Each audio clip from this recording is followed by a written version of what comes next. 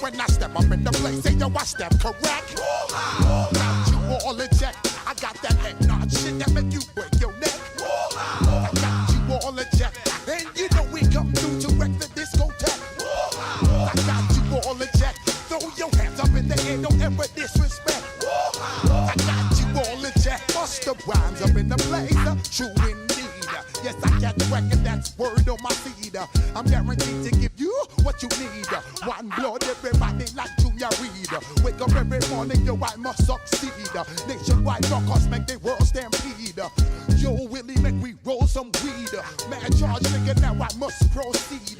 Yo, we about to make moves, set speed. Beast to baby, my Q-tip, Ali Shaheed. Watch me knock you out like Apollo Creed. Body blows, busting your shit, making you bleed. Just feed off dynamic flows and take heed. Need more information, homeboy, than just weed. Hey, you can read all about the pure breed. Do the mobile dance, my do the pepper seed. When I step up in the place, say yo, I step correct. I got you all in check. I got that head nod shit that make you break your neck. I got you all in check. And you know we come through to wreck the discotheque. I got you all in check. Throw your hands up in the air and never disrespect. I got you all in check. How dare you ever try to step on my suede shoes? Top Gun shut down your firm like Tom Cruise. Please let me get down and blow a fuse. Acting fool, breaking shit down to molecules. Yo, let me hit you with my ill street blues. Bust the rhymes, always in lines, the street news.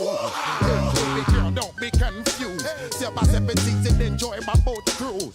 I know you really wanna know who's coming through, leaving blood stains and residues. Sorry, homeboy, but your flow sound used. Got to pay your dues, baby, you know the rules. Whenever I travel the world, I land cruise. If you choose to fuck around, you get bruised. Now I got you gas on super unleaded fuels. Give me room, give me some space, your excuse. When I step up in the place, then yo, I step correct. But I got you all in check. I got that head nod shit that make you break your neck.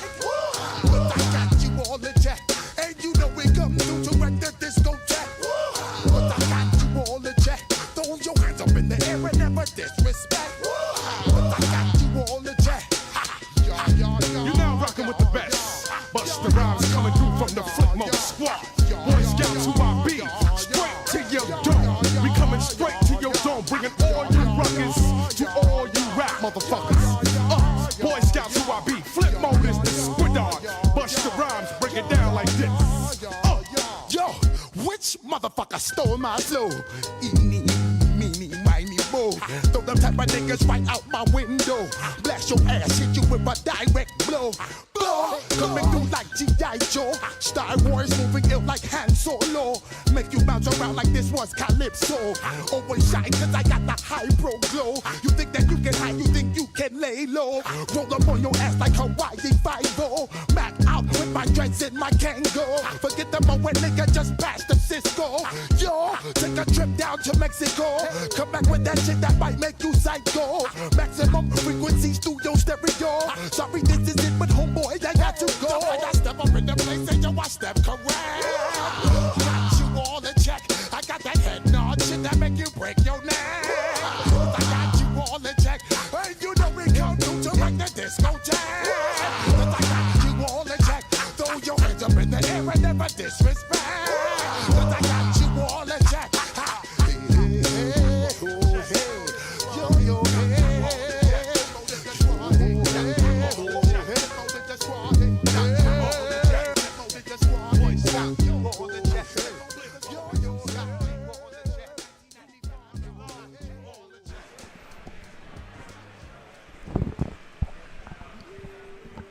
Very, very low. Yeah, very low. Gotta bump that up to 200% if you need to. Those are... Yeah, much better. If you can turn down stream audio just a tiny bit in our ears, that shit is bumping. Okay. Phones. Okay, perfect. Yeah. Check, you got me? Yeah, I got you. Okay. Can you hear me? Yep. Okay. All right. Okay. I'll bring us in. I already got a little can thing, you know what I'm saying? Yeah.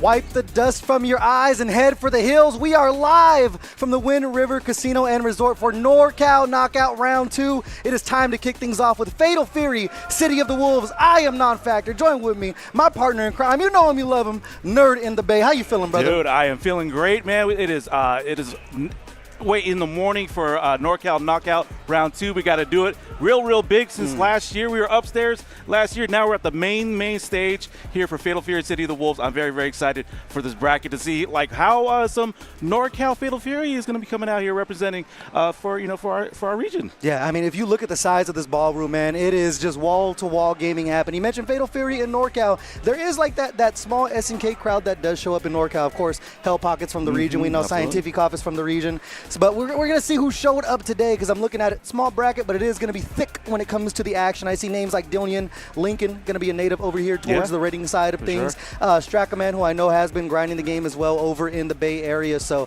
for as tight as we are in a bracket, it's going to be good matches either way. And the good part is there's not a lot of matches, so we're going to skip directly pretty much into top 8. So things get serious off the bat. Directly at the top 8, yeah, exactly, as you're mentioning. So some of these names here, the Dylan, I've seen that name before here, so I'm curious to see who they represent here over on the rating side of things. But Straka has been like kind of going around, traveling around as well, doing their thing with Dong Juan, getting some great placings over at like Frosty Faustings and over at Genesis as well. So yeah, and then I'm wondering to see like the rest of the people that's going to be on here, like Catalyst, like Mr. Event Humps himself. Like I'm wondering if I think they rock Chun like in Street Fighter 6, if they're going to do it here for Fatal Fury City of the Wolves, or you're going to go tried and true with like the seasons and everybody go all in on Mr. Big, like someone that like next to me. Hey, look at man, Salvatore Ganacci. If you do see this one day, bro, like I love you.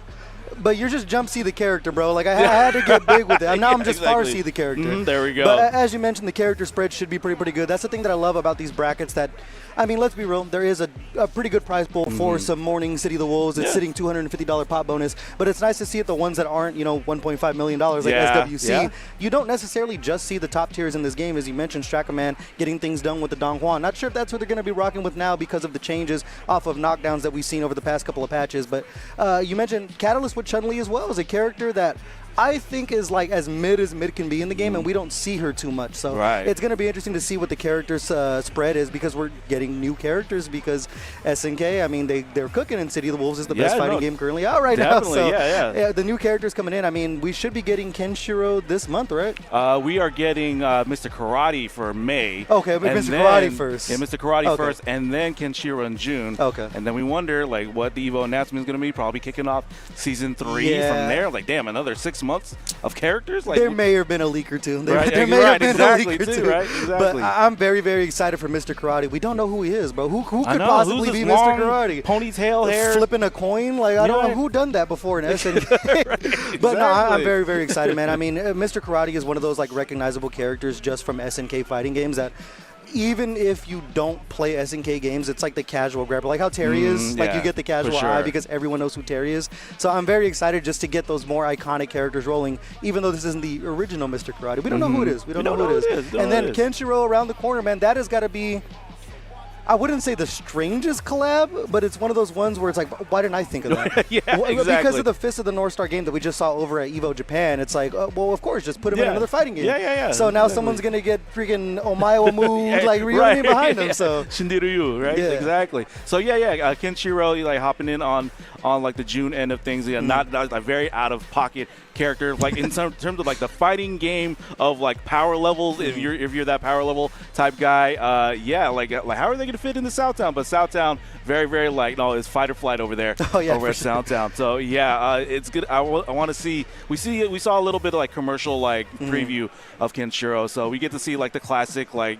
You feel Fist of the North Star type stuff. But yeah. Again, I'm just waiting to see what this next season is going to look like. It looks like we're getting at least like 5 seasons. We got Harada, opening up versus Studios. Yeah, right? that's crazy, like, man. There's so much happening for SNK, and like, love to see it. SNK, like, diehard here myself. So yeah, in a Street Fighter, Capcom heavy, saturated region. So like, I love to see like more SNK just being more on the spotlight. So yeah, I mean, you know me, man. I've been advocating for this game since it came out. Even though like most of the people I tell about are like, dude, shut up, no one was. And I'm like, all right, bro, just go play Driver Slap, whatever. Anyways, no, but I'm just so excited to see how the game changed because we've already seen the game change so much. I mean, the menus are so much better than when they started. Exactly. We're truly living in Fatal Fury City of the Wolves 2.0 right now. And the thing is, even based off the mechanic changes that we have with the way we're talking about how knockdowns are changed, so you can't really loop Oki the way you used to. Yeah. I want to see what the mechanic changes are going to be in Season 3, adding a bunch of more characters and everything like that. So it's going to be interesting to see how the cookie crumbles for SNK, man. But this game, to me, is just the game that keeps on giving. Yeah, definitely. I think it's the best game to watch when it comes to high level. I mean, even the first to 7 that we just watched at Evo Legends, what was hype. And I could watch Laggy and Goichi play forever, but that's just touching the tip of the iceberg with the players that are so sick of this game.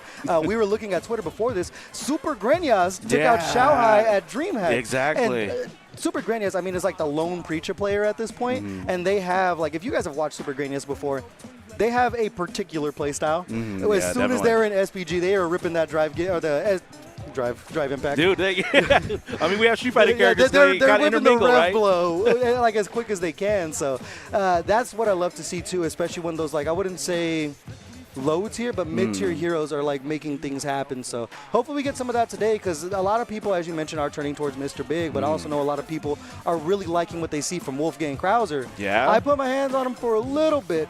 He's a little too slow for me, but I mean, still hits like a truck. So I'm interested to see if we get some of that today. Yeah, no, definitely. I do want to see some Wolfgang Krauser just get that big body damage. Like you sacrifice the speed, but you get it from like the big body damage and like the non-JD-able like Kaiser wave, right? Yeah, that's crazy. Something like that. So yeah, I really want to see like what the character range is going to look like for NorCal, right? Because if somebody like JDR, like who represents the Terry, like Scientificov with a relentless like smothering Gato, that sort of thing when it comes to like the Bay Area region. I want to see like who's here right now, like what the character spread is, like comparing to like season 1 where it was like Hokudomaru, Hotaru, and Kain and Billy and Billy's still pretty strong, but like not as many people are using them, but like whoever is still using Billy, they are super duper still strong to deal with. So I'm glad that we're seeing more of the character spread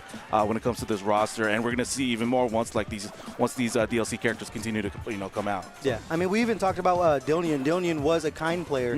I remember back in SoCal last year, I was at Festival of Fights 5 and watched them win. So it's gonna be interesting to see if they continue to roll with the top tiers or if they're truly a kind fan. But as we take a look at our bracket over here, starting things off in winners round 1, it's going to be Shinzo, Abare, and Starry Crispy with a Q. Crispy with a Q. T2 and 3. Apparently there's 2 of them that are going to play. I don't know. I didn't know we had double down over here in City of the Wolves. And then Revelation, 1,440. That's a crazy resolution right there. Yeah. 144K, and then you see the word is quarterfinal. Like that, I saw my first round for a second round. I was like, damn, okay, I'm going up against Stricker right off bat. But I am going to be committing to the commentary, so Stricker can have that one for today. But we definitely will go back at it like in another time. And everyone in brackets lucky you did that. Yeah, you know what? You know what I'm saying? This guy's been he's been acknowledged by Incross before. He's one of the top players that showed up to Texas Showdown. Right. So everyone, you know what I mean? Let's calm the hell down here. Yeah, you can have this one. You're welcome. But as we mentioned, Lincoln, I know, goes hard in this game. I was in a lobby with him the other day, and I think they were playing Wolfgang. Oh, and they were sick. What is the rank right between Legendary Wolf? Oh my gosh, Legendary Wolf. Because you still have these like weird names for ranking. Yeah. Oh man, my ranks are like still like forgetting. Yeah, they were up there. They were up there. So very, very strong. And then we have Kinetic Onslaught, as you mentioned, against Catalyst of Event Hub's fame. And the thing about Catalyst is such an old school gamer, man. Not to age him, but Catalyst has been around for a long time, and they love the old school games. They're also competing over in Third Strike. So this is the bread and butter here. I always tell everyone this game is like such a love letter to KOF 98, Third Strike, and Street Fighter 4, like mixed into one little package. That's amazing melting pot right there for those 4 games. Yeah, and that's why like I enjoy City of the Wolves is just getting that kind of like that. To me, like on the Street Fighter 4 side of things, of like not like just little one frame links, but it's like it's pretty intricate gameplay when it comes to this game, and to be able to like kind of feel that again, like get back. I'm dating myself, getting back into like the 09er days. So, dude, it is what it is. This is the unction, bro. Yeah. You light my fire. It is that's the thing is like I tell everyone it's like I'm not an 09er, I'm a 2010er. So I started playing fighting games when I was 15, but it's weird to say that and now be 30, and I'm like, oh, I'm a fighting game veteran at this point. Right. Which is so crazy to say because, I mean, there's like, because Street Fighter 6 is so accessible, there's a lot of people entering the FGC in their late 20s, in their early 30s, where I talk about these old games and the way these games function. They're like, what the hell are you talking about, man? Right. What is a plink, bro? Yeah, exactly. What did you just call me right now? Did you just throw a slur at me sort of thing? No, but that's the beauty of this game, and it's the reason why I think high-level play is so insane to watch, because when you do see something cool, it's not the game mechanic. It's the player using that game mechanic to its fullest potential to survive. When you see someone hyper defense for like their life, you know what I mean? Or if you see someone actually JD a full super and they have to JD the entire thing to live, that it becomes outside of meter management, where it's like, do you just have the skills to keep yourself alive at this point? It reminds me, it's shades of like Daigo Parry stuff, where it's like, even now, very few people can hit the Daigo Parry. Yeah. But it was one of those things where it's like, from layman's terms on the outside in, that Daigo Parry seems like something where it's like, why is this so hype? But when you realize how hard it is to do, the execution that's needed, it's like, how could you not pop off for it? So it's one of those things about City of the Wolves that immediately just like that switch just slipped in my head, where I was like, dude, this is what I like, the kind of game I've been waiting for. For sure. Because there's not a lot of games outside of KOF 15 that really feel like City of the Wolves does. Yeah, for sure. So like me and Shrika were playing as we were setting up for NKO round 2. We were playing at the end of the night City of the Wolves, and I took a little bit of a break. Like you just playing fighting games, but just to like dive back into City of the Wolves, and like we were going back at it back and forth. And the JDing is like you almost want to hit the JD to know that you can do it, but two, like I can do the whole thing. I can parry the whole super. And I was trying to do that whenever Streka was trying to when Streka was hitting the Dongwon supers. I was like, dang it, I missed the timing because I wanted to hit that back, just press back at the right timing, just to JD that whole super. But that sort of thing's kind of like appetizing in a sense too, right? Like, I can block, I can rev guard, but I'm going to JD and possibly hyper defense this entire super. So I mean, and even like even Dongwon's like just regular like the spread kick that Dongwon does for like just a jab confirm. So the JDs and like hyper defense, it's almost like you want to get that, like it's almost like a drug, to be honest. Like I want to get it. I want to get the JDs. But the gameplay once again reminds me back to Street Fighter 4. Reminds me back to like just to get that the JD or just pairing sort of thing. But man, I'm ready. I'm ready to just get some Fatal Fury underway. But we're just waiting for our first match to get all set up, and like everybody's still like checking in and signing in. So I appreciate everybody that is like holding down, like starting off your morning with us for NorCal Knockout Round 2. Here we're gonna kick it off with Fatal Fury City of the Wolves. But man, it's gonna be a great day. Just moments away from getting that too. And before we do, I want to give a shout out over to our sponsors, man. Massive shout out to Wind River Casino and Resort for hosting this thing. As you mentioned, we were upstairs before in the smaller room. This time, we're over here with the big boys, man. The camera shot does not do justice how far back that thing goes. So massive shout out to Wind River Casino and Resort. And shout out our other sponsors as well with Magitech. I'm used to going there. Matrix Card and Games also helped getting this thing together together with it, man. I mean, Cartridge Cartel, Bay Area Classic, Cartridge Cartel, everyone knows them for supporting us as well. Triple F Shop, who is just right over there for all your customization, repairs, anything you need for a fight stick, really. I mean, this dude was on a call with me in Discord at 1 in the morning helping me update firmware on one of my Howl lever releases. So, I mean, it's like almost like an emergency vet. Like in the middle of the night. That's how I call Triple F. I'm like, I get my stick. I'm like, help me, my son is sick, please. And then a massive shout out to Cowfish Crochet, who is also over here. I'm probably gonna grab one of those for the lady and the kid back home. There we go. See if they can make a custom Blanca. Exactly. That's what I'm always looking for. You definitely get the Blanca plushie. And then of course you can see it down below. But massive shout out to Bay Area Madhouse, the FGC's traveling circus, who helps put all this stuff together, man. And not just NorCal Knockout. I mean, King's Cup, which we announced is unfortunately coming to an end. But King's Cup, Evo nominated for Local of the Year. King's Cup, by the way, helps put on things in SAC. Guildhouse Gauntlet, which we haven't had one in a while, but that used to be like a quarterly kind of thing, and they've helped with so many different conventions and expos and things around the way, and then also some SoCal things. They also put their fingers in the pot over there. So, I mean, massive shout out to Bay Area Madhouse, man. If you guys are, hanging around for Street Fighter, there may be a little bit of news. I'm not exactly sure. Sprinkle a little something in there. But massive shout out to Bay Area Madhouse and all the other sponsors that helped put this thing together. But we're just moments away from getting things underway with Fatal Fury City of the Wolves. And as we mentioned, we got to skip the fluff, man. We got to go jump directly into a top 8, and it's that $250 pop bonus. Massive shout out as well to Bay Area Madhouse for juicing this entire tournament with a $3,500 pop bonus spread across all these different games. We spread it out based on the number of entrants. So I think Street Fighter 6 is going to have a $1,000 pop bonus added on to just the numbers for the people that win. I think Tekken 8 is at $750, 2XKO is at $500, and then it's spread out across Third Strike and things like that. So, I mean, generous, the Madhouse, you know what I mean? No, absolutely. That's the only thing you could say with that, and helping put their time and energy and then the money behind it as well. Sometimes you have to put your money where your mouth is, and that's exactly what Bay Area Madhouse does. But I think we have the players sitting down, so we are just moments away. It's going to be Kinetic, Onslaught, and Catalyst of Event Hubs. You mentioned Catalyst does play Chun-Li over in Third Strike. I think they even played Chun-Li in Street Fighter 4, so we'll see if that's a constant theme going into City of the Wolves as well. And Kinetic, Onslaught, I haven't heard of them before, but I'm excited. Yeah, exactly. Same here. So, again, curious to see who are they going to play. I mean, one thing I hope they don't do is grab that train stage, because I know it's like a motion sickness thing and a PS5 thing where it's like it's bad for the PS5. But we're going to find out who these players are going to pick out for these characters. But yeah, I feel like Catalyst is, if they are playing Chun-Li like from 6, I feel like they're going to be picking Chun-Li, because Chun-Li is actually, I feel like, much better than Ken is, from one of the two Street Fighter characters. But I am seeing Ken right now. But I think you jinxed it, bro. I think Catalyst might be rocking the Ken. Yeah, but like I feel like Chun-Li is like much better in the City of the Wolves, and she's already solid in 6. So but like with Ken, it's kind of like you have to get some more going, kind of like a snowballing effect. But I think it looked like we're getting a Hotaru versus Ken, Catalyst on the Ken side, Kinetic with the Hotaru.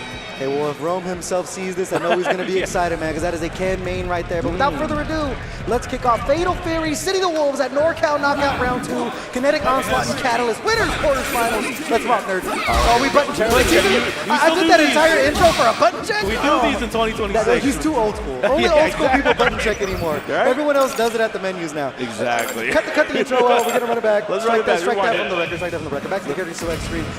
He is going to stick with the Ken. Yes. And I will say one thing about Ken. You have to be an execution monster, because even his run Tatsu stuff that's so much easier in Street Fighter 6, you kind of have to do a few like finger gymnastics to get those things out here. But now, nerd, without further ado, Fatal Fury City of the Wolves, NorCal Knockout Round 2, winners, quarters, finals, Kinetic, Onslaught, and Catalyst. Let's rock, nerd in the bed. Let's get into it. All right, here we go. Let's see how this is going to transpire. Okay, Catalyst is going to start off with the fireball, but that Kinetic Onslaught with the down heavy. Again, that's still your third button. So you got to watch out for that when you think the string is going to be ending for Hotaru. Watch out for that down heavy. And I will say, Kinetic Onslaught was giving them so much real estate to start things off, and immediately, as soon as they found that confirmed, they're just right back in Catalyst's face here, already well inside SPG. Both players put the SPG in the middle as well. I know a lot of people are doing it at the very end now for the defensive buffs on it, so interesting selection from these two. But now Catalyst trying to put on the pressure, but a great juggle there from Kinetic, and now just pretty much one confirm away, sitting without a YouTube here, not even going to need it. And they're going to take the first round here. We're already hearing pop-offs from the crowd. Exactly. Yeah, exactly. Yeah, you know, people are just starting to filter into the crowd here, and yeah, you wake up to see the goals. Nice hop cross up by Kinetics Onslaught, but it was not able to get too much out of that. But Catalyst continue on, kind of doing like just the fundamentals at the moment for Ken, but not to get like a big combo, and not yet so far. Got an EX Fireball, but that's not yet. But able to get that heavy into the DP right there. And then that meaty close A to go ahead and knock him out of the SPG. Unfortunately, got the combo there, block DP. Now back in the middle of the screen. There's so much meter for both players here. They're back in. You can tell there's like so many shades of Third Strike in the way that Catalyst is playing here, because he's not really using a lot of his Rev Excel meter. He's just looking for the throws. It's like a little three-piece and then the throw to finish it off. Yeah. And now, Kinetic taking his throw here, and that's going to close out the round. Catalyst coming alive. Yeah, there it is. Okay, 1-1 right now. So we're going to see how this is going to play out continuing. But Kinetic Onslaught is kind of doing like what Hotaru does. Is Catalyst can get going with the end here, using that Excel, and missing that DP by Kinetic Onslaught. Again, but then Onslaught using that high dodge attack as an anti-air. That's definitely a great tool that you can get things going when you use your Rev Excel. There's the sweep there. Does the now putting it in an overheat. I mean, that's the thing. Catalyst has been so good at managing the meter. We're gonna use the whole red line gear here for the damage. Knocking Kinetic out of SPG, using the DP as well to get out. That's the thing. When you're Hotaru in overheat, sometimes you just gotta let it rip, especially back to the wall here with not a lot of health in her. Exactly. Oh, great running, jumping right there into the California wall. We used to call that back in the day. Against back throw, and yeah, Catalyst able to get that one round in there. Get on the board. And is able to sneak and throw so well, and that's the shades of Third Strike we were talking about, or at least just the old school player, is you're not really going to use the game's mechanics. You're just going to play old school Street Fighter. I mean, they were playing footsies, and they just finished off a lot of their stuff with throws. So taking the first game, going to be Catalyst. You'll get to it here, and even then, you just see the low forward Fireball. Exactly. It's nothing too fancy. It's very, very classic of Street Fighter, like mechanics and mannerisms when you play a showdown. But here we go. Kinetic Onslaught right here, continuing on, getting combos in there in the knockdown. Let's see what the mix is going to look like right now. Attempted at the down heavy and just walks away. You can be patient just for that reset. But Kinetic is starting to use that rush combo as well, just to get some initial damage in there as well. Yeah, just using their lights as well. A lot of just stand A's to really get things off. You match out 3 of them there. Gonna take one more knockdown. You have the ignition gear online, and of course, you don't need it when you're playing Hotaru. So now Kinetic striking back here. I will say you can see them kind of tentative on offense just because we've seen Catalyst rip the DP a couple of times. So playing slower is working out for him, and they're off to a great start here. Yeah, for sure. So Kinetic Onslaught, again, continuing to use the high dodge attack. Catalyst, what can Catalyst do is just JD, and if you can find that timing, then he'd be much in a better place. But just walking back, so down heavy is trouble for Catalyst here, and attempting to either do EX or a Rev Flow, but they are just throwing each other back and forth. And there we go, the command grab that you kind of forget to see from Hotaru, because Hotaru has all the tools when it comes to just having a kick. Fireball, DP, command grab, dive kick, whatever you need, Hotaru also. Great DP there. Catalyst now coming on live. See the hop there, the jump D. It just seems like they're not getting their connections off of these Rev Excels. There's the Rev Blow. Just to get some space there for Kinetic. And this is just the side of the screen we've been living on the entire time. And this is where Kinetic's been able to really cook here. They're doing a good job of just forcing that strike throw and really being ambiguous. And if they're going to press a meaty D or if they're going to walk back and look for that crouch C. And now, out of SPG is Catalyst. You have a lot of Rev Excel meter to work with, but the defense not looking too strong this year. Not yet right now, but now there's a couple of fireballs, but the Rev Blow connects, and then also an EX DP as well. Oh man, if you had the SPG for it, you could have countered with a Rev Blow as well, but that was not the case here. Let's see if Catalyst can bring it back around. You can just tell Kinetic just playing with so much more confidence in the walk back, crouch C. I mean, that's kind of just what Hotaru's known for, man. They're going to use that movement speed. Definitely, probably still the best movement speed in the game. That run just forces so many guesses. Someone needs to tell Catalyst, man, that the light DP is invincible. You don't got to use the meter, but yeah, they're using it to bust out shades of Street Fighter 4, as we mentioned. But right back in the corner here, they have meter to work with. They can lift for the full throttle on it, but fortunately getting caught there now. Kinetic, let's take the ignition gear. Here it is. It's going to be enough to close it out. It's going to be a 2-1 for Kinetic over Catalyst, man. That's a good start for Kinetic. Yeah, to get to the top 8 side of things, to the winner semifinal, and then put Catalyst into the loser side. But again, people are waking up. People are trying to get their warm up in there. But you definitely see with Onslaught, doing more of the City of the Wolves mechanics, where Catalyst kind of sticking to that like that classic style, that Street Fighter 4 style. And they're low quote forward or low, I think light in this game, low light into Fireball, but not being able to use Rev XL to continue on the combo damage there. If he was able to do that, then that definitely would have been a different story. But because Onslaught was able to get that Rev XL damage in there and just be on the gas when it comes to Hotaru, because Hotaru has a run. You see, not a dash or anything, has a run, so you can able to just get that mix up in there. But yeah, Onslaught was able to just swarm basically Catalyst, versus the classic style basically. Yeah, I will say Catalyst too, consistently just playing behind the A-ball.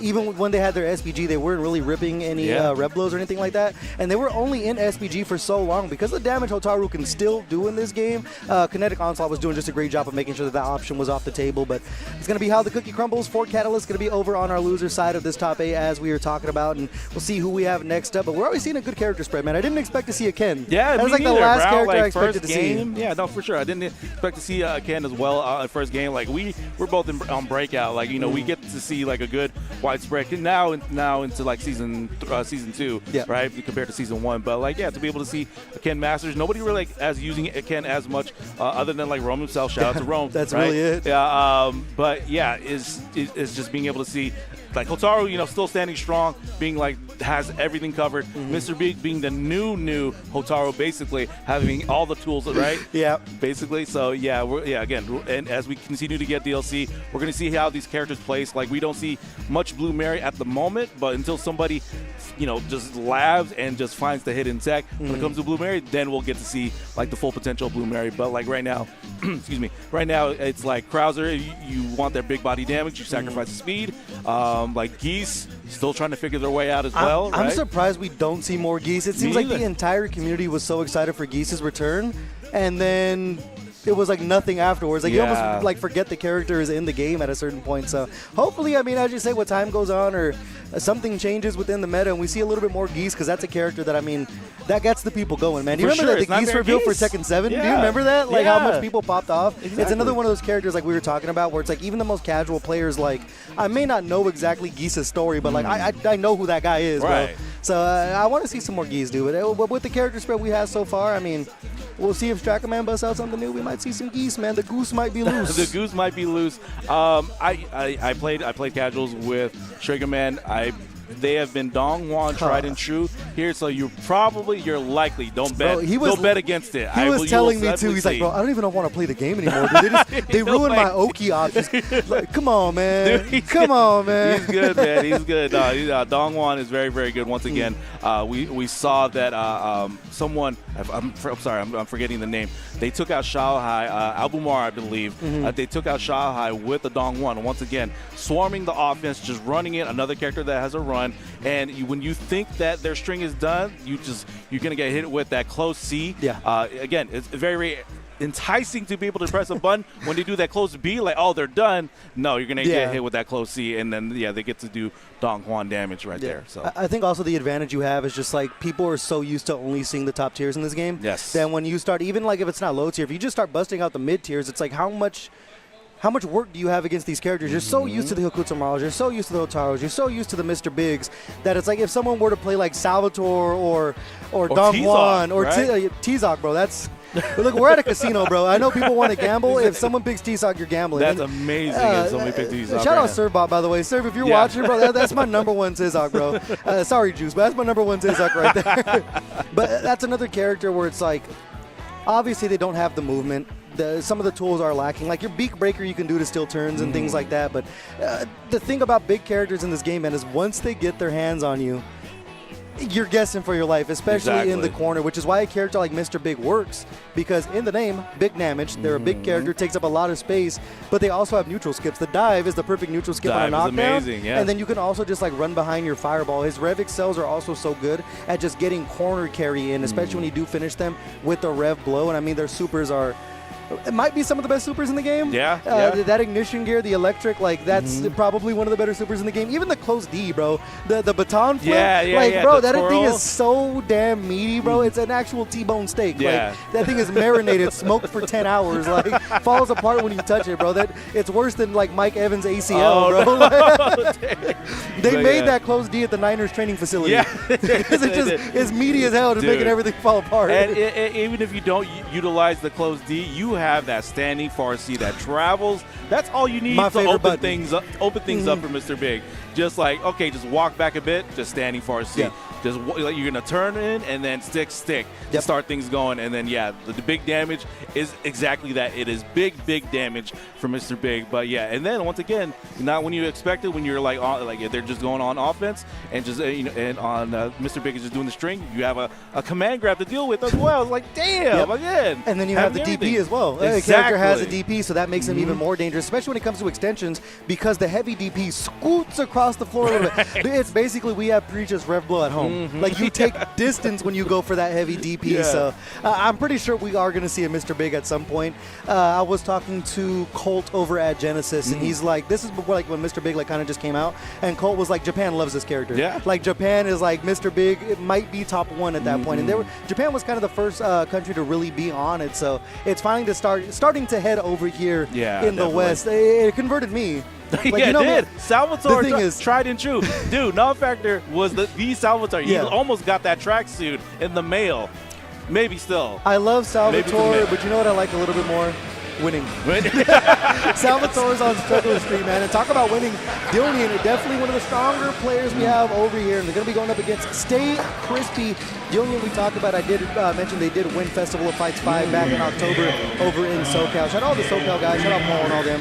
And Kraken Atkins, of course, running that bad boy down there. But Dillian, also great at just other games. Known for basically being a tag fighter player. But they're so solid just at fighting games in general that it doesn't matter what the genre is. So I expect them also to go far over in 2XKO, and definitely the biggest dog in this bracket thus far. So we're going to see if Stay Crispy has anything for him. So that's going to mean that Stay Crispy did beat Shinzo Wabare to get over to our winner's quarters final. So that one was off stream. So we're going to move things forward. Winner of this one is going to be going over to winners semis. Dillian, we mentioned playing that kind, but we'll see if we get a swap here. Yeah, I think I remember seeing Dillian at Rumble in SoCal or Risk last year, and yes, they did some damage over there. I believe in 2XKO. So to be able to see him in City of the Wolves, like, okay, cool. I get to see this person again and into a different game. Stay Crispy, like I said, I don't exactly know who they play, but they're able to get past the first round, so they have a little bit of momentum in the bracket here. So we're going to find out and see what is going to be picked. Oh, snap. We're going to see it. We're going to see some box. Now, it's looking like Dillian did switch over to the Hotaru. So we talked about the Sanford Kelly method. Just pick a top tier, bro. Top tier. Don't even think that much. Just pick a top tier. Wait a minute. Or are we going back to Never mind. Forget what Sanford Kelly said. We got the 2026 button check. Maybe. We'll see once I get into the game. But we are looking at a Kai and a Bijane. So Kai in Season 2, we are not seeing much Kai. So let's see if Crispy can or has that matchup knowledge against a Kai here with the Bijane. But if Kai can lock down Bijane's movement, then it'll be for Kind. But if Bijane can start floating around, doing the Bijane mix-up, in the air, then Bijane will take this. But we're gonna find out how that's gonna go in this game between Stay Crispy and Dillian. Yeah, I will say Bijane is a character that I thought was slept on for such a long time and only got better. Shout out So Sick Nash fan, the true Bijane believer. But we'll see how things go here. Dillian on that Kind, man, a character that did get nerfed. The offensive pressure is, the setups aren't as good. Even when you put down Rondo and things like that, it's like you obviously still get Oki, but it's just not as free. And this right here, I mean, not looking like a button check. We might have got the 2026 version here. Yeah, exactly. As we're just filling the screen with some purple stuff here, but this is the Bijane bread and butter. They just want to pick at you and then just explode. As soon as they find that opening, but right there, great counter hit. Dillian double dash into the corner here, and I will tell you what, man, Dillian's strike throw game off of setting up the far Rondo here is so good because even if you block, they're just getting so much corner carry, even in block stuff. What a cross cut there with the flash kick. Let me start off with the fireball again. Once again, Dillian They seem to be talking on stage at the moment. This might be the longest button check Yeah, I was ever. like, is it the This is button the check they were longest playing? button check ever, Now man. we're confused at the moment. Are we but playing? yeah. We're going to rock with it, bro. Yeah, it looked like. Never mind. No, okay, now you're perfect board. Look at it. It's too early for this, they're bro. It mixing is us too up, bro. early, man. It is still 11 in the morning, bro. I got like 6 hours of sleep. I think you got less. Even less. You can't do this to us. Okay, we're going to find out. Yeah. I mean, it looks like they're playing at the moment. Not just holding forward. Okay, we can go. I think we're going to go. All right, see the super there. You can connect right there. Do some big damage. Both players have that final SPG as well, so that's something to watch out for. And then they got the overhead. Get that VDC as well, and now this is just so much more necessary. Even with that SPG at the end, we talked about the new defensive properties. Harder to search for that kill. The game kind of really starts when you get the SPG at the end over there. So, Dillian, I mean, still a massive line lead. A lot of rev gauge to work with, trying to throw there. Rondo in the back, and that's the beauty of setting up the Rondo. Even with the kind nerfs, it's like jumping out of the corner still isn't the answer. We saw Dillian with the crosscut already, and then there, just waiting for the landing frames and finishing things off with the throw. So very solid from Dillian this far. I think that was the first game. There might have been a miss. That's like the old school button check. Yeah. Zoomer button check. When nothing else fails, goes for the old school button check there. But yeah, I think one of these players is missing like a command or a button right there. Yeah, it might have been a feint. Okay, gotcha. But we are going to rock with it. I think Dillian is going to take that one game advantage over Stay Crispy. So we'll get a better idea of what Stay Crispy is going to be looking like now that they are, locked and loaded with their controller. They're more awake at the moment. So yeah, they were kind of all over the place in that first match there when it comes to like just like jumping around and trying to find placement into that BGNA damage. Yeah, so we'll see. We'll find out if they make that adjustment here. But again, if the BGNA once again if you can get that confirmed or just get control of the air, which looks like this is doing so, that'll be able to break if the DP or BGNA's DP is gonna be a block on. And there is just a bit of kind of gaps as well. Whatever set up off the Rondo for the close C there.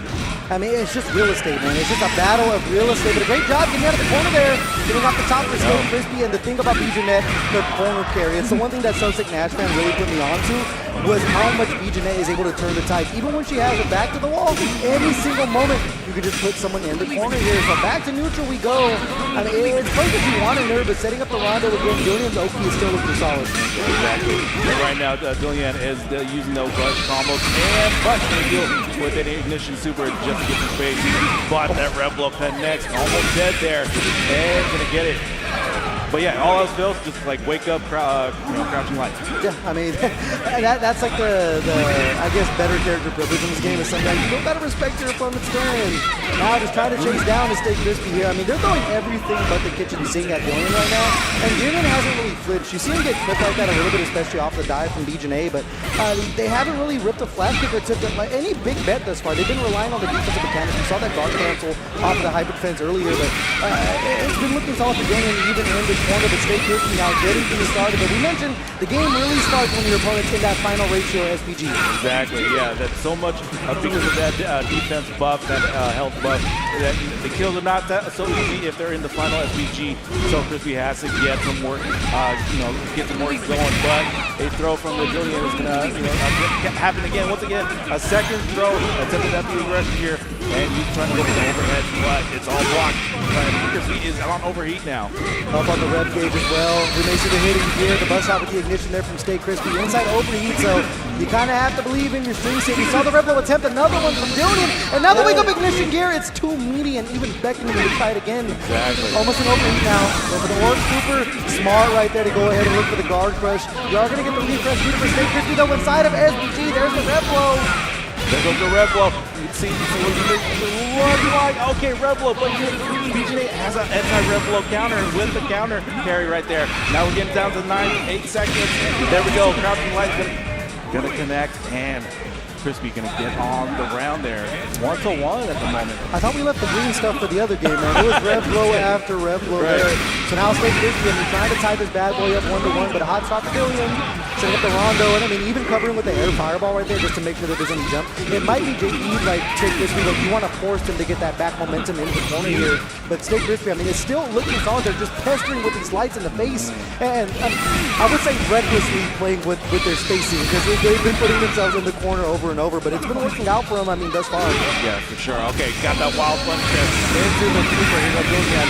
Gonna go continue on with the combo, gonna set up the rondos into the fireball game. Yeah, you kind of get that, once again, that JP feel when it comes to Kind, so you guys definitely have to set that up. Even if it got changed or, nerfed, you still gotta do your game plan here. But something I want to see from Crispy is the BGNA floating jump, BGNA floating mix-up, and I'm not really seeing that from Crispy. He did it like once, but he's to continue on here. Super being thrown out. JD, you gotta stay alive. Low in health, still inside of SPG. You have to hit it here in the pocket. The rev blow. Emergency green button there for Dillian. Right when Stay Crispy started coming alive, you can tell Dillian, kind of back to the wall. They finally let that flash kick rip. Yeah. And I think that's the kind of thing. It's like they didn't want to represent it until the very end there because, I mean, against BJNA, you block one. I mean, it's over. Same thing with them not using the floating options and the floating approaches from BJNA. It might just be fear of the dive kick, or the flash kick. So using that option at the very end, and that's the kind of prowess of a player that Dillian has. The mental stack, they leave it to the other player to worry about the threat of it more than the actual action of it. So great stuff from Dillian, man. Didn't even have to really get too much mileage off of the Rondo setups. We saw a few throws in there, but it was just kind of chips into chunks the entire way. Pretty much. Yeah. It wasn't like so much on the gas, but like just definitely on the setup of the Kind. And it's kind of I haven't like almost seen that in a while because again everybody like transferred from Kind to like whatever their main is now, so you kind of forget how the Kind setups it tends to look like. But with Dillian continue on with Kind, you get to see like okay, that's what kind of has to do. In this season, it's still like more of an uphill battle now when it comes to like the changes. But it's still, into the right hands, then it can be pretty damaging. And then, with Crispy, once again, not seeing much of the floaty mix-up for BJNA, but if he's able to do that, maybe into the next round, into the bracket, then maybe he can get that run back. Yeah, so that's going to be Dillian moving on over to our winner semis. It's early, guys. It's early. Dude. But they are going to have a battle against Drake Man. So we'll get to that when we get there, but it's going to be Lincoln against T2 and 3. There's only one guy on stage, so he might be battling some voices in his head. Yeah. He's got like a little person in his chest that's actually moving the buttons. He's like Frank. There he goes, like Men in Black. But Lincoln, as I mentioned, definitely one of the true City of the Wolf players in the NorCal region. They were rocking the Wolf game the last time that I played him when we were in a lobby together. Okay. So we're going to see what the move is, and then T2 and 3, we're going to get that. The thing that I love on commentary when it's a player you've never seen before, we get the true surprise on who it's going to be. Because you always hope it's a character that you don't see. Right now I see Nightmare Geese highlighted. I don't know if that's what's going to be the move here. I would love to see a Nightmare Geese. Oh, but a Preacher on the screen as well, but we'll see if this can be a true like if they get us again, or we're gonna get into the game. But to see a Nightmare Geese, like that's awesome to see.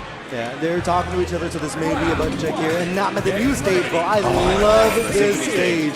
This reminds me so much of old school KOF. Like, I mean, obviously it's a rebuttal of like an original stage and everything, but it's like I love seeing things just get refreshed for the new generation to see. Even the train stage, which hurts my head, is an older SNK stage, so it's nice to see the remaster of that. But it is going to be Nightmare Geese against Preacher. Lincoln going to be rocking the Nightmare Geese.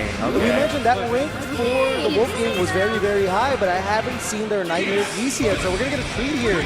We talked about we don't see the character, and I mean speak his name, and he will appear. He will appear, and hopefully, and moving forward, when it comes to City of the Wolves, then we get to see two-lane matches. We get to see some barrier matches as well. So here we go. We get into it. You almost kind of forget how he's, rocks here at the moment, but it's just moving forward, getting those confirmed, and that's what's happening with Lincoln at the moment. It's 2 and 3, and trying to get to the goal, but to get that Golden Hill cross-up. Yeah, I will say Geese, no matter what iteration comes, like at the end of the day, it's still Geese. Yeah. Geese wants to do Geese things, so we'll see how T2 and 3 fights it off. Rocking the Fury costume on the Preacher as well. I appreciate the nice little touch in there. Definitely one of the better costumes when it comes down to rocks. Luke got to manage to get the Popeye arm. But right now, speaking of arms, man, just throwing the fists, the open palms at T2 T2 and 3 right now. A massive lead, and T2 and 3 still inside of SBG. Checking out the fireball there, and still inside of Overheat as well. So, I mean, uphill climb, but it's looking good here and there with a big-time counter hit now over the corner. Exactly. It's a T2 and 3 had an Overheat, and Lincoln did not just take advantage of that, but he get hit with a Raging Storm instead. When he goes down into the throw. Too easy. You heard it, Geese. The thing about the Raging Storm, dude, it's like it's such a good thing to do in the corner because it's like the way the hitbox works, it's like you're going to get clipped by it, so you better be ready to air JD that bad boy. Yeah, definitely. So the emergency super working out as they go over the top there, but fighting back, I mean, 2, 2, and 3 is finding their openings. I think it just comes down to getting their damaging in the meter. Now sitting over 2 bars of meter, see if they can make anything happen with it, but the extension off of the Commando is it's a Geese staple, but it hits even harder when it's the Nightmare Geese. Okay, so it looked like Lincoln was going for the Deadly Rave. Stopped it, like at the very end, basically, not to be able to do the finish, because I guess Emmanuel from there was going to do like more damage. He gets the heavy confirmed into the knockdown. Let's see what's going to be next. Dash up to the crouching light.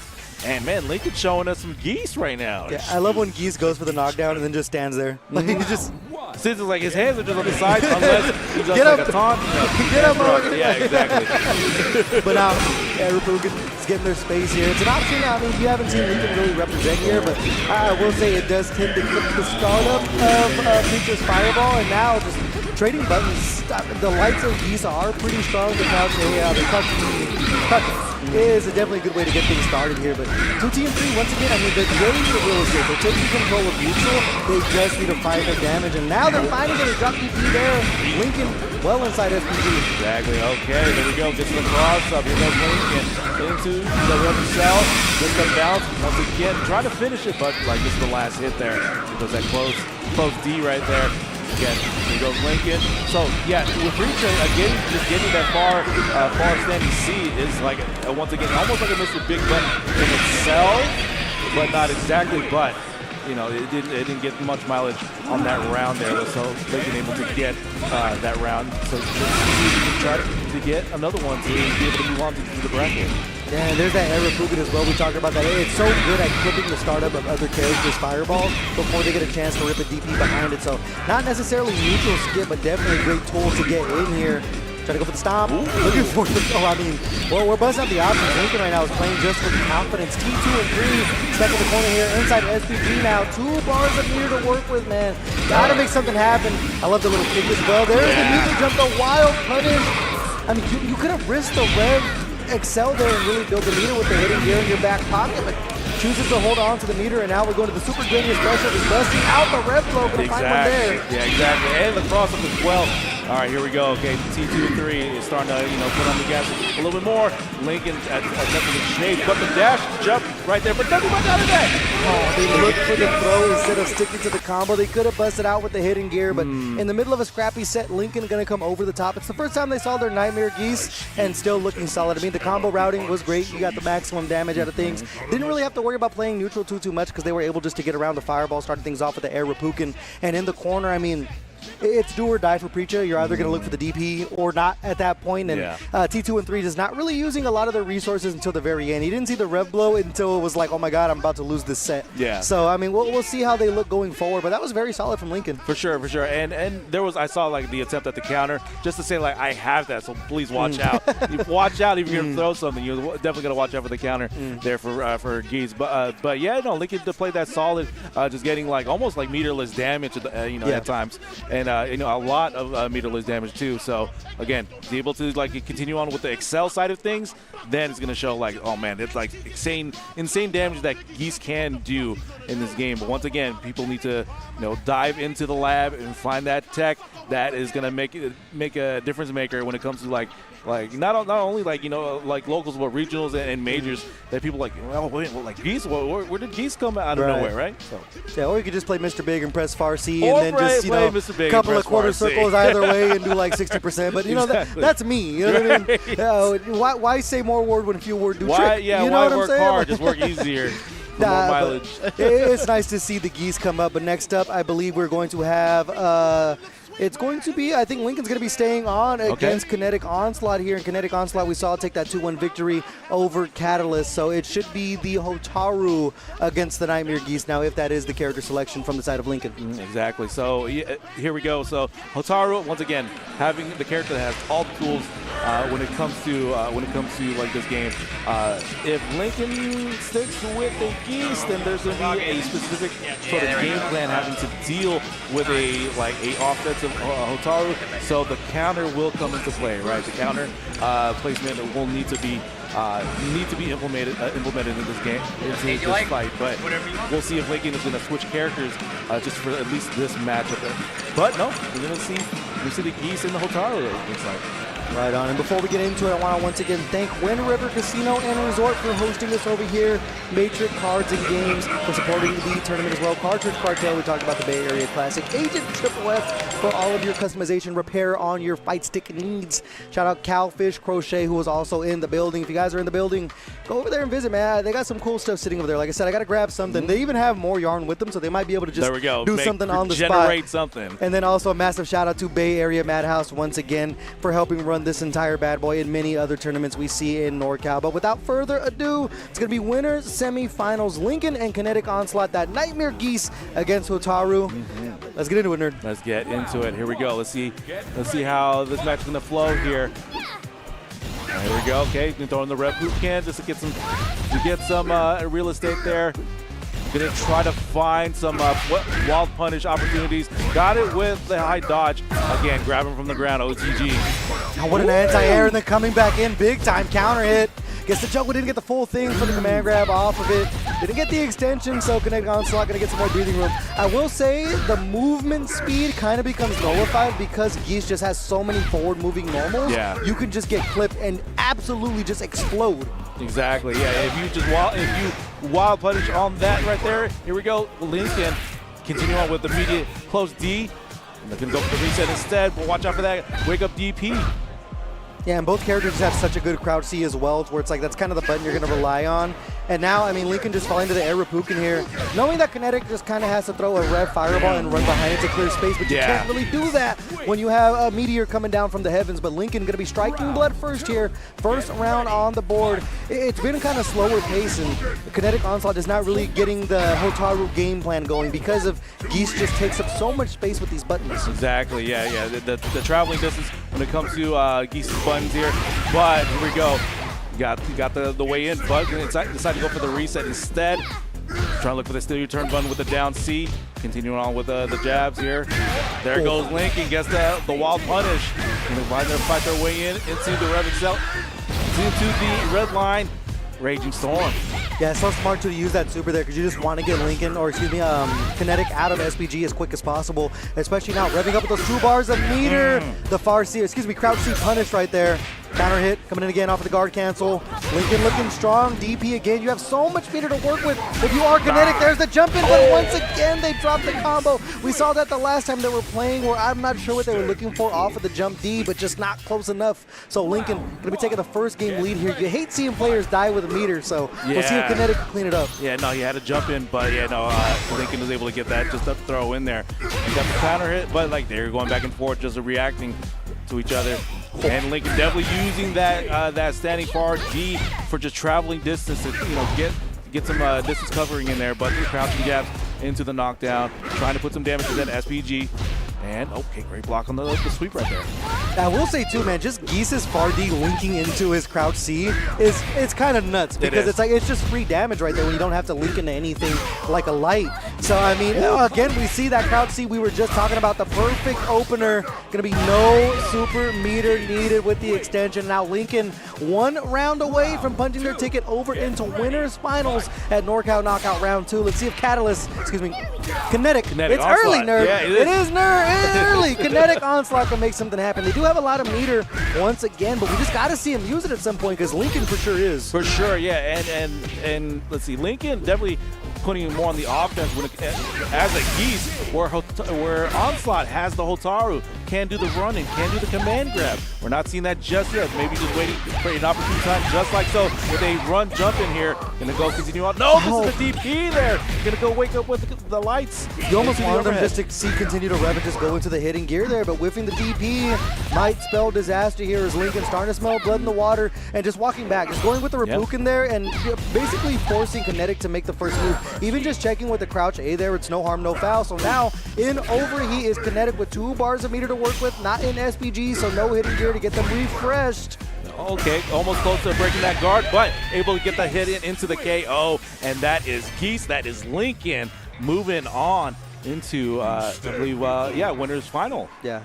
That crouch C, dude, just putting in work, dude. Yeah. As we mentioned, not only the far D linking into the crouch C, but the crouch C itself as a button just to check the movement of Hotaru or even just be that combo starter. No pun intended, but it's the perfect Raging Storm for Geese to get things started there. So, I mean, able to take out one of the top tier characters in here. Might be the counter pick, as we mentioned, with the Arapuken to stop the movement, the run coming behind the Fireball, which is what Hotaru is basically known for. So, Lincoln showing us the Nightmare Geese, a character we didn't think we were going to see, is now over here in winners finals. So I think now we are going to be transitioning over to our other winners finals match. It's going to be Dillian back on stream against Straka Man. And Straka Man, you talked about your running sets with. They are going to be sticking to the Donghuan. And I mean, outside of Scientificov, I think that you would probably call Straka Man like probably one of the other like diehard players that believes in this game. So it would mean a lot for me to see them walk away with these lovely boxing gloves that are going to be our trophies for all NorCal knockout games. So I'd love to see them with the gloves, but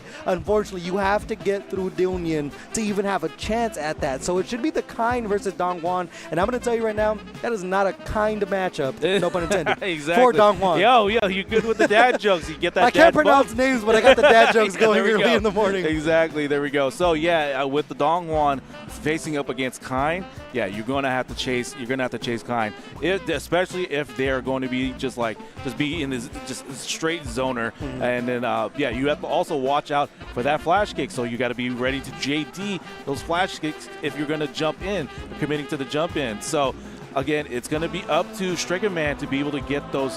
Once again, those Bijane floaty cross-up mix that Donghuan can also do. And that was something like when in our casual matchups, like, okay, that's what I mentioned to Stricken Man. If you're able to get get that going again, then the Donghuan game plan is going to be set and locked down, because Donghuan, all you got to do is just run up close B into close D once again. So, but something that he was getting me also was like when I was trying to react and he was walking away, you have that standing far D as well, because it does travel a little bit forward for a wild punish confirmed. So there's also that to watch out for.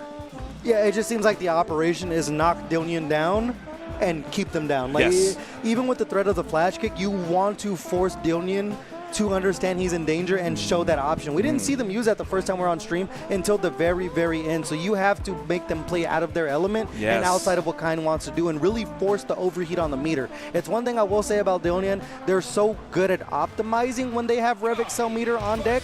So we have to force them to operate without it. But we'll see how things go down here. Winners semifinals with a ticket to winners finals on the line. Dillian and Straka Man, Kind and Donghuan. Let's rock, nerds. All right, we're back at the Opera House here. Okay, here we go. Dillian is going to be throwing out the fireballs, going to be throwing out the rondos, trying to keep Stricken Man in place. And right now, Dillian not playing the zone, but actually more of the aggressor side. But Stricken Man waiting for an opportunity to get their way in there. And right now, Dillian is on the driver's seat. Nice red blow just to get some space. Yeah, we talk about showing options to make your opponent respect. That's one thing you kind of have to do to Dillian as well, is when they set the rondo, you have to make them really believe, like, do you want to go for strike or throw here? Because I am going to rip that bad boy to turn the tides. And as we're talking about, man, it's that close B into close D to really set the pressure. Dillian forced to use the flash kick there. It's a good sign if you are Straka Man. And even using that rev flow to continue to set the tone, it's a battle of wills. Yes, definitely. And you also got to watch out flash kick on reactionary strings, too, because that can be thrown out like off rip. But there we go. Once again, the standing far D, just finding that wild punish opportunity on the overheat, not going to get the knockdown, but not Red blow don't matter. Gonna throw you. And that's 2 great reads off of the Rev Blow there. You have the super meter, but now you just need a single confirm. You don't even have to worry about Rev guarding that, but the opening for Dillion there into the ignition gear. Not going to be enough. It's down to this. The wake up super. He chases him down. Stray Command going to be taking the first round over Dillion. Oh man, my screen was sound a little biased, but like that was an amazing read there by Striker Man here. Again, looking for that far D. Wild Punish once again, crossing up on the flash kick. But Striker Man has the right idea. Again, continuing to swarm with the Dong Juan. That's the opportunity. That is what Dong Juan does in terms of their main damage. And you mentioned the floating approaches too. I can tell we're kind of throwing Dillion off kilter here. So Striker Man playing a good game plan thus far, but it's only a matter of time before Dillion finds one of these openings with the far C, or looking for the juggle there. Got the Wild Punish. Striker Man once again just showing the disrespectful options to put Dillion on notice. I'm not going to let you get to work here, even jumping over the fireball, holding up forward in Dillion's face. I mean, it's pretty ballsy. It is very much so. And Striker Man, if he's able to just have that mindset to be able to ready for JDing on the fireballs if they're trying to jump in. But once again, it's Dong Juan game plan, right? There we go. Again, we're getting the cross-up mix happening, but Dillion getting that hit there, anti-air, watching out for the Rondo. Once again, looking for that Wild Punish far D in the super though. Yeah, I mean, even if things aren't looking good, you can see the mental stack is starting to hit on Dillion. They were worried about the Rev Blow, so they just threw the Rondo and held back, so they didn't get mixed off of it. But it is going to be Dillion taking this round, so now 1 round apiece. But you can tell Striker Man is putting them on notice with the options and making Dillion really second-guess the offense here. But, I mean, that's a great start, especially into the ignition gear. Taking the knockdown as well to set up another Rondo. And Striker Man woke up, ran B. Like, what? So it's so ballsy to be able to do that. But because you have a run, you have not use the run too. So here we go. That's that Rev Excel combo. Continue on. Live Issue Super right there. Did some big damage. Not putting them into SPG just yet, but again, just adding to that Rev gauge damage to put them into overheat. Yeah, smart from Striker Man too. Not just go for straight hitting gear just to keep that bar meter to get themselves out of a bad spot here. Right there, sitting still off the Rondo setup, and Dillion says, thank you very much. I will take that real estate. Gonna be building up another bar of meter here. Not even gonna need it directly into the first ignition gear. And Dillion gonna be taking the first game here. You can see the adaptation starting to come through. It's not even patience. They're like, if you want to get down and dirty and fight, bro, we're gonna do that. And that's exactly the tone that Dillion's starting to set. Very much so. And again, once again, Striker Man off the 60 seconds just ran up on Dillion here, but Dillion was ready for the offense. But here we go, Dillion on the offense once again. Had the cross up by Striker Man, but he's gonna get hit with the flash kick instead. Yeah, still not afraid to hold up and forward. I mean, it's getting him out of the corner, so that's a good start. Not in SPG quite yet, but as I speak, that now inside of it. Not going to be able to take him out. No super on deck for Dillion, but sneaking in the throw in case there is a Rev Blow. They bet it all on the up kicks. Not going to be the answer. Dillion now going to be setting them up for a hit confirm for the win here. And that's going to be it. Dillion now on set point and 1 round away from going into winners finals against Lincoln. Or can Striker Man keep the momentum going? Try to find an opening. There's the air approach. They feinted it as well, trying to bait out a flash kick. They did, definitely did. Okay, Dillion, yeah, on the offense now. Just smelling blood in the water right there. Had got the confirm into the ignition super. There we go. Continuing on the damage. Again, once again, putting damage to that SBG. There it is. Baited out the Rev Blow. And like adding more damage to it. It just need another super to be able to close it out. But here comes Striker Man. Yeah, stomping on the red bottoms right there. A great opening. Still looking for the cross up here. So much meter to work with. And Dong Juan, for as mid-tier as they are, they have so much damage to work with. And speaking of, that's going to be enough damage to close out the round. And Dillion is going to be going into winners finals of Fatal Fury City of the Wolves. I was a scrap nerd. It didn't go our guy's way, but that was still some good-ass Fatal Fury. Yeah, definitely. Yeah, no, definitely. So, yeah, Dillion being more on the aggressive side of things can play, can play that zoning route, but once they find their way in, once they find their opening into the player, not the character, then you can just start putting on that gas and then, yeah, just setting up rondos and kind of keeping them at bay and locking them down from their aerial movement. And that's what Dillion did. And, yeah, like once they were able to lock them down, then just start being more aggressive. I will say as well, doing a great job of just handling the mental stack and busting out options when you don't expect them. We didn't see the neutral jump over the wake-up Rev Blow until the very end right there. So Dillion just does such a great job of creating like a false sense of security against his opponent, where it's like, well, I've red blowed a few times this far, and he hasn't hit me that hard. And when you finally feel comfortable to rip it out again, boom, neutral jump, 40%, bye-bye. Yeah, exactly. So, Donian, that just shows the prowess of a player that's just been at it for so long and is a master of many different games. They're able to bring that mindset into different games and just keep it going. So that's going to be a winners finals matchup between Donian and Lincoln coming up for you in just a bit. But before we get there, I believe we are going to be seeing Catalyst and T2 and 3 over in losers round 2. So Catalyst we saw on the canon character, we don't see too much, and then T2 and 3 with the Preacher. So I mean, that's two fun characters right there. It is, yeah, and a matchup that you don't normally see as of right now when it comes to meta. So again, like you said, it's going to be a fun match to see with the Ken and the Preacher. Preacher, you have that standing C, right, to be able to just confirm and start your work in. Ken, little more difficult. I mean, the standing heavy C not as much mileage as the Street Fighter counterpart, but Catalyst has been getting their damage in with just jumping in. Yeah, I mean, you could still play old school Foozies with Ken, which is kind of the good thing. We saw them a lot of low forward fireball. And one thing I do want to point out, T2 and 3 was rocking the jury costume, so Ken's going to be like, what is this? What's that Usher song? You remind me of a girl that I was. So we'll see how this one goes out. Catalyst, that we mentioned. Shout out to Event Hubs as well. Did do an article about NorCal Knockout Round 2. Also local over here in this area around Reading. So massive shout out to the entire Event Hub teams. I remember watching their YouTube videos forever. Now I get to finally meet Catalyst. Exactly. But also shout out to John Velociraptor Guerrero. Shout out boy. Velociraptor. Yeah, but let's get into it. Losers round 2, Catalyst, T2 and 3. The Ken against Preacher. Back at the Opera House. Can we get some new scenery, man? I said I love this stage. I don't like it that much. Oh, man. Okay, here we go. Nice low confirm into the fireball once again. Again, playing that classic Street Fighter gameplay. But this is Fatal Fury City, the Wolves, and T2-3 is showing that right now. Once again, Catalyst with the DP. Into that throw. Ken just don't know nothing about special into special. He's like, what are we talking about? I ain't did this damn thing since CVS too. What the hell is this? But now back to the fireball here. The JD's on point from T2 and 3. It's one thing I will say, Ken's Hadouken's pretty damn slow. Even the heavy version still pretty damn slow. So JD and them, not the hardest thing in the world. Speaking of JDs, I mean, the defense still on point. Even the Crouch C wake up still getting JD'd by T2 and 3, and that's a great opening. So here, just so much corner carry from Preacher, and you're able to get that dash combo with the Oki behind it. It becomes that 50-50 cross-up or not. Still inside of SPG for Catalyst. You have the ignition gear. It's going to be very close. He dropped it. I mean, he got the half okay, if it works. Yeah, there we go. So, T2 and 3 getting optimized damage into the record, and that's something that you definitely want from the Preacher. So again, we need to see Catalyst utilizing more of the City of the Wolves mechanics, but again, we're going for the classic DP, just classic low forward, or low light into fireball. But it's starting to do some mileage, and the damage is starting to add up there. And throw out of a rev blow, but watch out for that jumping back or neutral jump in there. Yeah, super to work with as well inside of SPG. The jump in shouldn't be enough to kill even here with the bar of meter, but I mean, it is looking good thus far for T2 and 3.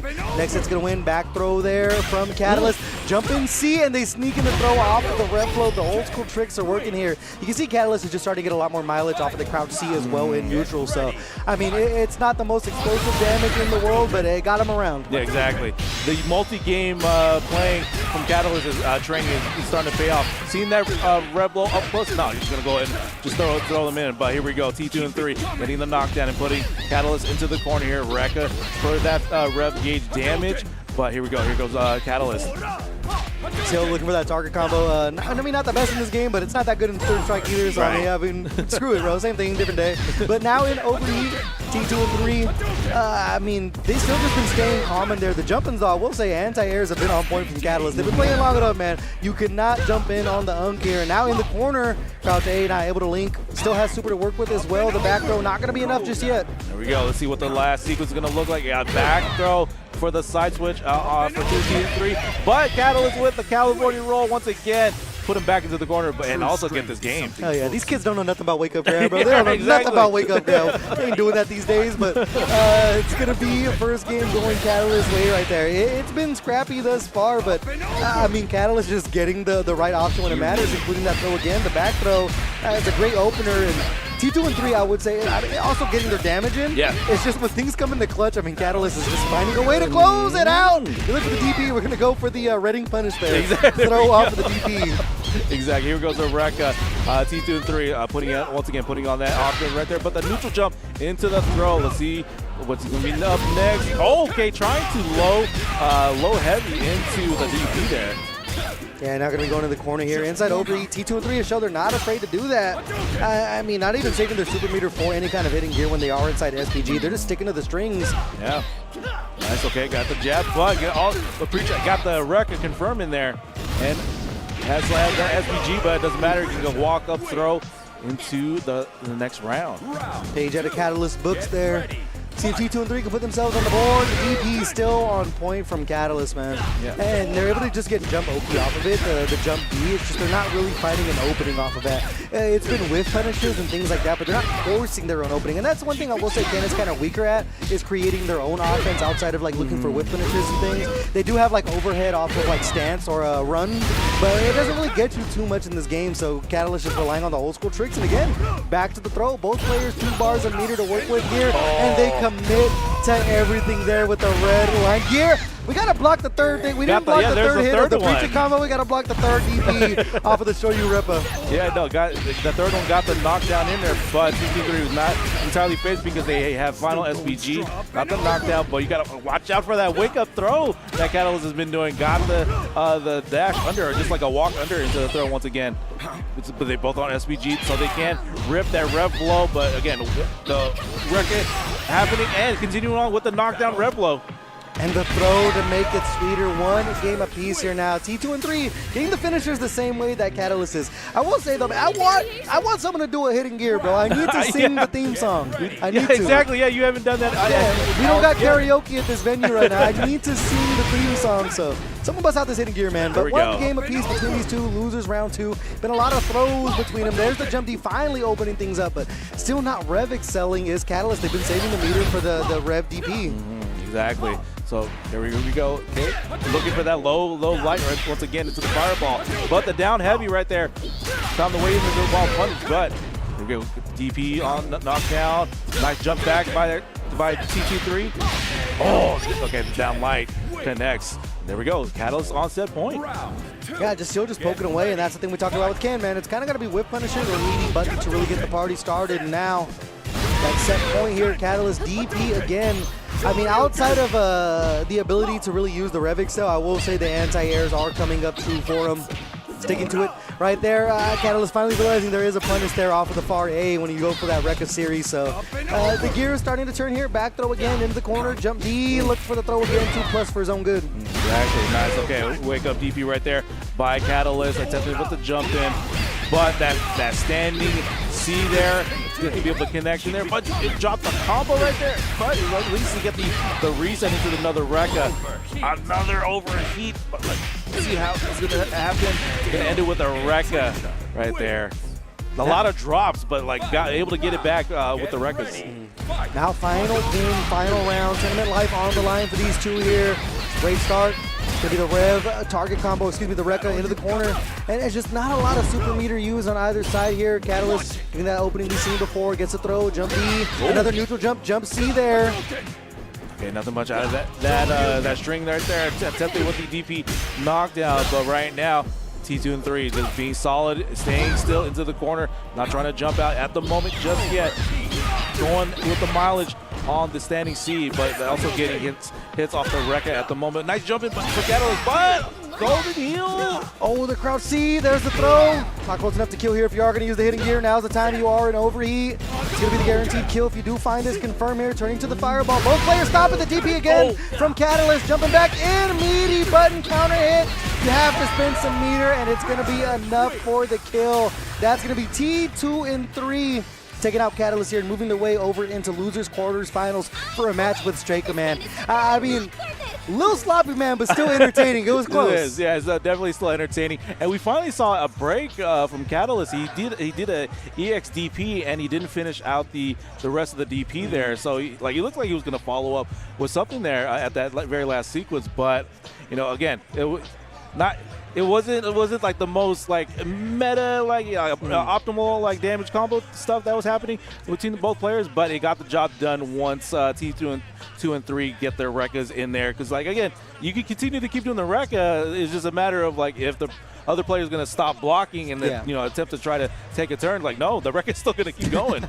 Yeah, we even saw there Catalyst realized that they were going for the entire Rekka series, so you are punishable with the light there. They found one stand A, but just wasn't able to get much off of it on that. So unfortunately, going to be the end of Catalyst run. But massive shout out again to Event Hubs, man, just period, for supporting this thing and spreading the word about NorCal Knockout as well. So I'm going to go ahead and give Catalyst the old pat on the back when this is all said and done. But next up, we are going to be having Kinetic Onslaught and Stay Crispy locking and loading. Yeah, for sure. Okay, Onslaught and Crispy here. This is their tournament life on the line here on the winners, a losers quarterfinal here.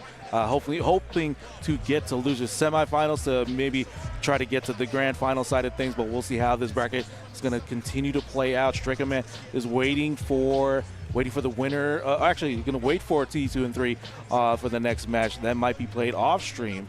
So yeah, we're just waiting for this match of Onslaught and Stay Crispy. Again, tournament life on the line. Hotaru and B. Janae. This is a matter of real estate and who's going to get their game plan going here.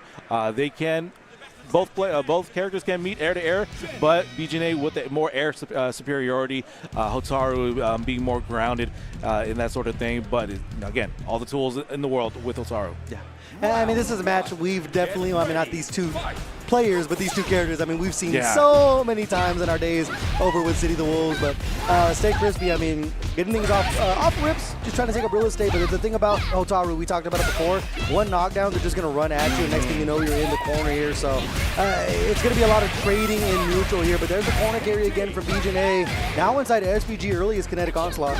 Exactly. Okay, Stay Crispy just waited in neutral to see what Kinetic Onslaught was going to wake up to, or he just move around or anything. Just wait to see what Kinetic Onslaught was going to do. And now Stay Crispy back on the corner carry, back into the corner here. Gets the counter right there, which is the last hit. Again, you got to watch out for that anti-Revlo tech from BJNA, because BJNA has that counter you got to contend with if you're going to throw a Revlo in their way. Oh, DP there. Gotta respect it. The wake-up ignition gear, not gonna be the answer. You rip it knowing that you have final ratio SPG, so it's not the end of the world. Right there, no cancel into super either off of the light confirm. Saving their meter for another day. Close as you want it here. One single confirm, they look for the DP again. So that's going to be Stay Crispy taking the first round there. Guesses are happening from both sides. Guesses are definitely happening. And if Kinetic just would have thrown out like an Ignition Super, that might have been their round, but they chose for just a knockdown reset, and then unfortunately it didn't go their way. But here we go, Crispy attempt, and there we go. BJNA mix-up happening right in front of their faces with the confirm into the knockdown into the corner. So let's see what's going to happen. A nice rev blow just to get some space. Yeah, you just have to really take the risk, and that's something we've seen from Kinetic, man, is they've been willing to wake up with DP, so why not just throw the rev blow as well? Yeah. Now back to the fireball, taking up so much space, they go low there. Not looking good for Stay Crispy inside of SPG. Gets a throw, time to guess. Close button, and that's going to be the round there. It's been back and forth thus far. One round apiece. Both players with 2 full sticks of butter to their name. Oh, it's up there at the dive here, but Crispy was ready for that. Let's see what they're going to do. They're going to just keep in their space there. Missed at the high dodge attack for the anti-air, but Crispy continuing on, but get some space with the DP once again back into the reset, into the neutral. Yeah, this is where you really want to fight this fight if you are using Hotaru, trying to dive in there. It's a great punish there. Start things off with the crouch A. Now you're just going into that BJNA special, man. You're just throwing all these feints, and like we mentioned, even in block stun, you don't realize how much you move and scoop back. But right there, we are going to see it. Outrun in the circle of time. Sing your song, got the hitting here. Fate is irrelevant. That's on my gym playlist. I love, bro. Chain Reaction is such a good song. And we talk about all the good things in City of the Wolves. The song just as good. Exactly. But I'll tell you right now, this match even better As we head back to the ignition gear, Stay Crispy fighting for their life. Still has SPG. They have a hitting gear of their own in their pocket if they can find the confirm. They do. They can just confirm or just throw it out. Once you see that rev blow, we can get the knockdown instead. But we got to watch out. You got to watch out because Onslaught still has rev meters to contend with just to be able to knock them down. Okay, nice eye dodge there. They still have a lot of work. You got to spin everything here. Outrunner! No, it wasn't. It was the red light. It was the red light. I was so excited. You could hum it, right? Just hum it there. But nice on Stay Crispy just to be able to spend everything because they had to. Otherwise, if they went for the reset knockdown, then it could have gone Onslaught's way. And Stay Crispy, you can see those gears start turning in this matchup here, and I mean, you're just getting better options in the corner. You saw that close B there, not able to get it, and there's the counter finally, the booty bounce. Yeah, exactly. In the corner, man. I don't know if this place got a strip club around here, but BJ has a good job for us. Crowd C there. They're scrapping, nerd. They definitely are, and Onslaught just running up and leaning on the command grabs. He was starting to use them a lot just to be able to get that damage in there. So you definitely got to watch out by using them a little too much because they can just neutral jump if they attempt there. But right now, Kinetic Onslaught with the Ignition Super keeping Stay Crispy into the corner, but now giving them some space to move. I understand using the super as well, just because Stay Crispy is playing so well inside of SPG. You really want to force that final hit confirm to close things out. And speaking of hit confirms, big one there from Stay Crispy, cycling the offense, empty jump crouch B to stop things there. And Stay Crispy now on set point, on the verge of setting Kinetic Onslaught out of this tournament. For sure. So something that Crispy can do is using this that like standing C into close C loop to kind of damage the drive gauge and kind of get this heavy loop going. PGNA is one of the characters that can do that. But right now, Stay Crispy found their way in there. Let's see what the next move is going to look like. Get the back throw Onslaught and another command grab. Once again, they're leaning on that grab twice. We're going to go command grab 3 times. Hey. Okay. Let it ride. Let it ride. It's been now working. Let it keep it going. Putting the pressure into the corner here. The lights. So much meter to work with. I mean, the SPG has kind of been the damning thing for Kinetic Onslaught here.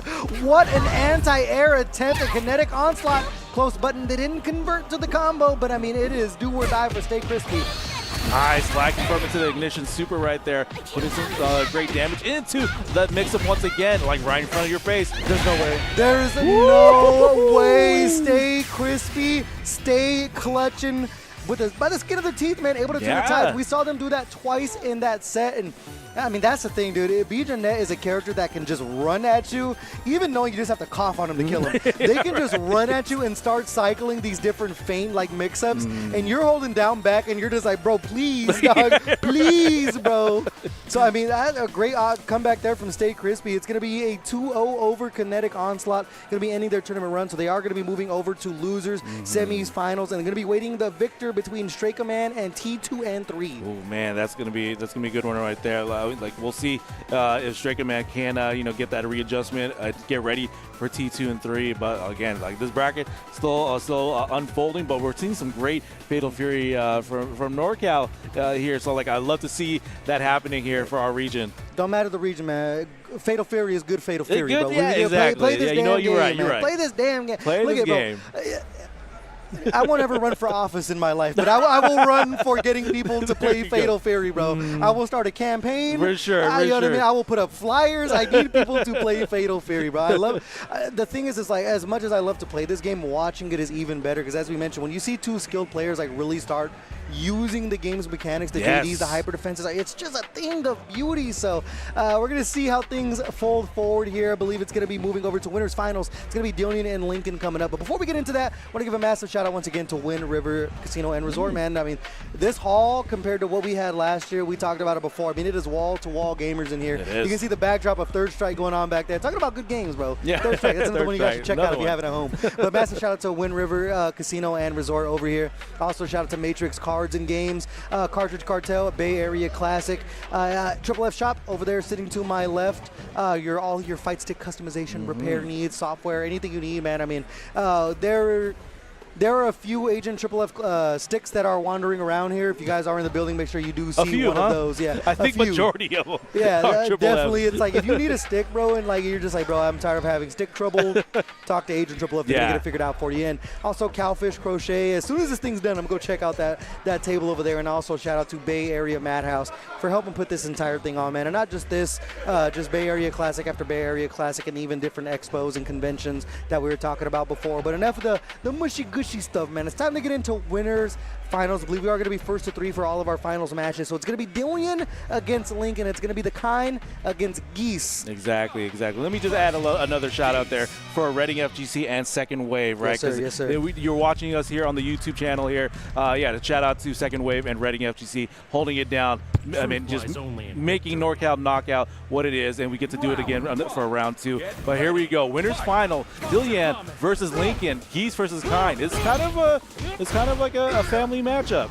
Yeah, I will say, for as historic the lore is, I haven't seen this matchup too much on screen, but we saw the Farsi conversion there, drop combo from Lincoln, and you cannot drop combos against Dillian, man. They are going to make you pay the rondo in front, making sure Geese is locked and loaded. That's one thing with Geese, you don't have the best defensive options in the world, so you're either going to look for the counter on a button or you're going to just stare that rondo in the face. Yeah, definitely. And right now, Lincoln getting 2 neutral jumps in there, but we're starting to get their mix in there as well with the close D.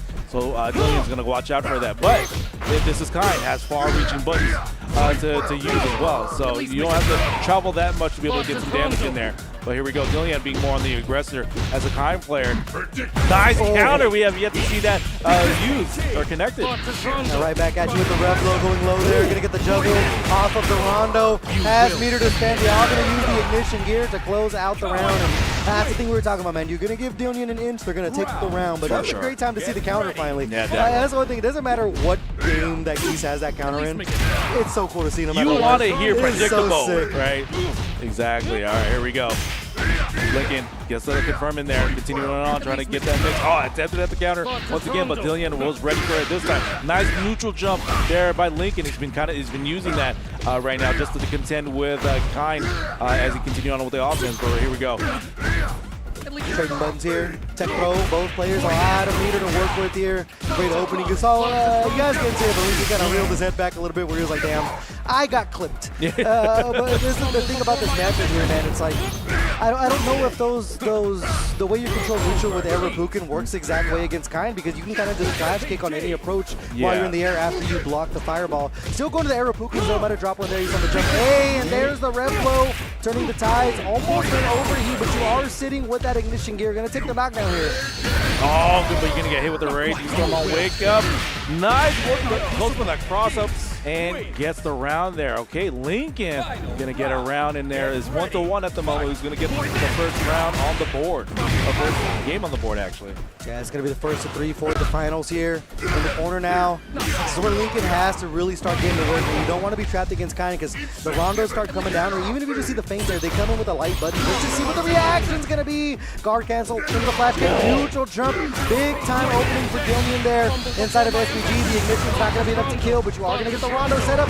Double on that, not choosing the right wake up option, and now Dillian gonna be taking the first game. They're doing such a great job of using the rondo, knowing that Lincoln doesn't have those reversal options. We're gonna go immediate rematch. No character swap from Lincoln. No pause, no breathe whatsoever just yet. They ready. Lincoln is ready to get back in there because he's at the cusp being able to get that one game, but he wants to get back in there.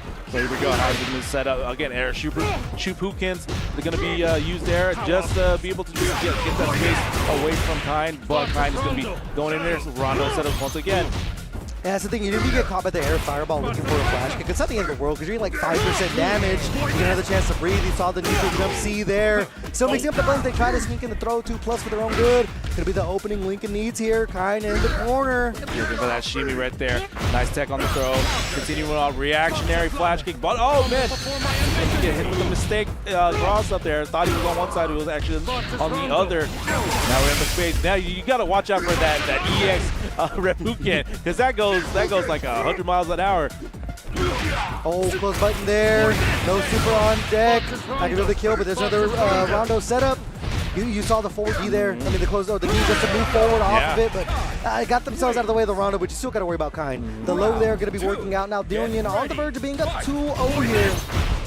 GD there, just be able to just get the block there, and a nice knockdown into the close D. Continuing on offense, find their way in. Dillion, nice knockdown there. Trying to put them into the corner. Nice neutral jump. Now Dillion is starting to utilize that neutral jump when Lincoln thought it was going to be a throw attempt.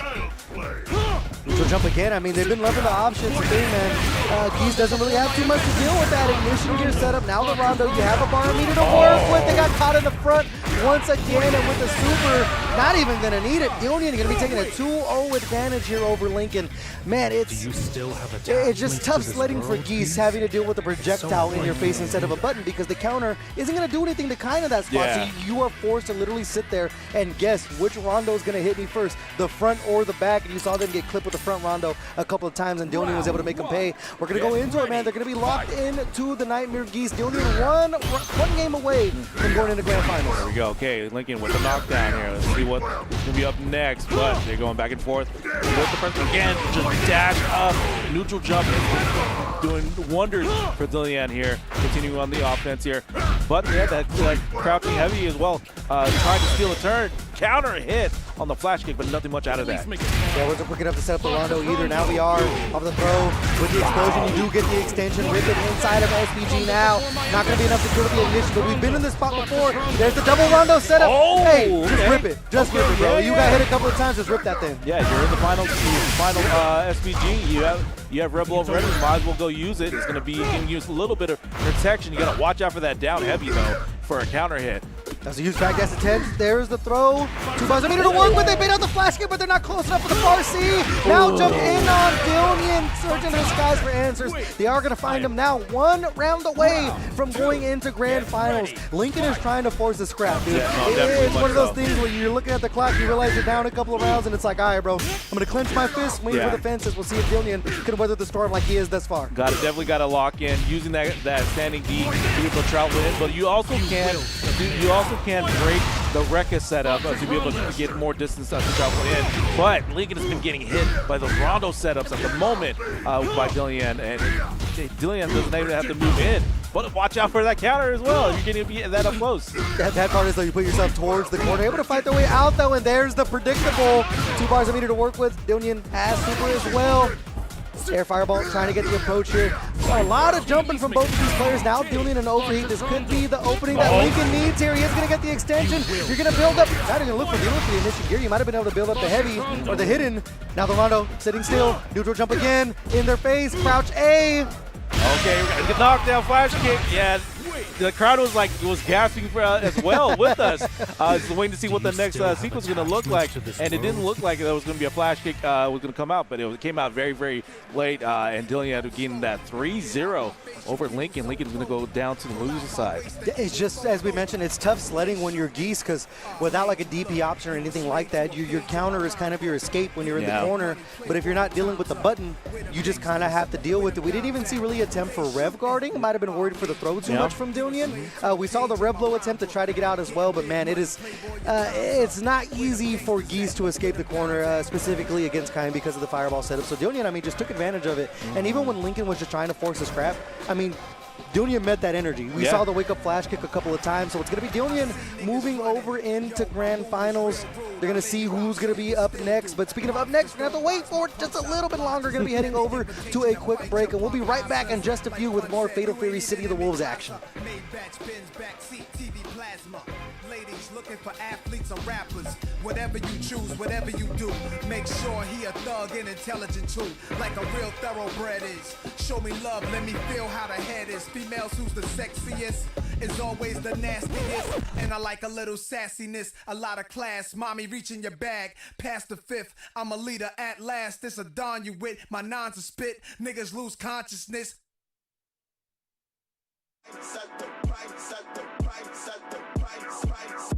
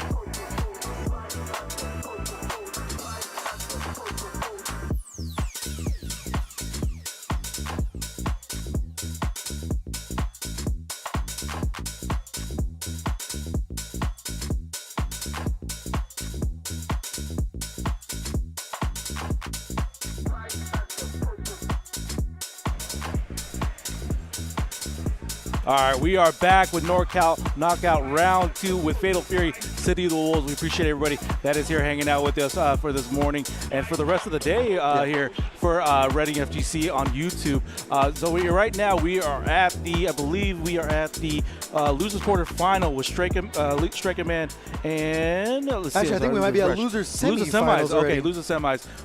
With no, this is losers quarters. Losers okay, quarters. Yeah, we're a little confused. It's early, nerd. It is early. Very early with Striker Man and T2 and 3. This is for their tournament life on the line here. So we're going to see the Dongwon versus Preacha here. Not Factor, what do you think so far of the action?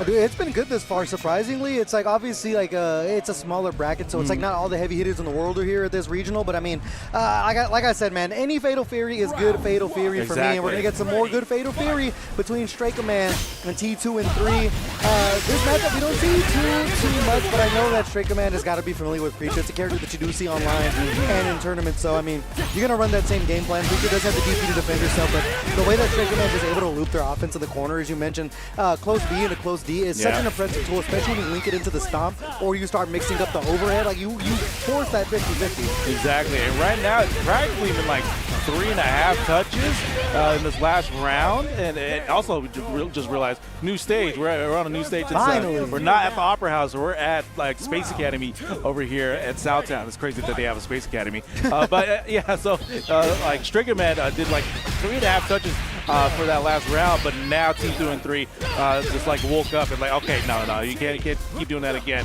You got the record knocked down. They're gonna do it again. Main damage for Preacha and gonna do some damage into that SPG. I will say about both of these characters, man, it is it's killer be killed. Both of them are so good at just cycling offense. I mean, especially in the middle of the screen, I think Preacha excels a little bit more because of the fireball Oki that they get, but not an issue for Striker Man thus far. Saw the feint jumping in there, and I mean, it just stalking down their prey, even using the rev blow just to try to steal neutral back. Yeah, definitely. And so T2 and 3 using that Golden Hurricane, not as a crossup just yet, so you gotta continue to watch out for that in maybe the last moments here. But Striker Man getting those cross-ups there, not much out of that. Oh, gets the rev blow for the knockdown, and looking to be Striker Man's round here. There we go. No super needed. It can be one game for Striker Man. Yeah, I mean, it was pretty solid this far. I mean, even fighting out of the corner, Striker Man still looks solid. But that perfect game at first is, I think, kind of just the tone that Striker Man wants to set. Yeah. They're going to continue to jump. They want to force a DP guess. They're going to continue to look for the stomp. That's the thing that's crazy, though.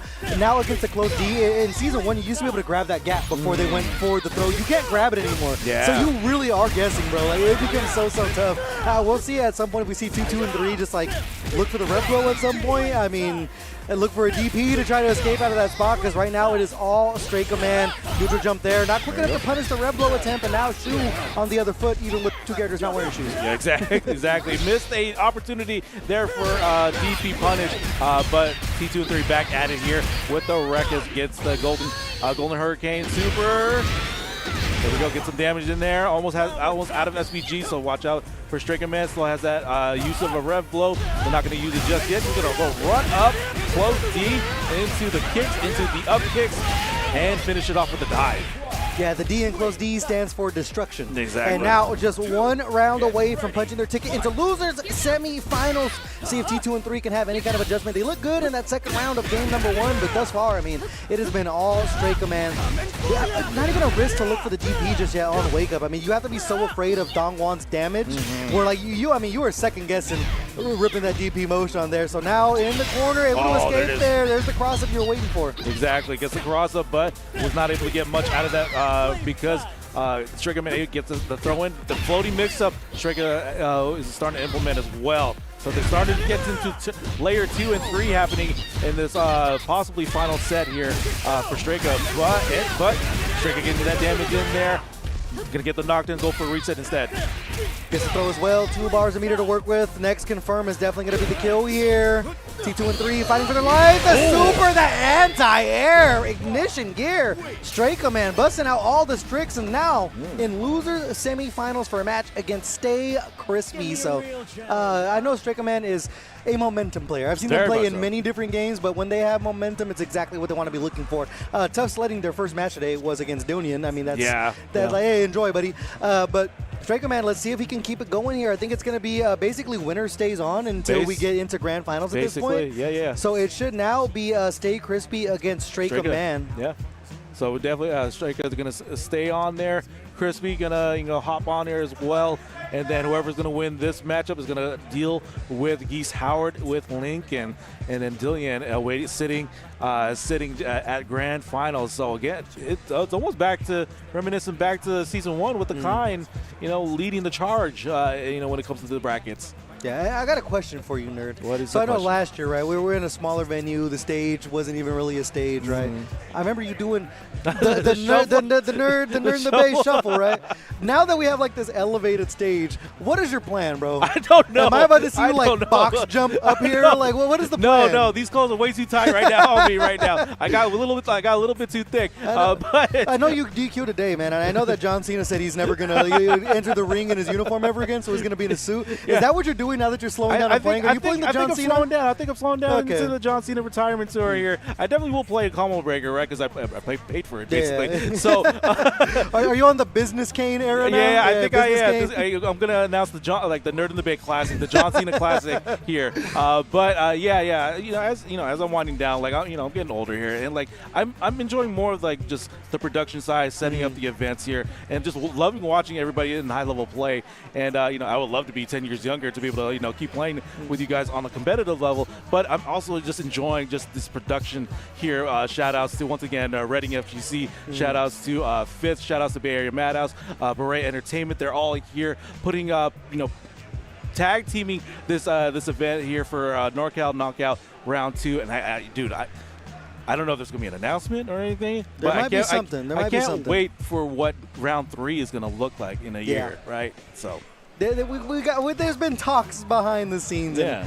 I'm excited. That's the only thing I can say is I'm excited for what Second Wave in Bay Area and everyone from NorCal has cooking in the oven. That will be announced at some point. Yes. We don't know when. But if you guys are enjoying the action, I want to give a massive shout out to everyone that is watching at home. If you are waiting for Street Fighter to start, as soon as this bad boy ends with Fatal Fury City of the Wolves, this is going to be your home for Street Fighter 6 for NorCal Knockout Round 2. So if you're waiting for that one, it's going to be a marathon of Street Fighter 6 action coming in as soon as we wrap up with Fatal Fury City of the Wolves. But now, I think we got both players locked in, doing a little conversating with each other. It's going to be the Bijane against Kim Dong-hwan. Kim Dong-hwan and Bijane. This is a battle of air superiority, right? So, they're both in the air. Who's going to lock the other player down, on the ground? So let's see how that's going to happen. Stay Crispy has not been using the floating mix-up as much. I would like to see that starting to be implemented. While Striker Man has been using it here and there, more so than Crispy. So we're going to find out how that's going to go right now between these two. Do you know if Bijane can go for her counter off of the close D, like the gap on stomp? Is there a window there for that or no? I believe they can. I believe they can, but we'll find that out. Okay, I mean, you're not going to use it there. You're a little too scared there. Exactly. Nice jab confirm into the kicks right there for the knockdown by Striker Man. Here we go. Again, jab confirms. That's like almost one of the main weapons for Dong-hwan right there, just to get some small burst damage. But once again, the close C you got to watch out for when it hits, because it actually hurts. Red blow there.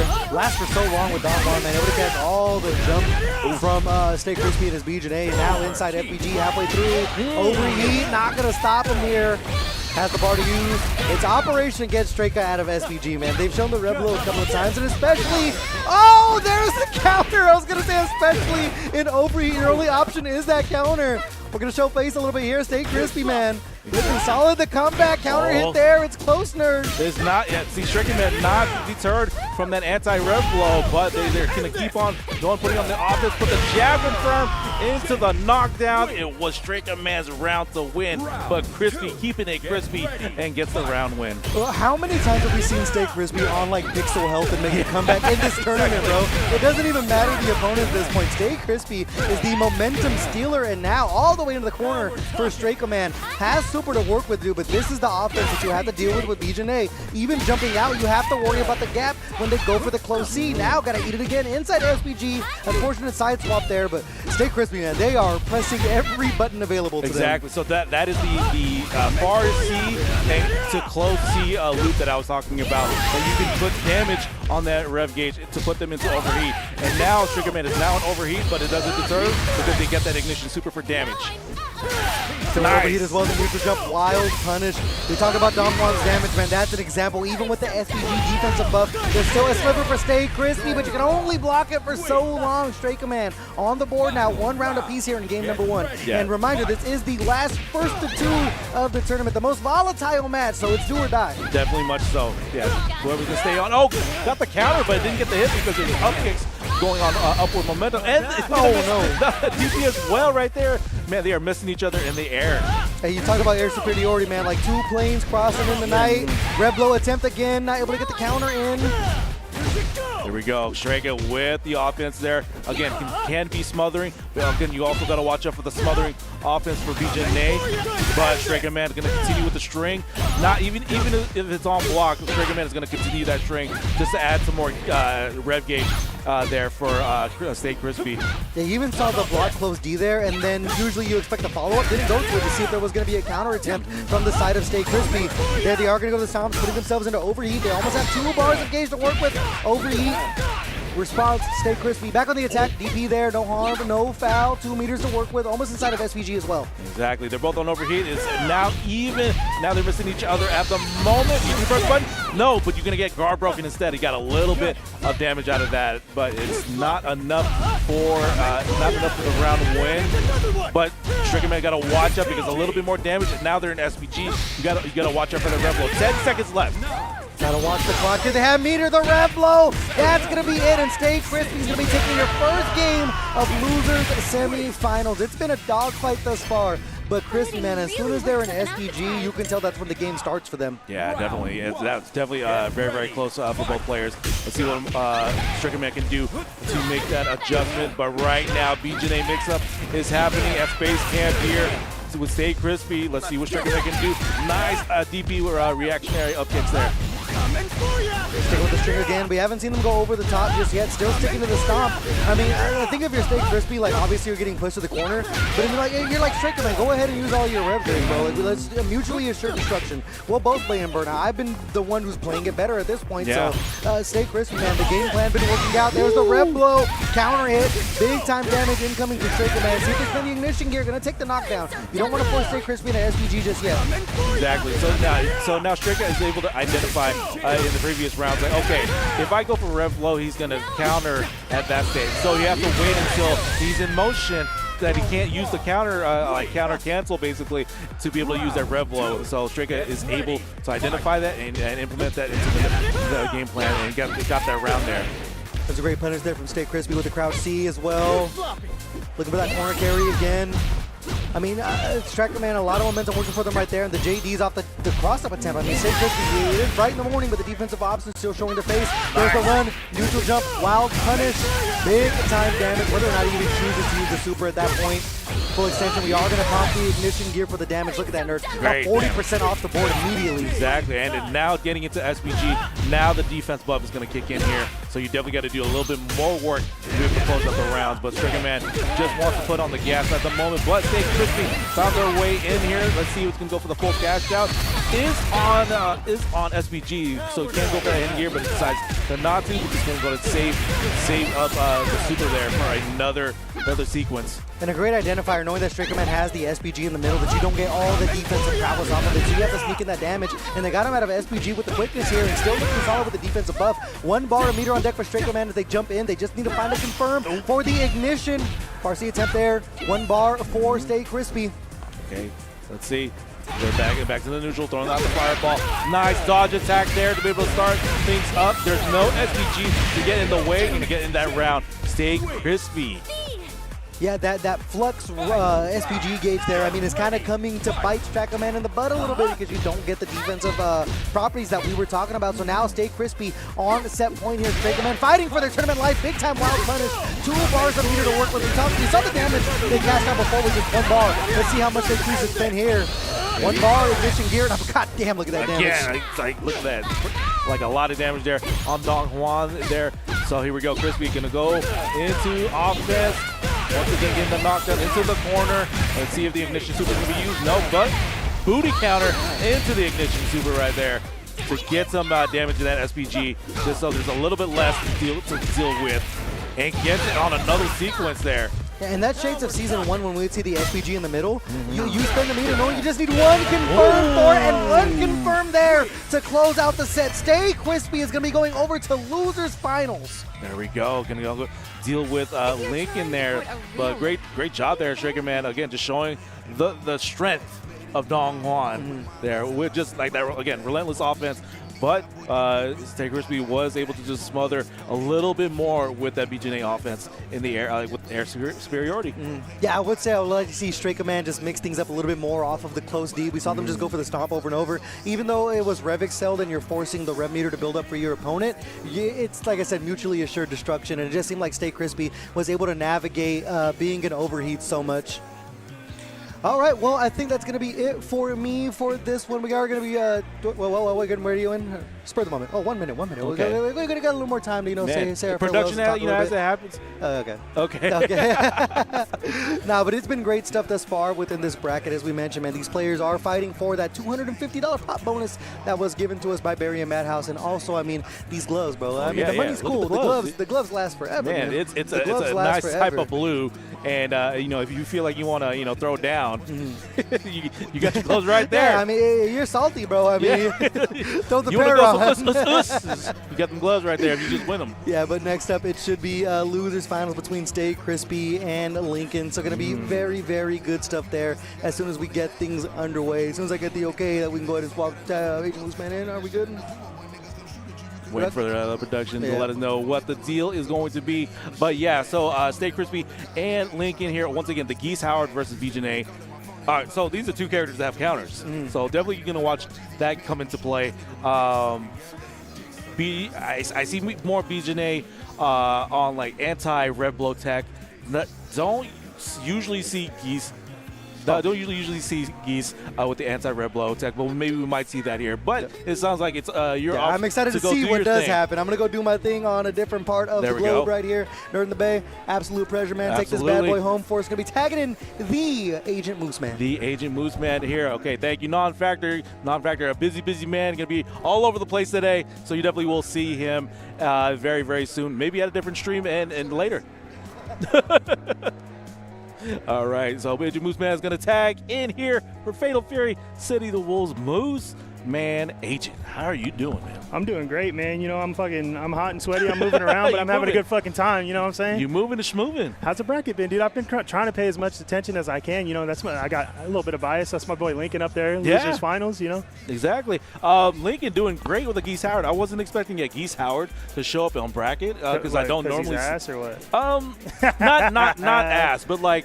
You don't right now. You're not really seeing him like being used in the meta side of things. Like there's the damage is there, but it's like how do you navigate the damage? How do you get your way in? How do you optimize that? And but we do definitely see more BGNA at the moment because like you can do like a lot of air mix-ups happening, with a BGNA. But we're gonna find out here. Losers Finals here. Lincoln versus Stay Crispy, and here we go. Lincoln gonna start things off. Yeah, a little bit of behind the scenes. I was talking to Lincoln one-on-one about it. About the Geese pick, specifically, and he was like, bro, Geese is cool. I love this character. He's like, every tier list I see drop, I see him getting lower and lower. Yeah. And he's like, I'm getting fucking stressed, bro. He's like, I think my character's ass. And I would refute that. I was like, I don't think Geese is like that bad. It's just nobody has found the hidden tech that like optimizes Geese in that sense. Geese has the damage. This is how to use that. And right now, Lincoln showing some great uses on the counter here, even on overheat. But Stay Crispy getting that offense going here, and it's doing throwing normals out there. So this opportunity for Lincoln to throw those predictable counters out there. 100%. There comes the invincible reversal. Stay Crispy on a pixel. Lincoln takes advantage with a meaty. Just like that, taking round one. Taking round one here. So, yeah, it's a matter of Lincoln. If Lincoln can lock down Stay Crispy of their air, like mobility, and do things like this. So, yeah, using the Rekkas to travel forward, just locking down that air movement of BGNA here. Yeah, and I feel like has been doing that. Almost any time you see a Geese on screen, it is a matter of momentum. You can kind of consider him a glass cannon of a character a little bit. Like you said, very high damage, but really lacking in the defensive options as well. You could see a lot of steamrolls in these rounds, maybe more perfects than usual when Geese is on the screen and whatnot. So momentum is a big factor. Knockdowns are a big factor. For sure. Yeah, so like a very much a snowball character at the moment. But again, we're going to continue to wait and see. Nice. Oh. He's been using those predictable counters there, but you also got to watch out. BJ also has a counter as well. So if Lincoln starts to use rev blows, BJ has that anti-rev blow tag of the counter at the end. But it doesn't matter because Lincoln got that crouching low. Yeah, staying nice and composed as well. You know, just throwing out the jab when it's safe to do so. It didn't get caught mashing through all that corner pressure there. Lincoln taking the first match. For sure. Dude, wake-up jab does wonders in this game. Yeah. And right now, Lincoln get that neutral jump, but nothing much out of that. But Crispy getting the floating cross-up once again. Watch out for BGA mix-up happening right in front of you. Yeah, it's a classic. Oh, that's some KetoS wake-up jab stuff, you know? Exactly. Really nice corner carry, though, on Stay Crispy here. A lot of good damage coming out. There we go. Okay. And BJ is another character that can do this far C into close C, like loop in to do damage on the red gauge, but has an ignition super to get that round. Yeah, just enough to kill. Stay Crispy takes the first round of this match number 2. We're going to get into it, see how Lincoln adjusts. I mean, this is kind of like a little bit of what we were talking about earlier. That's kind of a story, this of Gisa and BJ being on the screen. You know, yeah. Lincoln kind of got cornered, and the round was over. Exactly. You know, BJ getting their game plan going here. But Lincoln using that far D to travel the distance and just getting close in. But look, Crispy just dashing into the far C into the close C. Again, kind of getting like a loop going here, even no matter if it's on block or if it's on hit. But yeah, here we go. Crispy continuing on with the front into the ignition super. Yeah, and speaking of those, you know, the lack of defensive options for Geese specifically, Crispy, I feel like the adjustment that's been made in this match here, you can see the frame traps. Yeah. Crispy's using the hell out of the frame traps, specifically the brakes and whatnot, and his block spring pressure, but that is a huge crack though. This is going to be a lot of damage and using the super to cash out. There we go, yeah, but the final SPG gets that defensive buff, but Crispy getting that jump in, but not the kill just yet. Just needs to dash in for the light and get that round. Yeah, really nice composure by Stay Crispy. This is top 3, so this is going to be first to 3, is it not? I believe this is the first to 3. So yeah, Lincoln will need to get in there right away. Just not even get a breather. Just want to get into the game immediately. What a cross-up. We don't quite convert, but really nice whip punish on the side of Lincoln. He's going to be able to cast on this quite a bit. That is a big button to get a hit off. There's not a lot of scaling on that one. That's going to be about 40%. Yeah, definitely. When you get them wild punishes, you definitely want to cash out on the damage as best as possible without using the super at just yet. Lincoln is doing a great job there. Yeah, there it is. Gets the just defend as well, you know, conserving his own life, keeping the corner pressure, kind of lets him jump out there, but it doesn't matter if you let him jump out and you land a nice confirm like that into the air-to-air. There we go. Yep. Okay. Stay Crispy trying to get the offense going, but Lincoln with the Rekka and to the overhead, and Lincoln can get that round. Yeah, that's a really nice overhead. That's something you saw, I think, earlier, Dylan versus Lincoln in Winners Finals. Dylan, he seemed to really know how to deal with those Rekkas, so that was like, it was being extremely hard to open up with, but, you know, Lincoln making really good effectiveness of them here. For sure. Rekka continuing on here. That close D right there, nice block, and here goes Lincoln. He's able to do a little bit more damage there, but not going to use the Excel just yet.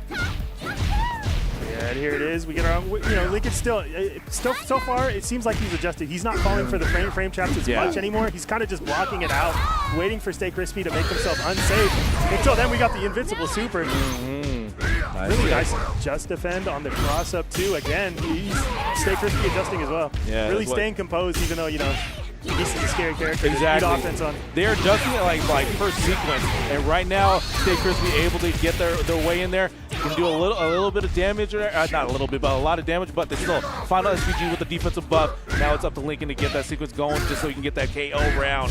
Oh, they trade jabs, but Lincoln staying on the offense. Closes it out with the overhead. That's Lincoln taking a 2-1 lead into our 4th match now. So I believe it's like 1-1 at the moment. Yeah, 2-1. 2-1. Yeah, Lincoln taking some time to think too. I like that. You know, just because you're winning, it doesn't mean you don't have things to think about, ways to adjust within the set. Lincoln is a very cerebral player. I've played this man a lot. Just like that, you see adjustments like that. The dodge attack. Yeah, exactly. The upper dodge attack. There we go. The Stay Crispy's high attack there. Yeah, That's now- huge. yeah. Those punishes are big when they come out. Yeah, for sure. And right now, Crispy continue to press the offense. So Lincoln knows that Crispy is going to stay pressing buttons. So now he's been using that counter a lot more often because he knows the string is going to be coming in. Yeah, that little throw-in vulnerability on wake up is something. Whenever I play this game maybe the least out of the games that I do play, and that shit, whenever I come back in, that trying to like meaty throw somebody Yeah. and like whiffing it, I'm like, I get upset so much, dude. I hate that. Yeah, definitely. But in a game like this, that can be kind of oppressive. I understand. You know, I understand the reason the mechanic exists. Exactly. There we go. Okay. There we go. Crispy attempted the jump in there and then gets the cross up. how do we Make the convert? oh no. Let's see. Wait. Wait for it. So here you go, Lincoln. Oh, just a crouching light. Just working the Rekka, but it looked like I don't know if it was a mash or what. I didn't see a counter hit on the screen or anything, but I don't know. He wasn't holding back. Oh. All right, here we go. Ooh, nice little frame trap with the fireball. Okay, Lincoln had got the jab counter right there. Nice dodge attack right there as well. Gets a little bit of a knockdown, but continue on. Just small offense at the moment. But here goes Crispy attempting to try to find an open here. Yeah, again, like we said, Geese, glass cannon, but Lincoln making really good use of the universal defensive mechanics. And just as I say that, he rips the invincible super to get himself out of the corner, taking a strong lead in this second round. That's going to be a counter hit. The overhead connects again. We are just a couple guesses away, Yeah, two overheads right there from the Rekka into the high dodge attack from Lincoln. And Lincoln looking at set point for losers final here to try to move on to grand finals. Yeah, you can see he kind of did that unsafe Rekka ender into the counter there. He was looking for something, maybe a little late punish from Stay Crispy to take advantage of. But Stay Crispy staying composed. Super nice good plus frames into the safe jump there. Okay, got the high dodge attack, but nothing to follow up on there. But Crispy getting the knockdown, but Lincoln back at the Rekkas, attempted at the counter. Again, Stay Crispy is staying crispy and noticing that he's using those counters when he is, and he might be able to close this out if he spends enough. Stay Crispy tying it up 2-2. We're going to a final match. We're going to the final game here. Yeah, this is it too. This is tournament life. The next person that loses this match is out of the tournament. The next person who wins it is going into grand finals. Exactly, and now Lincoln right now getting the Rekka in there. Now going to go some. You can do some little cash out right now. Good OTG at the moment right there. Yeah, good damage, good Oki off that, but Stay Crispy defends well. Suddenly Geese in the corner, Lincoln in the corner. Nice tick throw defense. I like that from Lincoln there. There we go, OTG right there. Try not to let my biases show. It's okay, it's all good. Really good sweep to interrupt there. It seemed like the pressure was a little off. Timing was off from Stay Crispy. Lincoln responding with the sweep of his own. Nice. Just a grab away. Baited out the red blow, but if you do it twice here. Just do it again. Oh, watch out for the BGNA crossover right there. And the Rekka confirmed. Lincoln looking at set. Not set. Well, actually, yeah, set point here. Set point, looking to carve his way into grand finals loser's side. Wants to make that comeback against Dylan. That EX Rebugan is so fast. Oh, what a punish just coming in with such a heavy button. He's going to be able to take this one all the way to the corner and work his own Oki against the glass cannon that is Geese. That is Geese right there. Okay, well, again, the bar, actually, that was close C right there to steal the turn here. You can go Ignition Super into SBG. So now Lincoln has some options here. Can use that red blow, but you got to watch out for that anti-red blow tech for BGNA. Oh, really nice placement of the jab there. The sweep doesn't get punished, but we are back in the corner. Okay, go trying to attempt at the dive, but Lincoln continuing on with the Rekka. Gets a close heavy D, but nothing much out of that. He continues on. You could see the adjustment Lincoln made there. He was doing the kind of unsafe Rekkas into the counter. He knew that Crispy was waiting on the counters now, so he was just able to match afterwards. We only have a couple. This is super enough. Not quite. We're on a pixel of health. Lincoln has 2 bars to work with himself. The Just Defend gets through. Oh, the light jump in there, and Crispy able to get the round as well. This is the last final round here for both players. Man, do you want it? This is the kind of losers finals you're here to watch. This is the final round. Big wild punish though coming out from Lincoln. We don't quite confirm, but the pressure is still there. We have Stay Crispy almost cornered. Exactly. Getting out with a big jump in. We don't quite confirm either. Nope. Lincoln stayed on point with the jabs as well. For sure. Oh, attempted at the dive there, but Lincoln was ready for that close T. But the Raging Storm to steal the turn, and now Lincoln is at the driver's seat, continuing on the offense. That is the kind of stuff you pull in the last round. Negative frames into super. Yes. Lincoln is a fighting game player, ladies and gentlemen. Rekka confirmed. Watch out for Red Blow. Huge rev flow gets the pressure off of him a little bit. Stay Crispy is in overheat though. This is Chip gonna chip out. Lincoln goes on 3-2 over Stay Crispy to push himself into grand finals. Okay, so yeah, no, great sequence there by Lincoln, putting Crispy into overheat and just continuing on the stream because you have to either just block to take out the block gauge or the guard gauge or deal damage and be able to move on. Yeah, and you Lincoln can does see so. he recognized immediately. He was really letting those Rekkas rip at that point. He knew he could close out the show as soon as he saw that overheat going. The plus frames, the chip damage, it's rough, dude. When you're taking chip from those giant Rekkas, the strings that seem to never end because you're in overheat and you don't have the defensive options that you usually do. You don't have the same frame advantage anymore. Yeah, definitely. And man, so that's like a sigh of relief from Lincoln, and he's able to move on to grand finals. Going to be going up against Zillian here using Kind. So it's going to be tough for Lincoln. I'll be honest, because Kind. And how Dillian has been playing on the zoning and setting up the rondo like stationary fireball into offense, and then I believe this is a run back, but Lincoln has been just taking those, not even blocking, but not even JDing as well. So we'll see if Lincoln is able to just make that adjustment too. Yeah, like you said. The frame traps were big in the last set. The zoning was on point. Of course, the set play was on point. You're playing Kind. But what was really getting in those hits when he got in after that set play was those frame traps. Yeah. We did see Lincoln adjust to that against Stay Crispy a little bit. Stay Crispy was working those frame traps as well with the BJ&A. Lincoln eventually adjusted. He was getting hit in the beginning of the set. Let's see, if that carries over into this grand finals, he wants this one back. But he does have 2 sets to win now. He does. He does have 2 sets to win. Alrighty, I think we're going to jump into a little break before grand finals, though, ladies and gentlemen. Don't go anywhere. Get excited. This is going to be the first bracket. Yeah. The first end of bracket for NorCal Knockout. City of the Wolves. Definitely. Ladies and gentlemen, grand final coming soon.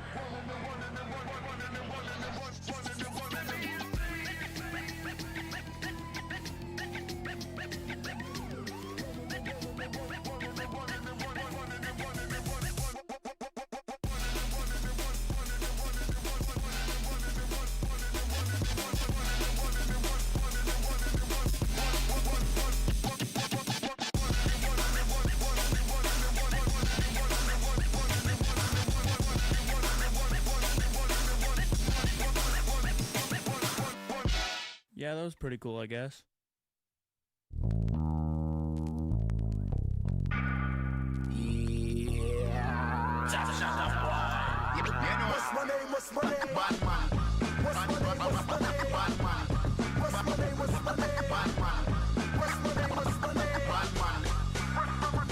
Ready to bust my gun. I'm rushing in like Vladimir Putin with your one son. Fuck a rule, let's get shooting. The 47 goons recruiting, join or die. We coming for groups of guys in suits and ties who choose to hide you from the eye. Grab a white collar by his white tee, who lie. Find a flight, yo, that's just what it is. When you see a pig, hit him in his baby backwards, but don't crib. I'm just another black kid caught up in the mix. Trying to make $1 out of 47 cents. Yo, the shit is intense. How the compliment stopping me probably, cause he's still living in the past tense. How shit was back then. They wanna see the downfall of all black men and African. I was sent to put action in, but what's new when the pole keep flashing in?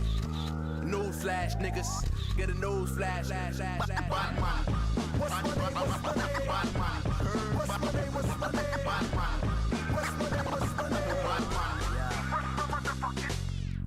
These niggas ain't ready for the war. Know what I'm about, cut the cheddar, close your jaw. Please put your bread up, we ain't gon' settle for no iceberg. Let us eat when it's raw. Or end up like venison meat in the street.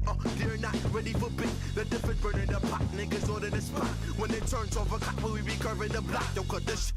Man, I'm the best in the sector. Get your earbuds to grip, then I dissect ya. Inject ya with my lethal weapon. Put the mind in the deepest section. Guess who's least expected? Motherfucker, please respect it. The last one to pull my card is easily dealt with. You felt it, this shit records can't be reckoned with on track. Record shit, ask you why I'm wrecking this. Break a wrist. Approach my demo with the wrist. By my demolitions, I'm a demolition specialist. I got the blueprints of this shit, Jake did the outfit. And blue was a prince, I'm still Joseph Coatney.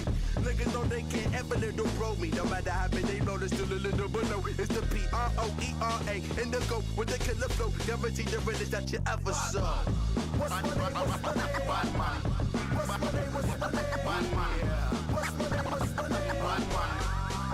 The Bondman, young kingpin. I move dope with that ink pen. Been up all night, my third eye ain't even blinking. Fuck what you thinking. Number 99, never trust no swine. Like a shot one time.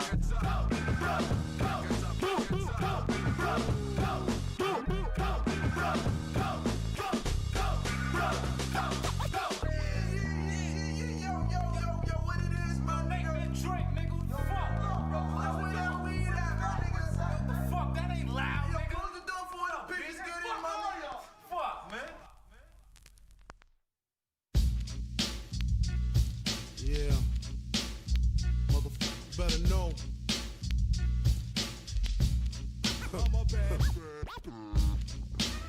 Lock your windows, close your doors, if you snores. Yeah. My man Imp left a in at my crib. Turned himself in, he had to do a bid. A 1 to 3, he be home the end of 93. I'm ready to get this paper, G. You with me? Right? My pockets looking kinda tight, and I'm stressed. Yo, Biggie, let me get the vest. No need for that. Just grab the first pocket that's fat. The is to his back. Word is born, I'ma smoke him. Yo, don't fake no moves. What? Treat it like boxing. Stick and move. Stick. You ain't got to explain. I've been robbing motherfuckers the slave shit with the same clip and the same 2-point blank. A motherfucker sure to die. That's my word. He even try to bogart. Have his mother singing It's So Hard. Yes, love your f***ing attitude. Because the play, that's the that's getting screwed and bruised up from the whipping. Webs on the neck from the necklace stripping. Then I'm dipping up the block and I'm robbing too. Up the herringbones and bamboos. I wouldn't give a fuck if you're in here. Give me the baby rings and the #1 mom pendant. I'm slamming like Shaquille. It's real. When it's time to eat a meal, I rob and steal. Cause Mom Duke ain't giving me so for the bread and butter, I leave in the gutter. Word to mother, I'm dangerous. Crazier than a bag of angel dust. When I bust my mother, take dirt naps. I'm all that and a dime sack. Where the paper at? All right, welcome back, everybody, to NorCal Knockout Round 2. We are here at the grand finals for Fatal Fury City of the Wolves here. I am Nerd in the Bay. With me is Agent Mooseman. Agent Mooseman, how's it going? How you feeling for NorCal Knockout Round 2? Dude, I feel great. That's my boy in grand finals right now. It is, I feel like I was okay. You know, hiding the bias in losers finals. I don't think I did too bad, but, you know, this is grand finals, and I got a dog in this fight. You can let the so filters put out up now. with it this time, son. And plus, you know, Dillian the villain, kind of. Dillian the villain. Wow, we're setting up that story right now. Yeah, that's the big dog. I want an underdog story here, okay, you know? Gotcha. Okay. So, yeah, Dillian, who was just coming from 2XKO in another bracket, now is here for grand finals for Fatal Fury City of the Wolves. We're going to have the Kind versus the Geese Howard here. I believe this is a run back because Dillian was able to, get through the winner's side against Lincoln. So let's see if Lincoln is able to get that adjustment or have a counterplay against Dillian. Yeah, he took it pretty comfortably too. I was kind of watching, from the other end of the room over there, and the pressure. Kind of just such a good. He's been a good character. There's been a couple of balance adjustments here and there, but there hasn't been. I don't think there's been a point where he's been weak at all. The zoning is so strong. The set play is so strong. The frame traps are there. They're putting to use. And also he's just a really fucking good, strong player on top of it all. Oh, we got the Deadly Rave into. Okay, again, he's been not ending the Deadly Rave because he wanted. You can continue off of that. So I've been seeing Lincoln has been utilizing that nice counter there as well into the Rev Blow. Great block from Lincoln. Yeah, uses the minus frames to set up a DP reversal for himself. Kind of, Lincoln with the health advantage, but. And, Dillian sitting in the overheat, but you're not mad when it's full screen, but we're not full screen over here. There's going to be a lot of pressure coming out of Lincoln. The first round would be huge here, but the super reversal comes out. They're both in overheat now. Yeah, they're both in overheat. The so now super is huge even. in this situation as well. It is. Now the guard gauge. So now Dillian is on cooldown. No longer have to worry about the guard gauge. But Lincoln is still on overheat and got the guard gauge broken. But okay, so he got the round in there by Dillian. But he didn't have to worry for a moment because he was about to get a cooldown.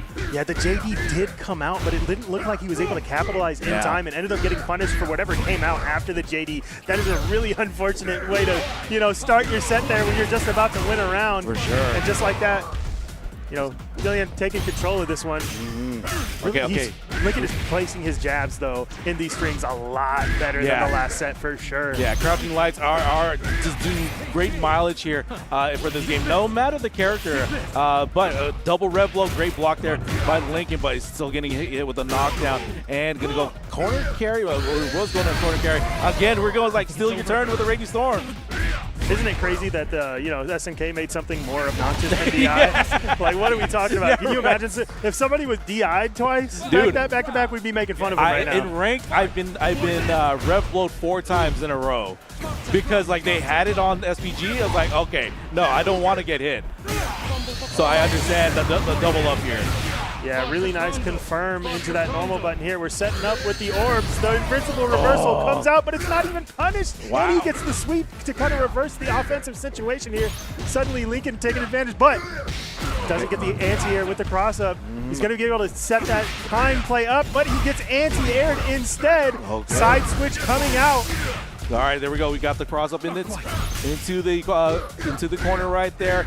Lincoln's in the driver's seat at the moment. Watching Dillian looking for it. They confirm, but now Lincoln is on the overheat at the moment, but he continued to put on the offense. So you got to watch out because the rush combo is in there. Guard gauge is about to be broken. Yeah, still in overheat too. This might even just be enough to kill, and if it's not enough to kill, you are in overheat. How are you going to eat this chip? How are you going to survive? You kind of run yourself into the fireball with your own air fireball there. You can see the little chuckle coming out. Dillian taking the first match here. Lincoln dealing with the offensive options, though, a lot better in this round, even his own offense as well. For sure. So, yeah, Dillian, having to deal with Lincoln with the adjustments. Nice knockdown. You can do a double sweep. If you get that wild punish sweep, you can hit them on the ground. Yeah, still a lot of set to play, too.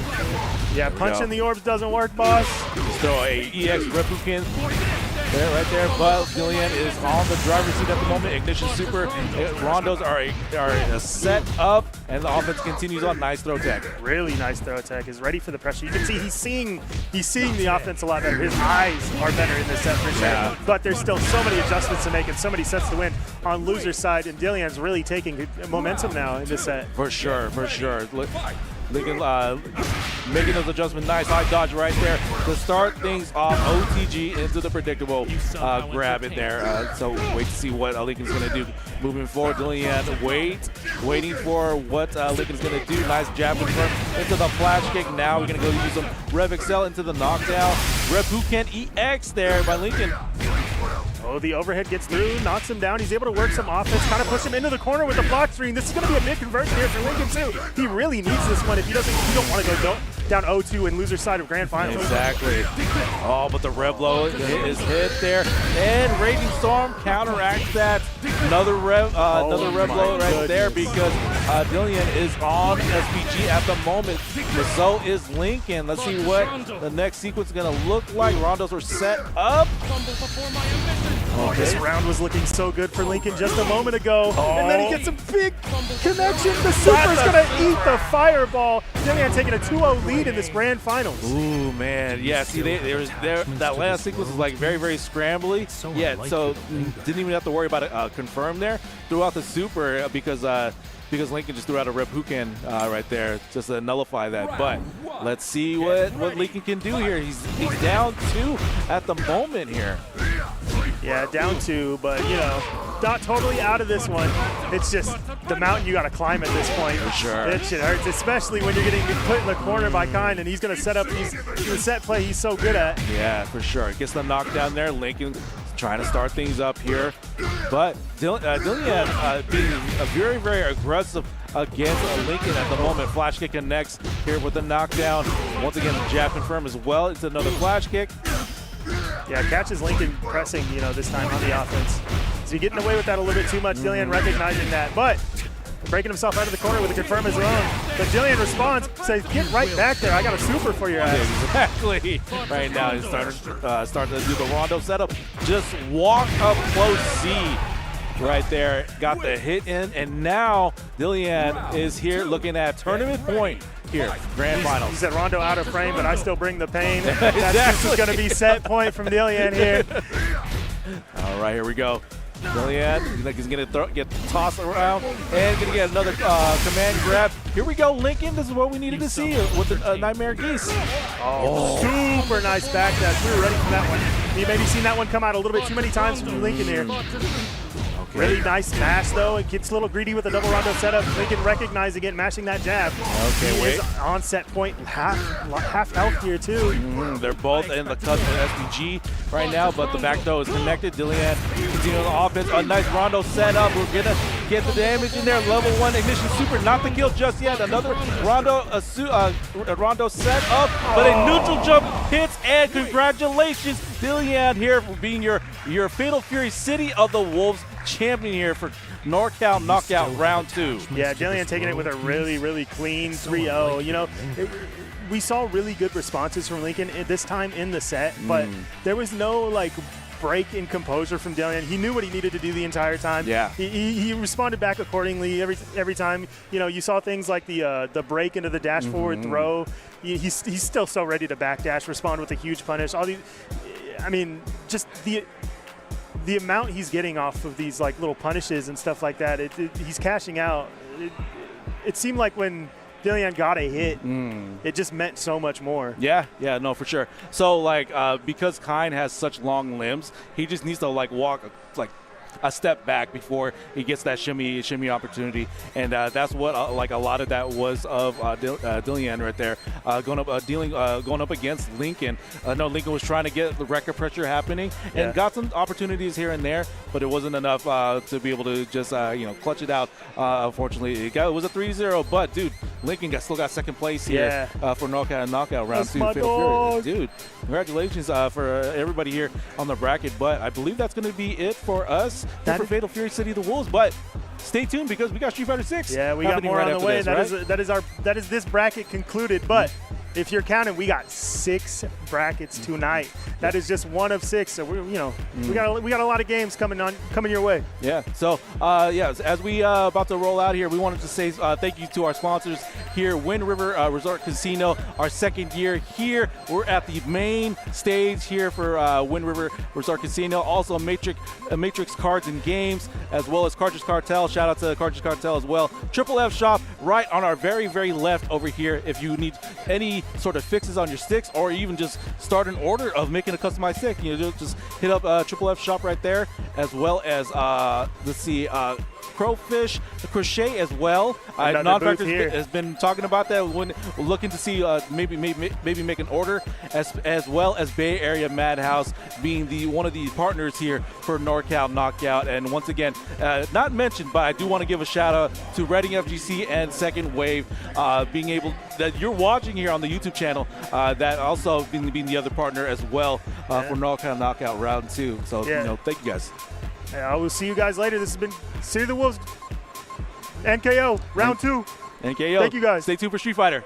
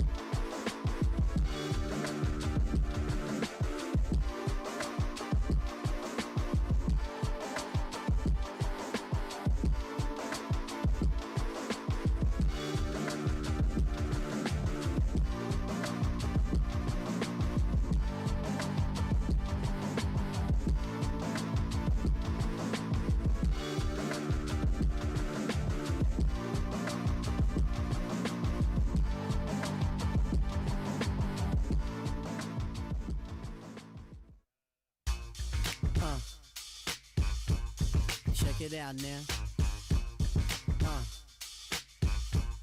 No doubt now. Yeah. Check it out now. No doubt, yo. Special girl, real good girl. Biggest thing in my itty bitty world. Call her up and she made me feel right. All right, everybody, and welcome to NorCal Knockout Round 2, baby. We are in the house. My name is Sly Coco, and I am here with Ube Har. What's going on, ladies and gentlemen? We're here with some Street Fighter 6 action here today.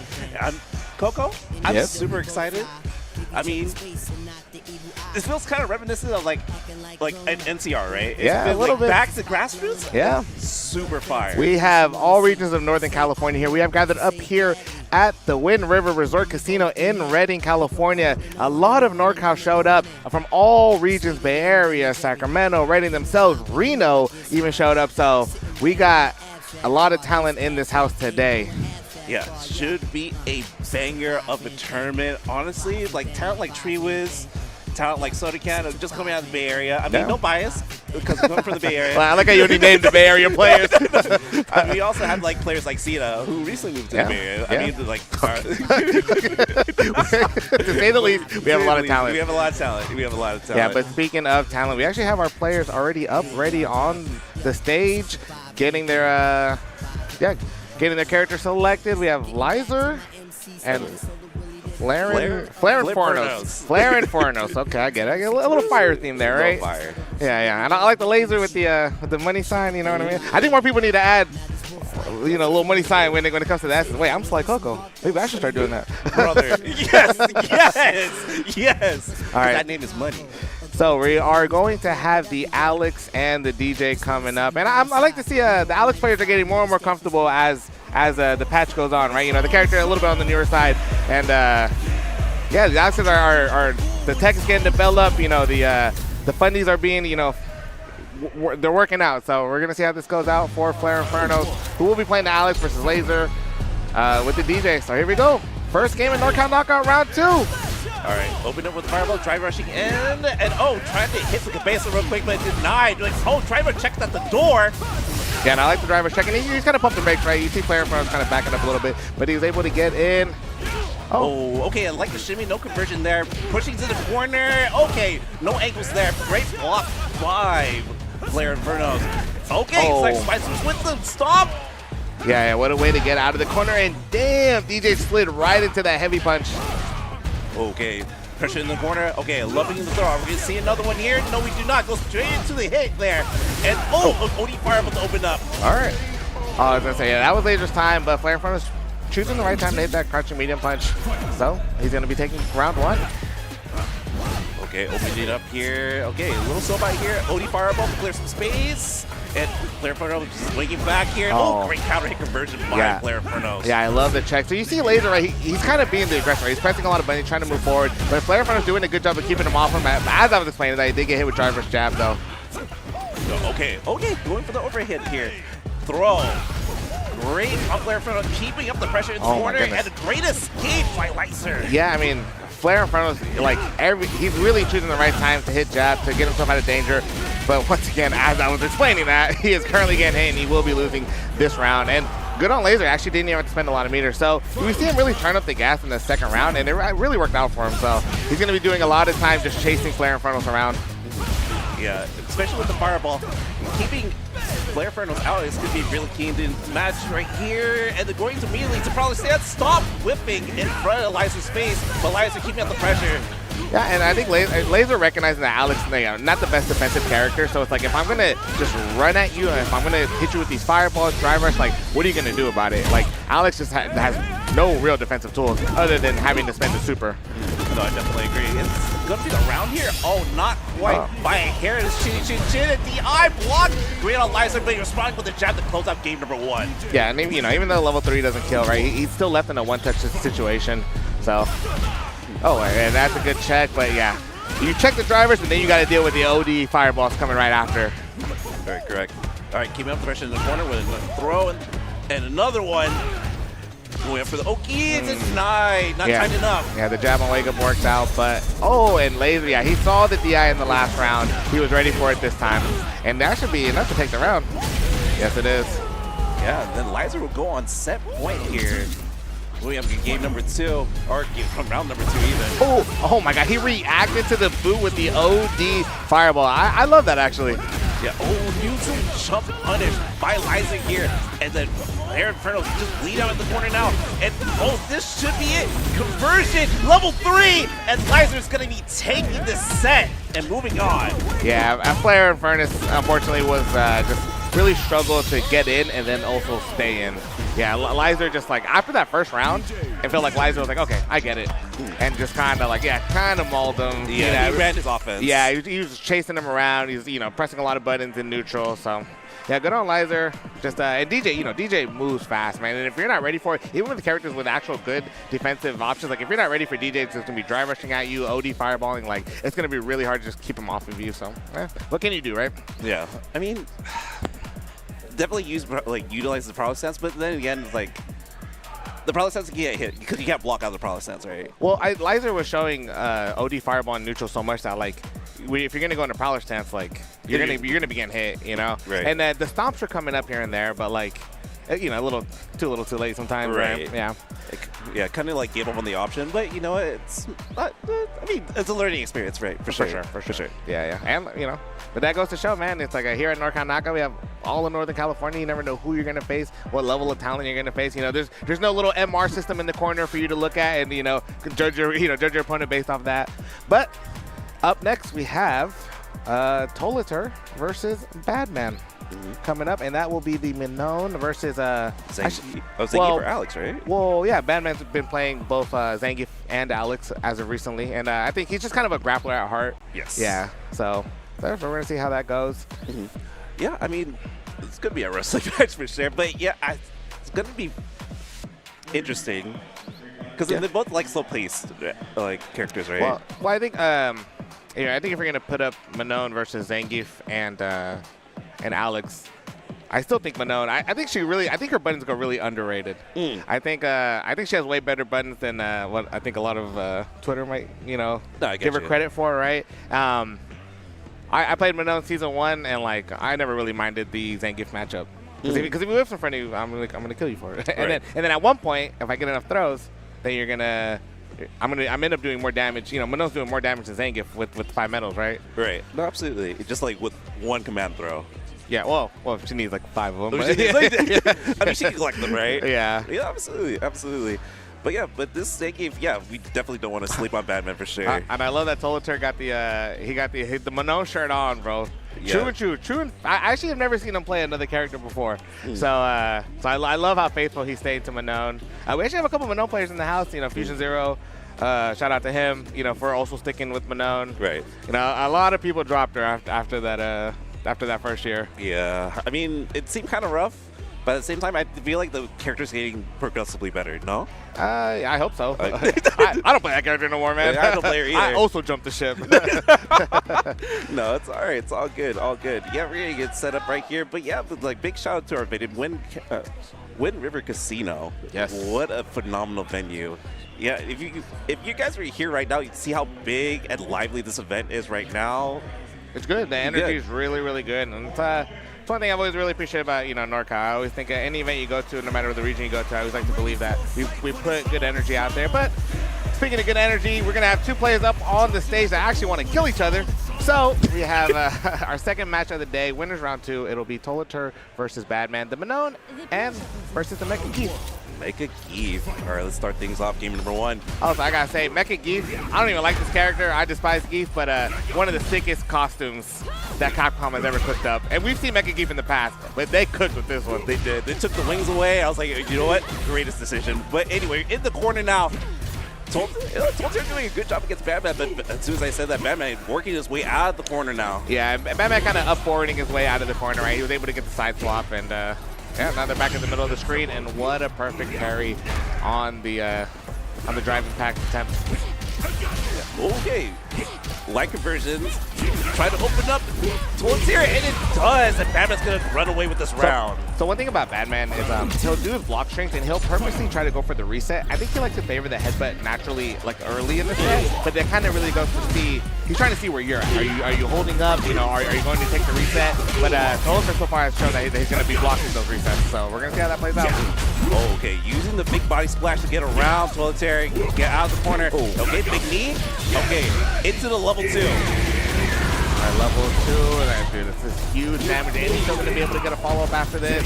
Tolter in burnout, man, in a really bad position. Yeah, you're not going to be able to jump out of the key. But, you know, he's to level 2 on wake up. But this leaves you with absolutely no resources to play. He just has to make, you have to make Batman block something, so now they're both in burnout. Yeah, but Soldier is in a better position. About to get a full money spread right now with all of his meter back. Oh, phenomenal jump in. Great find. Oh, pushes in the corner. Oh, okay, take this time. Yeah, I think he wanted to jump forward, but he ended up getting a neutral jump instead. Or maybe that was supposed to be a command throw, but the jump light kick works out. Poor Tolter. All right, one round apiece. All right, okay. Oh, man. Good overhead block by Batman then. Flight straight. All right. Oh, like I mentioned before, see where you're at, see if you're gonna jump or not. The SPD got opened up. Yeah. If he's gonna start his combos with a light, he wants to see where you're at. You see the SPDs coming out now, and look, now he's getting punish counter, right? Tolter kind of eating a lot of damage. Yeah, that third round was like clockwork for Batman. You know what I mean? He got all the information he needed from the earlier rounds, and was able to just absolutely run that offense for that third. No, I definitely agree. All right, we're gonna move on to game number 2. All right, playing the nice and slow neutral game here. The whip punish, okay. All right, but there it is again, right? He gets a light confirmed, and he did the reset to see where Tolter's at. Yeah, okay, nice sacrifice pressure, but sweep by Tolter. Okay. Oh, cross up! It's an Odie Lariat. Yeah, that's such a huge jump. He was able to get the side switch, push Tolter that much further to the corner, and the DI. We haven't even seen one from Batman yet, so he knew a big button was going to come out. All right, crushing on the drive rush here. All right, headbutt. Chop, chop. Okay, inches, and then closes it. All right, Batman on set point. Bro, he got the Master Chief colors on, bro. I didn't even know Zangief had this colorway. That's kind of sick. Dude, all the colorways for this costume are fire. Yeah. Oh, drive right into the SPD. I told her a little bit of trouble here. Oh, yeah, and the knockdown, which gives, Batman kind of free. But I told her actually kind of got out of it. Not too bad. Yeah, about even in bar here. And okay, block by reversal. And welcome to the SPD show. And double dry run into the SPD. Batman is one bad man. The jumps right themselves sometimes. It really does. It really does. Oh man. But yeah, that's like extreme showing from Batman. It's like just setting the tone for every Eve player in the building. It's like this is how you should play Eve. Yeah, I mean, like I said, he does the resets to gain information, right? And even then, even in the first round when Tolter had Batman cornered, Batman held up forward like twice in a row, and he was able to get out of the corner. So we saw jumps play more of a factor when they went into playing the neutral. I think Batman knew that he kind of jumped a little bit more willy-nilly just because Tolter wasn't really showing those anti-airs like you might. But anti-air is very important. It's a part of the game. It's a part of playing defense really because you don't want to let your opponent in, especially somebody like Batman. Right. So. Yeah, you're going to be eating a fair amount of damage if you let that man in. Oh, yeah. Yeah, absolutely. Okay. Yeah, and our next players are walking to the stage as we speak. So I don't recognize the gentleman on the right, but if you were to watch NorCal Knockout last year, you are going to recognize this player because he came in second place, and goddamn, what a run he had. He started top 8 in losers, blew through the competition, got all the way up to Treewiz, who was waiting in grand finals form, reset it. They went down last game, last round. Treewiz just happened to clutch it out, but Cita was playing out of his mind, man. I was actually rewatching that VOD earlier this week, just because I just wanted to see how far we've come, right? And dude, Cita, that whole top 8 run that Cita had last year at NorCal Knockout, clean, man. He stands right out of that range that you want to whip at. Like, I don't know, man. I can go all day about how, clean Cita is, man. Yeah, I mean, we were talking about bad man, but this Cita is a bad He's a family man. He's a family man, but when that kick come out, yeah. It's bad news bears for sure. The spacing, and it's like he's also a player from the old school, so like something about like the Street Fighter 4, Street Fighter 5 generation, like dude, spacing is like immaculate, bro. They're gonna make you whiff a bunch so that he can get the whiff punishes. The anti-airs are clean, but stay crispy. That's sick. That's a cool name. But stay crispy with the Deltron 3030. Shout out to him. That's sick. That's actually sick. But yeah, I'm not too familiar with him, so I guess we're gonna see. We're gonna see how he gets down. But he does have one hell of an opponent in front of him. Oh, absolutely. I mean, I did see him play earlier at City of the Wolves earlier, but you know what? Yeah, I'm super excited to see what style he's gonna bring to Street Fighter 6, and it looks like he's highlighting the Sea Viper. I was like, okay. All right, and you got to be careful with those guys that play multiple games, man. In my head, what I always think is that guys who play multiple games, like, you know how to learn. Yeah. You know what I mean? Which I think is very important, and I mean, being good at anything, really, right? But, you know how to learn. You know how to play multiple games. You know how to take, and I like to believe that all fighting games, the skill, there's some sort of skill that's transferable between them all, right? So, we're going to get into it. Winners round 2 still. We're in Cena versus Stay Crispy. Oh, nice walk-up jab by Cena there, and you know what? Stay Crispy, with a conversion of his own, and okay, knocking back at Crispy, knocking him back. And Crispy ain't patient yet. Oh, Cena taking his turn back right at the right time. Gonna put Stay Crispy in the corner. Oh, drive reversal, Stay Crispy. All right, finding his way out. And okay, Cena finding an opening using the low forward. I got in the burnout, forced already. Yeah. Ooh, level 1. Okay. Definitely didn't want him on him. Yeah, I don't know if that's what Warrior's really trying to be cheeky to take his turn back. Oh, using the burn cave to get around him to establish more pressure. And Cena using the Jinrai. Level 1. Took a huge gamble. Or that was a reset, but Stay Crispy wasn't able to get the punish. And Cena was ready for the burn kick. Yeah, that DB came in clutch. Holy. You can't make him crispy if you're not gonna burn him. Again, the light DP coming in distance, and just driving all the way to the corner now. Was that a setup? Or this time? Either way, Crispy had the right idea to get out of the corner, but damn, he's getting hit with everything else. To take him coast to coast. Cena needs one more clean hit with level 2 on the table. Tries to go for a little bit of a delay, but Stay Crispy, the delayed throw and stuff worked out. Right.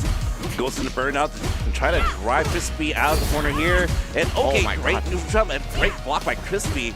All right, playing immaculate defense at the moment. Oh, okay. Meet him in the skies. Level 1. It's closing. No, by a hair.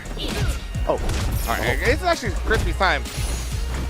Okay, money spread. And okay, bird kick. Okay, neutral jump, medium kick.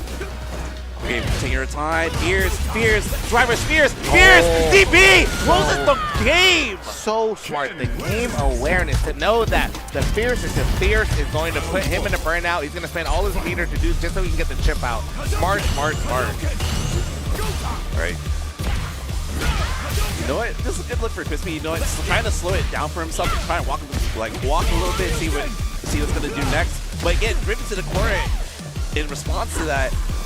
And I see that a little bit of full control of the situation. Right, the moment this round started, walked him into the corner, but Crispy's getting out. Yeah.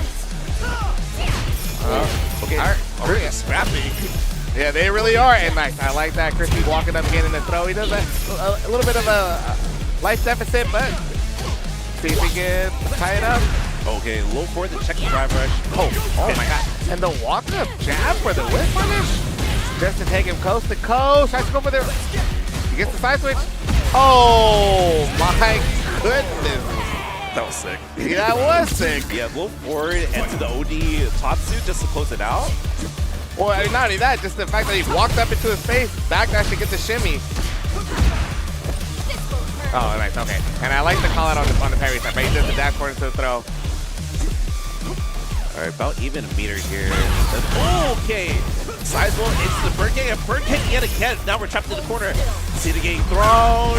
Okay. The beat into the OP option. Yeah, and that's tough, man. The ground pound into the burn kick. Cena has shown that he's gonna DP that every time. All right, sorry to establish more pressure here. Okay, so I was just gonna say, the same situation could have happened where if Cena could have done the heavy punch into burnout to put Crispy in the burnout, but Crispy ended up getting hit by the heavy punch. Oh, cross cut. All right, Crushing flights here, and the run up overhead's gonna close it for Sita. All right, man, Sita was on his ass, to be honest. Oh no, there was no breaking at any point for Sita. Yeah, it's the defense I think that Sita showed is like, Viper wants to do the ground pound into the burn kick to get in, right? But Sita was just so on top of it. And that's what I think, Crispy, you could tell he was like trying to walk backwards a lot, but Sita, any like sort of inch that Crispy was giving him by walking backwards, Sita was like on top of it. He's moving forward, he's dashing forward, he's drive rush jabbing, and and even then the fact that he was able to walk up jab and get like whip punishes that way, clean, man, so clean. And dude, I love watching players when they do the heavy punch into drive rush, heavy punch to put the opponent in burnout for the drive chip, like just that level of awareness, man. It just looks so cool, man. No, it really does. And like what it looked like if I could make a comparison, Sita looked like a boxer. It's like just cutting off the ring for Crispy and like just not giving him any options, not giving him any breathing room. Yeah. Just like stabbing through the pressure that way. I thought that was really sick to watch. And I mean, it was every time Crispy pressed the negative button, Sita was taking his turn right back. And honestly, a lot of times he'd end up getting the counter hit. Right. And one of Ken's biggest strength is his corner carry. So you get the counter hit into the corner carry, and then you're in the corner, and yada yada. You got to guess so much, right? So. All right, up next, I'm not familiar with the one on the right, but we know the one on the left, which is Salazar. Salazar, yes. Coming second place at Kings Cup just last week, which was another super stacked tournament that we had in San Francisco Bay Area. But he came in third place at last year's NorCal Knockout. So you can see from a year ago when him coming in third place, he has stayed consistent. Every tournament I've seen him in, I usually see him placing high. Whether it goes, I haven't seen too much of the Sacramento tournaments, but like every time he comes to Kings Cup, you know what I mean. And like I said, even coming second, and not only did he come second, but it was the same thing where like the reset happened. They went down last round. Like it went down to the last decision, him versus Ninja Blaze, right? So yeah, okay, we get the reveal. His name is Ike. Let's see who he plays, but we know who Salazar is. Oh, okay, Jamie locked in, and we got the Kimberly locked in for Salazar. Usually an Aki main, but I feel like he's been playing Kimberly, putting the commitment in, right? Well, I think he could just do both at a really high level, which is like super impressive. All right, we can start things off here in game number 1. Here, Ike versus Salazar. All right. Hey, can we get the game audio, please? All right, and Salazar starting with the slide. And just like that, he already has Ike in the corner. All right. Driver's conversion, pushing himself out of the corner there. Great on Ike. Back to neutral, but you know what? Salazar pushing Ike right back in there. Nice hand. Good driver, right? Get himself a little bit of space, able to get a drink, and now the low forward will be getting him a second drink. All right, check out the door there. And okay, another drink immediately at the 4. Yeah, what a check by Salazar, waking up with that jab. And because of that, look how much, he's getting off and started a little bit. And we see the parry anti-air. I always like to take note of that, man. Oh, okay. Does he burn out here? Yes, he does. And this should be it. Yeah, he has level 1. If he needs to, yeah. And won't even need to use the can either. Yeah, Salazar running away with this in game number 1. You gotta know, bro. You gotta know who does anti-air parry. You gotta know who does the DPs, right? Or at least the buttons. And I think Ike's doing a good job so far of sneaking in those drinks, right? It seems like he has a setup on his knockdowns for getting the drinks in. Yeah, Salazar doing the smart thing, trying to fight his way out, but gets thrown. Oh, okay. Nice counter hit conversion by Salazar, pushing Ike to the corner. Yeah, and I like the reset into the back throw, just so you take corner control, and he's able to get control like that. And the defensive drive reversals to keep Ike into the corner. And Ike's really doing his best to try to fight out. That's the sweep that he wants. He has level 2 drink now, but level 2 drink is not enough to save you from this level 3 that's coming. Absolutely not. Yeah. So Salazar, kind of quick. It felt like a lot of this match was played on the right-hand side here, right? Right. So yeah, Salazar kind of getting his offense started early, and even if Salazar was the one cornered, he was doing a really good job of getting himself out of the corner, throwing Ike into the corner, and then running the Kimberly offensive. That is so impressive, man. Yeah. All right, starting things off in game number 2. Opening left, Salazar pushing Ike all the way to, just again to the right side of the screen. Yeah, you got to do it because you want to force out a reaction like that for Ike, right? And now Salazar is going to have that in the back of his mind. Yeah, they really love this side of the screen right now. But conversion by Ike. Try rushing in, trying to establish more pressure. And I get using that medium punch by Jamie, which is a +2 normally. So I like, yeah, he's really abusing those plus frames, but he almost got taken coast to coast until he gets the crossover on the jump in. Oh, okay. That's dropped. Oh, unfortunate. That is unfortunate, and that's going to be a punish kind of, which means burnout. Oh, Salazar opting for the reset. Yeah, I kind of thought he could have killed with the hit. Yeah. Oh, ankles again, closing it out with a slice. Okay, Salazar on set point. All right, we'll see how Ike fights back. Okay, yeah, both just a little bit of neutral. Yeah, just taking our time. And Ike's actually the one winning the neutral right now, considering that he has Salazar in the corner. Oh. Block, drive reversal, and Salazar capitalizing. And okay. Oh. Tried a little shim there. Okay, ankles again. Throwing Ike into the corner, and okay. Drive reversal out. I like just throw out the sweep, get your level 3 trick, but the drive rush is not safe after that. So Salazar calls it out with the button. And level 3, it's gonna put him in the burnout. Not quite, but a block button will. There it is. Oh, okay. Great defense on Salazar's end, and this should be it. Yeah, for sure. Yeah. So, yeah, Ike doing his best to fight back, but like he was drive reversing a little bit too late. The level 1, came out a little late. So, when you get that many drive reversals blocked, you're gonna end up eating a lot of damage. So, yeah, I mean, super unfortunate, but you know what? Yeah, Salazar was doing the right thing. I mean, pressuring his opponent, see what the response is going to be. So it's like, it's not really. It's like, whose fault is it really? Not his, honestly. Yeah, I mean, to be honest, like especially at the beginning of one of those rounds, I had pointed out that like Ike walked him into the corner, and I think he only had landed 1 hit during that whole thing and had Salazar in the corner. But Kimberly being Kimberly, Salazar picking the right times to up forward out of the corner or to get a hit or to button drive rush to gain a little bit of space towards the middle, right? So Salazar just, even though he got put into the corner, he played good defense to get himself out, But I like, to me, I like when somebody's able to walk somebody into the corner by not doing too much, right? And Ike was able to show that. So I think good signs shown there, right? But yeah, but Salazar, the Kimberly is super oppressive. You can see the flow chart for the Kimberly, which is like clean, I guess. You know what I mean? No, I definitely get it. Yeah, I mean, for a character like Kimberly, she has so many avenues on Oki. It's like having a combo overhead that doesn't need to go into like counter hit is actually super oppressive. It's really good. And then having a button like stand forward. We can talk about this character and like how good she is, but honestly, it's like. It's also up to the player as well, right? Of course. And it's funny because Jamie actually has it's not as good as Kimberly's, but like his like standing medium kick is like good. You know what I mean? Right. So, but forget all that. Okay, we have 2 players next on stage. We have Jetman versus Sita. And actually, we're gonna see Kimberly actually come up again versus the Ken that we've already seen in Sita. Very much so. I mean, Jetman.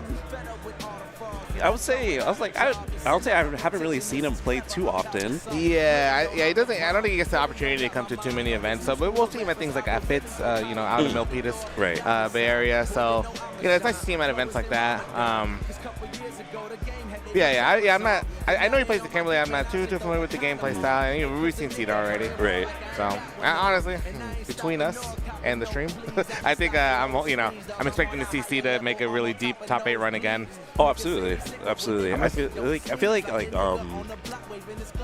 with the level of competition here, yeah, I mean, he's gonna have some challenges, but yeah, no, I definitely see that as well. All right, both players are getting set up, but we do want to give a sponsored thanks to the Wind River Resort Casino, to Matrix Carding Games, to Cartridge Cartel. Man, I missed that place. I hella missed that place. Yeah. To the Agent Triple F shop. He stood up in the corner. He's working hard this event, man. He's not even going to get to play, man. Shout out to Edison, Agent Triple F. To Cowfish Crochet. I actually think it's the booth right next. Yeah, it's the booth right next to them. And of course, Madhouse, Redding, you know, all these guys, dude, they've been working hard, man. You know, you and me both showed up last night, man, and I got here at like 11, and they're still working hard. They're setting up everything, man, to get this event running. And honestly, the vibes in here have been immaculate. Everybody I talked to is talking about how much fun they're having, how great this whole event and the venue has been so far. But let's get into it. Winners round 3 now. We have Jetman versus Sita, the Ken versus the Kimberly. Let's get it. Come on. You call, I answer. All right, let's open things up in game number 1. All right, playing a little bit of Nooch here, taking their time, just feeling each other out, and until that happens, Sita getting the first knockdown. Yeah, and a little bit of drop combo, but no big deal, right? It's so early. And see, the one thing about Sita, man, is that when he gets a punish kind of like that, he's so good about not spending meter, like drive rush, and like just do meterless punishes. Yeah, very aware, very meter conscious. Yeah. And, okay, but Sita in the corner now. And Jetman, you know what? Try to keep him there. Oh, block slide. Sita getting out of the corner. That was about to rid his offense. Oh, and Jetman, yeah. The delay back throw worked out for him. Oh, nice whip punch by Jetman. He's grabbing all this damage. And keeping Sita in the corner. Okay, Sita responding. Damn, yeah, Jetman had just came down with a button, and I don't think that would have went out like that. Oh, and another drop combo? Actually, this is Jetman's time. He can kill him here. Oh, no, he's gonna have to spend level 1. Actually, Kimberly does hella damage. No, okay, level 1 has to come out. Okay, so yeah, so we've seen a couple of drops from Sita, and then the DP, which I couldn't tell if it was drop combo, if he wanted fireball, or just simply a misinput, I don't know, but it costs him around, and Jetman's up around. Yeah, oh, but he's picking up the pace here already. Jetman, a quarter of his life gone. But as soon as they said that, he's pushing his way out. And Jetman opting to use the can there. They both jump. Oh, what a cross. Damn. That was deep, too. Yes, it was. Throwing the overhead there. Right, yeah, try to get a little tricky. Try to take a little bit more of his turn with that overhead. All right, throw from Jetman. Okay, counter hit, but no conversion. But we pick some of the conversion here. Closing it with a DP and tying it 1 apiece in game number 1. And one thing I've noticed about Sita, the rhythm that he presses buttons, sometimes there'll be like a little pause between the two of them, right? And Sita always just happens to make the decision first, and he's like getting a lot of counters that way, or like in that last interaction, he drove rush. Ooh, okay. Sliding in, checking angles, and getting the back up for the positioning. Say if the can. Oh, okay. Oh, the drive reversal actually messed up the can setup, because I think Sita would have got hit by the can otherwise. Surprised on level 3 there. And, oh yeah, Jetman actually had to take that hit. Unfortunately, since he took that, he's going to take the level 3, which is going to ensure the burnout. Yeah, you're almost better off blocking. Yeah, now Ken's going to run his offense.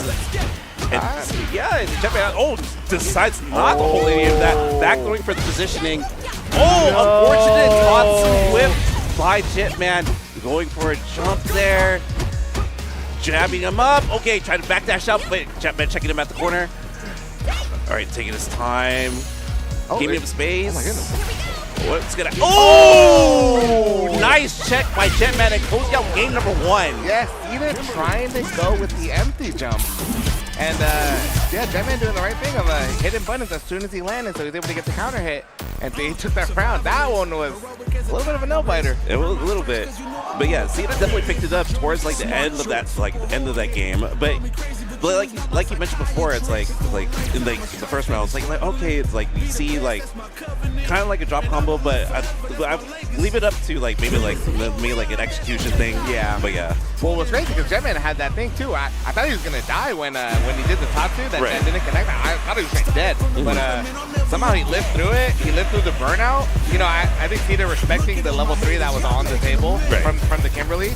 So yeah, I mean, dude, Jetman's up a game, and Sita going back to the character selection, right? You take a little bit of time, drop combos, losing a game like that. You gotta give yourself a little bit of time, a little bit of breathing room. Oh, okay. Whip punch with a little forward there, and he's grabbing all this damage and pushing all the way to the corner. All right. Taking his time, Jetman trying to push out. Oh, using the elbow trying to beat out a DP, but you see them not biting. Yeah, and the crouching heavy punch is usually a really good anti-air, but if you're going to get across the obviously it won't come across them, so. Oh, dude, Sita getting everybody with that, man. All right. But Jetman didn't bite the second time, I'll give him that. but because you didn't bite, now he's gonna get thrown. Oh, react. Oh, never. Yeah, you not always, enough life. every single time you're gonna die from the DI, that's when you always hit the DI, bro. You know what I mean? Yeah, it's that fight or flight reaction. It's like I'm not gonna live. I have never been so consistent with counter DIs unless the DI is gonna kill me. You know what I mean? Right. No, I definitely agree. All right, counter conversion by Zeta. And the Jetman, again, trying to fight his way out. But Zeta's not going to let him out. Yeah, and I love the jab timing there. Got the counter hit. Man, this is a little bit of a different game here. And look at that. He's just trying to do damage to the drive base. And Jetman took the hit there. Ooh, okay. This will definitely bring him out into the level 3. Zeta, all gas, bro. Not a single point did he pump the brakes. But Jetman is not dead, but he's in a bad position now. Yeah, no pumping the brakes, bro. As soon as the level 3 was over, Dragon Lash should get back in. Unfortunately, yeah, the Jetman got caught by that, taking their time. Oh, immediately to game number 3. Oh, that is tricky. That is so tricky. All right, so if can there, Zeta smartly drive rushing out, so he avoided the cannon. All right, use the drive rush to get around. And the cans came out, but like, yeah, Jetman wasn't able to get too much of a follow-up. Oh, a good reaction on the whiff throw. Here's Jetman's time to get his offense started. Oh, OGDP for a reversal. And using it to generate the pressure here. Stand fierce. Okay, grabbing the light kick as well to get the conversion. Oh! What a good counter hit there. And he tried to go for the reset, got a little bit greedy instead of the guaranteed damage. I get it. You want to end the round, and I don't think he hasn't really shown that yet, but Zeta on top of the defense. All right, using the Sand Fears. All right, Zeta now in the corner here. But, okay, great punish counter confirmed by Zeta. Using the offensive drive reversal. Keep Zeta in the corner. Jetman. Oh. Yeah, and Zeta must have done like a delayed backdash or a delayed jump or something, but that DP's not going to work out. Jetman has plenty of resources to kill, but we're going to see, is he going to save the level 3? Oh, I think he actually kind of dropped it, but it worked out for him. Yeah, I think you see him shaking his head. Yeah, you see him shaking his head just a little bit. But it all worked out because now he still has the level 3. So. All right, Pearson to run. Zeta using jab, trying to play offense. Jetman catching Zeta, putting him onto the corner, and picking it up from last game, using the level 3. Yeah, and good thing he still had it, but you had to spend it here because you need to do damage to the drive gate more importantly. Oh, and Jetman tried to bait out some sort of reversal. All right, drive rush jab. Okay, the run, but running the offense. Here we go. Okay, in the corner. Zeta in trouble. Oh, he needs a burnout. Oh, and that's gonna be it. That's it. And Jetman over Zeta. Popping off, and he beat Zeta that. Look, I respect Jetman as a player, but I would go ahead and maybe call that one an upset. That one was an upset for sure. Yeah. Wow, Jetman. Damn, he clutched that one out, bro. And the fans in the back, they're cheering for him, bro. I want to go up there and dap him up too. We're glued to these shirts, Coco. But man. But during the set, unfortunate drops from Zeta, but at a certain point, definitely started to pick up the pace, and then so did Jetman in response. Well, yeah, I mean, a lot of the drops were just so unfortunate. Yeah. But even in that last game, without the drops, Jetman did a good job of baiting out some of Zeta's OGDPs, which caused him to do a lot of damage. And him having that level 3 at the last round to put Zeta so close to burnout and you have to force big reactions out of Zeta. Right. You know what I mean? Which helped him, secure the round or secure the set really. Absolutely, and then I mean, I'm glad that they stay consistent and the set stay competitive rather than like both players be like you're like, oh, I dropped this and then everything's gonna fall apart. Their mental stayed extremely solid throughout the whole set, and that was super fun to watch. I mean, if you're going to play at a very high level, you can't let things like that deter you, man. We're all human, man. We're all gonna make mistakes. I mean, that's kind of the beauty of the competition, right? There's always human error involved, but it really is about who stays mentally there, really, you know what I mean? Right. We're all capable of beating the person next to us, but we're also all capable of beating ourselves, to be honest, Absolutely. Yeah, so. No, I definitely agree. Up next, we have Croissant versus Lewis Campbell. 2 guild house goers. And Croissant, my Luke brethren. And Lewis Campbell, man, so he wasn't going to guild houses a lot. He would only show up to things here and there, but he started showing up to guild houses, and he's making top 8s consistently. The only thing is Croissant's winning guild houses. Yes. A little bit of a difference there, right? But we're going to see the Luke versus the Marissa. Marissa not known to be a really good character. So we're going to see how this goes. I do think Luke fights this plenty well. So Croissant, Lewis Campbell winning round 3. Let's get it. Starting things off, and Lewis Campbell already burnt out. And look at the response. He saw the stance. He knew overhead was coming. The DI immediately coming out. Yeah, pressure in the corner. Croissant try to go for the throw, but it techs out. Throw again. Does tech that one. Oh, finds the counter hit, but the DI will connect here. Croissant gonna run away with this, burning out for this. And here we go. Level 1. Yes, connecting and closing it out with a perfect KO. Yeah, and recognizing that Lewis Campbell only had the level 1, Marissa, doesn't have any real reversal against that DI and burnout. So Croissant just, getting straight to business. Okay. Scoop stance to parry. And try to go for the low. Typically, it'll beat up the stance, but Croissant finding the right time to ODDP. I was surprised he didn't whip punish that one. Oh, and Lewis Campbell putting himself in the burnout, trying to play defense with the scrotum stance. Jesus. Okay. We're trying to work his way out. Lewis Campbell, but he's currently getting clipped. And going immediately to level 3. Croissant. I don't think it's going to be enough to kill here. Is it? Yeah, it is. Yeah, even with Marissa's big health. The route he went, sometimes people say Luke doesn't do a lot of damage. Right. Sometimes people like to argue against it. But that is definitely enough damage. And Croissant kind of in full control of this first game. All right, hop into game number 2 here. All right. Yeah, it was able to get the jump in, make him block, and now we see the throws coming out. I would have done it again, and it would have hit. All right, sandblasting, trying to keep that space. Oh. Hey, look at all these throws. All of Croissant's damage has come from throws until the outlaw kick comes out. And now Lewis Campbell's going to have to fight for his life in this corner. Oh, trying to wake up with OD Gladius, fighting his way out. Now look at the defense on Croissant, man. Like he's parrying things, he's blocking things, but he's not giving up too much trouble. Yeah, he wasn't giving us too much space. At least not if doing a couple blocks. Yeah, I also like the highlight. It's like Croissant's making Lewis Campbell come to him. It's like he's playing his game at the moment. Level 1 response, and he closes it out for this round, and now Croissant on set point. Man, Croissant really makes you he makes you make choices, man. He's gonna force you into decision making that kind of always in Croissant's favor, man. Ooh, ODDP for the reversal. And back throw. Okay, Lewis Campbell trying to go for the positioning. Yeah, but he woke up throw. Oh, what a huge suppressor. But oh goodness, yeah. And the meaty knee hit, this is gonna be more than enough to kill at the level 3. Oh no, he dropped it. Right. Croissant a little bit trouble here. Burnout. Oh, never mind. We saw the first neutral jump because I think he was expecting Superman punch.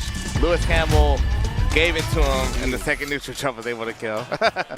Lewis Campbell, a showman always at heart, and very well dressed. Very well dressed. But Croissant got to work, man. Dude, he was just kind of all gas. And the same thing, right? Marissa's defense sucks, man. There's no other way to put it. Yeah. She has to spend so much resources to play defense. She has, we saw Lewis Campbell even go in and burn out from trying to go into the OD stance. But man, if you're gonna spend that much resources, you're gonna go into burnout just to play a little bit, just to defend one mix-up. Right. You're gonna be screwed. You know. No, I definitely agree. But yeah, I think the one part of Croissant's game, one part of Croissant's game I really do like. I'm a really big fan of fireball pressure, and staying outside of that low forward range, just throw the fireball and see what the response is going to be. I think it's a poke that you can't whip punish. Yeah, it's super sick. I mean, we only saw the fireballs come out a little bit, but for the most part, Croissant's gonna stay out of range to either get a whip punish or he's gonna just drive rush in to force, the plus frames, and now you gotta guess, right? And we saw he did a pretty good job of mixing up the throws into the strike, the strike throw, which I think is one of Luke's bigger strengths. Yeah, his strike throw game is really, really strong. So very good. Cool. All right, and then returning to the stream, we have Jetman yet again. versus Lizer. Okay. Oh, nice. And Lizer returns to the stream as well. Cool. So I mean, that means after Lizer got off of stage, he went to his pools, he kicked some ass, and now he's back on stage. Yeah. So so this is still winners. Very much so. So I mean, this is gonna be. So we saw Lizer be aggressive, and you know, we kept pointing out that he's being aggressive against Alex specifically because you know, Alex doesn't have good defense. But we're gonna see if Lizer kind of keeps that same momentum. If he's gonna be just as aggressive against Kimberly, who actually also doesn't have good defense. Absolutely. So I feel like I'm saying that about a lot of characters in this game so far. I said that about Marissa, Alex. We saw Minone earlier. Like, it's like this game doesn't have defensive options. Well, that's not true. The only thing is I wouldn't say that about DJ. No, not DJ. Yeah. Yeah, because he does have that OD up kick to get exactly. DJ. It also has the level 2? But he does. Yeah, I was gonna say he doesn't have level 1 reversal though. No, he does not. Yeah, so when he's in burnout, it can get pretty bad for him. Yeah, it could get a little spicy.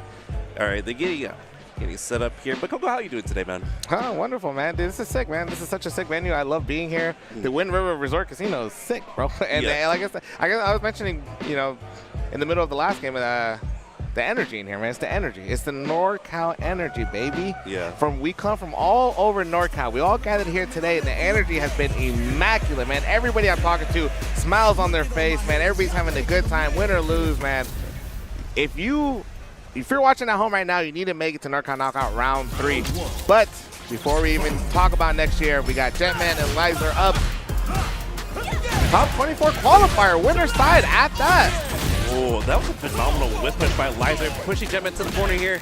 And Jetman positioning back throw. All right, check the drive, which was Stan Pearson to run. All right, keep you over there. Oh, a slide into the up kicks, man. That's pretty nice for DJ. Okay, pressuring. And like we mentioned before, yeah, Lizer just running his offense until Jetman finds an opening. Yeah, maybe mistiming some of these throws. Okay. Fierce to run yet again. Holds for the legs. Blocked by Lizer. Yeah, and I was gonna say Lizer not biting on anything, right? Not giving Jetman anything. Okay, man in the skies. Lizer pressuring getting rewarded with the burnout here. Yeah, look at the way Lizer's like structuring the offense. Right, a little bit of gaps here and there just in case the level 1 comes out. But Lizer, yeah, playing that one pretty good. Trevor again. Okay, Jetman fighting an open here. And, like we mentioned before, there's the OD up kicks for the reversal. Yeah, and now there's a chance to get started, but an unsafe sweep or slide is going to give Jetman some time to pop his level 3. Yeah. All right, we can see all these spray cans here. Yeah, this is because of Kimberly's strength, she will be getting another one and then another unsafe slide. Lizer kind of just throwing them out this round. Yeah. And Jetman's going to take full advantage. Yeah, and things could go well enough for him if it goes down to low health. Jetman will have another level 3, but I mean, in the meantime, he has his buff. Oh, what a check with that light kick. But wasn't able to get the full conversion, which means Lizer got that crashing heavy punch. All right, yeah, Lizer just running. And DI opens up Lizer into the level 1. Yeah, and this, level 1, yeah. So it's going to do good damage to the drive gauge, but Lizer's not going to take any of it because level 3 will be coming out. I don't think this is enough to kill. Okay, by a hair. Jetman living, and he hit the jab. I was going to say he mashed the jab, which is kind of true. And the slide actually working out for Lizer there. So Lizer will be taking game 1. Dude, Lizer's living or dying by these damn slides, man. Yeah, it's like either, it's usually a theme in like all these matches. Either like the opponent is like all breaks and patient, or the opponent is like all gas. Brother, we are here to kill each other, bro. And another slide that got him out of the corner. With punish, yeah. Jetman tried to show his own slide, but he got punished for it. Yeah, but Lizer in a better positioning, having all this bar here, and Jetman in burnout. Yeah, Jetman being in burnout kind of afforded Lizer to just wake up DI, and look how much mileage is getting him. And and that wasn't even a wall slide, which means he could do it again and get the wall flat to ensure this round. Ooh, now Lizer on set point? Okay, Lizer. Round start driver, so Jetman was actually ready for it. So he's going to check him there. Yeah, that crouching heavy punch is so good as an anti-air for Kimberly. Okay, using the OD up kick to get out of danger there. And Jetman called it out, man. He's like, you're not going to press the button here. Oh! But he pressed the button there. Wait, Jetman responding, closing out the round. They're staying alive. Yeah, Lizer not finishing his play with that combo, so Jetman's taking advantage. All right, open things up with a fireball here. Try rushing in. Okay, OD fireball. Oh, and the run worked out for Lizer moving at him. Yep. Okay, throw. Okay, try to go for the shimmy there. And the fierce run is really working dividends for Jetman. Yeah. Okay, string him up here. Oh! Tatsu! Hit him with the Quicksilver. Yeah, into the level 3, and this should close out this game. Now we're tied up 1 apiece. Man, dude, you know that feels. You and me play Quicksilver enough, bro. That feels so bad when you want to like. You think he's gonna land, you can do like a delay tech, and you get blown up from that air Tatsu, man. Yeah. It's so sneaky. Yeah, I don't know. Yeah, it feels terrible. That feels awful, man. Yeah. I don't know. But Lizer, he's pushing. He's back in it. Back in it. Push Jetman into the corner. Dude, driver slide. Lizer loves DJ slide. Okay. Jetman setting up the can. And what a jab so he can walk forward and get out of the range of the spray can. Oh, anti-air. Oh my, I would have got hit by that one. Oh, okay. There it is again. And it's giving Lizer the momentum he needs, though. These slides are working out. All right. Reversal level 1. All right, spinning the can here. Oh, what okay. a call out. Talk about defense, right? Defense. Yeah. All right, now Lizer on set point here. Slide. Oh.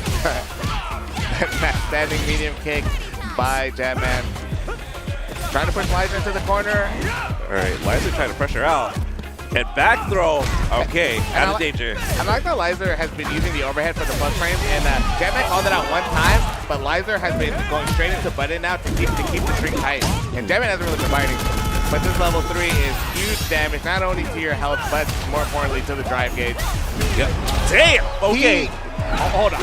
He did the sway right out of range so that the button missed and he was able to get the DI. That was sick. Yo, Lizer, yeah, that was sick. All right, little pop off from Lizer. Yeah, yeah, he deserved it. Yeah. Definitely. Okay, he's popping off. He's pointing to the crowd.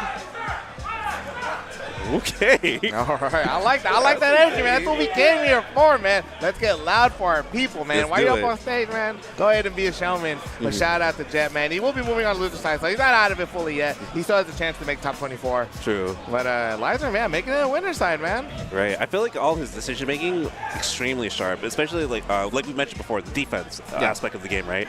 Like knowing when Jetman is like, okay, he's gonna go all gas. Like, okay, I'm gonna welcome you with this OD reversal.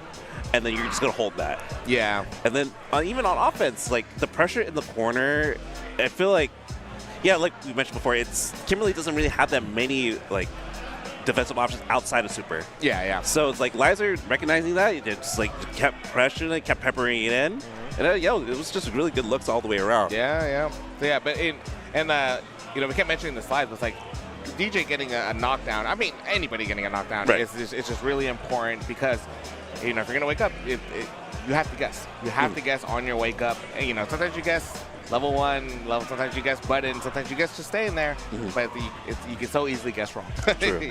So, all right. So that was a banger. I like that one. I like that one a lot.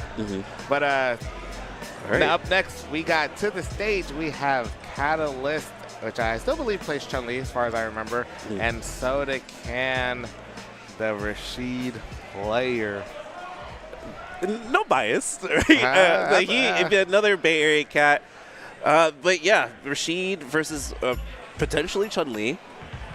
Yeah, I mean, Chun-Li probably going to struggle to get in. I mean, she does have that wall bounce to get around certain projectiles, but that level 2 from Rashid kind of still relevant, right? I actually wonder if Chun-Li can wall jump over it. I'm wondering that too. So I guess we'll find out together. But even then, I'm sure, Soda Can, dude, I feel like he has answers for every situation. He has answers, and he already has layer 2, layer 3 level layer 4 ready for all these situations. So even if Catalyst is to show wall bounce, he's going to be ready. So, I mean, we'll see how it goes. But Sodacan, I mean, somebody who's also really good at downloading his opponent. He's somebody that, we always call him like aggressive, but like all that aggression just becomes, he knows what to want to do, so he knows when to press, on the gas. But here we go, top 24 qualifier, winner's side, Sodacan versus Catalyst. All right, already in the corner, and Sodacan running his offense overhead, and okay, Catalyst really out in the corner now. Sodacan loves this DoorDash fit, man. He loves this outfit, bro. He loves it. All right, Catalyst burning out here to keep Sodacan in the corner here, and breaking the DI, and getting rewarded with this level 1. Yeah, and Catalyst actually putting it all on the table, right? Winning something to burn out. I like to capture into level 1. It's really good. And dude, Sodacan over here playing KOF game. You see the way he was running around, bro? Yeah, but Catalyst, finding the hit and then closing out the round. Moving on to round number 2 here. Okay. Getting stuffed at the door here. Catalyst extremely ready. Air to air from Sodacan. Doing the neutral jump. Okay, air to air. Oh, and Catalyst pressing all the right buttons here, but he is a little low on drive gauge, so Sodacan's able to get a button in. And he's not even going to get the chance, though. Yeah, Catalyst doing a really good job pressuring Sodacan. Oh my goodness, jab is the right time to stop all of that offense. Not going to be enough to kill. Not quite, but this throw will.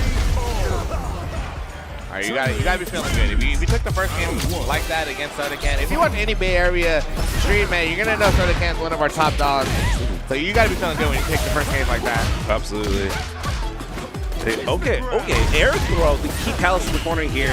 Sodacan kind of cooking with the gas now. Light pressure. All right, a little bit playing outside of the range is pretty nice for Sodacan at the moment. It's already a different pace, right? Than what we saw last game, and damn, Catalyst was able to get the hit. He's like, it's kind of weird because Catalyst doesn't always fully finish the combo, but he's like getting these straight hits, which is like leading up to doing a lot of damage. Right. Oh, Sodacan going to burn out, but it doesn't matter because he's going to get the throw and grab around. And I love the confidence there by Sodacan. Even though he wasn't the burnout, he knew he had the Oki advantage, and was able to stick around even in burnout. Okay, Catalyst needs to be careful. Sub 2 bars here. Yeah, like we mentioned before, he's definitely using these straight hits, right? Yeah. Well, the thing is, he's getting like jab into medium punch, which technically like there's a gap there. So, but he's getting a lot of counters. So Sodacan's trying to press the button. Oh, whip right in front of him, but Catalyst going into burnout, and he keeps trying to DI as soon as Catalyst goes to burnout. But the cancel into the lightning leg is doing really well for Catalyst. Absolutely. Yeah, Catalyst on the better end of the burnout here, about to grab his leader back. And pressuring Sodacan, and level 1 reversal getting out of the corner. And level 2 is on the table, but I don't know if he wants to spend it. I mean, he's only one hit away. Yeah, closest with a jab. And Catalyst on set point now. Oh, big bonk on the head. And now Sodacan's level 2. There it is. How's Catalyst going to get out of this one? He's just going to parry it all. Kind of, and then take a jab combo. I think that's okay, all things considered. Yeah, very much so. It's okay trying to shimmy there, but gets checked at the ankles. And Catalyst using a back throw for the positioning and throw one more time. And the back throw is smart. And he's trying to, oh, they trade again. And Catalyst is able to get a hit. Level 2 is here for Catalyst now. Yeah, okay, pressuring with the lightning leg. Oh my goodness. Ooh, throw. Burns out for this though. Oh, and Sodacan also burns out for this. Oh, this is going to be some chip damage there, but he's taking his turn back. And, okay, level 2. Yeah, he kind of looked up into the sky and he popped to level 2. He's going to get in though, and that's going to land a hit. This is enough to kill. Yes, it is. Oh, staying alive here. Sodacan is tying it up. And the Bay Area kind of erupted for Sodacan. Are we loud? We loud. Yeah, we are loud. Oh, man. And we're proud of it. Yeah. All right. Hopping into game number 3. Oh, that's going to get punished. Well, but not the biggest punish. Oh, ankles being blessed right now. Going to burnout already. Catalyst. 9 in-game seconds. And Sodacan's going to do some tricky stuff like that. He's going to do as much chip damage as he can before the DI inevitably is going to come out. Yeah, Sodaken, yep. All set play by Sodaken. He knows exactly what he's doing. He's been here a million times before. So Sodaken is now the one on set point. Round 2. Fight. Oh, it's funny. That's actually the same way the last game started for the second round. Yeah, Catalyst ramping it up now. Pushing Sodaken to the corner. I feel like I've never seen Catalyst as a drive gaze like outside of the yellow. Yeah, immediately wants to spend it. Dude, and Catalyst doing such a good job of jabbing through Sodaken's pressure, but once again, he isn't burned out because of it. Oh, and he wanted the heavy mixer, but wasn't able to fully get it. And now Sodaken pressuring. Fierce again. Oh, into the fabled level 3. And Sodaken's gonna take it over Catalyst. Damn, that was a clutch shimmy at the end there. There was. Yeah, man. Dude, it felt like Catalyst was the one landing more of the hits, but since he didn't like fully convert on all of them, you kind of leave Sodaken alive, which is you do not want to do that. Like you just do not want to leave Sodaken alive because exactly what happened, right? But yeah, Sodaken actually really clutched that one out. It was looking grim for him, bro. It was. I actually didn't think he was gonna make it out. As soon as like Catalyst went on set point, it's like oh, okay, like yeah, it's kind of looking kind of rough for Sodaken. But yeah, big ups to Catalyst though. I mean, like we mentioned before, like he was definitely finding the straight hits. I mean, the slow trickle will eventually fill the bucket, but at the same time, it's like you need to turn the hose on. Yeah, that's bars, bro. That was bars. I'm sorry, what was that? Okay. All right, I guess we got the handy cam out going. I'm assuming, yep, we got the people. All right, everybody, make some noise. I don't even think they can hear us, to be honest. I don't think so either. Well, stream, you make some noise. Make some noise in chat. These are all your homies. If you see your homie on the screen, go crazy for them in chat if you're watching from home. And look at all these beautiful faces, Coco. Yeah, man, dude, this is NorCal Bay Area, brother. We got a sick scene, man. We're trying to get back on the map to where we were, bro. This is like, I'm telling you, you come to NorCal, you're gonna have a good time. Yes, we got talent out here. Yeah, we have some stuff, man. We have some stuff to show you. Anybody can lose here. Oh, let's go, That's baby. us, baby. That's what the back of my head looked like. That's crazy. Hell yeah. Oh man. Man, like I mentioned, like I was mentioning before, it's like it's so nice being in a venue. It's like having like a grassroots feel to it. It's like so fun. I mean, it's that, and it's like, you know, we're all here to play video games. Yes, in game we all want to kill each other. Yes. But at least for me, as a human being, I like when I can show up and just chat with people, talk with people, you know, get to know people, man. Get to know people who are all in the same hobby as you, man. Right. A bunch of people, everybody in this room loves fighting games. Just as much as the next person, you know what I mean? It's such a great to find a community of people that are just as passionate about you as the things you love, you know what I mean? So to me, that's what FGC is about, bro. Yeah, the community aspect of it. Yes, and NorCal, I think, embodies that. Oh, shit. I'm gonna go ahead and say the best, man. and if you don't believe me, you can come up to NorCal and tell me otherwise, man. There's no way not everybody here is having fun. But we got our next match coming up. We got Aki Guy. I wonder who he plays. Probably Rashid. And we got Rotary Lover. I wonder what kind of car he drives. Rotary Lover 89. Yeah. Yeah, bro. Familiar with Aki Guy, another Bay Area native, and okay. Yeah, so we got Bay Area versus Sacramento right now, actually. Yes, very much so. It's gonna be Aki versus Zangief. Yeah. So I haven't seen Rotary Lover play all too much. But Aki Guy, you know, somebody that you and me have the privilege of watching, learn, and play. So, yeah, it's going to be good. We got Aki Guy versus Rotary Lover, losers round 3. Okay, open things up here. Aki Guy snagging a hit. Okay, yeah. It's like hits are being landed, but they're not. Like, yeah. But Aki Guy finding a conversion, pushing Rotary Lover to the corner now, and Rotary Lover jumping out. Oh, and Aki Guy really challenging that charge of heavy punch. But yeah, he gets the jump out, here's the forward throw, and gets the counter hit. You know, Aki Guy's confirming off of that one. He has level 1, so we're going to see how much meter he spends to take the round. Or he's going to go for the safe jump setup, and it works out for him. Yeah, Aki Guy going up around. All right, round number 2 starting.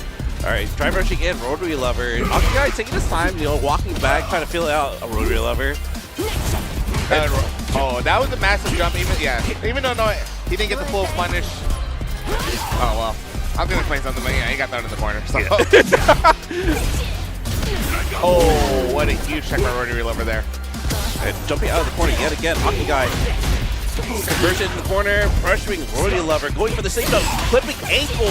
And if Aki Guy can get a land a clean hit that's not a jab, if he can get a good combo starter from like medium or a heavy, I think he can kill. But that's another light. Or is he going to go for it?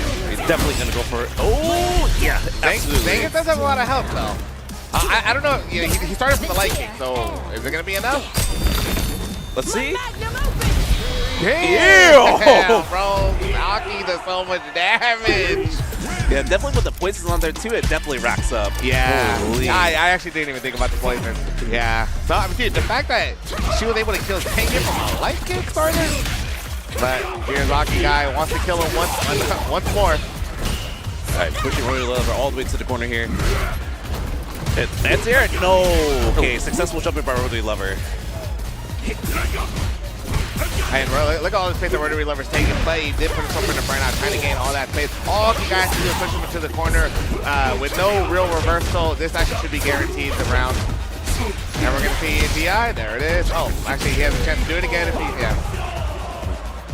Now, Aki Guy on set point. Oh, what a whip punish.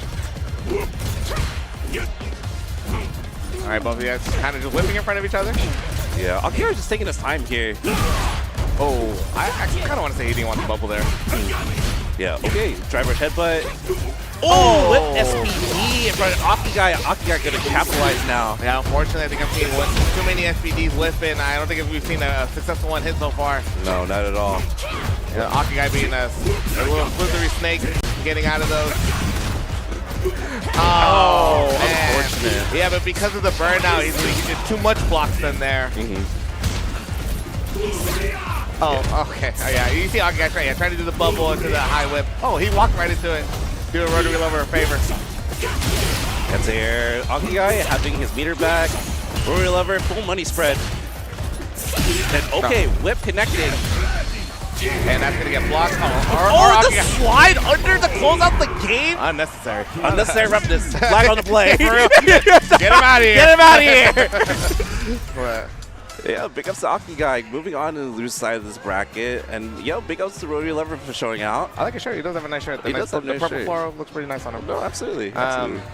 But yeah. Unfortunately, yeah, the SPDs never got going, man. No. Yeah, Aki Guy always staying right out of range. Yeah, I feel like if Rotary Lover was able to get some of those SPDs going, maybe we might have bigger, success. Right. But Aki Guy, stayed on top of it, and was able to, play this game pretty well. Yeah, I mean, like you mentioned before, it's like staying out of the SPD range. Like there was like an instance where like Aki Guy, he snipped out the SPD backdash and then immediately got the punish right after. That was super sick to watch. Yeah, and a little swag at the end. Aki Guy loves that kind of stuff. A little swag at the end there. He wants to style on you. Yeah. He got sweeps right under, and then places the puddle. They didn't even need the puddle, bro. Just hit the heavy punch, dog. just kill him already, man. They just block, dude. Like, come on, man. But what's the point of doing all this if you're not going to be feeling yourself at the end of it, right? Absolutely. Some players really thrive off of stuff like that. So yeah, you have to play with confidence. Of course, you have to play with confidence. Yeah, and whatever, and however that is, however you bring yourself confidence, I say go for it, man. To me, people are like, oh, throw loops this, throw loops that, whatever, dude. Whatever it takes you to win and feel good about yourself. Yeah, if you're gonna eat a million throw loops and you're gonna lose, so it's like, look, I'll be the villain, bro. I'll be feeling hella good when I throw loops somebody and I see them get hella pissed off next to me. I'm always like, ah. Oh, you didn't check? So no, that's definitely it. That's definitely it. I mean, definitely like Aki Guy playing with a lot of swagger right there. Like especially sliding under the level 2. I didn't know you can do that.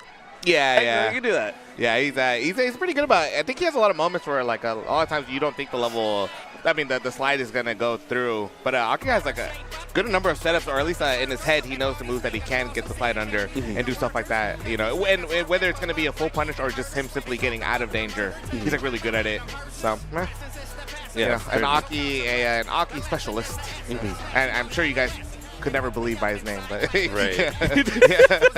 Really loves the character. He really loves the character. Yes, very much so. Yeah. I don't know. We don't have any players coming up next. I'm assuming we're getting done with these set of pools so far. Or actually, no. Okay, we got the next 2 players coming up, so it's actually going to be Badman versus Sabimon. So we're going to have another Bay Area versus Sacramento. Okay, Yeah. very cool. Actually, Bay Area. Batman's actually from Gilroy. We call that the Bay? Well, we claiming him or not? Yeah, I was thinking so. He's just right outside. He's just right outside. Yeah, at the family function, we'll claim him. But now that we're all in a room full of nothing but NorCalians, Right. you know, It's like, you're not one of us. but he is one of the homies. Though, more importantly, he is. Absolutely. I actually don't know who Sabimon plays. I don't know either. I don't know either. But we are familiar with Batman, who plays Zangief. Yeah. Yes, very or, much. Or Alex. Or Alex, yes, very much so. He's wearing the Steady Session shirt. Shout out to the Steady Session guys. Shout out to Fitz. Shout out to Fitz. You been to one of those? I don't think I have. Have you? I have. Yeah. Okay. Okay. Usually I get to commentate. My good friend Umahara at these things. Oh, that's okay. But anyway. Oh man. All right, they're just getting set up here. But yeah, again, I mean, can't say enough. Shout out to Wind River Resort Casino for providing this venue for us. Yeah, man. Yeah, man. Yeah, sick. Yeah, I mean, if you can, watching the stream at home, if you're watching this and feeling envious, yeah, slide through next year. Come on. Shout out to Star in the back there. But yeah, the beautiful thing, and the camera couldn't really show you when they were walking around, but as soon as this tournament is done, there's a whole casino waiting for us. Yeah. Oh, it's time to party. Yeah, it will be time to party. It'll be time indeed. to party. Yeah. All right, getting things set up here. Both players gonna get set up. Yeah, I mean, I always like looking at player cam. It's like the amount of focus is like. I always want to try to make them laugh. Yeah, no, you have to, man. This is the time, especially with that character selection, this is when you really go into that place where you gotta get your killer mode going. You know what I mean? Oh yeah, someone plays JP. Actually, I played him. I think maybe 2 King Tilts ago. Yeah, he actually almost beat me. Oh, shit. Yeah. Okay. So he's working on that JP. So we're gonna have JP versus Zangief. A little bit of a nightmare for Zangief, but we're gonna see how Batman, goes through the JP. The first JP we've seen on stream, too. Yeah, Sabimon already setting up the obstacle course. Yeah, but look at that. He set up the course. Look how much space he was willing to take up, man. I like that. Yeah, he is in danger of going into burnout. I mean, he actually has that jumping medium punch by freaking JP. It goes so far. So damn far. Yeah. And even though Sabimon is the one in burnout, like, you're playing JP, doesn't matter to you unless the wall splat. Oh yeah, he tried to gain some space. Batman did a really good job of checking him from moving forward. Yeah, now we're back full speed, but Batman's kind of cool here. I mean, he does have the life advantage, but the meter is getting shipped out. Yeah, exactly. But and because he has to block so much, I mean, Sabimon is really doing a really good job of taking the space. Oh, charge fierce for the counter hit. Regular toe, dude. JP's already hella tall, bro. Imagine picking him up like that and just slamming him on the ground. It must suck being that tall and getting slammed to the ground like that. Only thing you could. Yes. All right, SPD landing here. Drive rush, sweep. All right, driving sideways up to the corner here. All right, can't walk back any further. Trapped in the corner. SPD pulls it out. Perfect KO. And just knew, bro. He bet it all. Put himself into burnout for that OD SPD. He just knew, bro. Massive call out. Massive. All right, back to Terror Select. You know what? I love this look. You like take a little bit of a breather. Like checking your buttons, like seeing everything's correct. Hey, is he gonna go? I see Viper on. No, yeah. I don't know if he plays Viper. I mean, he wasn't really playing too bad with JP, so it's like. No, he wasn't. Yeah. I think just like I need to slow down Batman's momentum just a tad bit before I hop back into things. Yeah, I think it's a little. Well, I don't know. I don't play JP, so maybe I can't say. But like, sometimes it feels like he's spending too many resources when he's taking up the space. I think he's doing a great job of taking space, but sometimes it's a little too many resources. But also, one of the things huge strength is making you block stuff and killing that drive gauge. Absolutely. All right. 2 portals. All right, jumping over, trying to pressure with some blinds. I cannot explain how much I love that from Sabimon. Close to the corner, he finds his way out, and still has to make Batman block all of this. Oh, jump back medium punch. They're like tagging Batman. Ooh, okay. Conversion, keeping Batman in the corner here. Now he's gonna run the obstacle course. setting up the portals here. He's not running, bro. He's just sitting there taking it all. But I guess, yeah, actually Batman has to do something. But Sabimon willingly puts himself in the burnout. I think if you're Simon, you're fine with this. I mean, life lead, but until that happens, the Batman clearing the space. Oh, yeah, actually, yeah, someone's actually playing really good defense and just keeping Batman out. But Batman's in. He's in. Oh, okay. You know, a little teeter, and then gets the SPD. About even in life here, even in meter, and drive reversal out.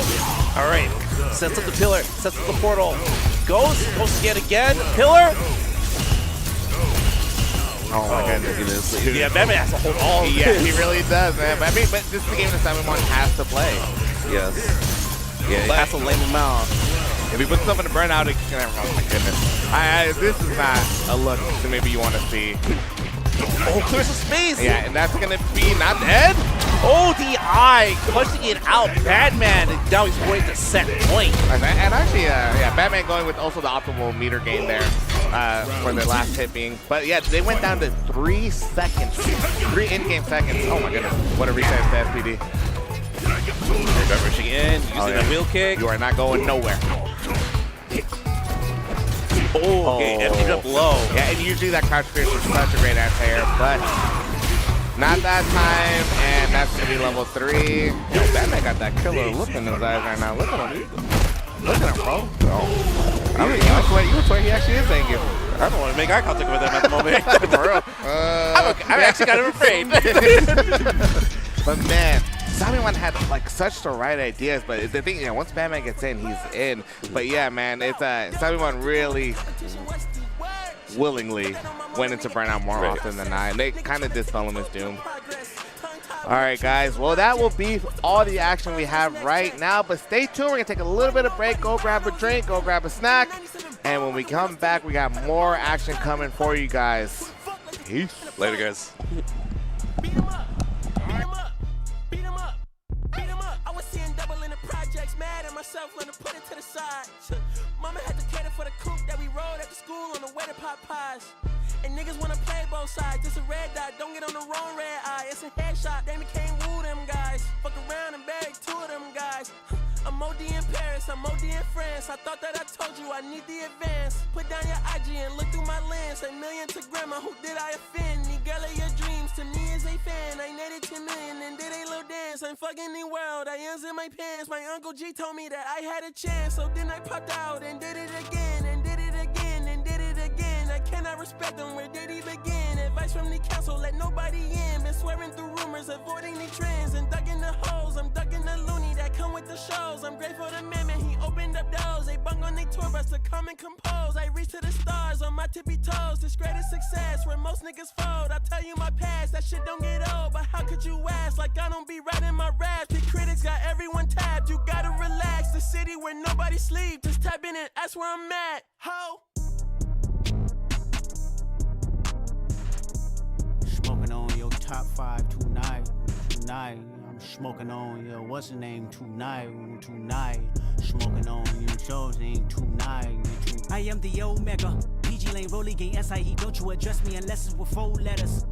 I thought you known better. I've been ducking the pandemic. I've been social gimmicks. I've been ducking the overnight activists. Yeah, I'm not a trending topic. I'm a hold on, y'all niggas playing with me, man. I am the Omega. PG Lane Rolly Gang SIE. Don't you address me unless it with 4 letters. Bitch, I thought you known better. I've been ducking the pandemic. I've been ducking the social gimmicks. I've been ducking the overnight activists. Yeah, I'm not a trending topic. I'm a prophet. I answer to Metatron, Nick Gabrielle. Bitch, looking for a better me. I am a legacy. I come from the 70s. The Al Green, Offspring, guns and the melody. The big shot, wrists on cryotherapy.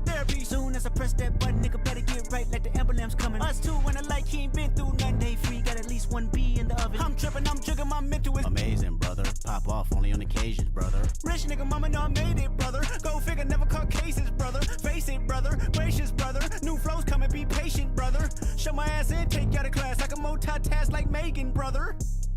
2021 ain't taking no prisoner. Last year y'all fucked up all the listener. Who went platinum? I call that a visitor. Who the fuck backing them? All been falsified. The facts mean this is a vaccine and the game need me to survive. The Elohim, the rebirth. Before you get to the Father, you gotta holler at me first, bitch. Smoking on top 5s. Motherfuck that album, fuck that single, burn that hard drive. Burn that shit. Ain't nobody safe when I come, I'm killing everybody that's outside. Who you with? Yeah, Kanye changed his life, but me, I'm still an old school Gemini.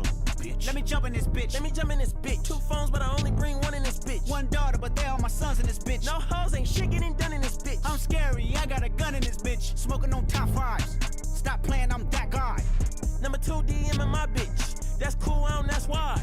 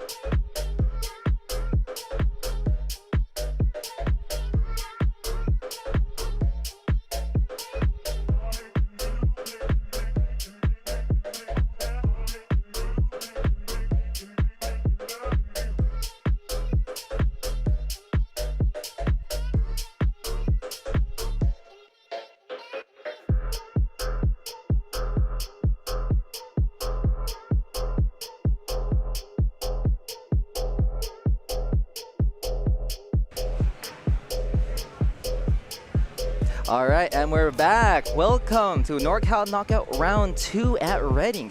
I am Akigai, and this is Incorrigible. And we got a banger of a game coming up. We have Treewiz versus doesn't say who's next.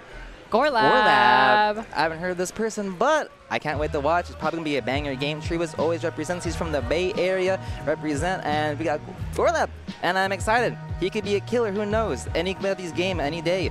Like we just saw, like our top seed killer Sita, and he got knocked out. So it could be anyone's tournament. So banger game. I'm excited to see what's gonna go on. And I think Treewiz, knowing him, probably going to pull out his Blanca, which has been a favorite of his in recent tournaments. Haven't really seen Gorlab's history just yet, but I'm really excited to see who he chooses to match the Blanca we're most likely going to see come up on screen. Definitely. I remember Treewiz talking about it. He's planning to go Blanca first, and then depending on the vibe check, he's going to switch to Honda. Really? My money's on Blanca all the way. He said he's probably going Blanca, really? But for certain circumstances, vibes, he might pull out the Honda.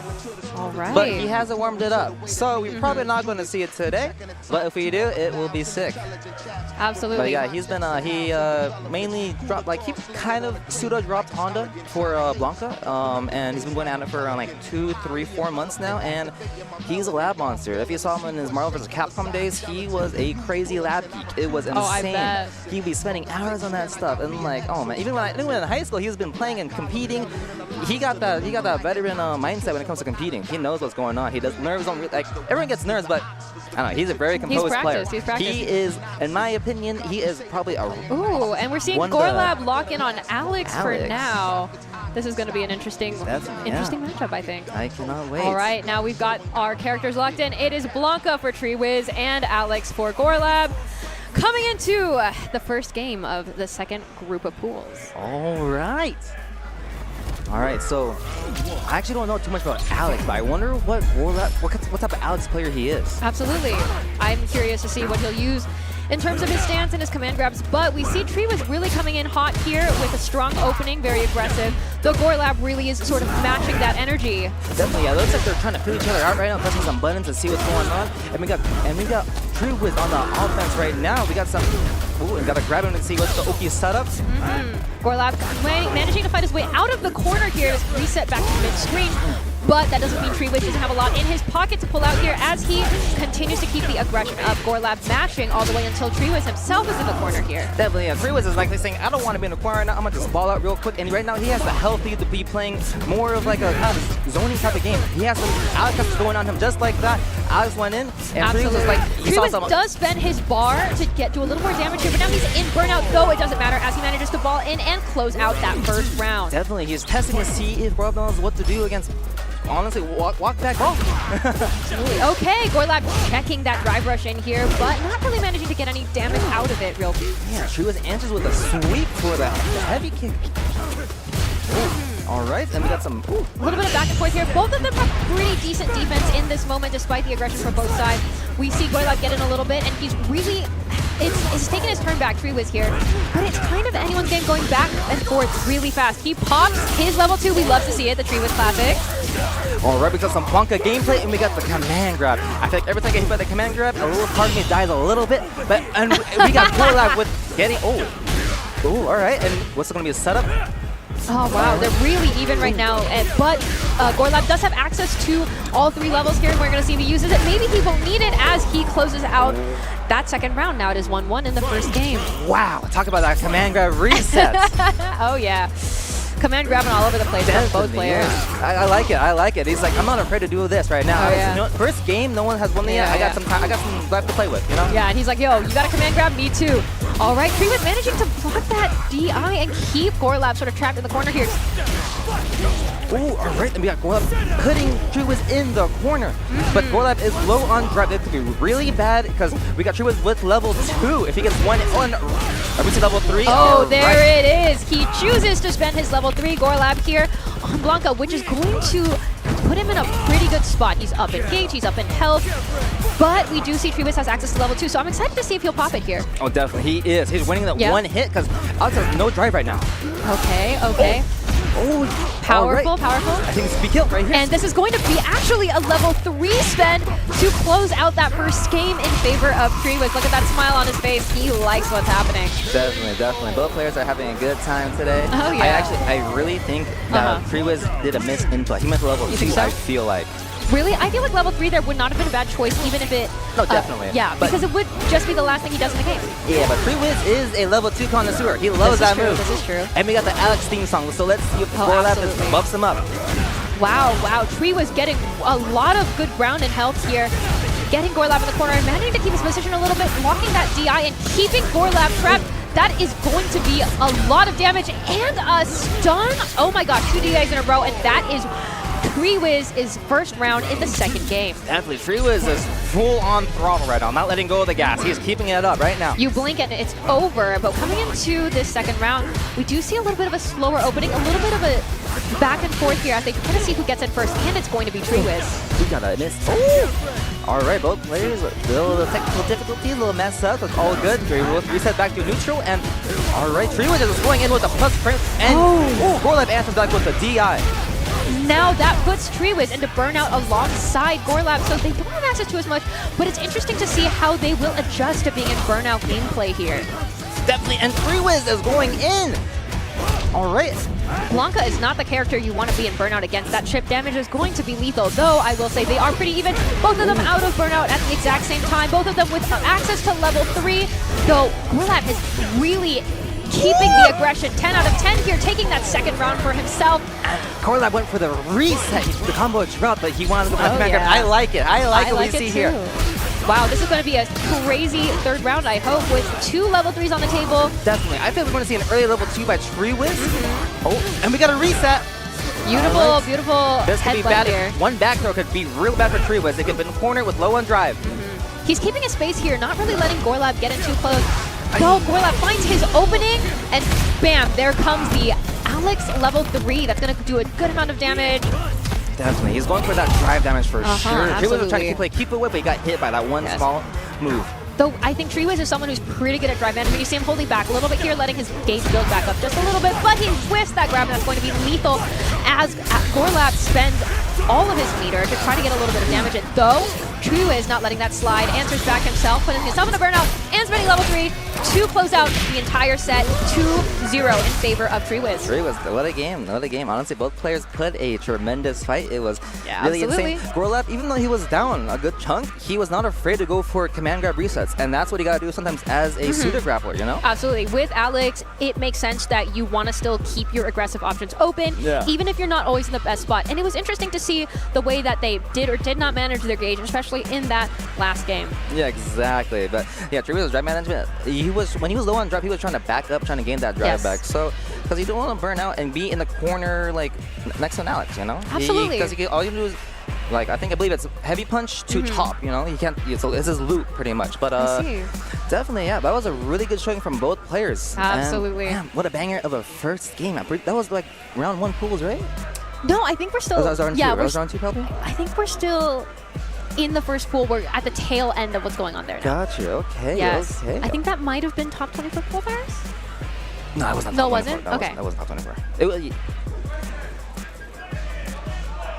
we're heading into round 2. We're heading to round 2. Yeah, I think, that was round 2 for Treewiz because pretty sure it was seeded. But all right, we got next game. Gotcha. We got, not a good house classic, but we got a really good ed player named Onistar. I don't know, he's a really good. He's a level 2 connoisseur, dream combo, he knows his stuff. And we got Waitsec, our local Bay Area Jamie Sagat, I think. But I wonder if he's pull out Sagat. I know his Jamie is really good. He's more practiced on Jamie, I feel like, but he's really been experimenting with Sagat lately.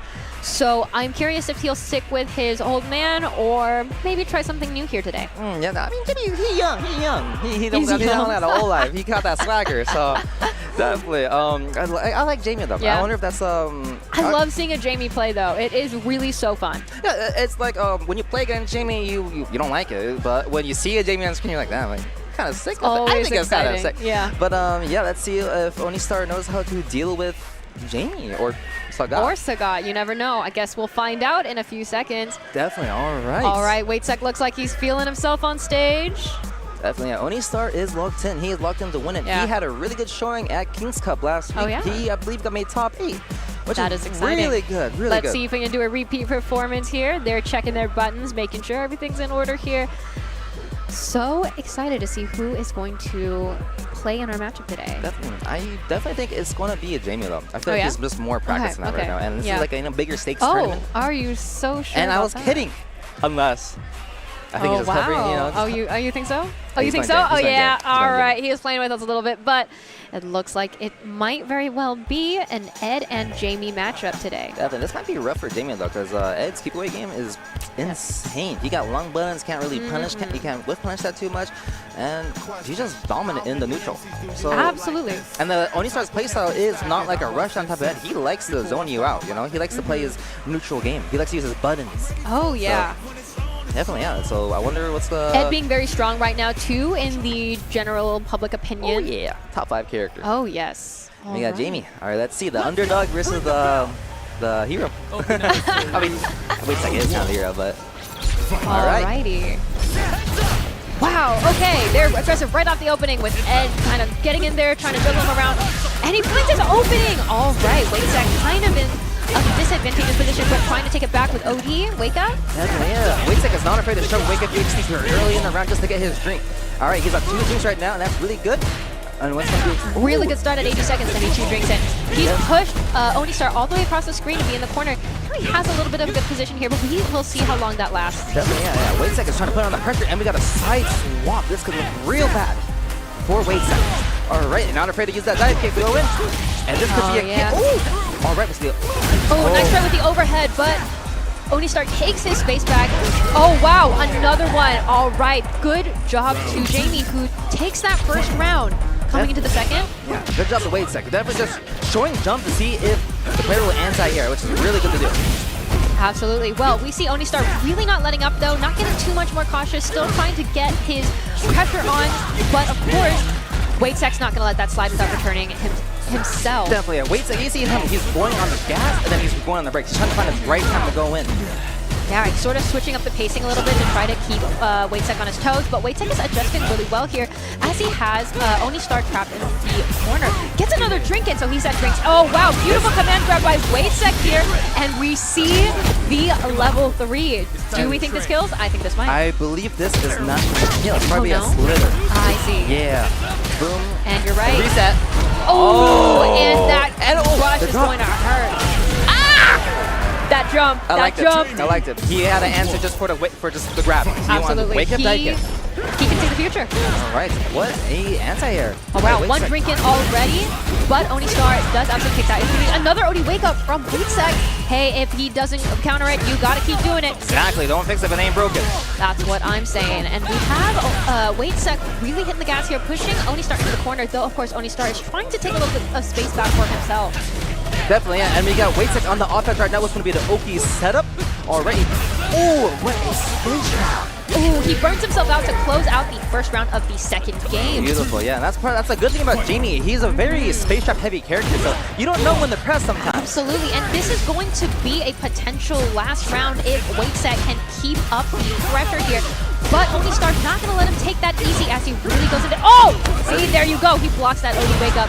No, not the second one. Yo, Waitsack is really on top of it today. Yeah, and Waitsack is just drinking to keep his drive up. Jamie's one of those characters that he doesn't really burn out too much just because he can keep drinking. And we can see a level 3. He does burn out here, but only to secure that level 3. And we love a good drive manager where they know when to burn out and when to keep it going. He has enough of a health lead that this isn't crazy dangerous for him. And that command grab to close out that set 2-0 in favor of Waitsack. Beautiful, beautiful showing. That last OD wake up was a little cheeky. Honestly, but I love it. It's very smart to do that because it separates from a casual to a gamer. Yes, you know what I'm talking about? Because after the first EXTP, your opponent's thinking all right, this guy is not gonna EXTP again. I just got a huge punish, so he's probably gonna do nothing. And but then he's the opposite. You know, it's the mind game. He's basically the layers. You know, it's like boom, mind freak. Exactly, mind freak, definitely. But what a banger of a game. That was really good. Yeah, absolutely. Wow. Yeah, definitely. Waitsack had complete control. I feel like he was basically playing his game, his tempo, how he wanted to. It looks like Onistar was struggling to keep up at that tempo. Basically, because once Waitsack got him in the corner, it was really tough for him to get out. So definitely, it can be dangerous. Yeah. It can be dangerous. It was comparable a little bit to, or contrastable to that first game where we really see Treewiz and Gorlab side switching so much. But in this last set, we really saw once you're in the corner, it got a little bit harder for either player to get out. And Waitsack really took advantage of this in keeping his advantage on his side. Definitely. And next up, we're coming into the next game with the Sacramento Star herself, Shorins. And we got Shinzo Abade. All right, sponsored by Hero. Let's go. All right, I wonder, I'm going to see the Chun-Li. I don't know too much about Chun-Li. Shorins actually today was playing in third strike, placed third with Chun-Li, so I'm certain we're going to see her Chun-Li here in Street Fighter 6 as well. No, definitely. Congratulations, Shorins. Yeah, she's a very good player. Oh, yeah. Seeing her play, she is very strong. She knows her character inside and out. Absolutely, so I wonder what Shinzo Abade is going to bring to the table. So far, he's hovering Elena, and he's going to lock that in. I love watching an Elena play, so I'm really, really excited for this upcoming match. Definitely think Elena is an underrated character. Yes, a that classic is not very explored yet. Yeah, exactly. And micro bangs Elena. All right. Okay. All right, we see a little bit of future going on. Shorin is kind of testing me out, throwing some buttons, and we got the first BRC. All right, what's going to be the... All right, Shorin's going in. Ooh, wake up OD from Shinzo here, trying to push his way out of the corner. Though, of course, Shorin's is not going to let that go for free. Definitely, all right. And we see a little bit of neutral going on. Shorin is definitely playing a more of a keep-away game. Because Elena does want to go win a lot. But Shorin is like playing that distance where you shouldn't throw a button because I'm going to whip punish you. Yes. But I'm in that distance where I'm going to hit you. She's really playing with the pretty solid range that Chun-Li has. All right, but we do see Shinzo has broken through Shorin's defense here, taking her almost across the screen. Oh, that DI was just out of range, and Shinzo is capitalizing off of it to keep Shorin's punch in the corner. I don't think she meant to go to driver's wrestle right there. But we see the side swap, and we see Shinzo on the defense on burnout, which could be real bad. But Shorin's is looking low on drive. This could be real bad, and this could be the first round. And it goes to Shinzo. Indeed it does. And healing. But yeah. I love Elena. She's sick. Me too. I wish we had more Elena players. She's very good. Very good. How many people know about her? All right, round 2 happens. We see Shorin's going on the gas right now. Dashing in for a grab. You still see her playing that game where she's keeping just out of range, but just close enough to get you if you mess up. Definitely, and Shinzo is like playing a nice, it's kind of the same gameplay that Shorin's is going for, more of like footsies base. You know? And Elena has longer legs, so I'm kidding. Well, we see Shinzo really doing his best to push Shorin's across the screen slowly here. Yeah, shit. And we got a side swap. This could be real good, but Shorin is low on drive. This could be real bad, but one mistake can go wrong. She does have access to level 3, so if she can get something in there, that would be huge for her in this second game. But I don't know if Shorin will go for a level 3. Okay. All right, she's going down to get her combo. Does not spend a super art. Definitely a little greedy, but she doesn't even need to. Burnout's go. no problem. She's secured that second round for herself without needing to spend it. And they're coming into round 3 a little bit even on both sides. Level 3 and level 2 available. And you can see Shorin is the first to get an opening here. She does a good amount of damage as she pushes Shinzo into the corner. Definitely. What a nice little cheeky low by absolutely. Shorin. Yeah.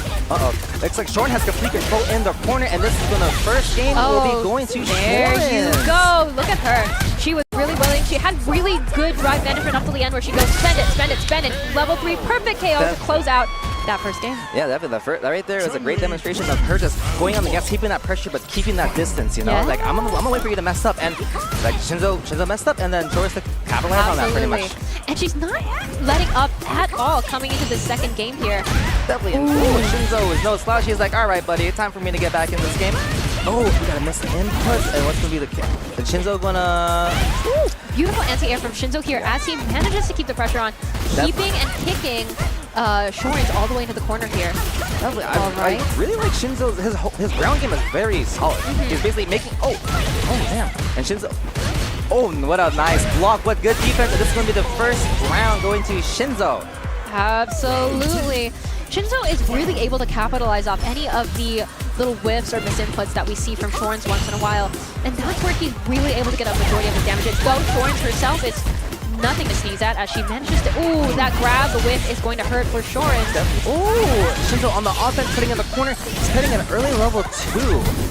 And we're having the follow up. All right, this is looking real scary for Shorin's here. Yes, because that level 2 gave Shinzo a pretty solid health lead that he's capitalizing fully off of, spending his gauge to do a little more damage. Though, Shinzo tried going for the reset to end it all, but Shorin's blocked it. Absolutely, and Shorin's, he's still in a bad position here as he's burned out, and unfortunately, Shinzo does take that second game off of that mistake for Shorin's there. So now they are 1-1 coming into this third. It is even. Like I said, at NorCal Knockout, we got killers everywhere. We don't know who's who. All right, it's like walking through tall grass in Pokemon. Definitely, yeah. We see the nice tempo change in this game. We see it a lot slower, but Shinzo is still on top of his anti-airs. Absolutely. You really can't jump in on this guy right now. Shorin should not try it one more time. Wow, that pressure from Shinzo. It looks like he's really getting used to this this set here. But of course, Shorin's is still keeping her pace on her own as well. Yeah, definitely. She's keeping her composure really, really well. Every time Shinzo tried going for an overhead reset, Shorin's always checked it every single time. Absolutely. Oh, getting in with that low, hitting that spinning bird kick. Oh, that overhead does not connect, but... What a jumping. This can look real bad. Another reset, blocked by Shorin's, but what's going to be the mix? This could be anyone's game. Oh, they're taking a second, trying to eke each other out here, but Florence gets a low, but doesn't come right off of it, but she's in once more. She has a level 2 to spend if need be. She does a grab, keeping, beautiful DI, max range DI, and we have that first round in favor of Shorin. Definitely really good DI, actually, because we've never seen it the whole entire game. So expecting a DI now, you might not think about it. It might have not escaped your mind, probably. Absolutely. It's really not something that people are prepared for. Oh, another beautiful jump in from Shinzo here. He's really utilizing those very well. He takes her all the way across the screen, but Shorin's answers with Wake Up OD and manages to side swap and push. Yes. Definitely, Shorin is sniffing out all the fake pressure and having an answer for it every single time. And right now we got a little bit of footsies going on. But who's going to make the first move? Ooh, it's going to be Shorin's getting in there. Shorin is one touch away from the game, but let's see if Shinzo can make it up. Absolutely, they're really even right now, both have access to level 3, though it looks like Shinzo is burning his gauge here to get Shorin's in the corner. Definitely.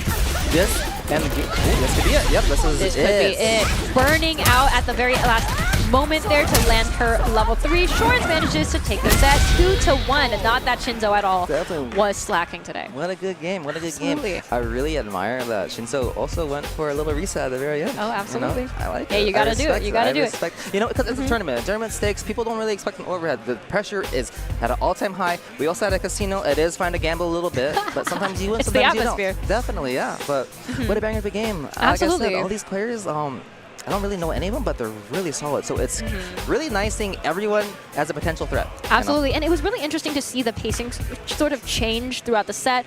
We saw a lot of aggression early on, and not that they weren't being aggressive in that third game, but we saw a lot more sort of that neutral back and forth where they're really trying to see who's going to make the first move, knowing that if they whiff, the other is such attentive person to punishing those small mistakes, right? Exactly, yeah. It was very good showing, very good. Honestly, I liked it. Shorin's kept her gameplay, kept it solid, and knew when to go in, when to chill out a bit. And I don't know, her Chun-Li is like, when she puts you in a corner, you're in jail, kind of. You can't really press. You're in Chun-Li jail. Exactly, yeah. And next game, we got another Bay Area representative? Is that Absolutely, it might be. It might be. Oh, this is going to be a banger. We got another Blanca here, guys. All right. Hey, who would ever complain about more Blanca gameplay? So we've got Trauma, and we have Tangaps. All right. And I cannot wait to see. I don't know too much about Tangaps, but I know Trauma is crazy. In a good way. He mixes you up. He does things you'd never expect. He's a little of a wild card. He's a little bit of a wild card. He is like, he loves the gamble. He loves the gamble. Yes, we've got supporters on both sides. I'm hearing cheers for Tangaps, and of course we have a bunch of Bay Area supporters here as well. Course. Yeah, definitely. Honestly, it's really cool seeing the whole community of the Bay Area just coming out to support, you know? Absolutely. So, definitely. Shout out to Vince, Madhouse, literally everyone. So it's pretty great. For sure. Definitely. And I wonder what Tangaps is going to play. We're hovering. We're hovering. Akuma. We can't be sure. I wonder if this Akuma. I wonder how this is going to be. I know this is a... Yes. I think this is a pretty okay matchup, right? Okay. Pretty even, you say, for both sides? I think it's pretty even. But Trauma ain't scaring nobody. So that Tangaps, I can't wait to see him play. It's going to be exciting. I love seeing Akuma. I think Akuma's pretty sick. Imagine he's just hovering. He's going to play Cammy, actually. I want to see him play. I mean, I know Ken against Blanca is like really it's not good for Blanca. I know a lot of Blanca players don't like the Ken matchup, but yeah, I wonder if we're going to see more of a neutral.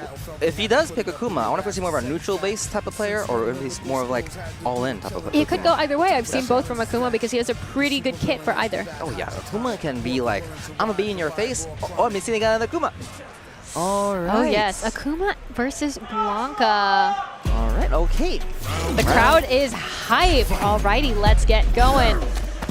Oh wow! Start ball into grab. I love it. All right. We have Trauma really utilizing his kit here to put Tangaps into the corner. Definitely. Trauma is just going all in, not afraid to use his drive. Oh, nice. What a jump in. You never know what he's going to do. Oh, jumps the grab attempt from Tangaps to close out that first round. You blink and you miss it. We're in round 2 of game 1. All right, let's see what Tangaps is going to... Oh! Oh, Tanga PS. Sorry, gotcha. Tanga PS, our fault. All right, and we got Trauma looking low on drive, but that's where he thrives, to be honest. When he's low on drive, his level goes up like a billion, you know. But we got Tang APS on the. We see a little bit of neutral going on right now. Absolutely. Okay. Ooh, Tanga finds an opening to really do some solid damage and get Trauma in the corner here. Oh, a side switch in, I would think, Trauma's favor. But we see the classic Blanca level 2 here. Let's see what he's going to do with it. A little bit of a pause here, but as he tries to find his opening, more balling in. Oh, that was really good defense by Tang APS. Absolutely. But it's hard when that Blanca ball goes in level 2. He's plus, you know, you don't know what to do. You're gambling, basically. You are gambling, and unfortunately that time he lost, giving that first game to Trauma. Coming to the second, we see a little bit more aggression from Tanga on the left side here, though of course Trauma's not letting that go unmatched. Definitely, and we see Trauma just going in. I see this whole entire game, Trauma just wanting to put Tanga in the corner, but we see Tanga going in right now. Wow, great call to block there, punishing that wake up and then hitting or trying to hit a DI that Trauma manages to answer with another up. This is what I mean. Trauma, when he's burnt out, it's scary. You don't know what he's going to do. But see if Tanga can close it out. He is burnt out. It almost feels like he has more options when he's burnt out. Exactly, because you don't know what he's going to do. You absolutely don't, and that first round in favor of Trauma here. All right, we see Tanga backing up a little bit actually at round opening this time, though it doesn't end up working out as Trauma does manage to find an opening and push Tanga into the corner. Right, we got the level anti-air, and what a DP! I have not seen that in a long time. Definitely. All right. Ooh, Tanga manages to catch Trauma with that fireball. Definitely, you see a little bit of... We're going to see a side switch right now. All right, let's maybe a level 2 setup. Are we going to see some setups going on? Yep, we got a side switch. Oh! He's burned himself out for that burnout Trauma level 2 buff. But we see Tanga manage to keep a little bit of space here, especially utilizing Fireball to keep him a little bit out until his level 2 runs out. I think it's a great call from Tanga here. Yeah, definitely. Trauma is playing a little bit slower, trying to get some drive back, but also threatening jump back ball.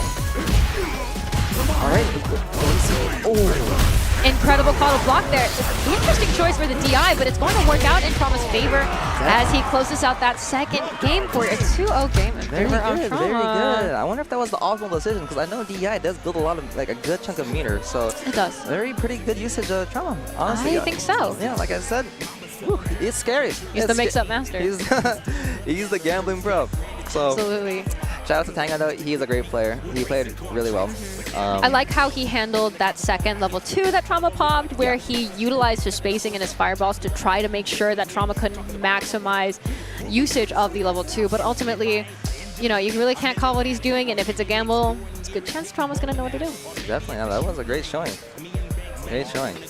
I like the, come on, it's pretty good. I liked it. It is very, a nice mix of both worlds. Yeah. He was playing a good amount of neutral, but he was going in. Absolutely. On the next game, we got another Bay Area player. 2 Bay Area players. It might be a Guild House classic. Shout out to Guild House, of course. We got TreeWiz and our CotW. Oh my gosh, I love these people. All right, look at those cuties. Gotta take a couple selfies for commemoration, of course. NorCal Knockout Round 2. Definitely. Like, end of the day, this is a community thing. It's all love at the end of the day, you know?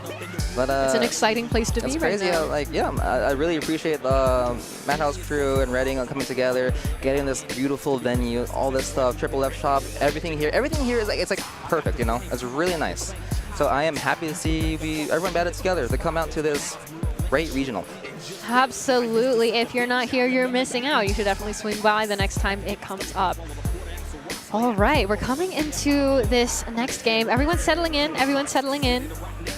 And we got we're pulling out, I think it's a towel. Nice. I haven't seen that before. I have.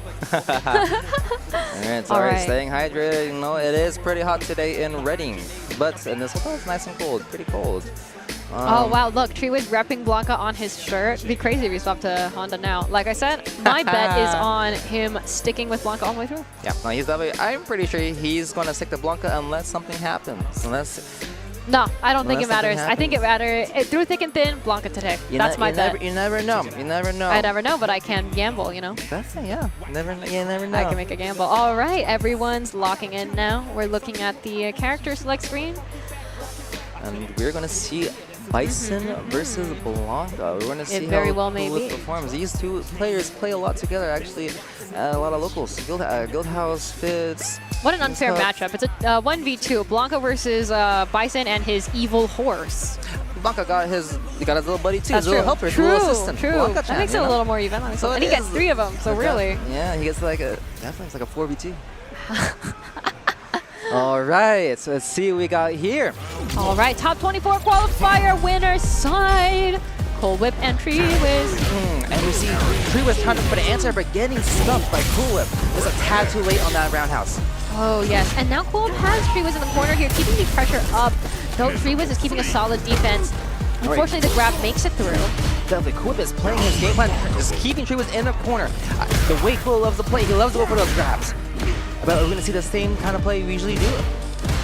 Oh, wow. Okay, Tree Wiz is slowly inching out of the corner here, slowly making it back in between. Wow, beautiful jump there, where he manages to get a little bit of ground back and take a little bit of health from Cool to make it a little bit more even. Definitely, and we see Cool trying to figure out what a nice anti-air. All right, Cool does not want to deal with it. Absolutely. Okay, we're back to full screen here. Oh, but of course Tree Wiz dashes in.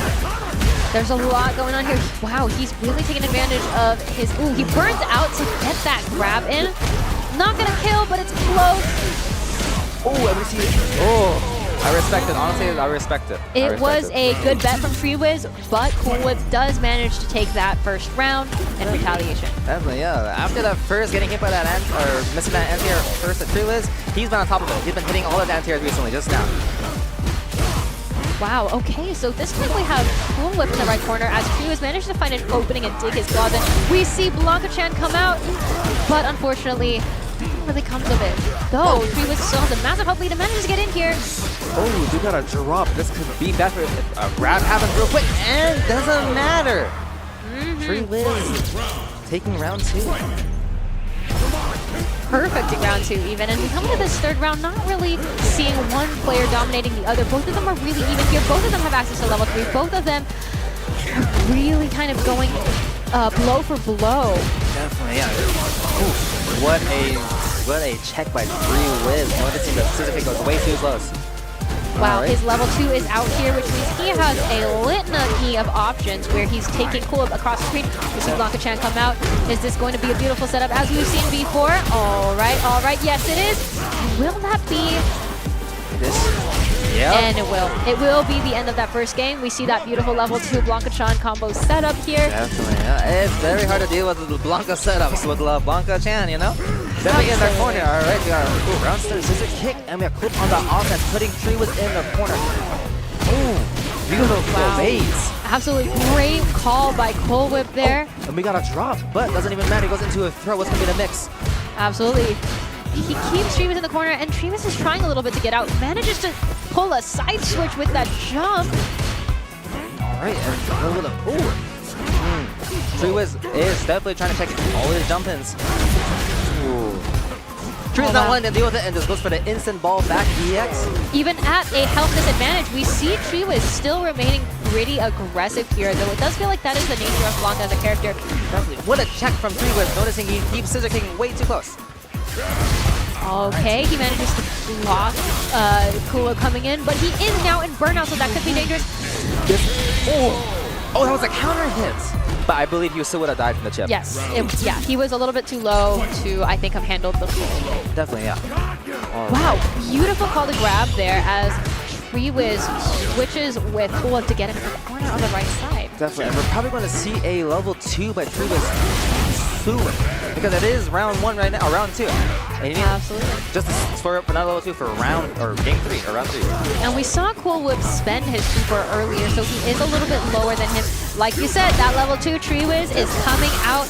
Beautiful check on the jump there, doing a solid chunk of damage. Blanca Chan is out, but it doesn't even need to be procced because in an instant, jump Tree back Wiz. ball to cover the grab. Good recognition by Tree Wiz. Absolutely. All right, I mean, even though Tree Wiz spent 2 bars of super, he's gonna build another level 2 probably in time just for this game. Absolutely. Wow, beautiful side switch into a grab here, pushing Cool Whip in the corner, but that drive reversal gives Cool Whip a little bit more space to work with. Definitely. And with Tree Wiz getting real close to a level 2, and he just built level 2, are we going to see another one get ripped out soon? Oh, what a side switch. I'm going to see. Absolutely. This might be kill. This might be kill, yeah.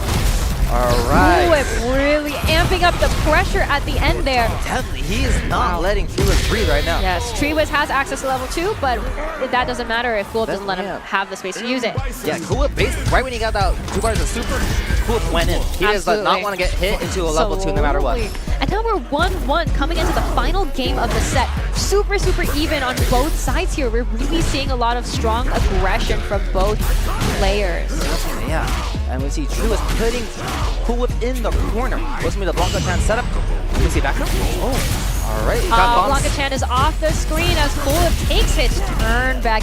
Though, of course, Treewiz has a really, really airtight defense in this moment and manages to take his turn back in turn. Definitely. All right, Cool Whip is Treewiz is keeping Cool Whip in the corner, making him low on drive and just poking him not to get drive back. And we got great call to have 2 grabs in a row. With Cool Whip's habit of perfect parrying. Definitely, yeah. It's like the same thing with EXD Ping. You never expect it again sometimes. You gotta do it twice no matter what, right? Exactly. Now we're gonna see level 2 pop. This is real good for Treewiz. He can start building another bar. It's super in case something goes wrong. Incredible parry from Cool Whip here as he takes his turn back. All right, really still keeping his turn steady as Treewiz runs out of his level 2 meter. Definitely. What a drive reversal and what a check. Nice anti-air. Good work from both players here. Really keeping it neck and neck here. Wow, incredible grab from Treewiz, who has a huge life lead. Though, of course, that's not going to face Cool Whip. Wow, great jump. Got a little spaghetti going on. Oh, wow. With that last grab punish, we see Treewiz close it out 2-1. Though Cool Whip did not give it up easy at all. He was not a slouch. He made him work for it, definitely. Definitely. Though I think it was interesting because repeatedly, especially in that last game there, we see Treewiz take advantage of knowing in order to keep his gauge up, we see Cool Whip really hitting that parry, maybe a little bit too much, and allowing Treewiz to get those really big damage grabs in. Yeah, it's because Bison, he don't got defense. He doesn't have a drive reversal, or not, he has drive reversal, but he got no EX reversal, invincible reversal basically. So Bison has a weaker defense, so I don't blame for Cool Whip exploiting that he's either going to drive reversal or perfect parry or take the throw or take the hits, you know? Absolutely, and especially when you're low on health like Cool Whip was in that last section there are not a lot of options that are safe.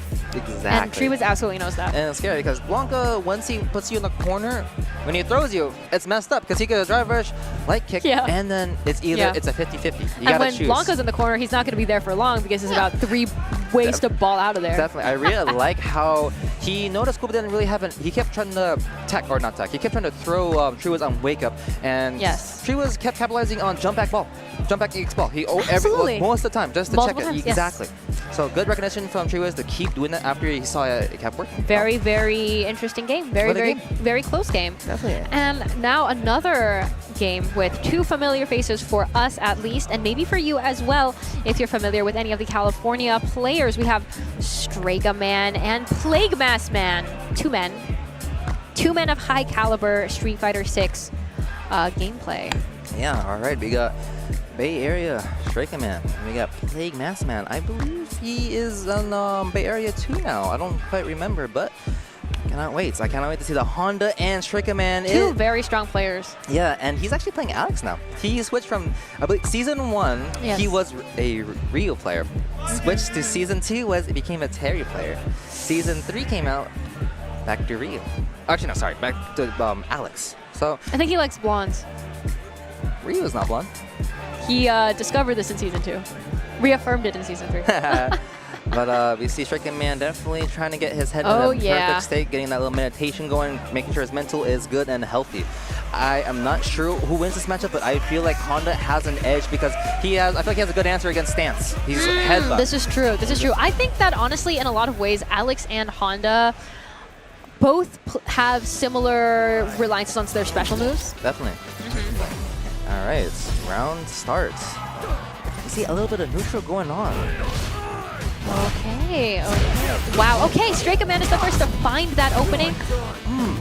No, and looks like Plague Mask trying to go for EX, but headbutt. But Strega Man just grabbing and putting him into a burnout in the corner. This could be a check. No free jump-ins. You get hit with a DI. You get hit with the rest of this combo. Another DI into stun from Strega Man. Plague Mask Man in a terrible position here as Strega Man closes out that first round with a perfect. Definitely, I like just using DI right off the bat, real quick, high tempo. It's hard to react to when it's right off the rip. I gotta try that sometime. My goodness. We gotta look at what's going on right now. Oh, what a perfect parry by Stricky Man. What is going to be the setup? He gets a little bit of damage in, but they reset a little bit into a neutral space as Plague Mask Man tries to find an in. Not even quite succeeding until Striker Man manages to find that little gap where he... Ooh, there you go. What an answer. That's a really good answer to Steph because he can't do anything. He has to take the hit. Absolutely. Ooh, of course, that doesn't say Striker Man as he pushes Plague Mask Man in the corner. Another great answer from Plague Mask Man. Ooh, what a read. And this is going to be the...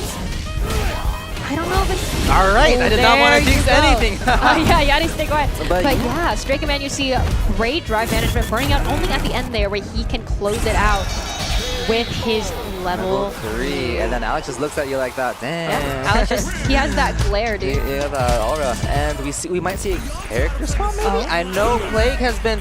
Oh, maybe just... I wonder if this will be... Who picked the character select? Did you see? Was it Plague or Striker?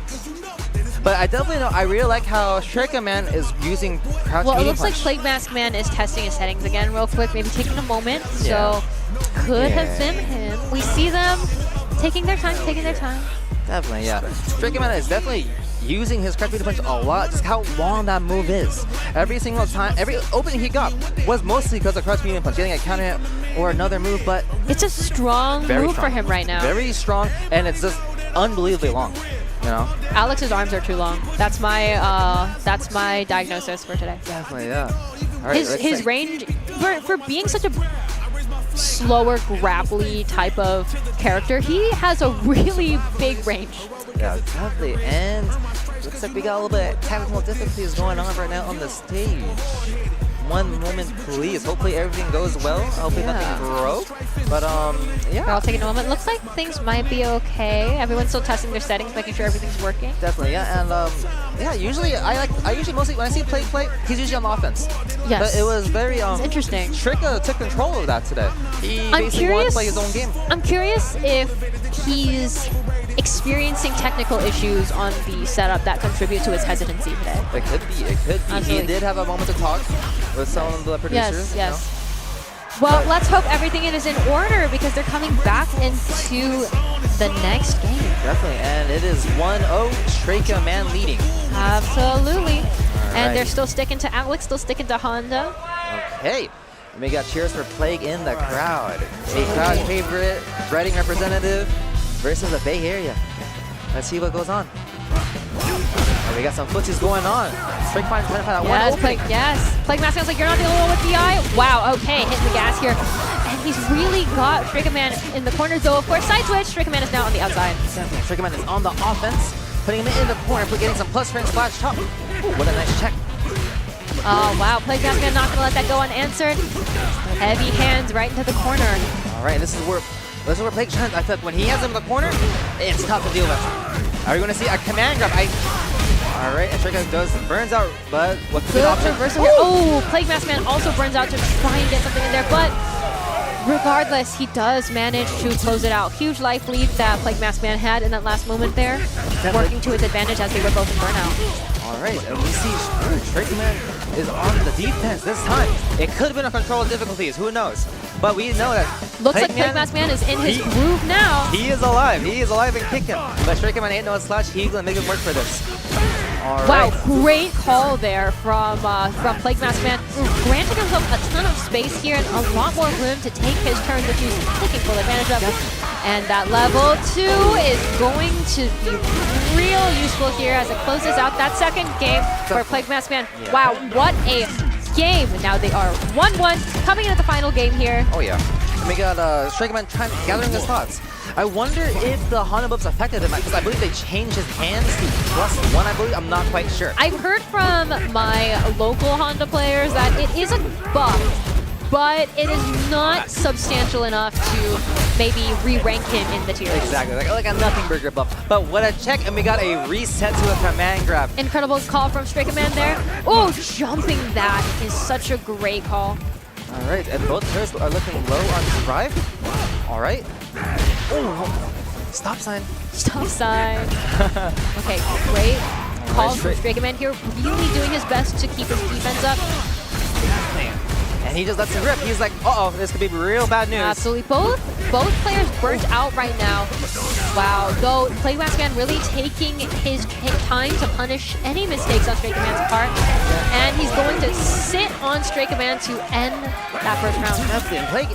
Plague is showing the command grab a lot more, especially in those tense situations, because you're thinking about so much at that point. Woo! Wow, incredible call from Striker Man. Is that a command grab? No, it's a stance. If they jump and they hit him, ah, boom. I see. Exactly, but he has to do a certain input basically to get that. Gotcha. Well, regardless, great call from Striker Man there, but Plague Mask Man still keeping the pressure high. Definitely. And Plague looking low on drive. And we got Striker. Ooh! That's so fast to deal with. Wow, beautiful overhead there to get him in to continue that string. And are we going to see? This could be. Oh no, super. Okay. No, it was Striker Man trying to go for the jump back jump. This might be a kill. Real close there. Striker Man still a little bit of health left, but unfortunately it is not enough.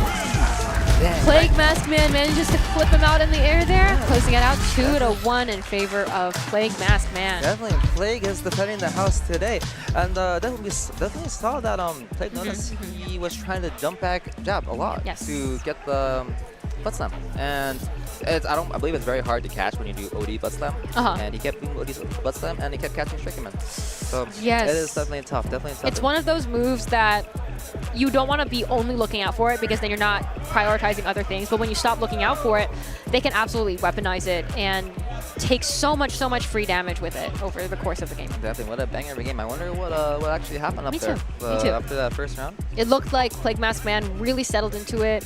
Hopefully it wasn't anything too serious, and it looks like the next pair of players are pulling up now. Oh snap, and speaking of familiar faces, we got Onistar back.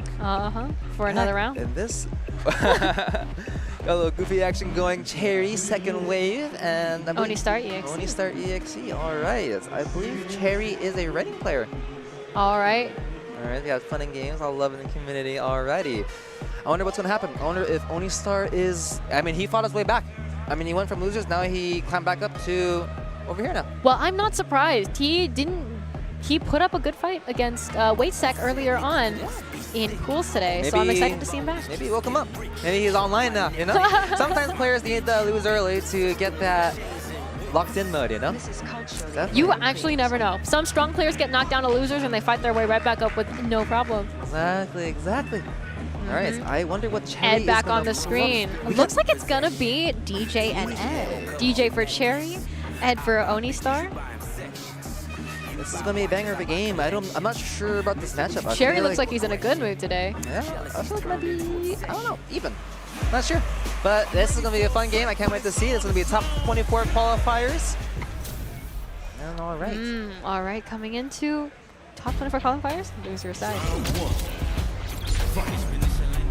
Okay. All right, we got some neutral zoning fireball action going on. And, all right, Cherry making the first move, finding that jump in. What's going to be the mix-up, and he goes for a throw. All right, okay, Onistar back in the corner. Absolutely. Looks like Cherry's really just making sure it's his turn and his turn only. Another throw. Welcome to Street Fighter 6. Definitely. And Onistar is keeping his composure and fighting out of the corner. But Cherry wakes up, EXDP says, nah, it's my turn still. Oh, absolutely. Oh, great parry as Cherry burns himself out in betting on that DI there. Onistar working with a sliver of health, and it's just not enough as Cherry catches him out, taking that first. Exactly. Cherry went for that DI, and it paid off. Absolutely. Sometimes that's all you need. And when he has such a big health lead, it does make sense for him to take a little bit more of a risk there. Exactly, but we see Cherry put himself in the corner. Let's see if Onistar can get his shenanigans started. And we got Cherry back in the back and putting him in the corner. Absolutely. Not letting Onistar start this game. Alright, Onistar letting EXDP. Ooh. Alright. Onistar looking like he's playing a little bit more defensively. Unfortunately, Cherry is just a force of nature today. That is tough. I wonder if we're going to start seeing some... Alright, this might be the game. Alright. Beautiful throw tech from Onistar, but unfortunately, Cherry's momentum is just too hard to stop here. Oh, wow, Cherry's having a good time on stage today. Definitely. Taking that first game. All right, opening up with a little bit more aggression. We're not going to be seeing that neutral back and forth we saw in that first round of the first game. Though, of course, Onistar's not taking any of this lying down. He's hitting the gas himself, pushing Cherry into the corner. So you can't give him any space to breathe, Cherry, because look at him. He's trying to fight his way out. All right, Onistar basically he's like, all right, buddy, my turn to get started. Absolutely. Sometimes you got to fight fire with fire, and that looks like what Onistar is hitting on today. Oh. And look at that. Definitely. Aggression, taking that first round, no problem. In the second game, like we said earlier, you never know who's got it. Yeah, very good composure for Onistar, keeping the game even. Yes, okay, we see a little bit more of a neutral game. We see Cherry back off a little bit comparatively to that first round of the second game we just saw. Yeah, definitely, and we see Cherry going in. I wonder if we're going to see Cherry jump in a little bit more, because he was getting a lot of his openings by jump-ins a lot. Absolutely, but Onistar himself. Definitely, Onistar's like, all right, I can jump in too on you, buddy. Yeah, we both have the same buttons, guys. Wow, oh, that DI is going to hit at the end of its range here. Cherry's going to take full advantage of it here. Onistar has access to level 3 and the level 2 that Ed's love. There we go, we got the anti-air. But we... That whip grab is going to hurt for Cherry as Onistar takes it into a side switch. Cherry burns himself out. Definitely. What a backdash by Onistar, but let's see, we're going to see another DP. All right, is he going to let her rip? All right, looks like Onistar's in a pretty good position here. And he manages to close out that second game. That's what I mean. When Onistar gets his game started, his neutral game, he controlled that zone. He waited for Cherry to mess up right there. Cherry burning himself out with the flash there was really sort of the Achilles heel for him in that last game. It looks like Onistar might have found the adaptance he needed. Let's see if Cherry can adapt back. Absolutely. Onistar's really in it, feeling his element now as we come into the third and final game. Wow, beautiful connection from Onistar here as he keeps Cherry stuck in the corner, parries that. DI can't get that on him too many times here. Definitely, we see it's like a whole different player now. He found the adaptance, he got that download, but Cherry burns out with the EXCP, but this could be real bad news. It's a little dangerous for him to burn out there because of how low he is, but he manages to bait Onistar into burning out as well. So, of course, with as little health as Cherry has, it just takes that one clip from Onistar to take that first round of the final game. Game points for Onistar. Exactly. And we see, that move is hers. It is extremely long. Absolutely. Definitely. He gets like an extra 2 arms. Definitely, yeah. I really just like the way Onistar is playing right now. This could be real bad news. Let's see level 3 maybe? This round, possibly. This could be... His level 2 is also really strong, so we could honestly see him go for either here. So look, Cherry is really hitting the gas, trying to opt his level of aggression for match. Oh, there it is. Like I said, the level 2, the Ed classic, capitalizing off of it to take a lot of damage. Combo. He goes for it, but it is extremely hard to do. And we see a burn out by Cherry. Oh, this could be real bad. And that's going to be the set, 2-1 in favor of Onistar. Wow, his adaptation in that second game onward was really crazy to watch. Definitely. Props to Onistar, definitely. It looks like we're seeing a whole different player. He got that download he needed, and he made the adjustments. And he got that. He just got that update patch, you know? Dude, it was really interesting to see the slow build-up from playing more neutral and letting Cherry get his attacks out, attack patterns in, and switching to really fighting fire with fire, like I said, and meeting that aggression with even more aggression, right? Yeah, definitely. I like the adaptations because Cherry started up with extremely high moment, a lot of momentum, and he tried to keep that game plan running the second game. But Onistar decided to put a stop to it. We saw him answering a lot more, we saw him checking more, we saw him just basically kind of shutting down most of his options, you know? And he kind of just let Cherry burn himself out. And yeah, that was a big thing. That was a big thing in the second and third game. We see Cherry burn out even when it's extremely inadvantageous, like when he has a really big health disadvantage. He'll try to bet something to get out of the corner or try to create a little bit more space, which Onistar can take full advantage of because then he's in such a better position than it is. It's definitely scary, especially when as a top 24 loses qualifiers like that. Sometimes you panic, you let everything rip, you pray it works, and sometimes it doesn't work, and then it's not good. Absolutely. Sometimes with these first 2 games, they just don't have enough time to fully adjust back to the adjustment that their opponent is making, and I feel like we do see that a little bit in our past few games. Definitely. And speaking about the next upcoming game, we got Spooky Mank and CotW. Both these players or they've been going Guildhouse quite a bit. Well, Cool Whip is a Guildhouse classic, of course. Spooky Mank, on the other hand, has been coming out a lot more, like most of the Guildhouses, most of fits, a lot of tournaments, and it's sick. And he's been taking advantage of the Dhalsim buffs. I love me some good Dhalsim. Dhalsim is absolutely sick.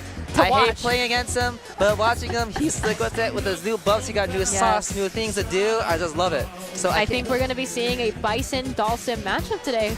Definitely, and I don't know. Do you think this matchup character-wise is pretty even, or do you think one of them has a bit of a advantage? I think Bison has a. I think he's up. I think he wins this, to be honest. Just because he matchup-wise. Exactly, yeah. Bison, like, you got Psycho Crusher. He's gonna. That's true. Not want to let Spooky Man throw too many fireballs because he might punish it. Or Devil's Reverse. But let's see if Spooky Man is on top of his anti-airs. All right, we see Spooky Man getting a little bit more aggressive here. Managing to flip Cool Whip out a little bit, but Cool Whip manages to find his way in. Definitely, and you can see Cool Whip. Alright. Spooky Man trying to create some distance, not letting him want to go in. Yes, as a Dhalsim player, it looks like he's not afraid to get in close, but he also plays well just chipping from far away. Sometimes you gotta show both hands, you know, you can't be too much on one side. So it is really showing that he can go in, he can scrap. And beautiful entry there from Cool Whip, managing to get in close here. Nothing from what I said earlier, he is letting take advantage of Psycho Crusher. Just closing in the distance, not letting Spooky Man, but Spooky Man is alright. Spooky Man is still not letting him in. Definitely. The thing is, even when he is let in, Spooky Man has tricks up his sleeve for close range combat as well. All right, coming into the second round, we see Cool Whip getting close first thing. No more chip from Spooky Man off rip. Definitely, it looks like Cool Whip is looking for a grab for Spooky Man, but he's not getting what he wants. There we go, closing the distance. Cool Whip trying to full on gas, trying to go all in. Wow, we see a lot of neutral, very max screen gameplay here. As I feel like Cool Whip does try to figure out the best path to get in without affording Spooky Man too much of an advantage. Yeah, he is. Wow, great call to play patient there. Let Spooky Man try to get in first this time. And now Cool Whip manages to get an DI crush. And really, really, really great for Cool Whip here as he pressures Spooky Man in the corner. Definitely. And Cool Whip going in full throttle. And was he crouching? Nice. An unfortunate gamble from Spooky Man there, as it is 1-1 in the first game now. Still has level 1 on the table, but he is doing a great job of keeping Cool Whip out. But Cool Whip is finding his way in. Absolutely. You really see Cool Whip adjusting to the Dhalsim gameplay here. Definitely. As we come into this final round. They're really even here. Yeah. Both of them have about an equal amount of gauge. Yeah. Health is a little bit on Spooky Mank's side here. Definitely, but we got Spooky Mank, full drive, very healthy. Cool Whip is low on drive, but this is exactly what Spooky Mank wants. He's going to try and chip him out, but it looks like Cool Whip is going in. He's low on drive. One misplay. To break through Spooky Mank's defense there with a grab, but honestly, Spooky Mank's defense has been really strong. Definitely, and are we going to see a level 3 maybe? My man has got reactions, and wow, Spooky Mank trapped in the corner again here. Oh, that could be alright. Incredible. Spooky Mank here burning himself out to path into level 3 here. It's going to be pretty good for health. But it is pretty high in health. He can still survive 2 throws, I believe. Exactly. So this could be bad news, but he just needs to keep away at this point. Spooky Mank almost has his bar back, but this could be bad right now. He has that one opening. Yes, Cool Whip has gotten in, but Spooky Mank keeping a really tight defense here. Managing to block a little bit of Cool Whip's offensive, but not enough. Definitely, Cool Whip is definitely showing the jump a lot. He's not afraid to jump. And he just, the mental stack must be insane for Spooky Mank. It looks like Cool Whip's corner gameplay is really strong. Once he has Spooky Mank in the corner, it cuts his options down a lot as Dhalsim and makes it a little bit hard for Spooky Mank to recover his turn. Yeah, because Dhalsim doesn't really have great defense. He can either drive reversal or parry. That's pretty much, he has no missile or reversal except level 2. We see Spooky Mank do a pretty good job at calling when to block, but all it takes is one mistake, and Cool Whip always keep an eye out for that. Exactly, and Cool Whip is just closing in the distance. Even though it's hard, he's back in right in his face. There you go. You see it right here as Cool Whip manages to make it in and push Spooky Mank further and further into the corner here, slowly but surely. Definitely. Oh wow, parrying that DI and managing to maintain pressure, hitting that DI as he crushes Spooky Mank and continues to, grab him right there. Definitely Cool is overloading Spooky Mank with all this mental pressure right now. All right. Spending a little bit of gauge to keep the pressure up and take that first round. It is tough, especially if he's using back heavy knee. If he does it again, you can jab it, but the pressure is too high, he's just choosing the block. Absolutely. Wow, what a great way for Cool to adapt. We're really seeing him sort of figure out what works and what doesn't against Spooky Ming. Spooky Ming is finding what he needs to do, what to stop him, how to stop him, but it takes one EX Cycle pressure just for him to get back in his face. Absolutely. But oh, wow. Cool looking kind of low on drive. If something goes wrong, and we see, all right, just kidding. And we see, oh, good old drop right there. Spooky Ming gets in, but he doesn't manage to capitalize on the distance closure as Coolwhip starts amping up the pressure once more. And we see, we got a miss. We got 2. Both of these characters burned out, but Coolwhip drops and Spooky Ming manages to take his turn back. Definitely cool. He's trying to find his way in, but Spooky Ming is going to try to keep him out. Oh. All right, we see. Wow, this is such a close game, but of course, Coolwhip there, both in burnout, both at low health. Coolwhip manages to find that opening and take it. Definitely. He won't let anything pass him by. Hate to see it, but one has to go on. Absolutely. But marvelous showing from both of these players. Both these players are great. Absolutely. I think Coolwhip was very strong in the way that he adapted. Yeah. We see that first game where Spooky Ming plays with his spacing a little bit more, and Coolwhip needs a little bit of time to really adjust to it and figure out how he wants to play at distance or how to get in and play at a close range. Definitely.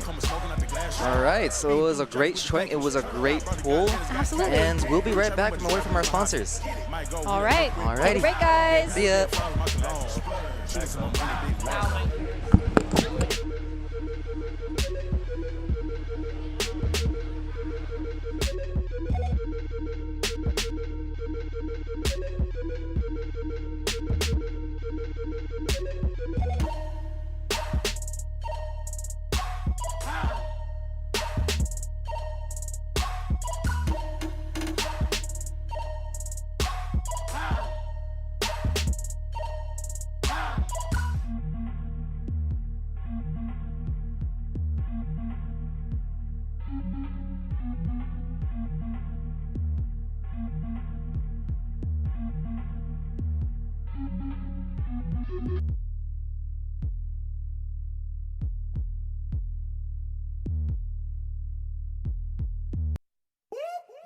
That's the sound of the police. That's the sound of the beast. That's the sound of the police. That's the sound of the beast. That's the sound of the police. That's the sound of the beast. Blow my mind with it, blow my mind with it, motherfucker. Make us get smoking buzz. Licking that. Make us get smoking buzz. That's the sound of the police. That's the sound of the beast. That's the sound of the police. That's the sound of the beast. Blow my mind with it, blow my mind there. Hold it up, my mind there. Make us get smoking buzz. Licking that. Make us get smoking buzz. Fucking bitches lips. All of the south, don't make a click trick. Not click, all this shit gon' go. All of the south, don't make a click trick. Not click, all this shit gon' go. Check out the message in a rock styling. The real criminal on the COP. You check for undercover anyone TD. But just let me a black man, they won't check me. That's the sound of the police. That's the sound of the beast. That's the sound of the police. That's the sound of the beast. Make us get smoking buzz. Fucking licking that. Make us get smoking buzz. Fucking bitches lips. Make us get smoking buzz. Fucking licking that. Blow my mind, blow my mind there. Hold it up there. Hold it up, go. All of the south, don't make a click trick. Not click, all this shit gon' go.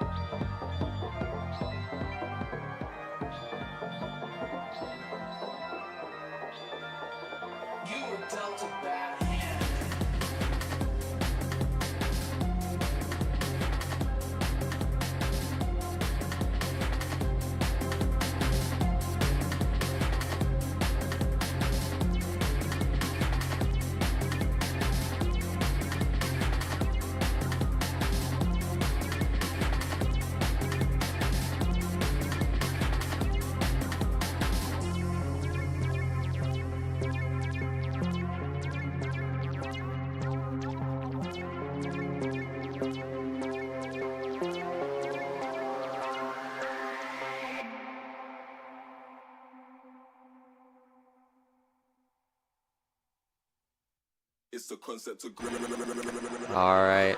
Hello, one and all. Welcome back to NorCal Knockout Round 2 for Street Fighter 6. I hope you haven't winded out from those past groups because we still got plenty more to go. My name is Super Robin. With my co-commentator today is the one, the lovely transgender Monkey D. Loopy. How you feeling today? I am very excited to watch some Street Fighter. On stage, we're about to have V12 versus Noob Adam, which I'm very excited to see.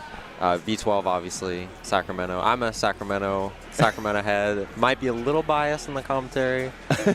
won't let it affect it too much, but you know. I mean, that's okay. If there's anything I learned from other commentators here up in NorCal, is that you're allowed to be biased as long as you're very, very entertaining. So as long as you cheer them on, you can do whatever you want. Yeah, I'll do my best. But I'm feeling good. It's lovely to be back for a NorCal Knockout Run 2.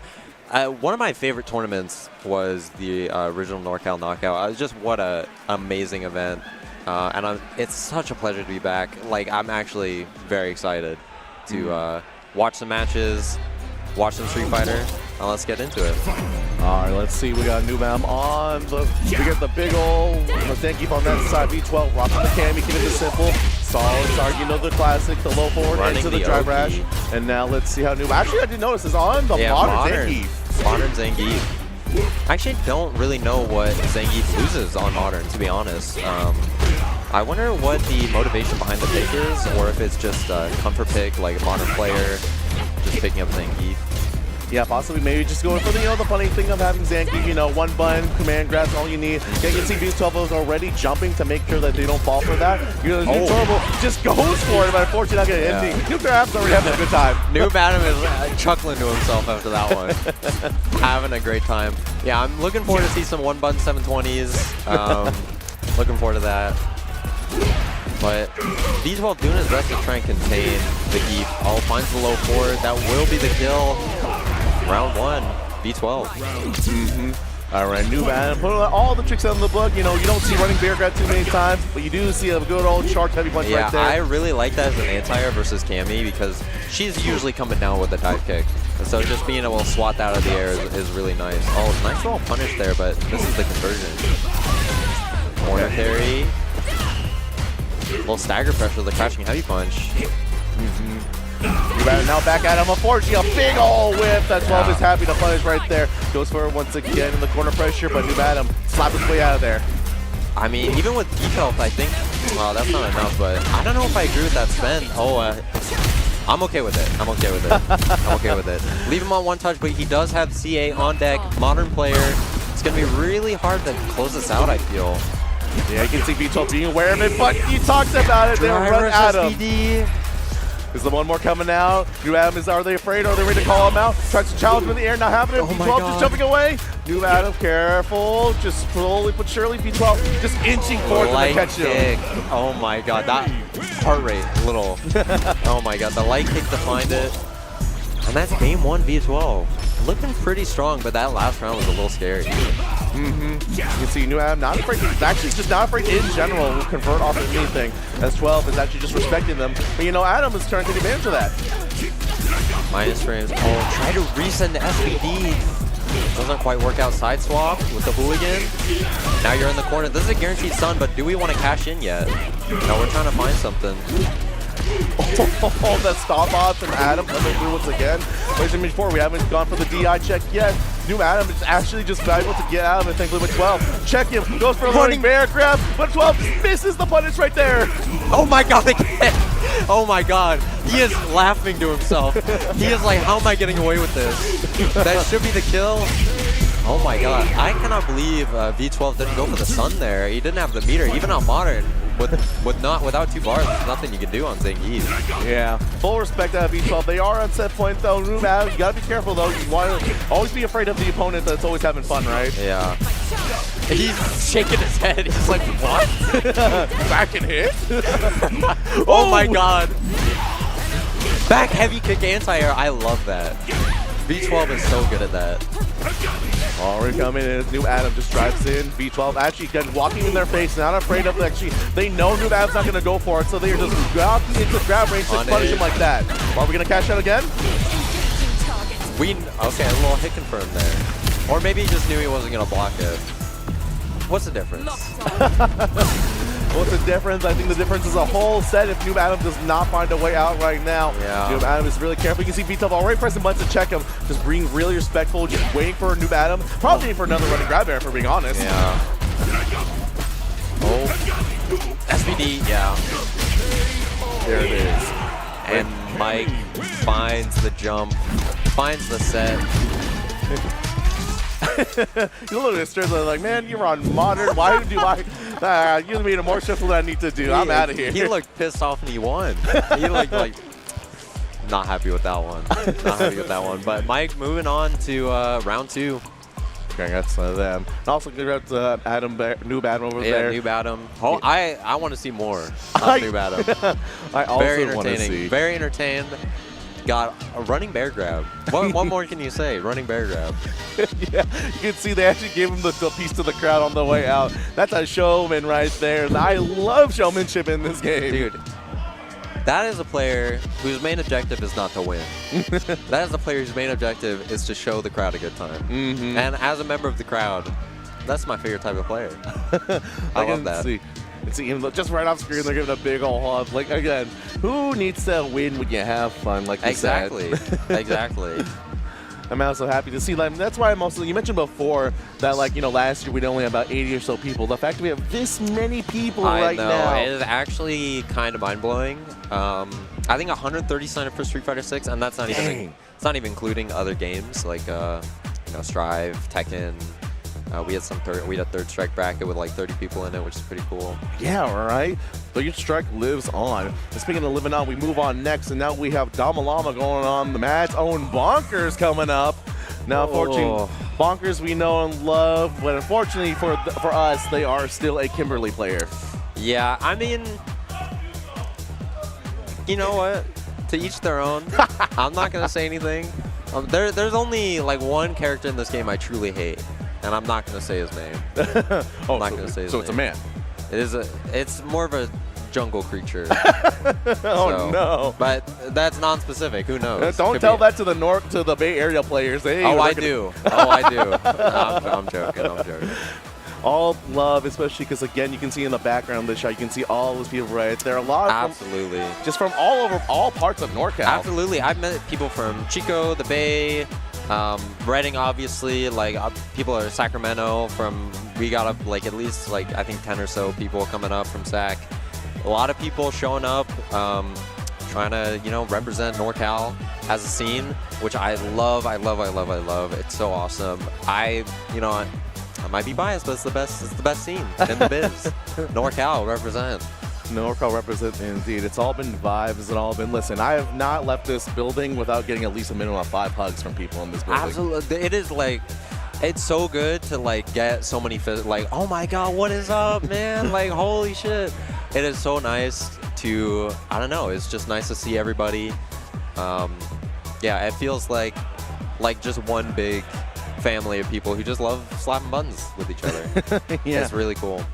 Speaking of buns being pressed right now, we are finishing up the bun check right now. I do see Damalama on that Terry. We already mentioned Bonkers is Kim. Let's see. Damalama's Terry has been on a real tear around the Bay Area sometimes. They are not afraid. Yeah, like, they are very strong. Terry is a very good character, and I think Damalama, they know how to make it work. They know how to show his strengths, and I'm excited to see this match. Kimberly Terry is an interesting one. Obviously, a lot of them have a lot of very good offense and neutral tools to get in and stay in. Like Terry with this heavy punch and burn knuckle, and Kimberly with all of her shit she's got going on. Well, let's get into it. Bonkers, Damalama. Okay, I mentioned before, Damalama, they're actually in their faces already, jabbing the light punch to make sure to keep them in check. They want us to get in and stay in, but unfortunately that goes both ways. I'm really surprised that did not combo, but nice conversion there from Damalama. Get the light tackle space. Finds the low check. Takes the throw. Takes the throw again. No. These low checks are putting in work. Catching Bonkers trying to walk back. Okay. Now Damalama realized the situation. They are low and great, so it's a good break to help them right there. Now Bonkers the one with the gauge in the corner on down point. That's a big whip punish, hits it right there. Oh, that should be the round. I really like that response for Damalama of Kimberly jumping full screen. And you know Kimberly's are usually going to elbow drop. So he is just trying to snipe that with Burn Knuckle to get that meaty spacing and just get in, which I really love. Good adaptation there. Yeah, seriously. Good bit of matchup knowledge. Now that will be a punish on the slide. Oh, not close enough with the tackle conversion. Okay. Overhead. You're close to the corner now. What a check! Oh my god. We check Kimberly drive rush in this house? Like, whoa. Whoa, okay. Yeah, you saw Damalama hit the buttons with Terry, just the 1, 2, 3 to take it out. Absolutely. That was a quick game one. Like, round one was a little back and forth, and then round two was just really quick. So I'm interested. Bonkers obviously going back to character select, trying to held themselves together, trying to take a breath. So I'm interested to see what they do different this round, or this game. Yeah. Try and take the setback. Bonkers is definitely shaking off right now. Damalama is trying to lock in. We see how happen in game 2 of this. As Damalama again with another drive rush start to get this started. Yeah, I really like that shimmy button. Just stand medium punch target combo. But yeah, we're getting caught low a lot. Like, I think we're trying to backdash or jump out. Trying to take the turn back. That will be a punish slide. Okay, here we go. Damalama now able to close it right now with a one more check. Does get the anti-air and the overhead. My god, what that DP on the elbow drop was, I felt that. That was dastardly. Definitely, Damalama is prepared and ready to take over right now. Unless Bonkers gets in. Again, another check from the drive versus Damalama. Just that was a straight punch to the face as Bonkers is getting pushed to the corner. Oki backdashes the heavy kick. Burn Knuckle, perfect spacing, finds the hit. Oh, he is so good at staggering those lows. Like, he is trying to, Bonkers is trying to walk out, and Damalama is just not letting him take that space or give that space. Yeah, if you're Damalama, you're okay in that situation. Is that commuter. As, yeah, we are spending it right there. We're going to finish out the combo. Ready with the power geyser. Boom, boom. Oh my God. With the level 1 finisher for style. That Bonkers is knocking his head off. That combo was sick. Even before the suit, like his level 2 to level 1. Just the light tackle extensions into the just jab, jab level 2, and then finishing off with the level 1. I love that. That was amazing. Quick set from Damalama. Very impressive. Obviously a great player. Would not be surprised if it's not the last time we see him go far in this bracket. But also well played by Bonkers with the Kim. Just got opened up a lot by these drive rush checks, the plus like drive rushes from Damalama himself, and then the low checks. I feel like we're really killing Bonkers, but good set. Yeah. You can definitely see the habits amplification. The Bonkers realized at some point getting opened up. You saw him try the drive reversal, wake ups, you know, different things that happen. Unfortunately, Damalama at that point was ready, right? He's just too on it. Like, I think at that point, it is the momentum of the match is so in Damalama's favor. You have to try really hard to pry that back, and just wasn't able to do it, unfortunately. But Bonkers will be in losers, so hopefully not the last we see them either. But Damalama moving on. Winners round 2.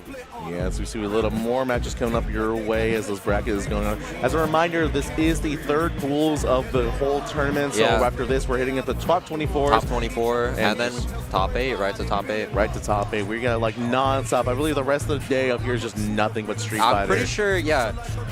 Street Fighter started at like, I want to say like noon or 1-ish, and it's going to be running until end of show. Yeah. So it's going to be a lot of Street Fighter today, and my eyes are going to be glued to the screen. I am so excited. So many favorites to win, like so many strong players. Obviously, TrueWiz looking. Is TrueWiz in this pool? I believe TrueWiz is within the last pool and has made it out already. Oh, okay. Yeah. So TrueWiz obviously looking to you know, run it back, hold the throne, winning the last one. Right. And then Sita got put in losers early. He was a second place finisher last year.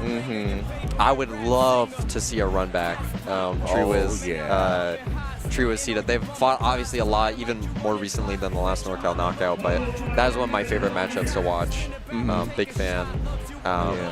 Especially around right now, it's like what player that I like to see in that. I'm not even part of the region, but man, would I be proud if Plague Maskin makes it far, right? I would love to see Plague. What a well-dressed individual. The best. The best dressed. If we had like voting like on a high school yearbook, like best dressed, most likely to succeed, he's winning best dressed. And, like, I don't even think there's a competition. There's no one else who puts as much work into dress. I also learned recently from one of Plague's friends, Dina, that that's not even a bracket exclusive thing. That's not even only to brackets. He just wears a suit every day of his life. He just, you took that mentality of like just dress how you want to be perceived, like, and dress for the job you want, not the job you have. Exactly. Yeah. And they are looking so clean. It looks like we're heading up to our next match right now. We're loading up. We can see Fusion Zero coming back once again against Capybara 03. All right. I am not familiar with either of these players, as a matter of fact, so I'm interested to see. It looks like a Manon Honda. Modern Honda as well. Oh! Interesting. Okay. Modern Honda, Capybara 03 versus Fusion Zero on the Manon, the classy Manon. The fashionista herself, right? So I'm interested to see how this goes. Very weird, uncommon matchup. I feel like I've not really, in tournament, never seen this matchup. Yeah. Funny enough, as a Manon player, I've seen this quite a few times because of Triwiz and all the plays that come up there. That makes sense. But obviously, with Fusion Zero, they want to jump in. Capybara is very easily able to stop a lot of Fusion's buttons, so they want to start getting this off. And when I say that, Fusion is ready. Ooh. What an anti-air. Okay. This is oh my, we have not blocked once. No. Oh my god. We're pressing forward and we're hoping it hits. That will be a punish. That will be round 1, Fusion Zero. I wouldn't be surprised if Capybara is putting the seed in early. I am a maniac. I do not block. You better respect me. And then they start to pull back and never mind. Ooh, yeah.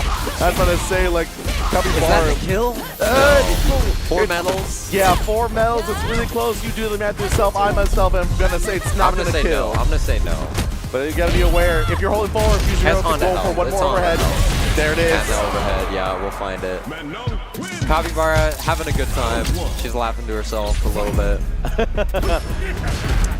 Just trying to find the one right there. We have not pressed back once, like you mentioned, and the drive impact getting checked too. This be side swap. Yeah. Maybe throw. Oh! Interesting. Okay. I love those interactions where you get the 3 jabs to break the armor and then still DI back. Yeah. Unfortunately, looks like a little bit of knowledge checking from Fusion Zero. Yeah. Capybara not realizing that you need a jump after those 2 heavy punches from Manon. Oh! Negative frames do get caught. Oh no, Capybara once again trying just to DI the way out there. It's okay. Okay, there we go. Anti-air coming out, but once again, Fusion Zero getting it. Well, the reset. The DI did not happen because Fusion Zero is burnt out. Now Capybara has a chance, but the come over to the level 3 should just finish off quick and clean. Fusion Zero takes it. Capybara seems to be having a good time. Yeah. Which I'm glad to hear. Blast going on there. Claps from that crowd. Let's hear it. Yeah, shout out Capybara. Modern Honda, interesting pick. I think probably a newer player, which I love to see.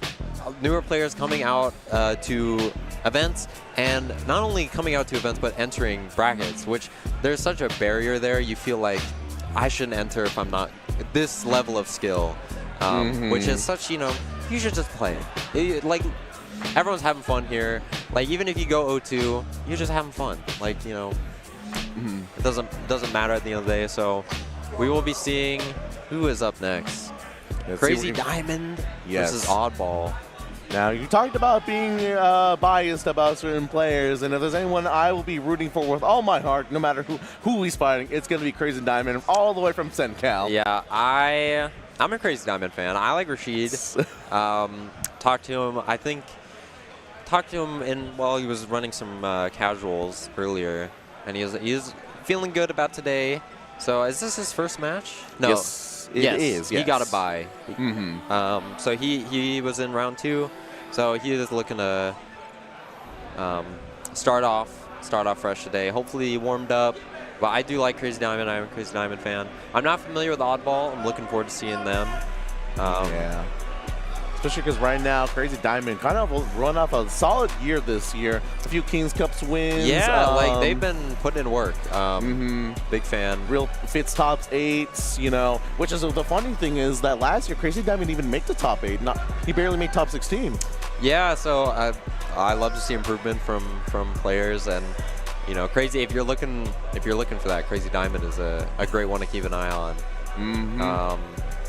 Seen him enter World Warriors as well, like World Warrior West. So yes, he's getting out there. He's putting himself out there, and hopefully trying to take home a NorCal knockout. Would love to see that clean, like $1,000 to the winner. Yeah, exactly. Pretty nice. Would love to see, especially because Crazy Diamond also heading to CB and many other places. So if you're out there looking for a nice player, a good old guy for a good old challenge, Crazy Diamond's your guy. But enough saying about him. We see Eyeball locking in the Viper. I'm a Viper player. Okay. This is my main. It's part of the reason why I hate Blanca, because that matchup sucks. But I am a Viper main. I'm interested to see Oddball's Viper. I think I might have seen a Viper with this color running some casuals, and we are hearing some cheers from the crowd. Oh my God. That's NorCal in the bay cheering him what's up. Yeah. Even they're in the front row. They're ready to take him on his All right, Oddball. let's get into this. This is going to be a good set. All right. Neutral is being played right now. Oddball trying to call him out. Crazy Diamond, this is what he likes to do. He likes to check people, see what they like to answer with. Interesting, the latex actually counter hit Viper. I don't counter hit Oddball. I don't really know what they were going for there. Driver Shoki. Okay. Yeah. You see the Crazy Diamond, the light fireball to check someone. They see what they want to do. They're trying to get the conditioning ready and set to go. As Oddball is trying to find their way out. Diamond with a sick punish. Yeah. Now we're running corner pressure. Plus for stagger. Trying to fight our way out here. Oddball. Oh, imperfect parry. I think you can take another throw. That won't kill, but no, it will. If you press your 4-frame, that actually would have counter hit. That is unfortunate. Especially the burnout state, just making sure on those as well. Crazy Diamond making sure another phone low forward once again. Goes in the corner. Just get out of there. We will see the level 2. I don't really know if Viper could do anything. I don't think level 2 would have reached.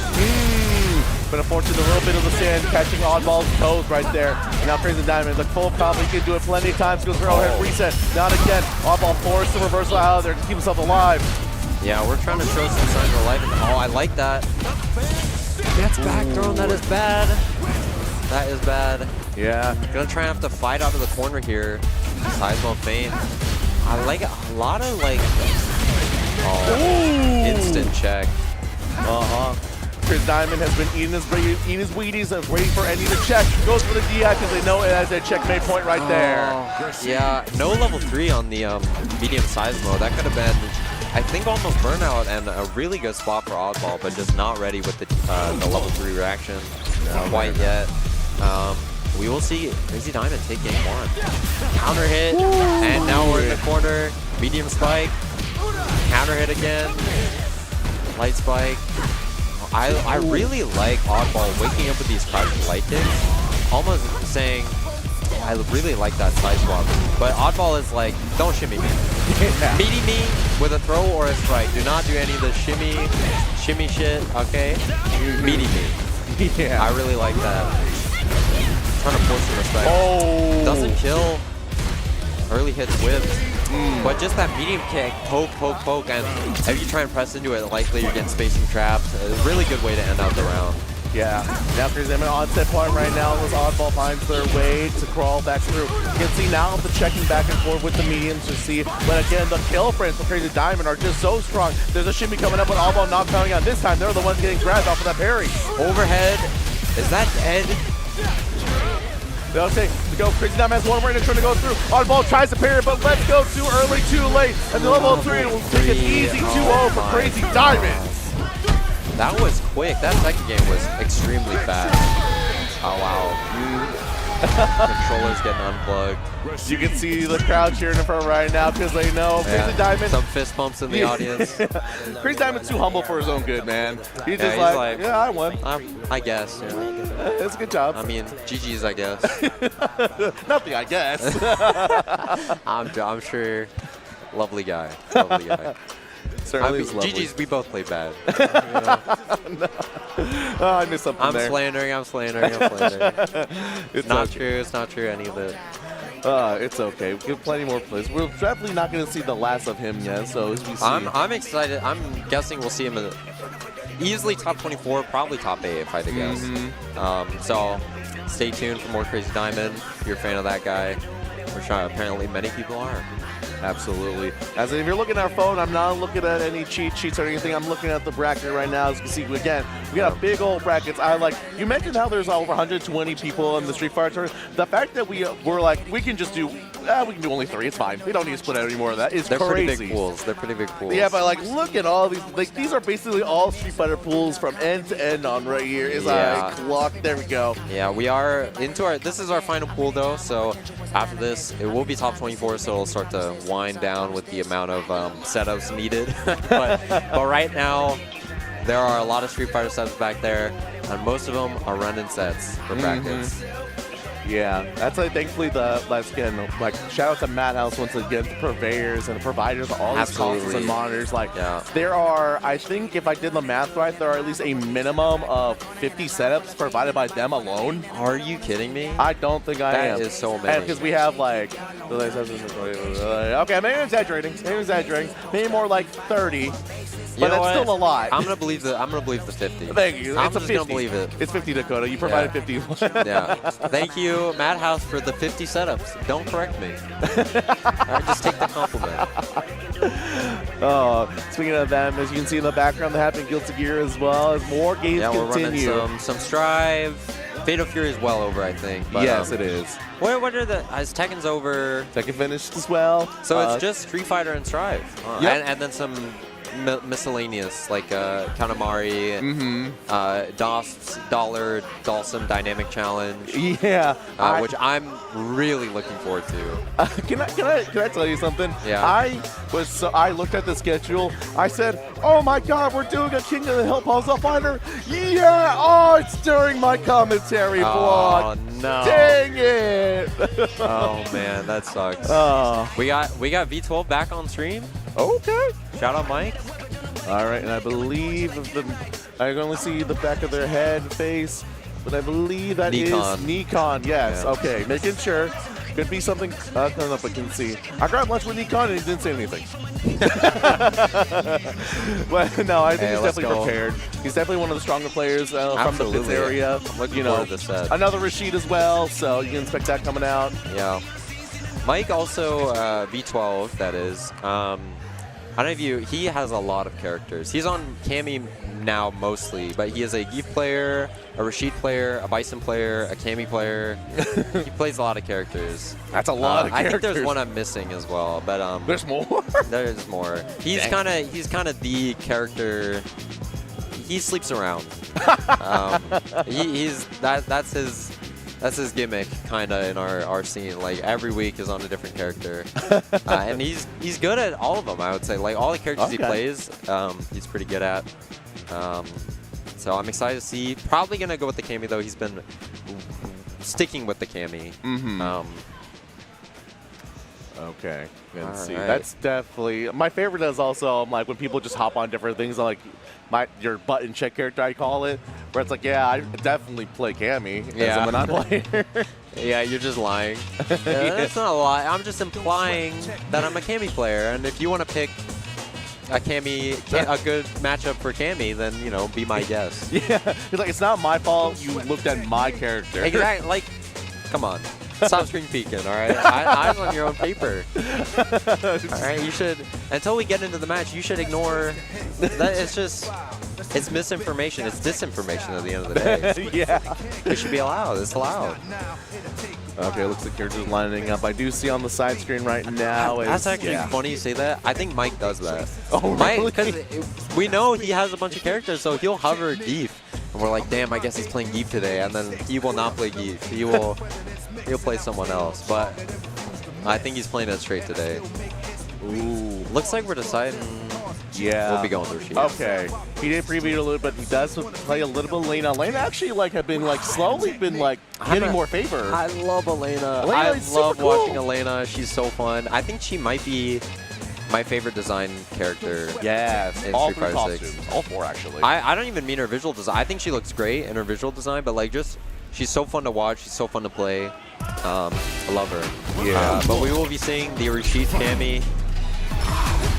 I actually don't know who this matchup would be better for, to be honest. It feels like Cammy would be able to kind of really, with her buttons, jail Rashid in the mid-range, and then on offense just be able to kind of run him over. Nice anti-air. Oh my gosh. Okay.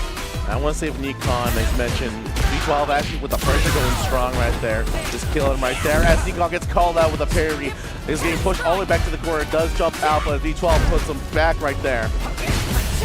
I really love Mike's pressure, V12's pressure. He is so good at crouch heavy punch, micro-step crouch heavy punch, micro-step jab throw. Like, he is so good at making you guess what the hell is even going on. Will this be the kill? Oh. It looks like we're going all in. Might have to spend. Yeah, I can see Nikon. Level 1. I don't know if this kills. Okay. I won't doubt. He knows Rashid better than me. He clearly knew it would kill. He went all in. So, my mistake. Yeah. Okay, we can see. A little Nikon reset there. Is finding their way through. V12, again, back and see the stack push coming in. We've seen this before from him earlier today. Now we can see Nikon just trying to call him. But Nikon is being really patient and not going for the DPs. Yeah. I really like how Mike plays, just using the stand medium kick, the stand heavy kick with Cammy to just jail you in the corner, but Nikon manages to find his way out, and now he's looking to do the same. Overhead. Meaty. Oh. What's the offense? Fake throw loops. Oh, notices where Sargent actually just goes for it one more time to believes himself. Another throw loop for 3 for 3. He actually calls out. No, the drive reversal is not happening. What a whip punish. Oh my god. Just get him.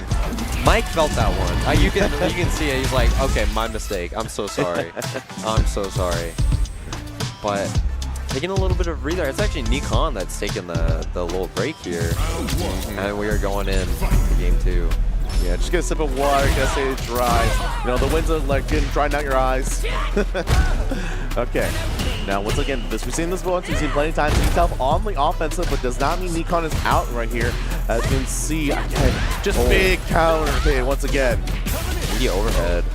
I'm actually surprised he didn't go for the jump out of the corner. Media overhead again. V12, he's calling you old. He's calling you old. Oh no, it's got old. The DP fake. Yeah, that's an old school trick to wake up DP, not happening at Nikon. Now on set point. He got tired of trying to block those overheads. He's like, I'm not blocking shit anymore. We ain't blocking nothing. Okay. All right. Now. Yeah, Nikon on set point here just seems to find this round. Will we see the level 2? No, just hard fireball. Oh, that was tricky. There you go. V12 does find the camera parry right there. And right now just jumping in. Now Nikon just walking back. V12, at least I love the recognition to just keep walking in their face to not let them get away with anything as Nikon gets pushed back into the corner. I think V12 is calling out those delay techs with just a delayed crouching heavy punches, getting that counter hit. Dash forward, oh my god. Woo! Nikon's playing a real early game right now, real brave. That's a guy. V12, unfortunately, you cannot do that. It doesn't work. And now they burnt out for him. Now V12 had the life lead, and now in the situation gets hit. It's a lot of life to shoot through, and one bar through. They're still alive, but they got one more thing to answer for. One No more reset, not happening. V12 jumps out. Now Nikon just trying to kill him. Just trying to jump in, but Nikon is holding strong. Yeah, really solid. Oh my god. Okay. We're in this, okay? Mike is trying to pull this back, trying to get around on the board, no matter the cost. He will be going into round 3 with no meter. Nikon with a level 2 to his name, so we know we're going to see the Great Desert Storm coming out. Here we go. Here we go. What did I say? There you go. Counter hit. Oh. With perfect turn right there, as a small shimmy does get called out, but Nikon does catch V12 and punishes him for that. Now with no meter on his side, calls out the wake-up grab. Nikon jumping in with one more overhead for the road. That is the set. Wow, those overheads were absolutely killing V12. Just overhead after overhead. Not even driver strippers, just those setup meaty overheads that you can combo off of, where putting in a lot of work, and then just that round, you got the level 2, and then just snowballed. Just like not much you can do. Got the shimmy, got the overhead, and that's just the round. That's very unfortunate for V12. But that was still winner's side, right? We saw Mike. Correct. Yes. So Mike's still in, which I'm happy about. I love my good buddy V12. Yeah, never count anyone when they're lose out early, especially because most folks, they've made some killer runs in the past few months. Absolutely, yeah. Speaking of which, we have on stage, I believe that is the one, the only Ninja Blaze, recent Ninja Kings Blaze. Cup winner and champion. Yeah. Now I don't want to say anything, but in Third Strike, Ninja Blaze did DQ against me, so I have beat Ninja Blaze in Third Strike, which is the real Street Fighter, if we're really talking about it. So by order of operations, I think you do the math. You do the math. I think that's for you and Ninja Blaze to decide between the two of you. But and who has the microphone? I'll just say that. You've been talking to Non-Factor too much. Well, can't forget on the other side, since Solid Snake, I've been seeing them around the venue right now. They've also been playing really solid. Not too familiar with what they're playing right now, but I do have seen them just win a few. I saw a windscreen. That's all that matters, right? Yeah. Anything before the windscreen, it's just noise. Who cares? It doesn't matter if it was a bad option. If it works, who cares? Nah. Listen, like you said, the only hit that matters is the hit that wins, right? Exactly. Anything before that, who even cares? We will see the Ken come out.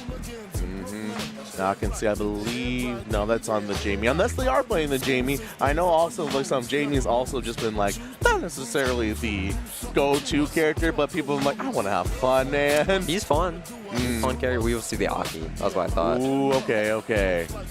You can see Rocket, pick the name like Solid Snake, look at her. She's the Snake Lady. Yeah. You gotta pick her. And obviously that's where the username comes from, is just snakes in general. No character, no nothing, just snakes. It's just Snake, period. Yeah. All right, look and see, Solid Snake can slither their way to a win against Ninja Blaze again. I see what you did there. Thank you very much. Ninja Blaze has been on a hot streak recently after the Kings Cup. They've been on ranked and tearing it up. They've been playing casuals and tearing it up. Let's see if we can translate to here right now as we get into the match. Winners round 3. Let's hear it. Doing some fireballs, a little step kick, a little heavy kick. That is interesting to see from Solid Snake. You're already in the corner, like one knockdown and you're already in the corner. Never mind, I'm so sorry. It's okay, don't apologize to me, don't apologize to Solid Snake right now, as they're the one taking control. The Ninja Blaze does find the hit out, and don't get the poison off.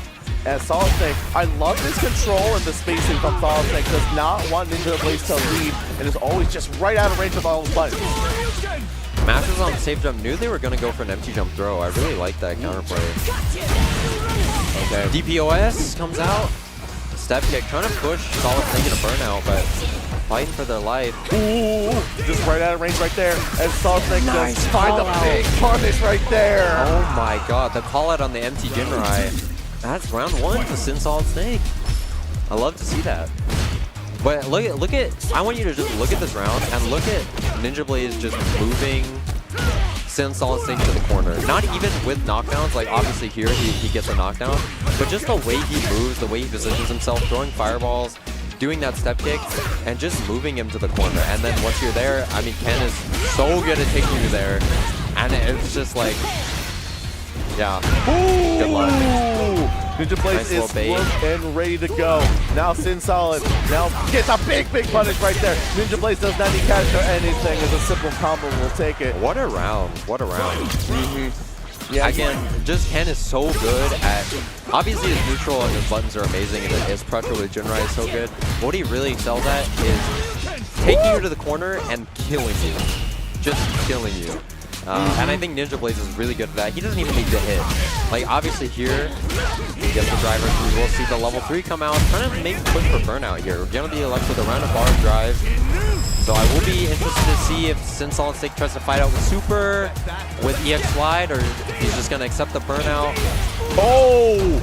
Love that from Ninja Blaze. Delayed into stopping on the Jinrai to push Solid Snake in there. And now with a full burnout, just go for EX just does not even want to know. Because Solid Snake is looking for the DI, but Ninja Blaze knows that just EX Jinrai would just take care of him. That was so solid from Ninja Blaze there. Just getting him to burn out, like, instant level 3 as soon as you saw his low, like below 3 drive, and then just forcing the burnout, and then just using your belligerent and burnout tools to just like get the job done. I'm noticing he's doing a lot of jump on Sin Solid Snake's offense, and he hasn't really been able to have a response for that. Yeah, really interesting. Double dash, meaty jab. Yeah. Oh! Blocks the drive reversal, that will be the round. Outside of a drop, no drops here. Ninja Blaze on set point just like that. Like, Street Fighter is such a Street Fighter 6 is such a game that values getting your opponent to the corner, and Ninja Blaze is just getting the job done. Oh, now you can see why Ninja Blaze is jumping. It's in Solid Snake right there, trying to grab, but Ninja Blaze on the point, ready to go. Unfortunately, just the whipping right there on the kicks. As one overhead finds it. Now we're in the blender. Snake rolling out. And now you're one touch away. Is that it? Oh, you could have killed. Okay. Oh. Level 1 to bust out. I like this, but you gotta fight. Like, this round is gonna be hard to take back. Yeah, but if you just catch him like that, you should be good cross-cut. What a grab! Ninja Blaze! Great call-out. Takes it 2-0 in the set. He's winning. He's winning the whole set. That was an amazing cross-cut, amazing, amazing finisher on the round. That was great. I'm just looking back, making sure the Madhouse crew is cheering for him. You're cheering for him, right? You're cheering for him, right? Yeah, your boy just won. Come on, let's hear some noise. All right. What a set. Again, Ninja Blaze is just so solid. Like, such a solid player. Just fireballs, step kicks, like just using your amazing Ken buttons to just like box your opponent in, just walk them forward.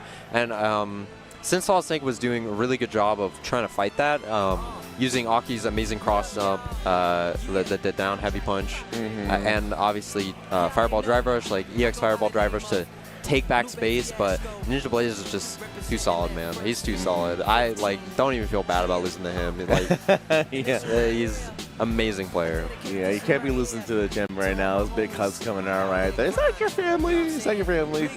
I'm not gonna listen. We're all family out here, right? Yeah. All right. You can see, I believe on stage. We talked about Jamie earlier, and I believe that is low-key flexing. Low-key flexing. Very solid Jamie as well. If we're talking about crosscuts, his anti-airs, oh my god, he is clean. Dude, he controls the skies. Do not jump on this man. Yeah, but on the other side of the stage, Jack! Yeah. Oh my it's god. It's Jack time. I love Jack. I also love Jack. I fucking love Jack. That's my boy. That is the boy. That's my boy right there. First time I met Jack was out at Risk last year, and I've loved him ever since. He is such a funny guy. Oh, I like his SAC region button there. Represent. Oh, actually, represent. Let's go. Yeah, RTO DOS was handing out stickers, and if you get top 8, you get a button. I don't know what he taught. Oh yeah, third strike. Third strike. There you go. Top 8 and third strike. Looks that like makes sense. Yeah, he's trying to make the run back for top 8 on this game as well. But Luke, I would love to see it. I would love to see it. I would also love to see it. Obviously, I'm a fan of Jamie. I'm a fan of low-key flexing. But come on, Jack, bring him home. We got cheer on your boy, right? Yeah, come on, come on. We will be seeing the DJ Jamie. Interesting. Interesting. I'll be interested to see how Lucky Flexen handles DJ's Fireball game. Yes. Obviously, until you have, I think, drink level 2, you don't have Bakai, the breakdance. Yeah. Or it might be 3. I can't remember. I believe it's 2, but I can be wrong with it. Hey, if you get that, we'll learn about that really soon. Because I'm not a Jamie. I'm not a Jamie head. I'm more concerned that he will be implementing it, because that's what you got to do in this matchup is hop right back into it. Absolutely. I'm so excited for this match. I love Jack. I'm a big fan of Lucky Flexen too, so I'm interested to see how this goes. Okay. We've seen the medium showbot, EX Fireball. Oh my god. Heavy upper. Jack just wants to kill Loki Flexen already, but thankfully Loki Flexen gets his turn back. Right on the board, keep an eye on that. We gotta be wary of how much he's been drinking, as Jack just loves sweeping at him, and Loki Flexen gets him back for it. Yeah, we are seeing drink level 2, so a lot of these key tools are online. Taking our turn back. All right, -1. Ooh! Dude, that fireball is so good. I mean, that dive kick is really good too, but God, that just sniped him out of the air. Counter hit doesn't do anything. Level 1? No, level 1, you greedy bastard. Oh my God, Jack, you can't be doing this, man. He's not his head like he did something wrong. You won, Jack. You be happy. But I can see, this is something I'm really interested to see, because Loki Flexen has been trying to dive kick onto Jack with the fireballs, but Jack has been adapting to that. DP spacing trap on a whip sweep. What am I watching? Oh my God. Heavy upper. No level 2, I'm guessing. Yeah. Oh no! What about now, Luffy? I think you could have maybe died. Oh. You're dead here, though. Not much you can do. In for it. Think about it. Loki Flexen, unfortunately, does have to watch that, as Jack again also has to watch that. Yeah.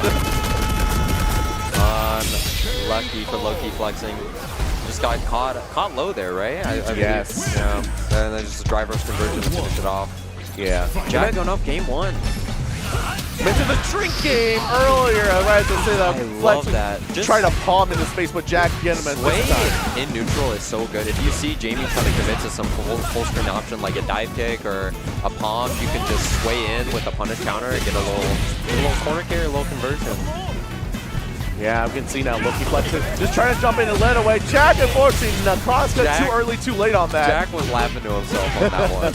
He's like, what the fuck am I doing? That just gets silly. Okay, now we can see Jack is running out of the way in the corner. Loki Flexen onto a drink, so now the breakdance is on deck. Early to that Jack just sways right into Loki Flexen's face. The counter hit conversion on the drive rush heavy punch. All right, round 1. The Loki Flexen looking to take this back. Nice little air there. Nice driver CP. I'm telling you, man, his driver CPs are good. Yeah, this is the thing we've been scared about. Loki Flexen, 2 drinks up, ready to go. Another check on the drive. Jack just trying to lead Corner City. I don't know if I agree with that.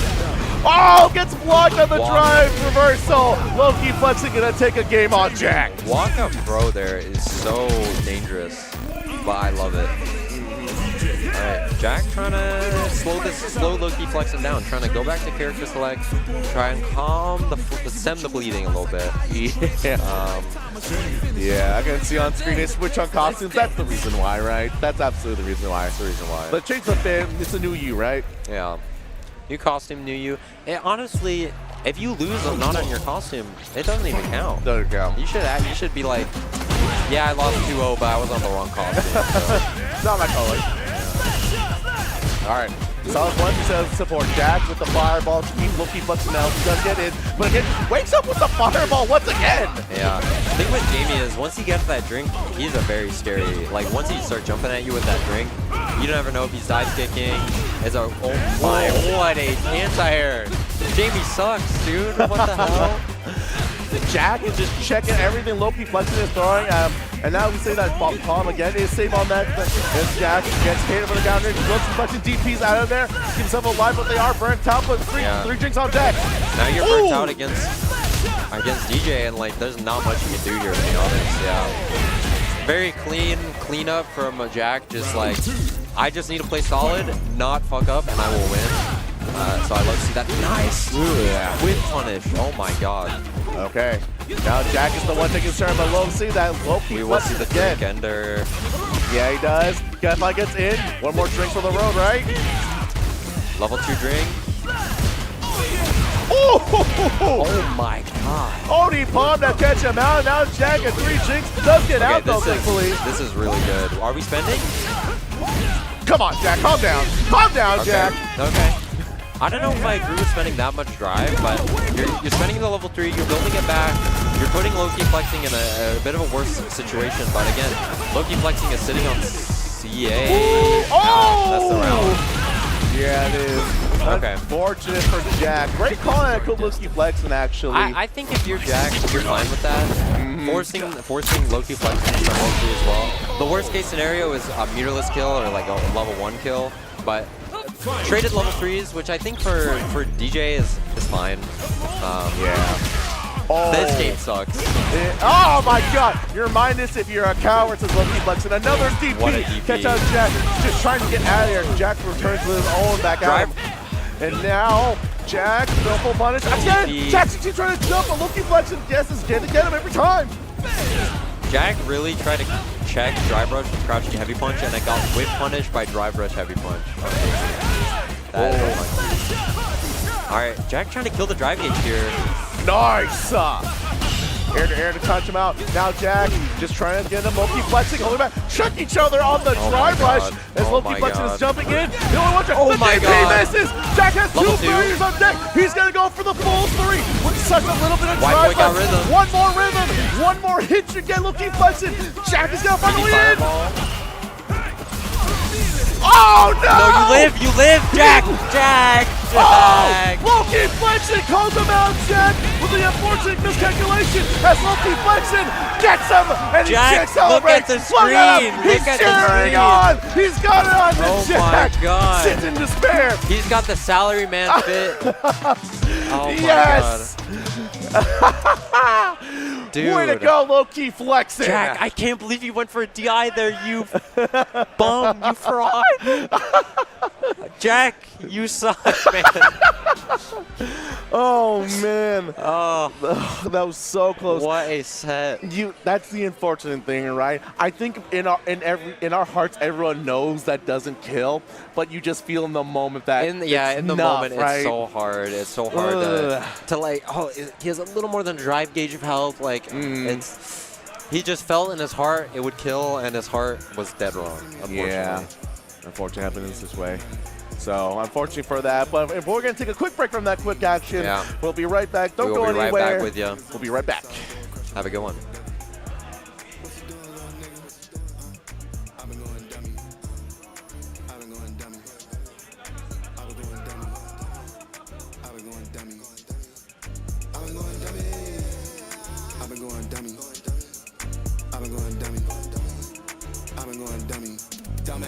I've been going dummy. Big guns on me like I came out the army. Get these fuck niggas off me. This a old school, not an Audi. I'ma drive a like 12 right behind me. Since a young nigga been solid. Why you fuck niggas off?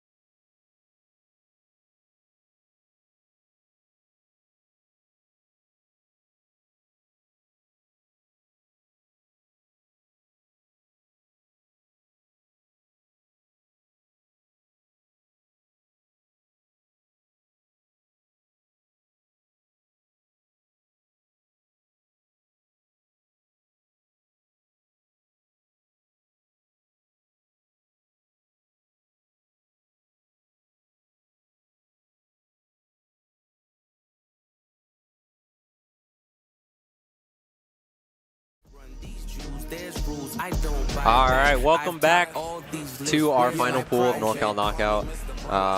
We are looking at Chump Slayer. Who's next? I believe that is, that's High Speed Real. An unfortunate team kill about to happen right now. But it's got to happen when you're that's good, right? Yeah. Welcome back, everybody, after that short break. And we are getting right into it. Chump Slayer, High Speed Rail. We'll be seeing the Sagat jury. I honestly, this is my controversial opinion, I think Jury kind of wins this matchup. Ooh, yeah. I know, I think she has a lot of good tools to deal with Tiger Knee, with a lot of Sagat's tools, but we will be seeing the Sagat. Ooh. Okay, that we can see. We try to say the High Speed Rail and taking their turn back as one of the tools you mentioned, instant overhead jump to catch. Sagat is a very tall man, and Chump Slayer is ready to take advantage of it. Chump Slayer, obviously an amazing player, but the way he kills you. Like, he gets in once and you lose. Nice little step kick there. Takes the throw.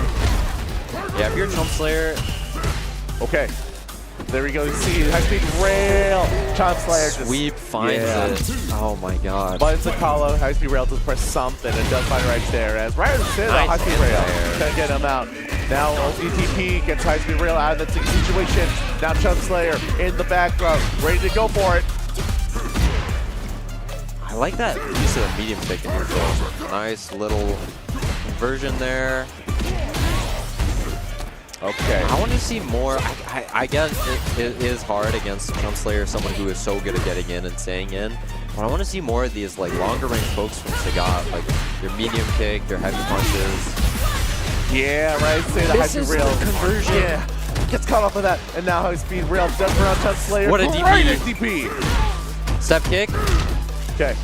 Jin right pressure.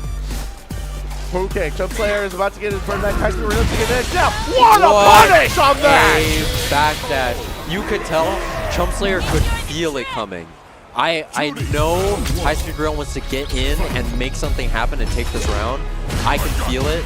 I'm just gonna read his timing and backdash. What amazing move. Yeah. All right, now Chump Slayer taking a 1-0, trying to get High Speed Rail out of this. You can see already, you mentioned before, High Speed Rail gets out of there, barely off of nothing else, get us back. Now High Speed Rail to take the turn. Oh, what a whip punish! That is actually unbelievable. I cannot believe it. Was that stand medium punch?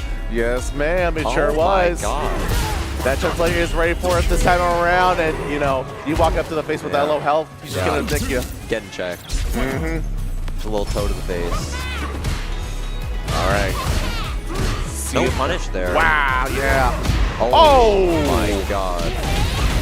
That was a full grounded punish, like not even a jump in on that fireball. Yeah, just way small. Medium Tiger Nexus. Ooh. Okay. There we go! Whip punish. You could have gone into heavy Nexus. You absolutely could have. Oh Unfortunately, no recognition from there. Now Chump Slayer sees that he's low and High Speed Rail wants to put him in burnout. Oh my god. Yep. I love that. Extending the combo so you build just enough meter to not burn out yourself when you're using the DI, and that should be it. Yes, oh my god. Dude, watching Chump Slayer use Feng Shui Engine is scary. Like, I feel like he's going to start coming after me, like, through the screen. I'm like, oh my god, should I stand back or, like, find cover? Like, he is scary. Like, the fuzzy overheads and, like, you lose. Yeah, especially in the situation you saw in that very last interaction that they were both low on drive, and Chump with the recognition said, I'm not only going to burn you out, I'm going to keep myself from burning out as well. Level 2 is so good about that. In terms of level 2s that burn your opponent out, it's probably not the best, but like in terms of the pressure you can get on a burned out opponent, it is so good. Like they have to guess so many times correctly if they want to escape the situation. And really, Chump Slayer just really good use of it to force the burnout there and then just carry to the corner and then like, what are you going to do? Like, can you really, like, who is surviving that? Probably not anyone in this building, if I had to guess. Definitely not. And now as we load up to the next, I can see something that's going to my heart. My heart hurts because one of my boys, that I believe that is Ninja Blaze on the lefts as well. One of my boys are going to losers, and I can't take it. Team kill again. Another team back-to-back. Back-to-back team kills. You hate to see it. You hate to see it, but it's gotta happen. It's good for drama. It's good for drama. It's good for narrative. You know? Especially because have we talked about the trophy that they are earning if they win this whole shebang? Yeah, the boxing gloves are pretty dope. I'm not even gonna lie. Look at this. They're pretty sick. It says NorCal Knockout. It says NorCal Knockout. They look pretty cool. I think there was one. They were similar last year as well. I think True's got those. Yeah. Did they ever tell you the fun story about those boxing gloves? No, I don't think so. Last year, we decided to order how big are boxing gloves actually? Let's buy the biggest boxing gloves they have. And it looks like a toddler puts on full-grown mittens when True's puts them on. They're just so, and True's is not a small person. It's just, they are just so big. I love that. That is actually lovely. Okay. I can see loading up. We've seen both these players before, so we know what they're loading up. Now let's see how they take on each other. We know what to expect. We know what to expect. What we don't know how to expect is exactly how this match is going to play out. I'm very interested to see. Obviously, two very strong players. Two players who love to sit in the mid-range and send their good pokes out. Like Rashid with a stand medium kick, a stand heavy kick. Has a lot of really good pokes, and obviously Ken, his kind of whole thing. We're starting to see it. Takes the throw. Will we driver shin? No, just walk up. I want to see if the fireball game will start coming up with these two. Or like to skip that part and head to level 2 of them feeling out each other. You can see, like you mentioned, the Ninja Blade just pressing the buttons to see Crazy Diamond in check. And Rise will say that Crazy Diamond trying to take his own turn back. Little stagger pressure. This is the parry there. Ooh. No conversion off of that, unfortunately. Crazy Diamond. Now one go. Wow! Ninja Blaze calls the Crazy Diamond trying Just there. Walk up, crouch, medium punch. All right. Now Ninja Blaze in control of Crazy Diamond unless he gets out of there. Good break to take this start as Ninja Blaze just trying, like you mentioned, just walking him down, but Crazy Diamond does find a way out. I feel like both these players have a really good read on each other's timings. They're just able to, like, we're walking in and blocking at the last second or interrupting with a poke, like a stand light kick from Ken or a crouching medium punch. Ooh, the shimmy trying to come down. That Crazy Diamond does find it right there. Level 2. Now Ninja Blaze. Yeah, then comes out level 2. This is almost unwinnable. Oh, unfortunate. I think Ninja Blaze there was trying to go for a walk-up throw through the tornado and just unfortunately didn't get it. But that is you had to go out on a gamble there. Like that is such a tough situation. Yeah, Ninja Blaze going on his own turns right there. Now trying to create his own right now once again. As Crazy Diamond does play the fireball game we know him for, is trying to push Ninja Blaze into the corner, but Ninja Blaze is holding him off. Just these pokes back and forth. Medium kick. Yeah, if you want to see who's in den, then watch this match right now. As once again, Crazy Diamond is getting in their face. You can see they're already building up level 2, so they want to rip it if they want. There it is. Force the burnout. You can't do that. You can't do that.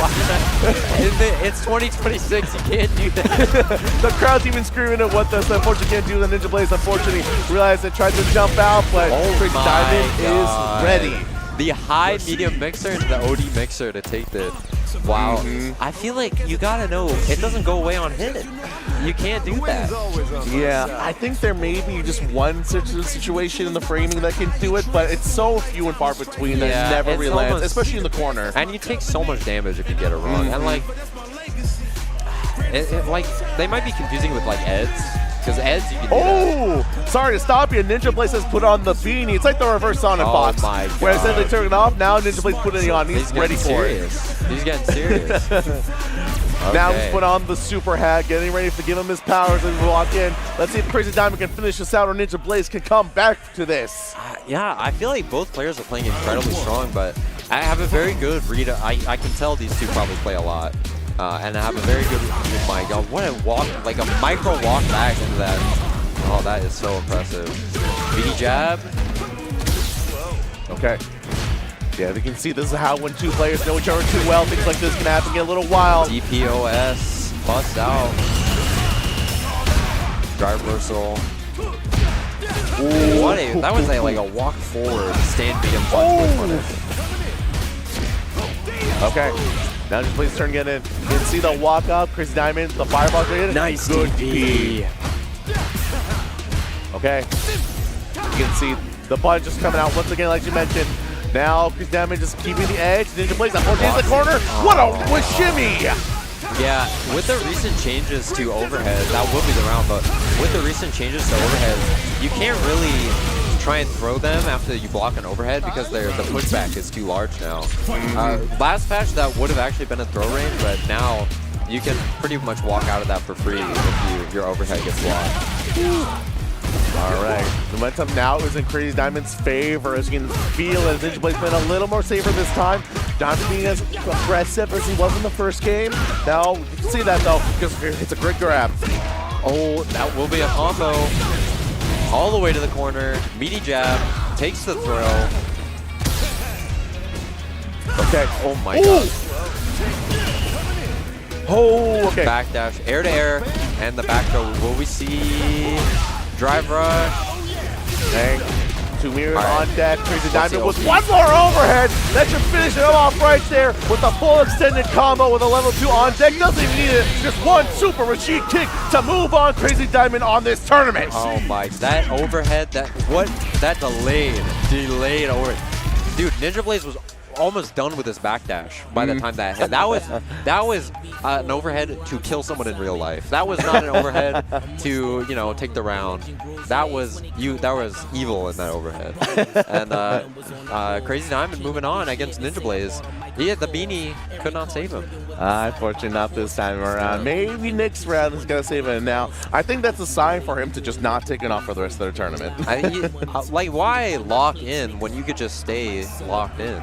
Ooh, no one's ever thought of that one. No one's ever about that one. Put their brain in there and thought about that one. But Crazy Diamond, man, I love watching him play. He's one of my favorite Rashis to watch. I really enjoy just how he plays. Like, very just medium kick. He loves medium kick. And I mean, what Rashi player doesn't? But yeah. The medium kick, stand heavy kick, just playing this poking pattern. And it's so effective against a lot of players. And even like Ninja Blaze, who's neutral, is really incredible. But it just, I don't know, he just had his timing down. And the spacing was so perfect for Crazy Diamond. It was hard to win for Ninja Blaze. It was hard to like get in, and you know, if you can't get in and get your corner pressure going, you know, and you have to win exclusively on straight neutral pokes, it's going to be really hard to win in this game. Yeah, unfortunately, in a game like Street Fighter 6, you know, chips turn to chunks and chunks turn to the damage, especially. Yeah, absolutely. When things like that happen as we chip out run through. As you can see, as we are getting going through right now, we're actually going to working on some cam issues. Don't worry, that's not a glitch. We're just making sure you can see the crowd, because after this, we do have top 24 straight to top 8. I'm so excited. You don't want to miss that. I'm so excited for top 24. I'm like, you know, I might be a little sad depending on how it goes. I hope not. I hope not. I might be leaving this place very sad. But oh no! I want to see some Sacramento top 8 players. If they get top 8, if Shorin's gets top 8, Sita, I would be very happy. Very, very happy. Mike, I would love to see up there. We do see Crazy Diamond over there, wrong side. Yeah, hot off his win. Yeah, it's the same thing for me. I really hope so. For the SenCal, you know, SenCal has been adopted by NorCal as much as we come up here so much. It's like we help put this on. You're like, oh, can we have the NorCal ticket? Yeah.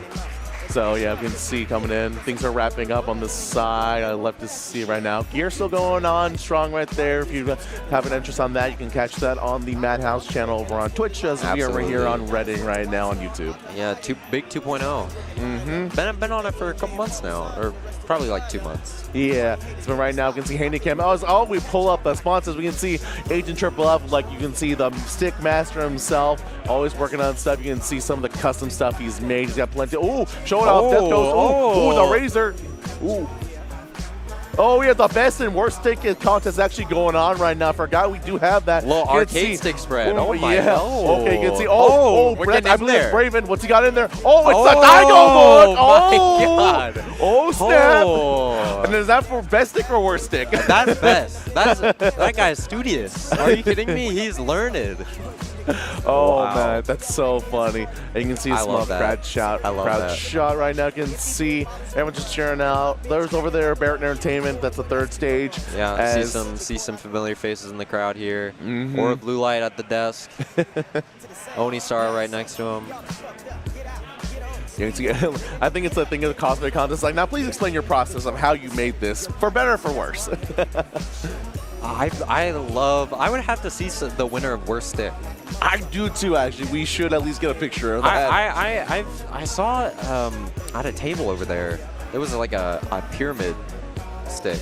Oh, what? Like an arcade stick, but it comes up in the middle. Oh, the Ergo box? Yeah. Yeah. Now, again, it's subjective, right? Now, do you say, like, it looks bad, or No, is it nice, right? This is not me saying it should win worst stick. I'm speaking of weird sticks that I've not seen before. I was fascinated by it, and I didn't put my hands on it, obviously, because it's not mine, and no one was there to ask if I could try it out. But it looked, I don't know, I feel like I want to know what they're even looking for in worst stick. Like, is it just beat up? Is it dirty? Like, what are we talking here? Is it like a full monster? Like, I think my favorite of all time was I saw on Twitter the pot box, which is a Potemkin player where if you just slide your hand across like 12 different buttons, it's a pot buster. And it's tournament legal because every button is a unique input. Yeah, it's a unique input. Okay. I like that. I like that. Like, you got it on a conveyor belt, you know? Like, one pop buster coming up, and it's just, yeah. That's good. That's good. I might need that. Half circle inputs are, the reason I don't play Guilty Gear, half circle inputs, they break my brain. That's what I'm saying. I'm learning leveless right now, and that's why when I play this game, I can't play my main Manon, because I just don't understand it on leveless. I know they say, oh, you can learn it, you can get used to it. Oh, there's tips and tricks. I'm like, you don't understand. You do the SOCD. I don't even need that, so. But we know. You can see right now. I believe we took a small quick break to show that off, to start the stick tournament. Because again, if you saw on the schedule, you can see the back of these QR codes. You can see the schedule and much more. That we have a lot of things going on. That's one of the ones. As mentioned earlier, we had a Katamari Damacy King of the Hill. I see Puzzle Fighters going on. Very jealous right now. I'm but that's excited. Okay. I'm excited for the Dalsum. Yes. All right. But I believe that is, excuse me, that is it for us. I'm so staggered. I'm so heartbroken that we're going to stop talking. But it was such a pleasure, such a joy. Such a pleasure as well. Absolutely. This has been so much. Super Rob and Transgender Monkey D. Luffy commentating the third pool, but we will be kicking over to top 24. You'll want to stay tuned. I'm excited.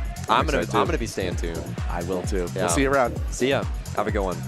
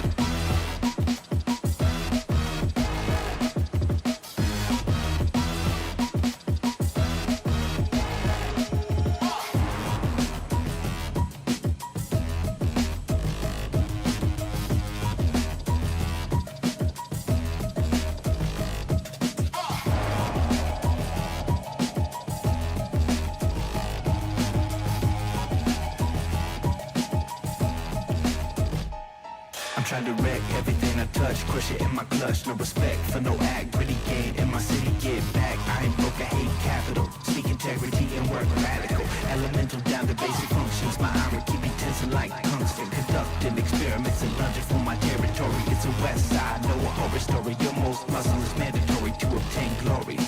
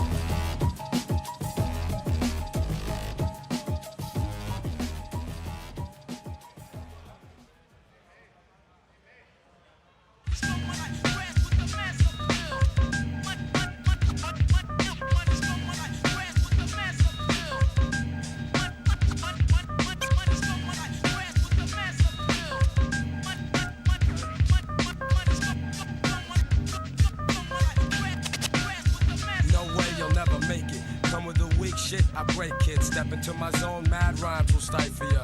Lines like rifles go blast when I kick some ass. A lot of rappers be like one-time wonders. Couldn't say a fly rhyme if there was one right under their noses. I hate those motherfucking poses, but I'm so real to them it's scary. And with my unique skills, nah, you can't compare me. And no, we don't make whack tracks. And all the suckers get pushed back when I'm kicking real facts. I represent, set up shit like a tent boy. You're paranoid cause you're a son like Elroy. And you'd be happy as hell to get a record deal. Maybe your soul you'd sell to have mass appeal.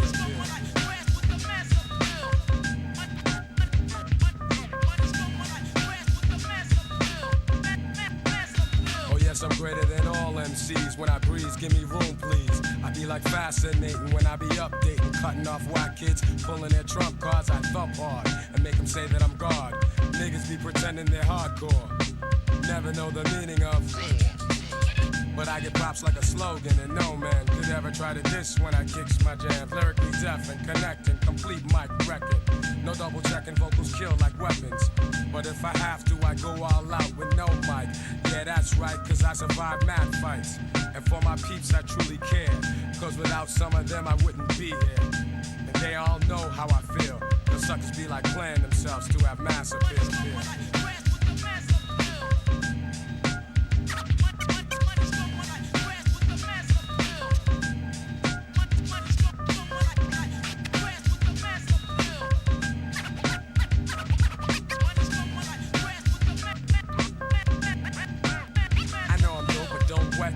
I've suffered setbacks, but now I'm making greenbacks. Just like baggy slacks, I'm crazy hip-hop. Check 1, 2, and you don't stop.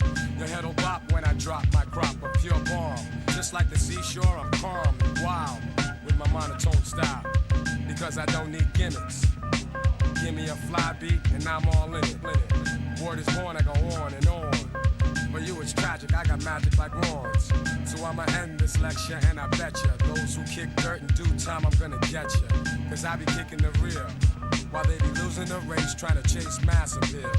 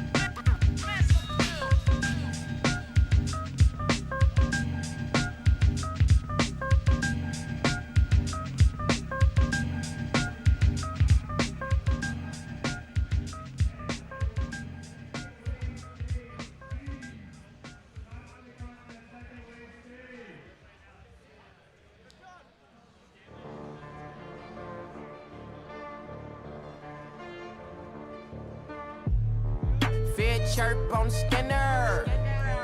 Got blurred with the hammer. You ain't playing with the DA. I'm finna hit the counter, do a relay. Fed chirp on the scanner. Got blurred with the hammer. You ain't playing with the DA. Finna hit the counter, do a relay. Do you really wanna know about some gangsta shit? In the city, shit pretty West dangerous. Why me talk that bunch you call it that Karanga shit? Watch your back aboard and crackers try to hang you quick. Baby, let me break the leverage, I'ma hit the spot. It be tricky when that itch you get you got. She so pretty in the face, ass titties in the waist. Pull up tryna get a taste, since she get your back. Fed chirp on the scanner. Got blurred with the hammer. You ain't playing with the DA. I'm finna hit the counter, do a relay. Fed chirp on the scanner. Got blurred with the hammer. You ain't playing with the DA. I'm finna hit the counter, do a relay. Baby went to Howard, got a BA. Had her baby shower in the PJs. Got her baby daddy for a GTA. On the GTL tryna beat the case. Crimey kept it silent, at least that's what he say. From direct deposit to the lawyer plate. If he fuck around and take a stand on her dude, he gon' have to raise his baby from the visiting room. Fed chirp on the scanner. Got blurred with the hammer. You ain't playing with the DA. I'm finna hit the counter, do a relay. Fed chirp on the scanner. Got blurred with the hammer. You ain't playing with the DA. Finna hit the counter, do a relay. Keep listening for your chance to win tickets to see Kaylani live. Hit us up 562-453-9382.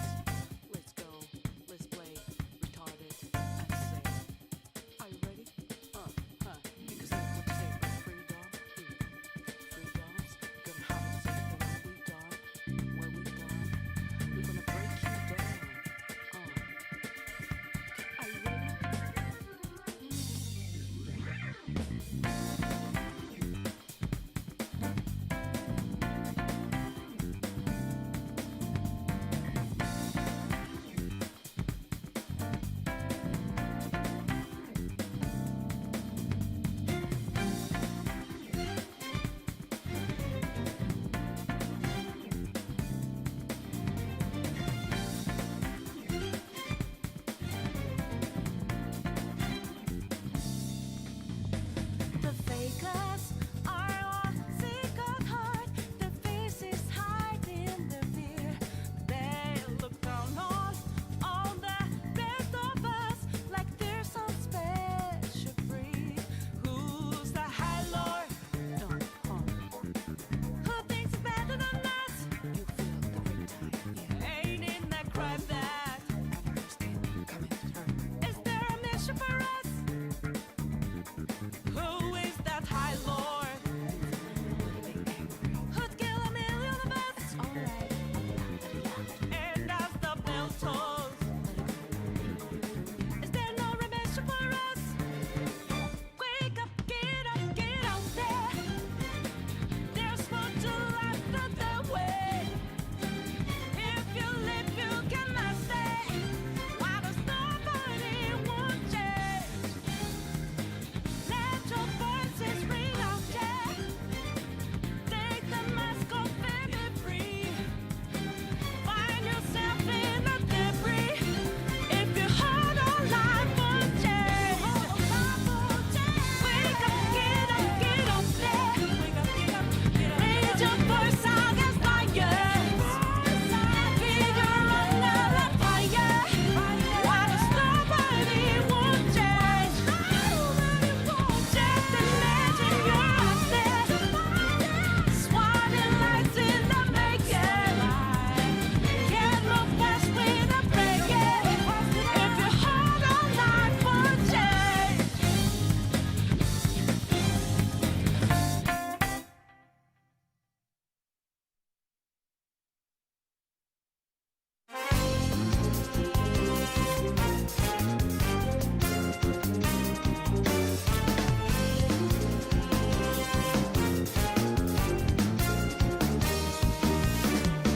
You're in the perfect point for getting big change, especially when you're ready. More times it's more brutal till it catches you. Either you go with flow or persevere without determination. But you're not alone in this complication. So come with me. On your mark, get set, go and treat you alone. Make a move, we protect you, make an afternoon. One that you can change your own world. And nobody is will do it for you.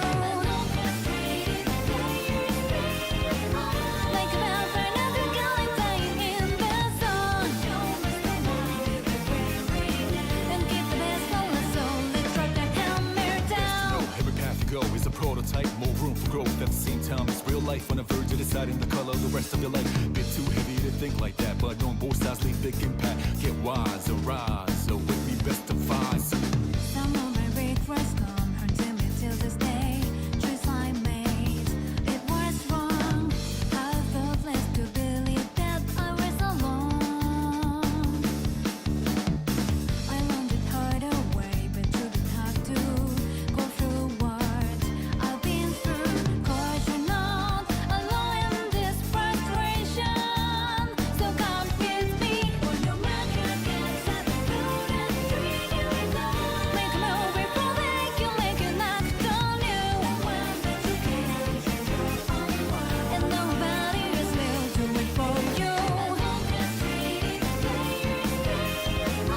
Like a bell for another guy playing in the sun. And get the best on the soul. Let's drop the hammer down.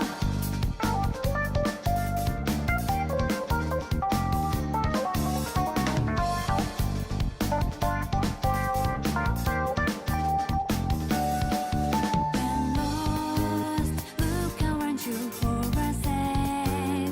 You may feel lonely, but you're not alone. In this world, we're right here with you. Coincidence, now I chose to meet you. Destiny, I saw before. Look scarred up, but I'm feeling good.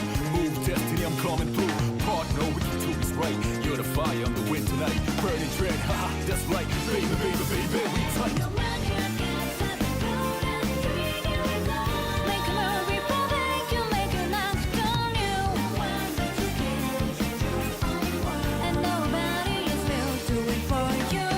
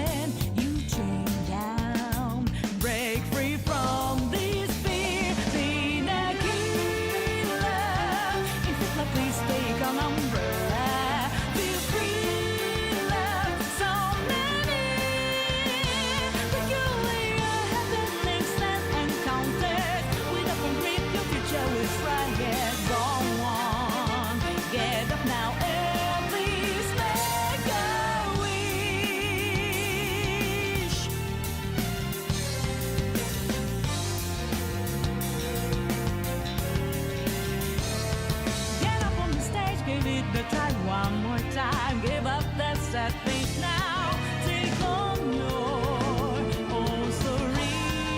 Yeah, be the hero. Stories of princes and roses. Be free, love every day. Making you a secure dancing to pop. Nothing to skip on this road to take. Walk on. Look up now and please make a wish.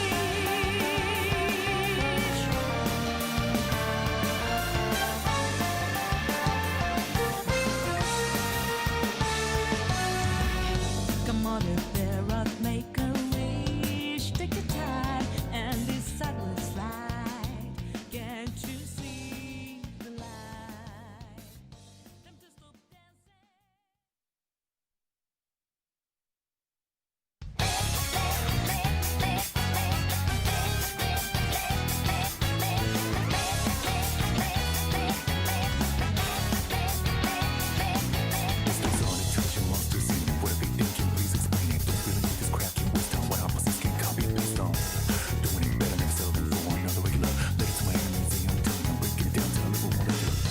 Better be wise when you choosing battles. Mostly babbles, you know one of those big time shady footballs they will fight for. Drop these balls in my sleep, few tricks up my sleeve. Wait till wait for you to live loud. Get ready. Disturbing the peace. Look into my eyes. Now tell me the things you loving about behind my back. Emptiness and peace. I hold this heart to break down. It's late or apology is going down.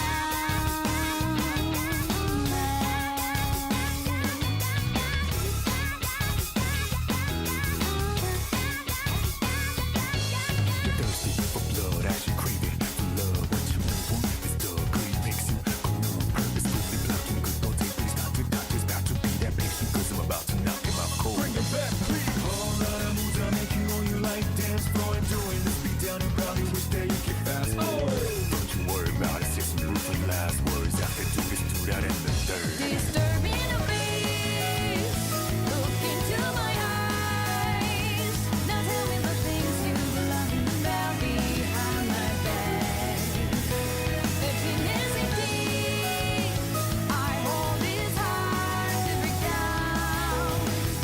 It's late for apologies. It's starting. Some things may break me, but always get back out.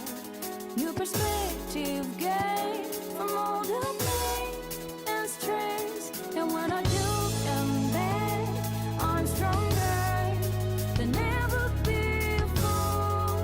So kneel down, disturbing the peace. Look into my eyes. Now tell me the things you love about behind my back. Emptiness and peace.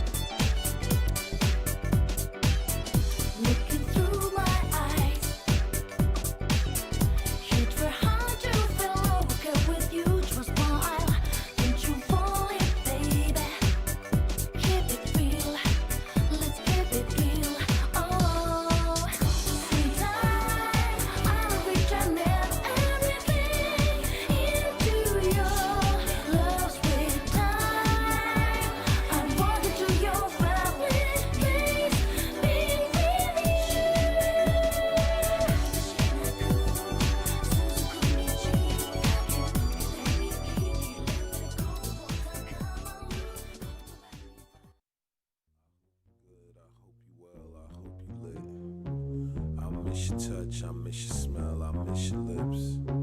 Maybe grab a drink, maybe grab some food, don't be a stranger. I know it's hard though.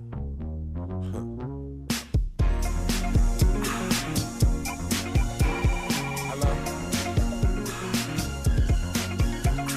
Hello? Hello?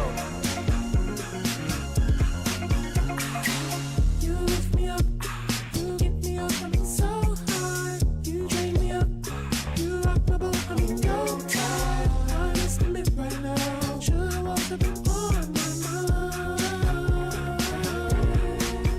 I know you said not to call you again, but I miss you. And I hope I can see you one more again, but I miss you.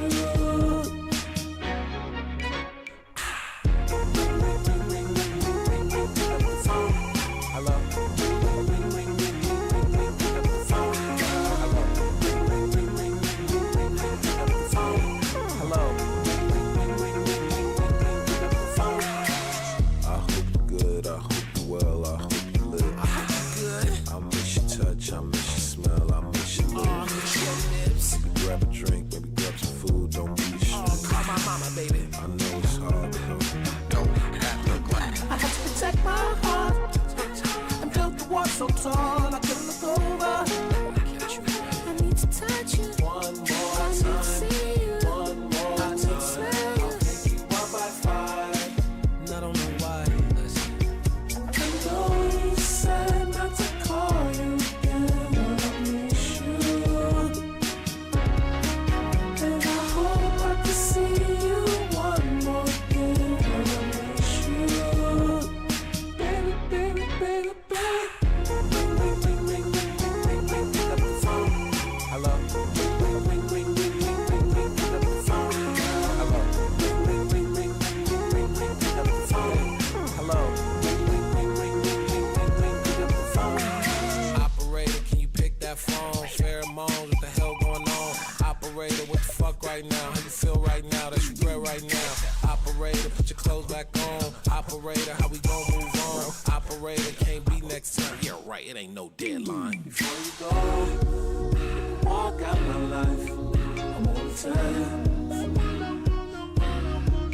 Before you go, walk out my life. I won't tell you how much I love you. I love you.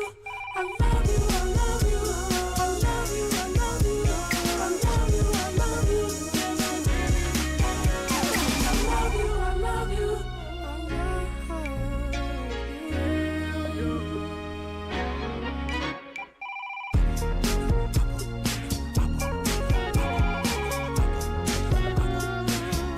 Pick up the phone, girl. Yeah. Motherfuckers better know.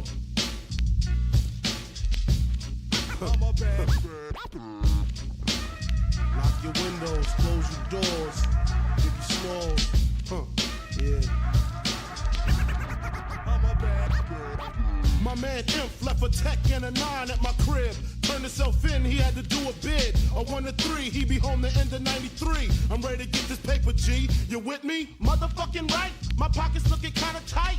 And I'm stressed. Yo, Biggie, let me get the vest. No need for that. Just grab the fucking gap. The first pocket that's fat. The tech is to his back. Word is born, I'ma smoke him. Yo, don't fake no move. What? Treat it like boxing. Stick and move. Stick and move. You ain't got to explain shit.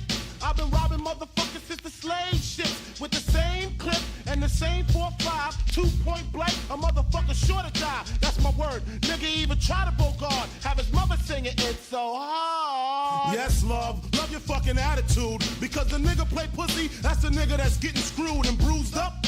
From the pistol whipping, webs on the neck from the necklace stripping. Then I'm dipping up the block and I'm robbing bitches too. Up the herringbones and bamboos. I wouldn't give a fuck if you pin.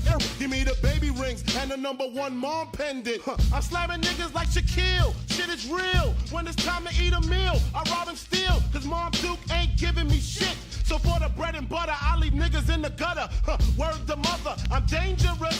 crazier than a bag of fucking angel dust. When I bust my gap, motherfuckers take dirt naps. I'm all that and a dime sack. Where the paper at? But he's sticking you and taking all your money. Give me the loot, give me the loot. Give me the loot, give me the loot. Give me the loot, give me the loot. Give me the loot, give me the loot. Give me the loot, give me the loot. Give me the loot, give me the loot. Give me the loot, give me the loot. Give me the loot, give me the loot. Big up, it's a stick up, and I'm shooting niggas quick if you hiccup. Don't let me throw my clip up in your back and headpiece, the opposite of peace. Sending Mom Duke a reef. You're talking to the robbery expert. Step into your wake with your blood on my shirt. Don't be a jerk and get smoked over being resistant. Cause when I lick shots, the shits is persistent. Goodness gracious, the papers. Where the cash at? Where the stash at? Nigga, pass that before you get your grave dug from the main thug. 357 slug, and my nigga Biggie got an itchy one grip. One in the chamber, 32 in the clip. Motherfuckers better strip. Yeah, nigga, peel before you find out how blue steel feel. From the Beretta, putting all the holes in your sweater. The money getter, motherfuckers know the better. Rolex watches and colorful swatches. I'm digging in pockets, motherfuckers can't stop it. Man, niggas come through, I'm taking high school rings too. Bitches get screwed with her earrings and bangles. And when I rock her and drop her, I'm taking her door knockers. And if she's resistant, baka, baka, baka. So go get your man, bitch, he could get robbed too. Tell him Biggie took it, what the fuck he gonna do? I hope apologetic, or I'ma have to set it. And if I said it, the cocksucker won't forget it. But he's sticking you and taking all your money. Give me the loot, give me the loot. Give me the loot, give me the loot. Give me the loot, give me the loot. Give me the loot, give me the loot. Give me the loot, give me the loot. Give me the loot, give me the loot. Give me the loot, give me the loot. Give me the loot, give me the loot. Man, listen, all this walking is hurting my feet. Who money looks sweet? Where? In the Isuzu Jeep. Man, I throw him in the fiend. You grab the fucking green, and if he start to scream, bomb, bomb, have a nice dream. Hold up, he got a fucking bitch in the car. Fur coats and diamonds. She thinks she a superstar. Ooh, Biggie, let me jack her. I kick her in the back, hit her with the gat. Chill, shorty, let me do that. Just get the fucking car keys and cruise up the block. The bitch act shot, getting shot on the spot. Oh shit, the cops. Be cool, fool. They ain't gonna roll up. All they want is fucking donuts. So why the fuck he keep looking? I guess to get his life cooking. I just came home, ain't trying to see Central booking. Oh shit, now he looking in my face. You better haul ass, cause I ain't with no fucking chase. So lace up your boots, cause I'm about to shoot a true motherfucker going out for the loot.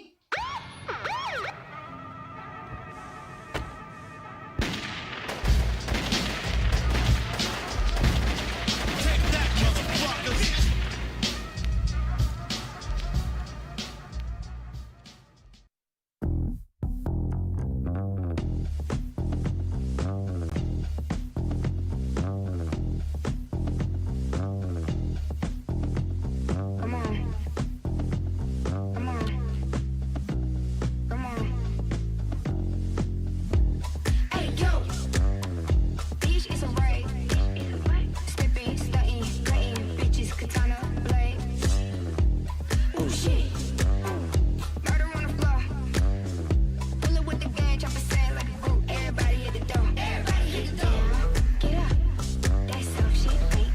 Hello, hello, hello, everybody. Welcome.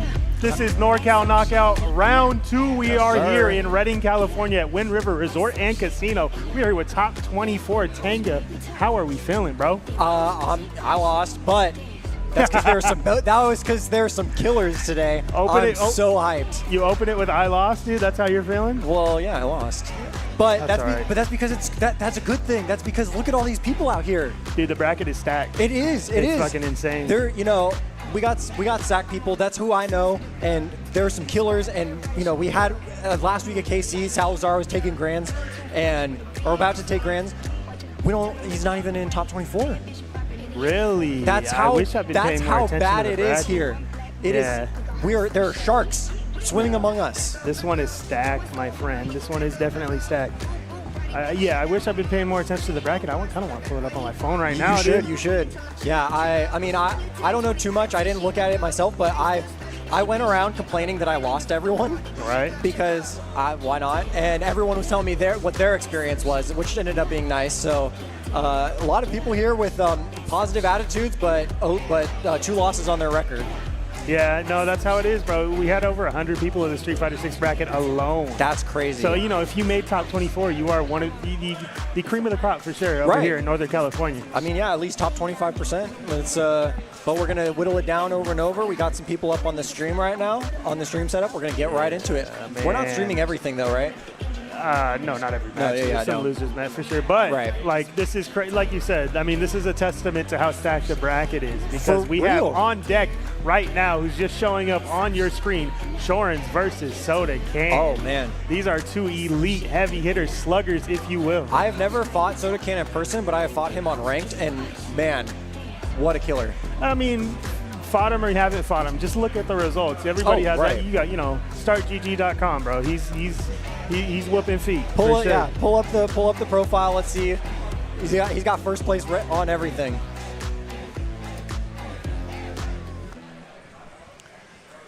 But we are getting right into it. I see we're doing a little button check. That was another thing, you know, with Third Strike, we keep getting psyched out whether it's a button check or whether they're know, huh? Hey, modern Street Fighter, baby. We got button checks in the character select menu. Isn't that a blessing? You know, we take for granted the things that we love. All right, we see the fist bump. That means they're about to lock in.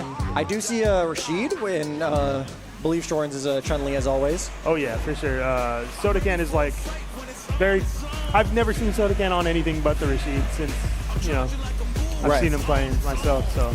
Well, we did see, I saw a little bit of his gameplay, and he's been putting in some work, so I can't wait to see what he's doing live on camera now. And we are opening in round specialty. 1. Exactly. You drive rush right away. Little plus frames on the jab. Yeah, showing the aggression immediately. Nice little jump in, doesn't quite get the anti-air. It's almost like Sodacan is immediately opening up, seeing what they can get away with right away. You got the drive rush jab, open it up. You got the jump in. You know, just what plus frames can I get away with? How do I open Shorens up? Perfect parry. The perfect parry comes in clean. You get some corner carry on Chun-Li here. Back in the corner. This is really scary. Chun-Li's really good in the corner. Shorens really good in the corner. Gonna be able to get a lot out of this. Nice air throw. The air throw to make your air advance null. We got throw loops on the ground and in the air. That throw parry is going to be huge there because Shorens is now in burnout. Sodacan with a lot of momentum. You know, despite the health lead that's on the screen for Shorens, we have a level 2 coming out from Sodacan with Shorens in burnout. This is going to be a hard one to survive. I like the attempt. I think that would have been a chip sequence otherwise, so, you know, just throw what you can out there. Maybe it works. I like that. Yeah, maybe, you know, if another Eagle spike was coming, that probably would have caught it, and that's probably something that was on Shorens' mind, but, you know, that's not what it was, and Sodacan takes the first round. And right here we see, burnout immediately, wake up level 1. I like it, not afraid to spend it again. I like the use of the level 1 for sure, but now we don't really have meter to defend ourselves, and that means we are going to get wall stunned, and this is going to be quite a bit of damage coming out from Sodacan, taking a pretty commanding lead of round number 2, but a perfect parry comes out from Shorens. Luckily for Sodacan, that was a safe jump. We didn't have enough negative frames to punish there. Although, that wasn't a safe jump though. Gets the punish counter throw on that time. The perfect parries are immaculate. Going for that chip sequence. Putting it on. And they are slugging it out right now in each other's faces. The overhead into the level 2. I think this could be a kill right here. Not quite. Doesn't build to level 1. Oh, it did, but wasn't quite aware. Oh my goodness, the level 1 gets blocked. It was not fast enough to punish the throw whip from Shorens, and we are a round each into this first match. Oh, and the overhead right back into a punish counter. Level 2. He's going to be able to probably put her in the corner. Nice little shimmy. Oh, so tricky. Yeah, you really, I mean, I would probably go for the throw there too. You kind of want to get yourself out of the SR, but that is a DI wall splat coming out from Sodacan. We don't have a lot of meter to spend. We're not quite yet in danger of killing, but Shorens busts out with the DP there. And the air-to-air hits the side switch, gets the punish counter throw on the parry. You know, that's huge. Tries to go for it. Overhead again. And the chip sequence hits the Eagle spike. We're going game 1 to Rashid. I mean, this is what we were missing? This is what we were missing. That was a really fast-paced couple of rounds right there. And, you know, the DPOS being huge for Sodacan right there. You know, still having the sense to chuck that out there and scrambles like that. That won him the set, right? I mean, won him the match right there. And Shorin's, can play very quickly, but does seem to benefit from a little slower match. So maybe she can slow it down, and we can see a little bit better from her. Nice, perfect parry. There we go. See, slowing it down. Taking out the corner. There we go, shimmy. Yeah, it's going to be some corner carry here on the side of Shorin's. Getting Sodacan into the corner now. Gets a throw. Playing a little bit neutral. Patient with the neutral here. It's slowing down a little bit, but Sodacan is the first to connect. This is going to be enough to connect with the level 1, but we dropped the combo. Shorin's can close this out if we're willing to spend the cash here. I think it's going to be all meterless. Yes, sir. Excellent work. Yeah, Chun-Li has a lot of really good burst damage in those optimal punish counter situations. Oh, and Shorin's getting the first hit again. Man, the momentum just switching just like that. Off one single drop, Shorin's just like that is in the driver's seat. But Sodacan landing the crouch medium punch into the driver's cancel. Goes for the little setup for a grab, strike throw mix-up, gets a grab. Charge tornado, blocks the drive reversal. Block drive reversal is huge. That's -6. That's a pretty decent punish. We have quite a bit of meter built up on both sides. This could be a Yasar, whatever we want, really, from Sodacan here. The DP reversal busts out of the minus frame. In burnout, though, might not be able to put on a lot more pressure without risking serious life gain or life loss. Yeah, so we're going to sit back and chill with the fireballs a little bit. But now Shorin's putting themselves in burnout. Rashid about to recover. Playing it. Oh my gosh, I was just about to say playing it slow because we're in burnout, but Shorin's with a dash up. The level 2 is not going to connect. Yes, it will! And Shorin takes game 2, 1-1. Shorin had to be ready after that throw mid-screen, just buffering that level 2. As soon as you see the fireball animation come out, you know, just bust it out. Really smart decision-making, being ready after that, you know, the post-throw Oki. Yeah, and I mean, Rashid can't charge the fireball, right? So it becomes a little bit obvious when you're looking out for it. So really good awareness right there. Baits out the DP, goes into a combo. Big damage. Doesn't go for a safe jump, just wants the damage. Tries to go for a shimmy, gets punch counter throw. Already dead. I was going to say already low life, but this round's over. That is 7 letters on the screen. That is a perfect opening up Sodacan. Yeah. Round 2. Going right back into it. Oh, I like that. I like that. Gets the safe eagle spike. Immediately tries to strip the drive gauge. Yeah, just checking. Are you pressing any buttons? But that one, Tenga, is not safe. Shorin punishes it big time. And the overhead. All the way to the corner. He's playing it kind of slow. Sodacan just neutral jumping in the corner here. But as soon as Sodacan forward jumps, Shorin is ready with the anti-air. Blocking it out. I like the parry. Goes for the reversal. Once you're back in the corner, so that's where I'm comfortable, that's where you're staying. Yeah, Shorin kind of has to make this offense count, and she does with the forward walk throw. This is a round of peace. All right. Opening up here. Being a little bit slower, which is Shorin's little specialty, but maybe Rashid, maybe Sodacan feels comfortable about it. Once you get to level 2, you know what, that's why. That crouch medium kick from Sodacan was perfectly spaced. That was a really nice way to open up Shorin's there. And we get a lot of reward off the level 2 here, but Shorin's able to jab out into the level 2. This is going to be a lot of corner carry into some nice Oki. Not a lot of damage, but gets a mix-up out of it, and is able to tack it on. All of a sudden, you're at half health, about to even things up. Nice confirm. The drive rush cancel lets us get a combo out of that. But the back throw is huge because we're low on drive, low on health. Shorin needs to make something happen here because we almost have level 2 built again for Sodacan here. Still has the level 1, so can threaten a reversal during the burnout. Doesn't quite get it. And we're about to end. Oh, there it is. And Sodacan takes it over Shorin's 2-1. Excellent work. He sized. That was a close one. I mean, that excellent work by both of them. But we saw right there, it was at the end. Even though Rashid took it, he was like, oh. Whew. Yeah, that was a really fast-paced set there, and I would probably take a deep breath too. That was really tense, but Sodacan really spacing his normal buttons really, really well. I think that's probably paid him huge dividends there. Yeah, and I mean, name says Sodacan, but I don't know. Go grab some water after that, buddy. Take a little break. You got. Hey, winner's side. He gets a nice little break into the 12, top 16, whatever it is. Wherever he goes, I don't know how the math works. It's top 24, but that doesn't divide even. I don't know. Whatever.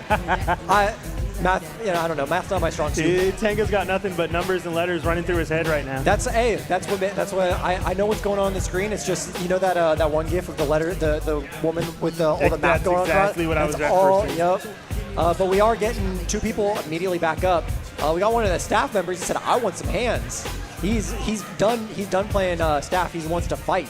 But we do see Cuz Lightyear. That's a Kimberly, right? I believe so, yeah. Right. As far as I know, unless, some things have changed up. I haven't seen Cuz Lightyear playing. Perhaps, I would, I don't know. Maybe this is tell me your thoughts, but I feel like Kimberly has gotten really good with all those buffs.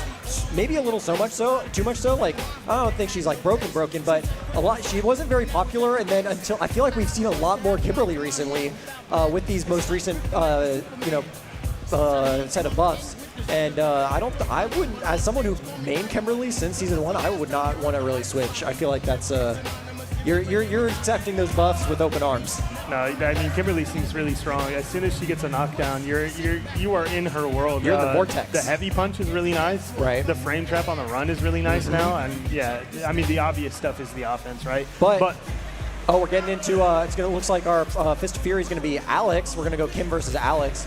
I don't know too much about this matchup. Alex is really new, but I'm excited to see what we got going on. The strike throw with Alex is really strong, right? Because he threatens both sides really well rather than just trying to get grabs. 100%. The strike throw with Alex is really strong a lot of the times because he gets such good OP off a lot of these knockdowns that he gets.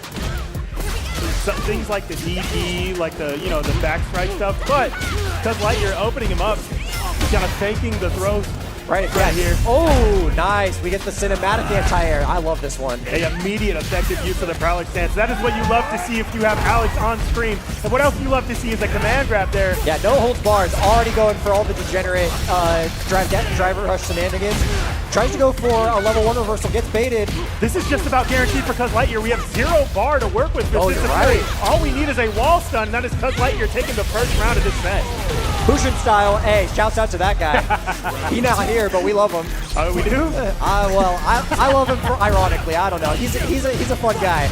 All right, we're getting right back into it. Seeing that drive gauge getting stripped with those big ass Alex buttons. Goes for the power bomb. Yeah, I played a little bit of Alex. That was something I love doing. I feel like it caught all the time. A lot of people jump in the command grab. People sit still after that charge heavy kick there. It's scary. People don't realize that you're in space for that a lot of the time. Oh, goes for the level 1. Said, nope, only charge heavy punch is a block string. I'm going to reversal you right now. Yeah, the typical confirm after that is down heavy punch. It looked like he might have got a little bit ahead of himself with the heavy slash there, and that's what cost him. Maybe. Getting caught during that, pseudo reset or whatnot. But now he's in the corner in burnout. Has 2 bars to work with. Alex has, with the level 2, has a double quarter circle back input with the super, but it does not matter because Cuz Lightyear closes it out with the light confirms. That is a thread stick on the board. That's the vortex we were talking about, right? I think Alex can really get some work done here against Kimberly, but only, maybe not. Never mind. Maybe Alex can't do it. But who could do it? Ken. Ken Masters. He's been around here for a long time. Wants to beat up a newcomer. I feel it.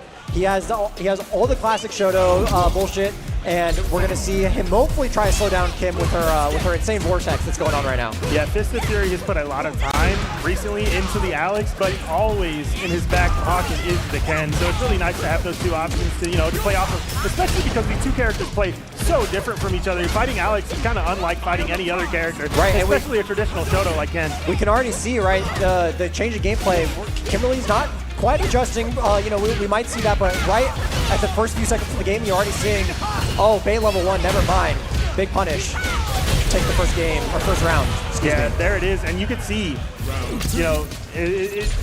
going into burnout as much as this is really not doing him any favors right now. The amount of pressure Kimberly is able to get off of something like, the extra 4 okay, wait, frames. I gotta stop you right there. Did you see that link right there? Doing the heavy punch counter, into the stand heavy kick into linking another stand heavy punch. That is a really tight link. Oh, and one of the few tight links in Street Fighter 6, but we see a punish counter throw close to burnout, but Ken is in burnout, so we can see maybe Kimberly pressure him in tightly. Oh. Yo, Fist the Prodigy, what are we doing? We are burning ourselves out in about 4 seconds flat. We got the level 1, it doesn't quite connect. This is going to be Cuz Lightyear. Oh, he drops! Oh, doesn't quite. He goes for the grab. What is that? What is that? What's going on? Goodness, I don't know. He tried to react to anything What is coming Kimberly out. doing? What is Kimberly doing? This is scary. I'm scared. The grab gets through. This is kind of scary for Cuz Lightyear. We have plus frames. Goes for the overhead. Didn't recognize the touch video kick connects. Fist of Fury survives for another round, clutching it out on just a pixel of health. I was terrified for Ken, but clearly he is in the pilot seat, knows what he's doing, kept calm and collected, took the round, despite Kimberly doing whatever she was doing on screen.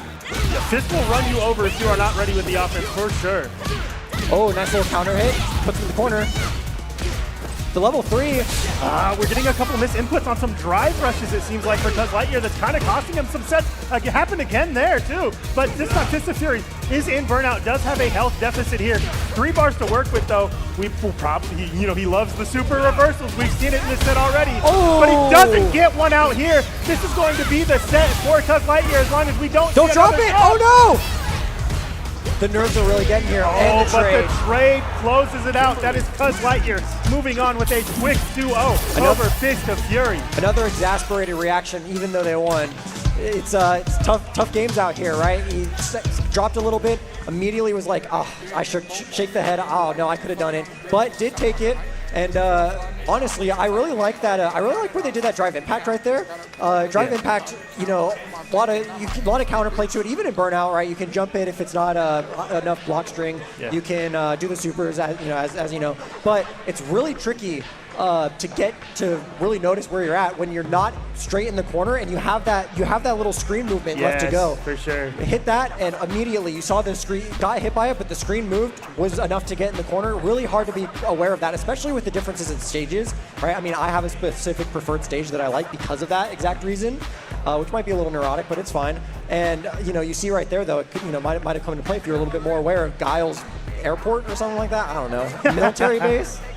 Oh man, but I forgot what it's called. But to what you're saying, credit to whoever on offense is doing that. The presence of mind to know, despite it being a little bit off screen, Absolutely. that you are right there in the corner, and it's not quite in the mental stack yet, and maybe you can sneak it in. I mean, we see it all the time in 6, even up to pro play. It catches people all the time. I feel like one of the first people I see that really pioneered that was Angry Bird, and I mean, he piloted that to great success. I remember a very specific moment in the first Gamers 8, right after Evo, the first Evo, he did that to win like a really important set, and I remember the commentators highlighting that specific moment, being like, that was really, really smart. But up next we see croissant. Is that like croissant? Like the way that who's the guy? Carl says it in Jimmy Neutron. Croissant. Yeah. For sure. And then we got Treewiz. Treewiz, I really love his mentality. I was talking to him a little bit about it earlier, and he's like, hey, if they made it to top 24, they're all a threat. I've lost to all these people before. yeah. Coming in as the reigning champion for NorCal Knockout, you could probably have a little bit of a big head and be completely justified in it, but he is coming in with no expectations of winning, but the complete obsession with knowing he will. Yeah, no expectations of winning, sure, but being in top 8 on winner's side. Oh. Your Right. chances are pretty good.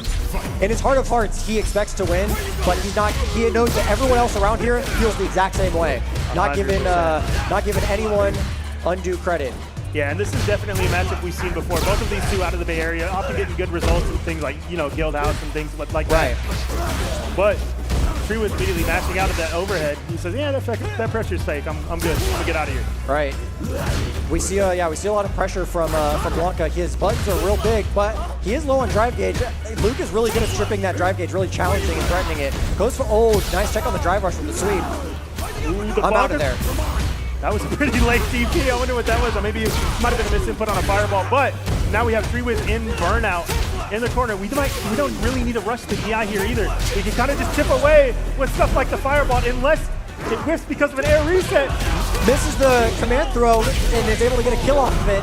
Takes the first round. Excellent work to Luke and Croissant. Yeah, speaking of presence of mind, using the EX there on that punish to, close the show.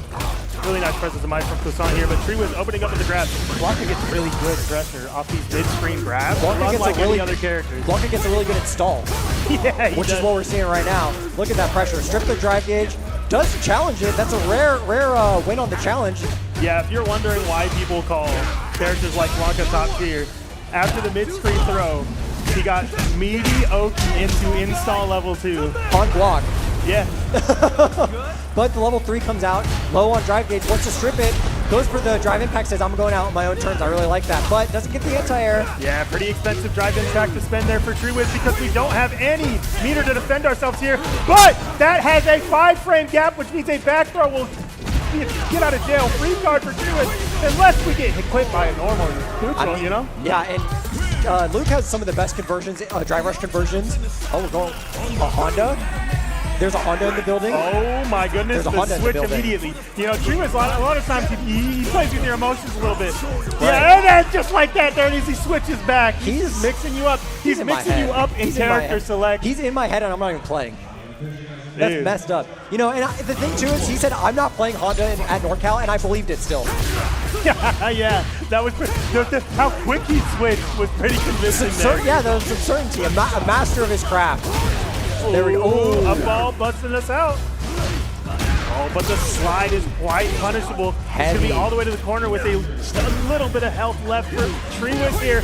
And a counter hit medium punch is going to close the show for Kazan here. We have set point just about. True. Yeah, he just needs to take one more round, whether it be this round or next round. He's in the driver's seat. But we are playing a little bit slower, which is good for Blanca here to kind of represent some of his bigger options. Gets a corner carry, goes for a OD reversal, doesn't quite get it, goes for the grab. Look at this mid-screen grab pressure. All the way to Mid-screen the grab other pressure. side with the hop. And that's just like that level 2 install. You thought this was your round, Kazan? Let me tell you something. Although he did parry a lot of it. He's still at full drive gauge. A second ago he was at 3 and now he's at 5. And he's out. He survived the level 2, but we might be able to see a double drive rush. He's not going to be able to build level 1. That doesn't kill. Barely, not enough. We just need one more little jab from TreeWiz. That'll do it. TreeWiz, you know, showing the composure, staying alive. The toe tap. Yeah, despite being on set point. Oh, nice drive rush tech. Goes for the. That only combos on counter hit right there. Excellent awareness. Goes for the OD reverse. I'm not being in corner. That was not good for me. Yeah, this is really huge for Quazant to get the first hit, especially because they have such a large meter advantage here. And right now, they have almost had a large drive gauge advantage, and they're going. That's huge. That's huge. He's not going to be able to kill off that, but he will be able to pop level 2. Excellent Just like work. that, the level 2 install pops is going to be quite a bit of chip damage, and if we want the stun, we can get it because we have no super to defend ourselves here for Quazant. This is going to be 1-1 going into the third match. And he takes it. Said, you know what? Maybe I do need Blanca. I don't need the Honda. Maybe he thought about it for a second. Was like, nah, Blanca's got me. Throw out the Blanca-chan just for a little moral support to take that round, and now he's back into the game 2, or game 3, excuse me. Yeah, TreeWiz really using this momentum. You saw the immediately drive rush cancel into the overhead attempt. Oh! Excellent bait on the neutral jump right there. Yeah, baits the throw tech with this just neutral jump. That's going to be a lot of damage too. This might be enough to kill if we want to spend the I don't know if meter that's for going to it. kill meterless. Yeah, he's going to have to spend level 1, but yeah, no issue with that. I'm going to round up. I only have to spend 1 bar. I'm solid. Exactly. Again, I mean, we saw this last match. This is Quazant on set point again. TreeWiz able to defend themselves pretty nicely in the last match. But you know, how many times are you going to hit set point without losing the set? Right. Oh, tries to go for another shimmy attempt. Doesn't quite connect on the a little too slow on the heavy punch. I said, oh, I'm just going to throw out. Yeah, do you know it? Do you know it? Yes, he does. You know, hit the OS there with, you could tell he timed the medium punch and the wind, the Blanca ball would have connected to his block. Oh, but none of that matters. It's level 2 time. Let's see what he does. What's the mix? We're going into some pressure. We're going to try it for a DI maybe? I don't know. Sure, I'm in burnout, but I'm also install level 2 Blanca, so it is always my turn. Right, true. Yeah, it's even though burnout and no super meter, it doesn't really matter when Blanca is as threatening of a presence as he is in the install. But yeah, TreeWiz effectively stalling while he's in burnout with just back jumps. I understand, but we have 2 bars of super meter to spend here. That means it's going to be enough, but we dropped the combo. We can see the nerves getting to us over and over again here. Oh, the drive reversal, it whiffs, but the drive impact whip, and that is going to put the reigning NKO champion into losers. Oh my Who goodness. is this? Was he here last year? I don't think he attended NKO last year, but That was an insane scramble at the end of that. You could really see. I mean, this stage is probably a bigger stage than a lot of us have played in a while. So the nerves are getting to us every time. Right.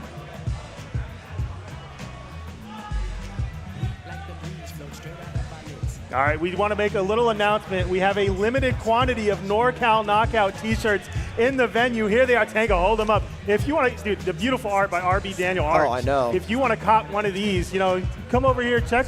Maybe we have your size, maybe you don't. Maybe. But they're probably going to run out by the end of the night, so hurry up and get to them. Also, just gotta say, remember, these are the reigning champions of last year. Absolutely. If you didn't make it out this year, come next year, maybe the one after that, if you win, you get your own t-shirt. Hey, maybe we'll put you on a t-shirt. Joey, the t-shirt That's not cannon, a threat. Yeah, it's if you want it. And it's just your character. We didn't put Plague Batsman does not look like that in real life. Or Treewiz either. It's a Honda player. I forget. Look, Treewiz played Honda a year ago. He doesn't play anymore. You're getting mixed outside of the game constantly, Tenga. They all play these crazy characters that zoom across the screen, and I just get upset and confused. There you go. But you get confused by headbutts and blocker balls? Just parry, dude. So who do we have up next? I'm not a scrub. Maybe You're not a scrub, dude. I believe in you, Tenga. No, you think I'm a scrub. I'm a scrub. It's fine. But who do we have next? Enough about me. We have top 24 players. There's no scrubs in these top 24. Crazy Diamond versus Laser. Yeah, Laser. I've never seen Laser at a local. This is somebody I run into on rank quite a bit. He wants our money. Yeah. He wants our fucking money. Why not, dude? I would too. Hey, that's fair. I want the money too. But speaking of somebody you do see at locals, this is Crazy Diamond, a former King's Cup champion himself. Oh, yeah. Oh, Laser's coming out from Nevada, I just heard. Okay. That makes a lot of sense why I don't see them at locals. Well, that is, hey, he wants our money, but I actually honestly thank him for it. He's coming out all this way. We want more attention outside the state. I really appreciate him coming out, but you're going to have a rough time trying to take it from our cold, dead hands here in NorCal. A rough time? I don't know. He's one match away from getting in that top 8 and getting paid, Right, but he's still, even in that top 8, we have some fierce competition, although he is going to have to go against Rashid as DJ, which maybe like we were saying, maybe I am a scrub, but this is a scary matchup for me when I play DJ. But immediately he just starts throwing stuff out. Says, I don't care about whatever Rashid's doing. I'm going to do my stuff. I'm partying. Excellent. I mean, if you don't know Lizer, it is a lot of insane, obnoxious offense like this mixed in with the occasional shimmy. Your brain just gets fried, boss. I mean, this is the DJ I aspire to be, right? This is like right there. Launcher goes into the drive rush into the heavy machine gun upper. Excellent. Oh, big heavy punish. We get the side out 2. The corner throw. This is only a few guesses away. The OD reversal just barely doesn't connect with the sway. This is going to be Lizer opening up with a double perfect. This is a treat for me. What a beautiful DJ we just saw. Double perfect. That's how you want to start off, especially as DJ. DJ players are so momentum focused. They just want to get the party going, and he's done it. Let's see what he might be able to just keep the train running, but Rashid does get a little bit of momentum here. Yeah, really nice light confirms too. You can see with the throw gets tech. Lizer suddenly in the driver's seat again. With that fireball drive rush, the parry attempt gets thrown. And we see we do see a little bit of patience coming out, and he gets a punch counter throw for his efforts. Puts him a throw, gets in the corner. Oh my nice little anti-air. What is that anti-air for you, Tenga? It also is super cancelable. Yeah, why not, dude? Why not? And it's plus on block. Oh, yeah, it says OD reversal. You're not taking your turn. I don't want it. I want a party, and you're gonna have a great time doing it. Doesn't quite get the anti-air. It's kind of hard to anti-air at that range with DJ specifically. Tried to do it for the level 2, was a little scared to pop it, tried to jump in, and DJ had charge. There's only so many options you could pick at that health and that in burnout for Crazy Diamond. I'm not mad at him for choosing jump there, but this is Lizer taking control of the second round here in match number 2. He is on set point, so Crazy Diamond does not survive this corner pressure. This is going to be him going into losers here, but just as I say that, he busts out cleanly, has some bar to spend. He does have level 2 on board. If he creates some space, he could do something with it, but this DJ's not letting him breathe at all. No, I get. We see That's level going to 3. be a lot of damage. The drive gauge situation is going to be dire for Crazy Diamond as well. Less than a bar. Not quite in burnout, but only a few fireballs left. Oh, tried to cook a little too hard there. Goes for, oh, I like this. Gonna burn out. DJ in return said, I want my drive gauge back. You're gonna be in drive. No meter on the side of Lizer. This is going to be a guaranteed stun for Crazy Diamond. He says, no, I will not be put away quite yet. We are going into another round. Is that enough damage? Is he gonna spin to level 1? He is. I mean, I wouldn't be upset about that, right? You're at even drive gauge, you're at even SA gauge now. Like you're pretty solid in the final round. Has some breathing room. Let's see if he can close out to tie it up. Yeah, we're starting it even, both with 0 bars of super on the board. It's just like around number 1, yo. All right. Oh, does jump over. DJ doesn't really have many good anti-air options right there if he doesn't have charge. Goes for the OD reversal. Really does not want to be in that corner. I like that. Yeah, OD reversal is a good answer to offense for sure. All right. Crazy Diamond puts him right back in the corner. Lizer finding the crouch medium punch. Wasn't able to find the punish. Okay, has charge though. Back in the corner.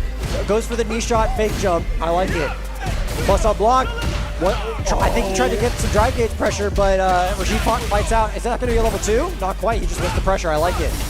Oh, he finds Big jump in. Huge jump in. This is going to be enough if we want to spend it, but we're opting to go for the level 2 instead. You know, even if we don't find the mix to close out the show, never mind. We need a throw. That's all we need. And we're going right back into it. Both of these players are high momentum players. They just want more Street Fighter right now. My goodness. Crazy Diamond is really opening up Lizer suddenly with the timing on the jump-ins and the timing on his buttons, because he opens up Lizer with this forward pressure. Lizer's returns though. Punish counter sway, gets the side swap. Combo. Oh, nice little drive rush combo. He's gonna be able to get good Oki right here. Goes for the, yep, this is a safe jump. Oh, misses it. Yeah, a little low on drive for both of them, but OD reversal is going to be enough to put Crazy Diamond on set point just like that. From the brink of defeat as well. Right, I mean, he's coming back from a double perfect. He has level 2, but I wouldn't quite spend it right now. Never mind, I don't play Rashid. Why not, dude? We got the cash. Let's spend that money. This is going to be, he goes for the overhead reset. Oh, that's going to be big damage in a good Oki situation, too. Only a few guesses away. This is set point for Crazy Diamond. He's looking really good so far, but Lizer with the confirm into the side switch, plus frames, sway. Crazy Diamond looking low in the drive gauge department. Anti-airs are still looking strong, though. And I love that anti-air. Oh my gosh, that's going to be enough to kill. He misses the Sobot. Yeah, this is CA on the side of Lizer, but we only have one more guess. He burns it, that's gonna hit! Oh my goodness, we're going to a final round after that CA connects. Crazy Diamond and Lizer fighting tooth and nail to move on to top Sway 8 on winner's side. Sway in the corner is such a committal button because you can close the gap really easily when you don't have a lot of corner to push. Never mind, he's going right back into it. OD reversal. And Love again, it. this is something we have to think about already. Look how close we are to building level 2. This is going to be, for sure, as long as we get a knockdown, another Yasar on the side of Crazy Diamond. So you know if you're Lizer, you really want to keep the momentum of this match here. Oh, doesn't seem to get the try rush out, but he's staying alive. Oh, that's gonna be a level 2 right there. Absolutely, backdash level 2. We're gonna make you guess for tournament live here. There's a tornado on the screen. Lizer, what are you gonna do? Doesn't go for any shenanigans with the empowered tornado, just wants the pressure. I really like that. Oh. Crazy Diamond just barely whips. The jump in is gonna take it, and he takes. Rashid and Crazy Diamond takes it to top 8. He's in top 8 now. Closes out the set with the same move you saw him change the momentum with when he was on set point. Those perfectly timed jump-ins to just steal the round from Lizer. That is Crazy Diamond moving himself to winner's side top 8, putting himself in a great position to win the entire bracket. Right, he only has a couple more. If he keeps that streak, he's going to be in winner's finals in no time. And what I really like about those jump-ins specifically is a lot of times you see DJs doing poorly timed heavy air slashers, but that OD slasher, it does have a lot of end lag, more than a normal fireball, but way less than a heavy air slasher. And a lot of times DJs can either get a solid block string, it's very hard to jump over, and he's overall, like, it's pretty safe. So the fact that he's able to find those jump-ins and get a punish counter off of it is excellent awareness, excellent work. Punishing something that is honestly difficult to punish, especially at the hands of such a momentum forward, like dominant DJ playstyle. So excellent work. We are going to see, is this first one of the loser sides? Oh my goodness, we have what's turning into a classic at this point coming up on deck right now.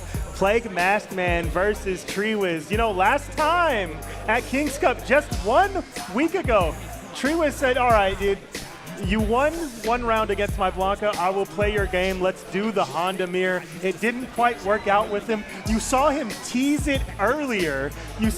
But he seems pretty committed to the Blanca. I don't know if he's willing to give Plague Masked Man that chance again. Yeah, you might just see Honda versus Blanca here for the full set of this one. We might. I think we will. You know, at King's Cup, he was like, I'm not playing Honda at NKO. I'm not going to throw like that. But also, I saw it. You know, he had 1 beer. Yeah, he had 1 beer. Suddenly, you know, a couple beers in, the Honda is calling to you. You know, I like sumo right now. Yeah, I'm feeling a little. I want to wrestle right now. Yeah, I want to call a command grab somebody when I'm a pine in. But no, we're seeing the Red Hulk out. Yeah. You know, it was really funny too. Earlier, Treewiz during 1 week ago at King's Cup was like, "Hey man, you're welcome for the throw." You know, I had to do the Honda mirror. It seemed like the crowd got to him a little bit. Right. We were screaming at. I mean, even the 3 of us on commentary were screaming at him for the Honda. I mean, both of these people are honestly like they're showmen. They have excellent showmanship when it's not on the line, but when things are on the line, like right now, they will lock in. They do not care. Oh, we see like just weird neutral parries coming out of Plague Masked Man. I hope we don't see controller issues again. That would be really unfortunate, but you know, he's gotten the top 8 qualifier. Oh yeah, I think he's locked in for this. Goes for the empowerment, and he does get it. No interrupt. Oh, nice little clap into the big heavy punch punished. He uses the DI to burn out. This is a guaranteed stun. Wall stun. We get the stock. This is going to be quite a bit of damage, but not quite enough to kill. Only a few guesses remaining for Treewiz though. Oh, I like that whiff grab to get the frame kill. That's not something you see quite often, but goes for the drive reversal just to keep him in the corner. Big headbutt. They both got him, and that's the kill. First round goes to Plague. Yeah, Treewiz, you know, risking his drive gauge immediately didn't quite turn out there. He couldn't really bust out with how low he was on drive that time. Goes into burnout again, and yeah, gets caught mashing because the hands definitely would have burnt out there. But this time, the situation is going the other way. He gets huge that Plague Masked Man hits that third hit on the Rekka there because he was low on drive gauge again. He is recovering it with some cheeky little headbutts finding, but no, he gets punish countered. All of a sudden he's below 3 drive gauge, and the combo a little bit early, so he's popped level 2. Yeah, huge level 2 to pop here, especially when your opponent is low on drive gauge like that. But yeah, I kind of got let off on the pressure a little bit, but the jab confirmed. Brings him right back in. That is a combo, ladies and gentlemen. Whoa! Okay, I wanted to say before this match started that these two will definitely have layers on each other that we have never seen before, and I think that's one of them. That was definitely intentional. Honda was planking in midair. That was crazy. It's 2012 all over again. The up ball busts us out for Treewiz here. We do have a meter advantage on the side of Plague Masked Man, but that doesn't mean too much if we are constantly getting hit, constantly opening ourselves up to the jab from Treewiz. We almost have level 2. What is going on? Up again. The level 1. Uses the minus strength to his advantage, busts out with the level 1. The play classic, he loves doing that. Treewiz almost building up level 2 himself, but I don't know. He's going to spend the level 2. I don't think it is, but he is in a really bad position. Low health, but Honda is in burnout. Goes for the drive reversal. I love it. Goes for the extremely safe drive reversal, even if it's blocked only -2. Plague Masked Man in burnout. This needs a lot of tip for this install as well. But he busts out with the jab. Plague Masked Man taking the first match against Treewiz. That was a true block string. In the second, it was no longer a block string. Plague was like, let me push these buttons. I'm checking. I love it. Nice little drive rush conversion. Yeah, taking the corner. Really nice crouch medium punch. We get a stock in there too. That means we're gonna get extra damage on this confirm here. And nice plus frames for the mix. Treewiz immediately opening Plague up with a perfect parry on the butt slam, but Plague responds with a back throw of his own. Nice drive reversal. He is a little bit low on drive gauge now, but he does have corner advantage. Goes for the Kara command grab. What a cheeky man. What a cheeky man, but that cheekiness puts him on set point against Treewiz. Already. We're seeing trying to feel each other out, but we're right back into it. Goes for the Blanca ball. wants to strip that drive gauge, but playing a little bit carefully. I think a little scared of what exactly Honda's been doing to him all set. Oh, they trade, but don't quite get a combo off. Anti-air. Headbutt to anti-air. Up off to respond to the Oki situation. Another But OD the punch reversal. slam falls Another out OD from fake reversal. Oki. But Treewiz is putting himself in burnout. Passes the level 2. I'm Blanca, it's my turn. I don't care if I'm in burnout. This is a level 2 install now. We have Oh. meter to work with for Plague Maskman though. We Although- do have to hold this. You know, car command grab is huge here, but it doesn't give us the most. Nice air to Oki. air. He has drive gauge back though. Tries to go for the overhead, doesn't quite. Oh! Oh, what is going on? You know. Oh my goodness. That is optimal. You know, a scramble like that, you use the optimal meter build punish The as awareness. well. Treewiz, that is a competitor you're witnessing right now. Yeah, I mean, to have those many thoughts going on in your head, almost assuredly. Oh, nice. Said, you have a blockable, I have a head. I have a headbutt right there. Boom. And powered headbutt gets the plus frames, backs away. Yeah, Plague Maskman really just doing a lot of damage to the drive gauge of Treewiz, and I think that is part of the reason you see him backing up full screen here. He wants to recover that gauge, wants to give himself some space. Oh. But Plague Maskman whipping the DI. This is going to give Treewiz the opening he needs to survive this set point situation. He real close. We might see a level 2 right now. Oh, the immediate drive impact. The command throw. Still a little bit of burnout remaining, but we do have 2 bars to spend. We might see another install. That might be it. Is he going to spend the level 2? Yes, he does. I don't know if this is quite enough skill, Tanga. I think it is. Not we have quite. a pixel remaining. Treewiz has 1 left. Guess what? The Plague Maskman beats out the OD up ball with the butt slam. That is Plague Maskman moving on to top 8 of NKO round 2, sending Treewiz home just outside of top 8. Insane. That was, I mean, the layers on that immediately, right? You see both of them know Honda very well, and I mean, what it not barely killing. I mean, hey, anyone clip that, put that on whatever stage is willing to kill next. It was insane. Tenga, that was exactly what won Treewiz NorCal knockout round 1. Was the butt slam in that gnarly situation there. 1 guess remaining against the OD's DP of Sita in last year's NorCal knockout. Plague using the exact same play against him to close out the set and put himself into top 8. What a set. I mean, what a through line. I'm glad you remembered that. That is so special. That is such a, you can't write this. I've watched the NKO round 2 trailer, you know, enough times where that's burned into my brain now. You know, I respect it. I watch. So, oh my gosh. I mean, while we're waiting for these people to come up, the production has been insane. I mean, absolutely. Seeing all these posts, right? All these graphics coming up. Every time I think I've seen it all, there's a new graphic telling me exactly what I need to do, where I need to go. It's been so helpful. I mean, look at we got the table with the gloves on. Someone's gonna wear these tonight. We got a champion in the making, and they called me. We've already given a few out tonight, but you know, this is the biggest bracket of the night. This is the most stacked bracket of the night. It is kind of undeniable. There are over 100 Street Fighter 6 entrants here. So if you are wearing those gloves after conquering this Street Fighter 6 bracket, I mean, you're different. Yeah, you're the different. best in NorCal tonight. Absolutely. And you know, if it were me, I'd wear them to sleep. Honestly, I'd hug them tight. I'd be like, yep, I earned these.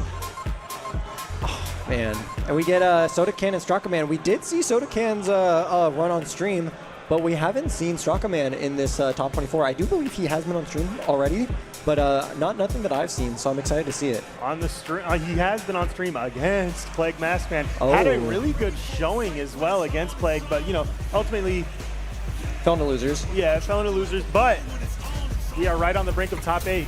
I mean, these are. The Bay Area know these guys. It's Sodacan, Strakaman. Oh, yeah. Top 8 qualifier, NKO round 2. Here we go, ladies and gentlemen. Strakaman opening up with the Alex. This is what he's predominantly been playing so far in bracket today. Oh, nice. I love that OS. Going for the OD reversal to the opponent's drive rush cancel.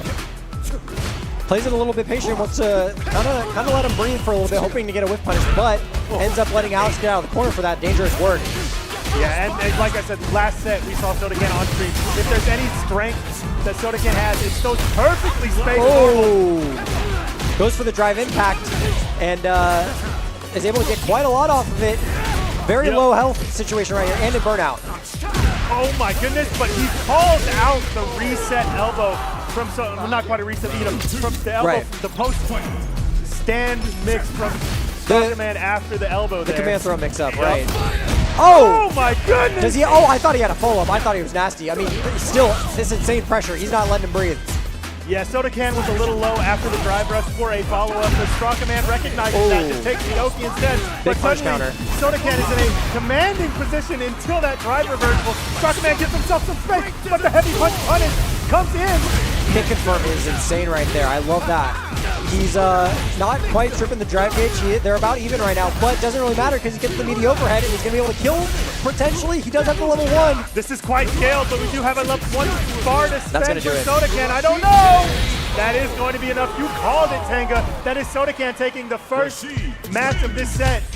Really fast, too. We go to character select. We know for a fact Strakaman has more characters in the back pocket if he feels the need to whip them out. But, you know, we put quite a bit of time into Alex. We are going to commit for the rest of the set. We do hear some cheers for Strakaman. Let's see if the crowd cheers can give him a little bump in confidence. You're gonna need that against a heinous live streamer like Rashid here. He's gathering energy from the crowd right now. Gathering energy from the crowd, but Strakaman gathering energy from the crowd as well. We hear the chants. You know, Sodacan looking for a parry, parry anti-air attempt for the throw with a neutral jump throw there. Strakaman not biting. Oh, nice command throw. That's gonna put him in the corner just about. Nice little heavy punch. Nice, perfect parry. Good, yep, goes just for the simple back throw. I want you in the corner. Yeah, after command throw from Alex, God, you know what I'm saying? That was a nasty shimmy Wake up level on 1. the side of Sodacan, but the level 1 busts him out. Is that gonna be a kill? That is going to be enough. Man, when you properly convert with Alex, this character has a lot of damage in the tank. It hurts.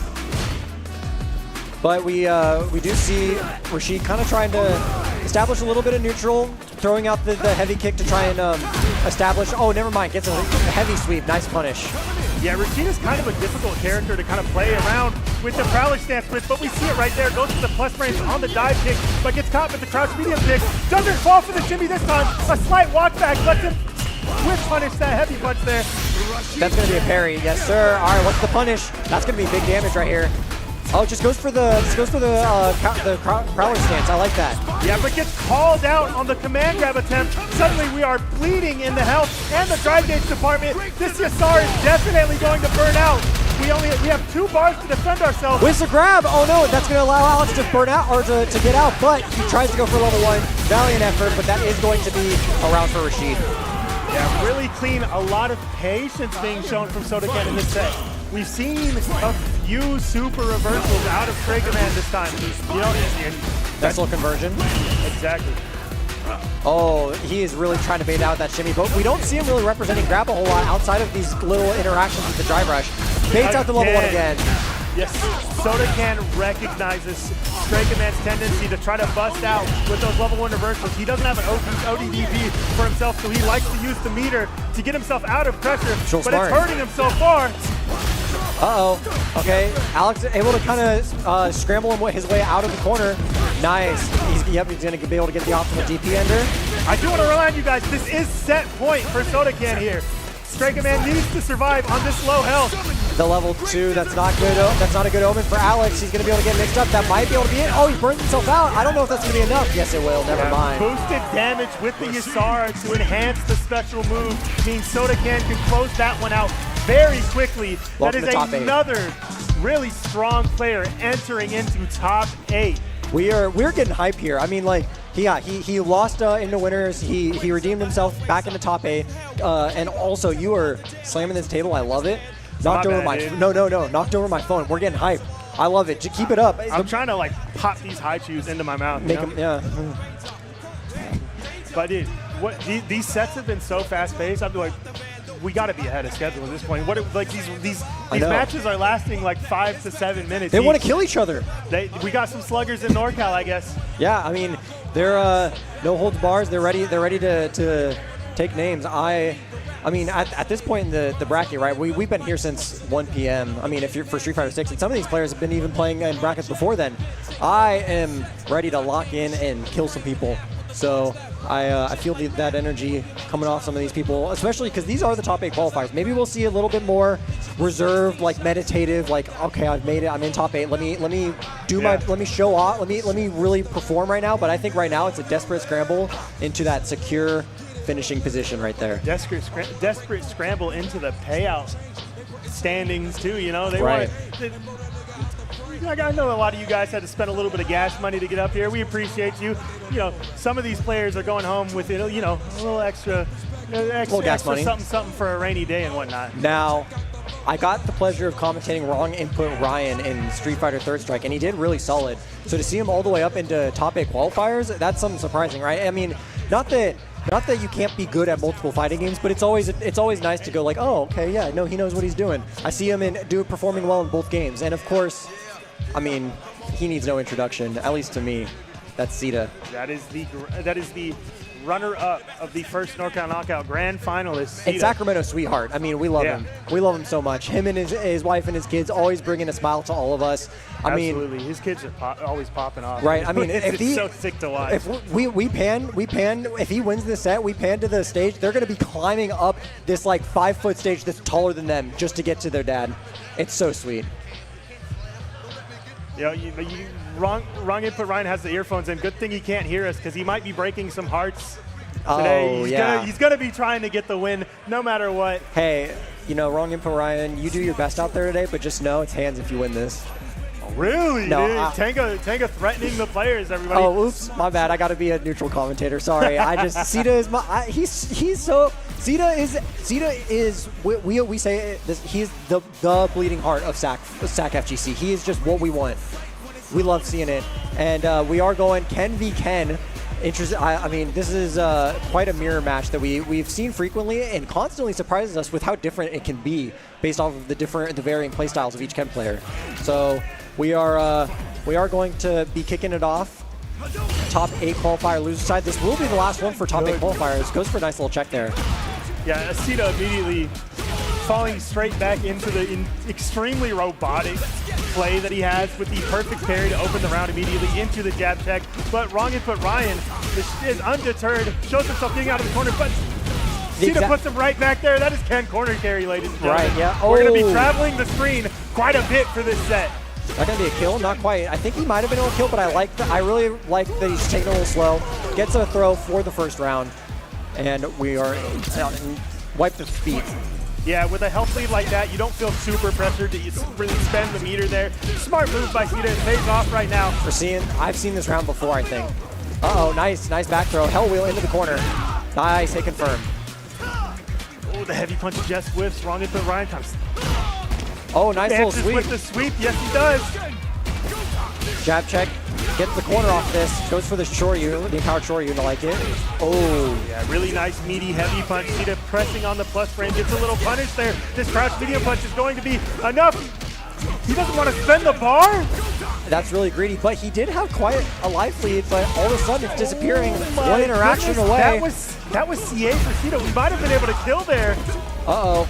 We don't see it confirm into a super, but we did complete it. Oh, he was the grab. Nice bait. Oh. Wow. What are we doing? That's going to be level. Yeah, that was going to be chip. What was that? Uh-oh. Tango, what were you looking at? Did he think the DP was just, oh, this is guaranteed enough. I can just hit a little DP to close this one out. What a mistake. Hey, ladies and gentlemen, when you're in the top 8 qualifier, please finish the food that is on your plate. Don't risk it with just, DP is going to be enough. Served on a silver platter and said, I don't put that in a to-go bag, but they were like, we don't do that. Yeah, and, no takes to-goes, the first game. dude. No to-goes. You're here to finish your meal right now or get eaten by it yourself. Yeah, Sita will happily take the first match of this set, though. And the first connection. Baits it out. Oh, that's going to be an optimal starter, too. Nice. He doesn't go for the completely optimal damage, but he does go for the optimal drive gauge build, and you can see he's already about to build level 1. Nice throw. We're going to see another one. Nope, just goes for the crouch low. Yeah, nice little frame trap Perfect there KO. from Sita. You can see wrong input Ryan at that health. Probably scared of the tick throw jab there. And Sita on a quick set point. Yeah, quick set point with a perfect as well. Sita just taking control immediately, putting wrong input Ryan in the corner again. Answers back with the DI of his own. We have bar to spend, but we don't need to. We can use the DI to burn out. That is going to be a stun. He's going to be able to build 3 bars of super and close this one out with a double perfect. Sita is moving on into top 8 as well. Excellent work to wrong input Ryan. I mean, going up against a monster, right? Especially in that Ken mirror. I mean, we've seen Sita in that Ken mirror really just run away with it. He seems very comfortable. One of those people that just knows his character in and out. And like you said, with that he has that robotic play style. Yeah. And one of the reasons why it's so effective is because it's just he knows what works, he knows what doesn't, and by proxy, he knows what his character can and can't do, and he's going to make sure that any other Ken that dares challenge him better make sure he knows just as much, if not more, than Sita himself. You're robotic in many ways, not just with the way he reacts and optimizes these little situations, but the composure as well. You can see maybe it was a composure issue for wrong input Ryan, maybe it was just Sita getting the win, but as soon as that momentum shifted, the first round was really close, the second round was pretty close, but as soon as that momentum shifted and Sita got that first perfect, he just ran away with the set completely, and suddenly it was another quick one. Yep. Hey, like you said, we're trying to get ahead of schedule. I guess so. I'm hungry. We're gonna get out of here. We're gonna eat some food. We're gonna celebrate. Hey, we appreciate you guys, making it quick up here. I guess yes. Yeah, we got some sluggers, man. And like I said, maybe it's just a top 8. They want to get put in the money, like you said, but I think this is the start of top 8 now, or are we doing a little bit more qualifiers? This is one more loser side qualifier between Lizer and Dama Llama. This is going to just about, like you said, pan out the top 8. The winner of this, I think we have all 8 participants in top 8 after this one.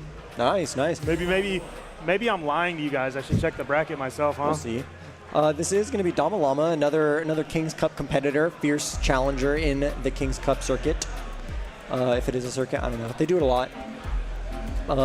Former King's Cup grand finalist himself. He's put up some good results. Lizer out of Nevada. I mean, we saw Lizer earlier. Insane. Really aggressive. I mean, a lot of the times you have players that play like really aggressive or really conservative. Right. Conservatively, he's able to hit that switch really effectively to where you think maybe, oh, dude, this guy's just going bananas on me. I'm going to hit an ODDP here. And suddenly it's a shimmy option coming out from Lizer. Right. The way he rotates his options, it's really cool to see.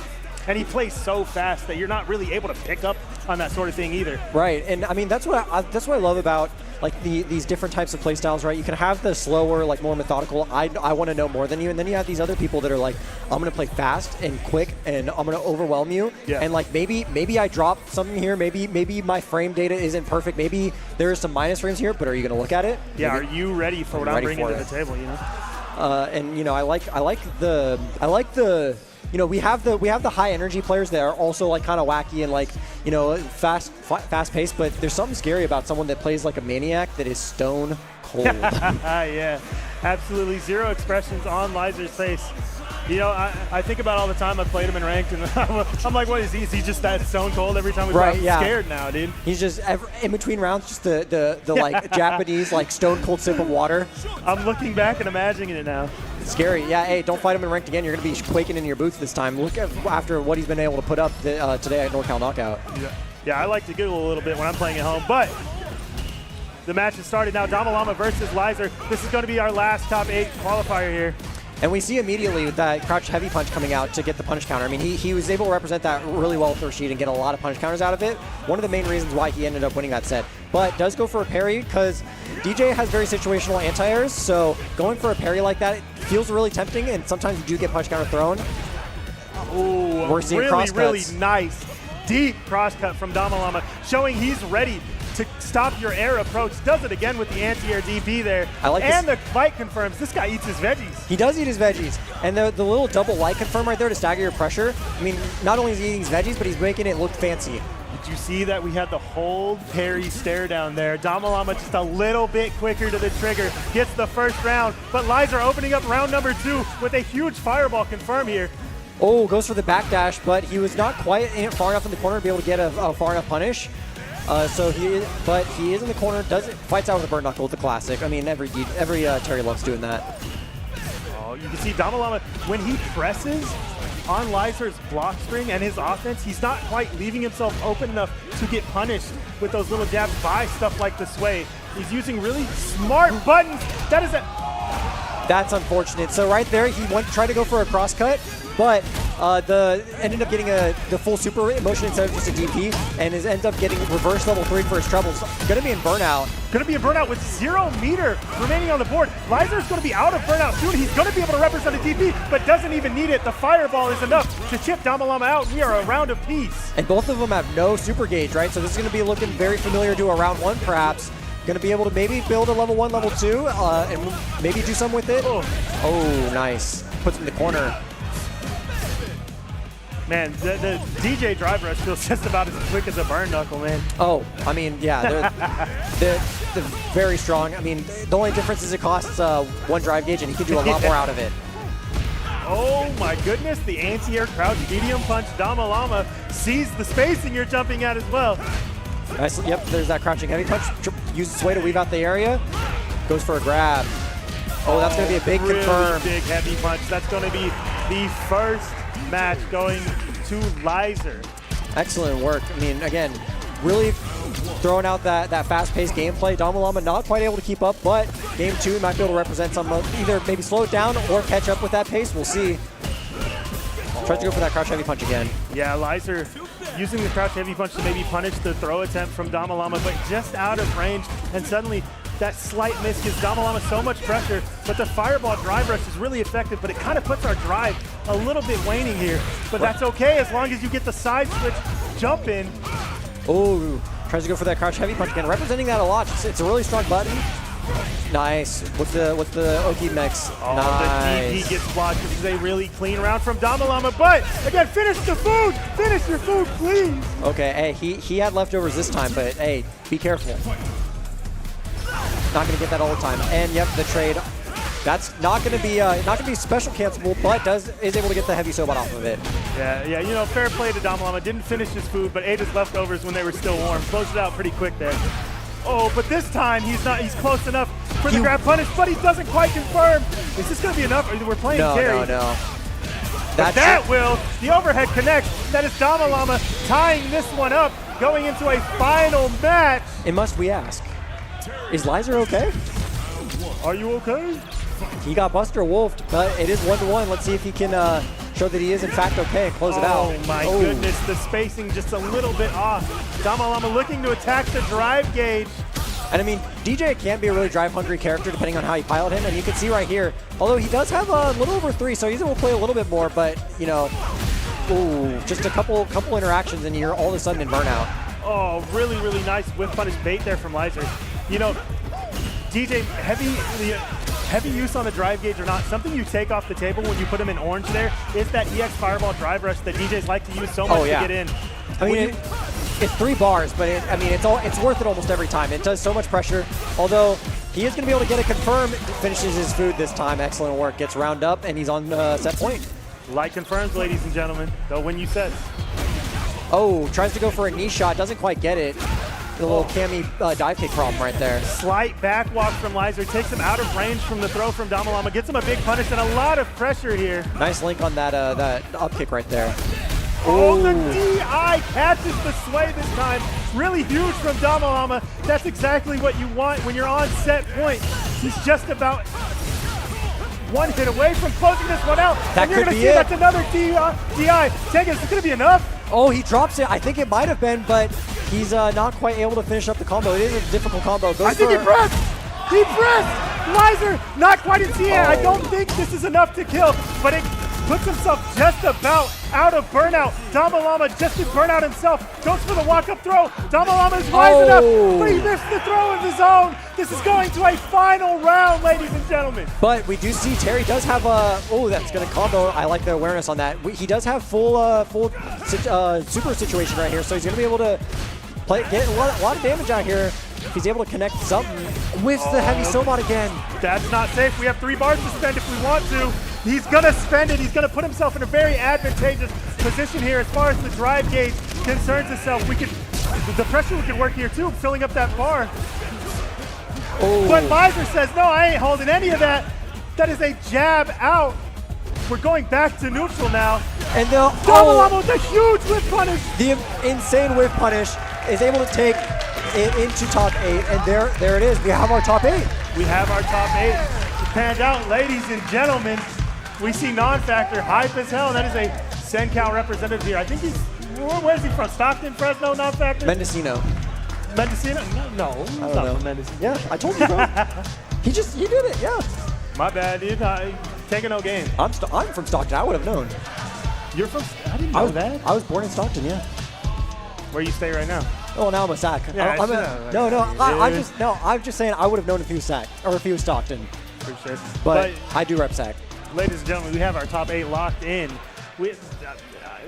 There wasn't a single set that wasn't gnarly and fast-paced. You can see the energy these guys are bringing going into the top 8. We have a lot of action to look forward to. For real, and I mean, we're gonna see more action. I mean, I would have loved to commentate this, but at the same time, I cannot wait to be back in those stands, yelling my lungs out with in an environment where I'm not gonna peek a mic for cheering for my favorite competitors. So. I'm a little jealous of you, Tango. It's got to be nice to sit down, have a seat, and just enjoy the show. But with that, we will be right back with top 8, ladies and gentlemen. Stick around because we have a lot of Street Fighter 6 remaining. Yes, thank you so much for tuning in. We will have your top 8 in a minute here. Thank you so much. We've been Agent Mooseman and Tango PS.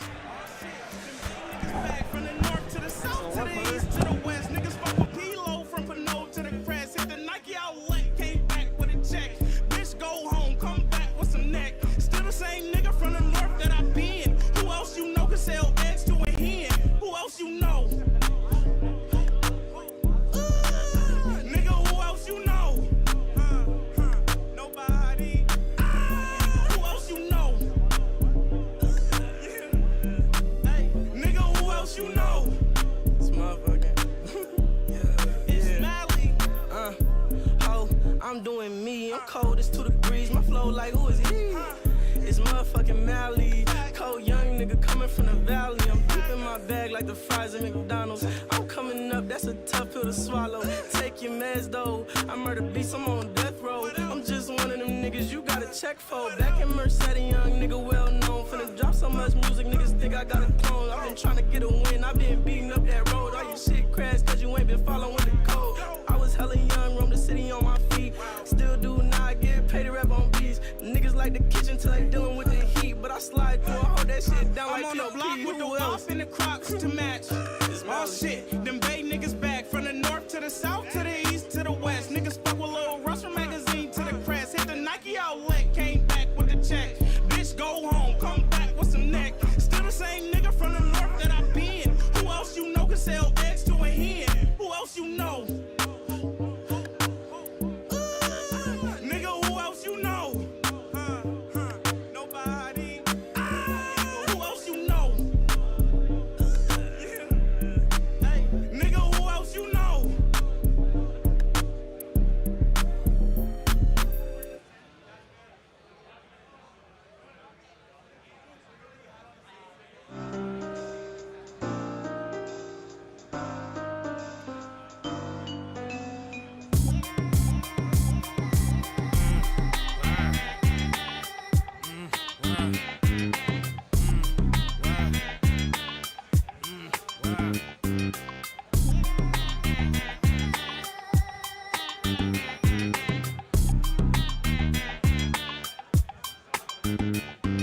I'm out of this world, not your run of the millin'. My name is Furrow, I'm the owner of the building. I'm a stoner and I'm chillin' with two bitches like Jack. I pimps and I mags, rubber Benz and a lack. Man, I've been in the back with the groupies in the stores. I've been out front with the thugs and the guards. I've been on the yard with the Mexican mafia. And I only run with niggas that are killin' die for ya. I'm popular, I'm a rap star, but I live like a rock star running from the cop car. I drop bars on slaps that knock hard. And I charge for this dick extra large. I'm sicker than SARS, higher than Mars. And I treat my bitch like an ATM card.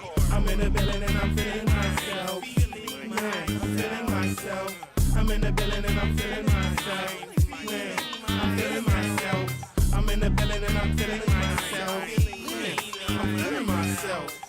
the building and I'm feeling myself. Yeah, I'm feeling myself.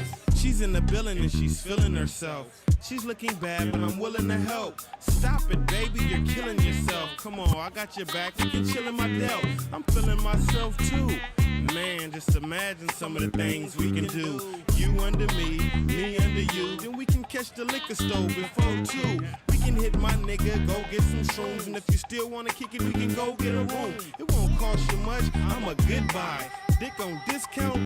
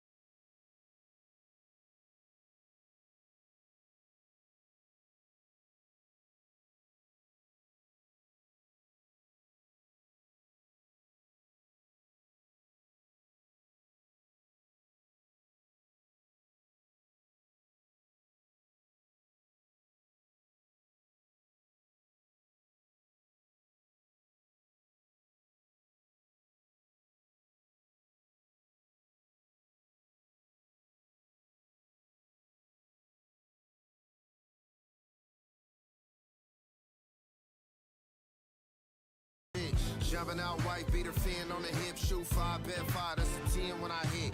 Digging in her purse, finna send it to the pen. Gotta pay the homie daddy, then I do this shit again. Yeah, I'm yelling real nigga records. The fries over there, keep the real niggas separate. Try and run it up, just need a little effort. Put him on in, I'll let him keep the extras. Fucking up the section. You can call us Gold Bottle Gang like the Ren none of yams. I ain't know she had a name. Try to sell it back, I ain't roll a Roddy chain. Punch shot wouldn't even take it, that's a shame. I can't fuck with niggas that ain't got goals. You so excited about some gossip, you a hoe. I'm more excited talking money on my phone. We ain't got nothing in common, leave me alone. I'm in the Benz, no dome when I roam. Anytime I'm around hustles, I just feel right at home. Anytime I'm around you, my whole energy get low. Say you a friend, but I guess a nigga spirit know you foe. Ain't a nigga that I owe. If he did, he got paid. You a piece of shit, ain't got a piece of shit today. I'm in Italy, eating on a piece of dish with Bay. I'm with Jay Worthy in LA, be legit in the Bay. Independent bosses, we don't trip about the fame. Just know we ain't in debt when we cop a bigger chain. Got balls off my face like a strain. I'm talking way back, I came from the game.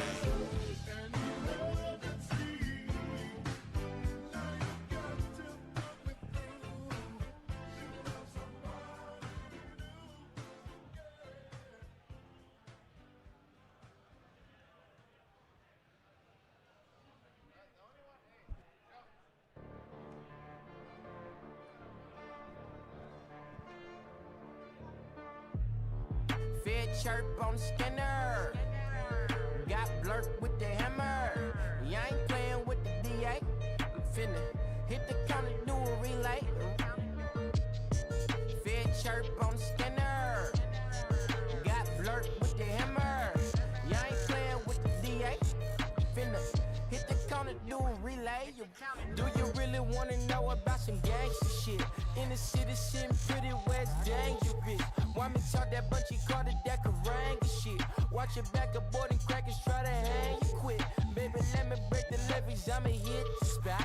It be tricky when that bitch you get you got. She so pretty in the face, ass titties in the waist. Pull up tryna get a taste, and she get you back.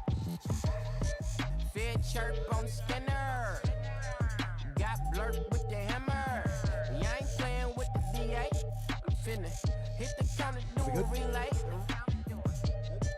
Fed chirp on the scanner. Got blurk with the hammer.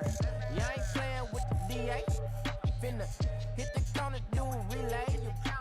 Baby went to Howard, got a BA. Had her baby shower in the PJs.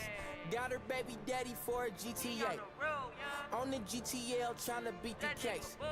Crimey kept it silent, at least that's what he say. From direct deposit to the lawyer plate. If he fuck around and take the stand on her No, you got the list? he gon' have to raise his baby from the visiting room.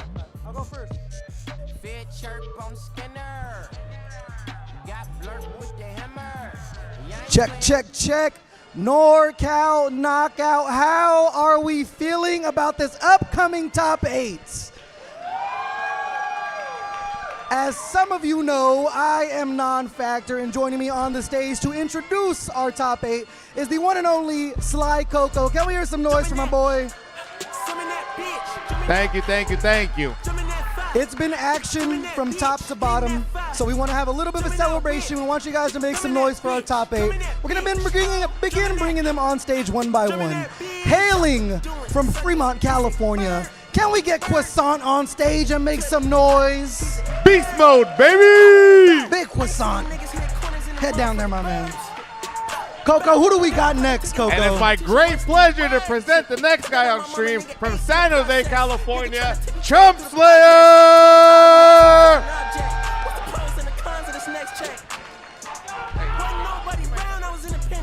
And now, one of our Rashids over in top 8, hailing from San Jose, California, make some noise for Soda Can!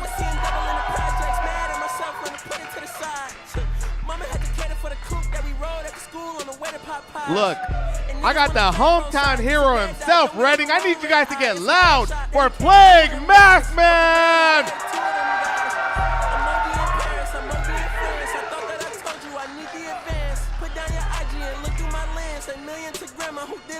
Coming from Sacramento, California, can I get Cuz Lightyear?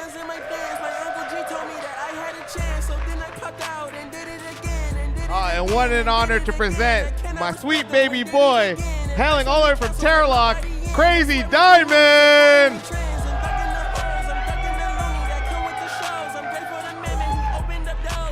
And if you guys happen to like Turlock, give it up for Dama Llama!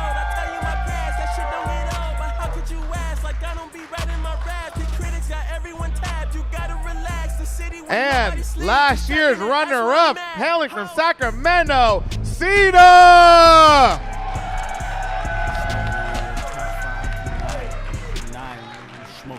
Now, before we give it up for our top 8 players, not only are they playing for the lion's share of that juiced up prize pool featuring an extra $1,000 on top for Street Fighter 6, provided by Bay Area Madhouse. Make some noise for Bay Area Madhouse one time. A little bit of lore and inside baseball for you guys. I wasn't sure if I was going to be able to make it, so I wanted to give a gift to Top 8 and to NorCal Knockout Round 2. Luckily, I did make it, but however, me and Agent Triple F collabed on a little something something. Edison, if you can come up and show people what we have for them. One of these players is going to be going home with a fully custom arcade stick, courtesy of Agent Triple F, representing NorCal Knockout and all of NorCal. So these players are playing for the gloves, for the glory, for the fight stick, and for some of that sweet, sweet cash. One more time, NorCal Knockout. Make some noise for your Street Fighter 6 Top 8. Gentlemen, go join the crowd. Pleasure to have all of you guys. Coco as well. Thank you guys one more time. Appreciate you, big dog. Good luck, gentlemen. All right. All right. Actually, hold on. I got one more thing I want to talk about. It's very important to me. I want to get a little mushy and gushy with you guys. If you just take a second and you just look at this building, you look at what Bay Area Madhouse and Second Wave and Rating FGC, Trade the Beret, all these TOs, all these players, all of NorCal did. It is so damn special. Joey, this is NorCal, right? This is NorCal. So there's something I wanted to talk about, specifically with Bay Area Madhouse. They've been all over the place, man. They ran different tournaments. They ran, NorCal Knockout Round 1, Guildhouse Gauntlet. The list goes on. Expos all over the place. And that's why I think the only question is, where do we go from here? Well, SCR is coming back in the vision of Madhouse. And I promise you guys, at the end of the year, you don't want to risk missing this. One more time. Enjoy Top 8, everybody.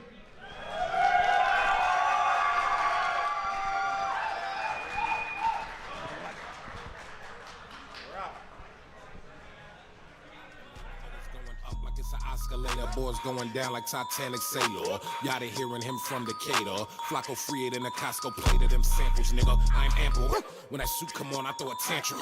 That's Igor, he a hot potato. Y'all small fries, for example, nigga. Don't run with the rattle law, nigga. I'm the catalog. I'm the human Adderall. Little ass bitch, nah, you ain't in my category. Unicorn rare, better put a saddle on, nigga.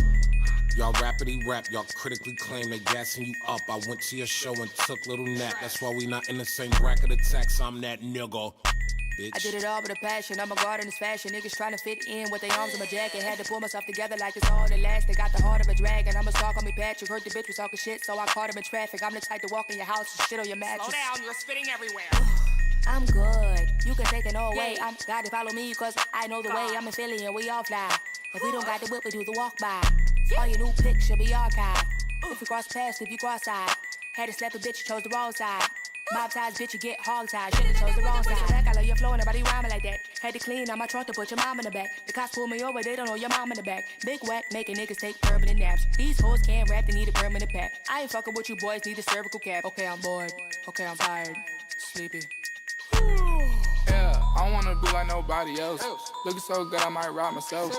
Realized I gotta hide the wealth. Told bro it's okay to be rich and stealth. 22, I might go fuck a MILF. My 2 assistants both white as milk. Made back inside, came soft as silk.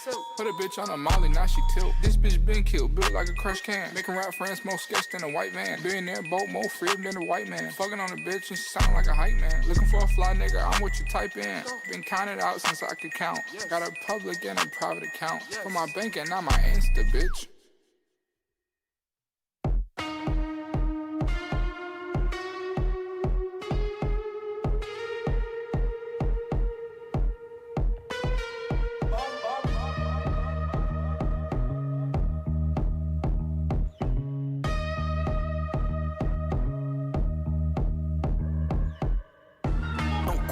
Nigga, you must be sick.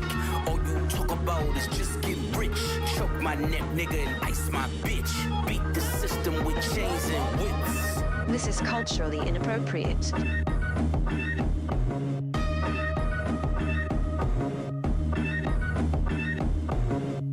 You run from the spirit of repossession. Too much enamel covers your necklace. I buy bitches, you buy them sections. You buy watches, I buy collections. Misery's fueling your aggression. Jealousy's turned into obsession. Reality TV is mud wrestling. Some sign checks I know better than. Beware of my name that there's delicate. You know I know where you're delicate. Crush you to pieces, I hum a breath of it. I will close your heaven for the hell of it. You think it'd be valor amongst veterans. I'm watching your fame escape relevance. We all in a room, but here's the elephant. You chasing a feature out of your element. And those lab diamonds under inspection. The question marks block your blessings. It's no tombstones in the desert. I know by now you get the message. Uncle said, nigga, you must be sick. All you talk about is just get rich. Choke my neck, nigga, and ice my bitch. Beat the system with chains and whips. It don't take much to put 2 and 2. Your lucky streak is now losing you. Money's dried up like a cuticle. You're gasping for air now, it's beautiful. John 10:10, that's my usual. Mamas is falling out in funerals. And bombing blows, they now viewing you. They never find the guns, but the sewers do. Bubbles was sick, he need medicine. Brought him back to life, now we're dead again. Richard don't make watches for presidents. Just a million trapped between skeletons. This the darkest that I ever been. The diamonds make you taste peppermint. You ain't thriving in the snow like it's the Revenant. And send orders back down to keep shoveling. Uncle said, nigga, you must be sick. All you talk about is just get rich. Choke my neck, nigga, and ice my bitch. Beat the system with chains and whips. You know, but get calm when you look side to side like what did they say? And they ain't the Lord's voice, and then you realize that the devil is talking to you. I'm not the candidate to vibe with. I don't fuck with the kumbaya shit. All that talent must be God sent. I send your ass back to the cosmics. The things I seen under my eyelids. Kaleidoscope dreams, murder and sirens. Let's be clear, hip hop. 350 days later, we reconvene in Redding, California for round 2 of NorCal Knockout. It is time for Street Fighter 6 Top 8. I am Non-Factor. Join with me, my man Sly Coco, and my dude right here, Agent Moose Man. Coco, how are you feeling, my man? I am feeling good. We have had hella entrants in this bracket, and we are now down to just 8.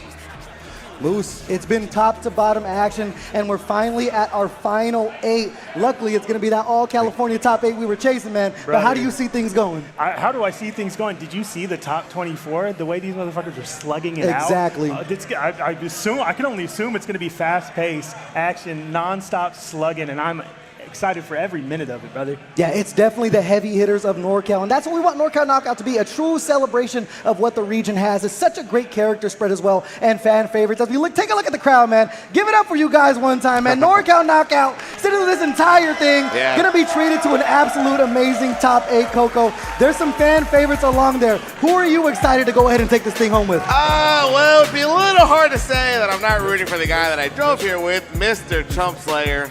What can I say? Hey, and you know what? I think you have a horse in the race too, as well, Moose, with Plague Mask Man. You guys even got to ask? Yeah, you took something out of his wardrobe, I think. Hey, you know what? And of course, man, I got the double NorCal double dip with 2 Turlock representatives with shit. Crazy Diamond and Dama Llama. So still anyone's tournament. I can't wait to kick things off over here at the Wind River Casino and Resort. Massive shout out to them again for hosting this thing. We got the big room, man. They put us in the corner last year, but we showed them what we were worth. Now we're in the big stage, front to back, wall to wall fighting games, and a few sickos in there who just want to see some blood, Coco. And that's how it should be. And guess what? You will be seeing a lot of blood on the stage because there can only be one. And I think to start things off in our top 8, we are going to be rocking with Croissant and your favorite, Chump Slayer. These two you see play at Guildhouse time and time again, definitely becoming a NorCal classic. I'm not going to let you go for the bias yet, but Moose, how do you see this going? Man, I don't know. Croissant's been putting up numbers lately. Like you said, at the Guildhouse, he's getting really good results. You know, with a locked-in Chump Slayer is something to fear. Especially with that level 2 man and Coco. Now, if you can tell us about Chump Slayer. I'm just going to say, look, I love Croissant because that's my Luke brother, but Chump Slayer did happen to beat him this past Thursday at Guildhouse. So, I mean, we're going to see how it goes. I mean, you know, Croissant had some time to think about it, and we're going to see the adaptations that he makes. Do you know what character Croissant is going to be sticking to long-term for this top 8? Because I've seen them move around with Luke, and I've seen a little bit of Sagat as well. I mean, the thing is that Chump Slayer has had to practice with a really high-level Sagat as of recent, so I think that it's in Croissant's best interest to probably stick with the Luke.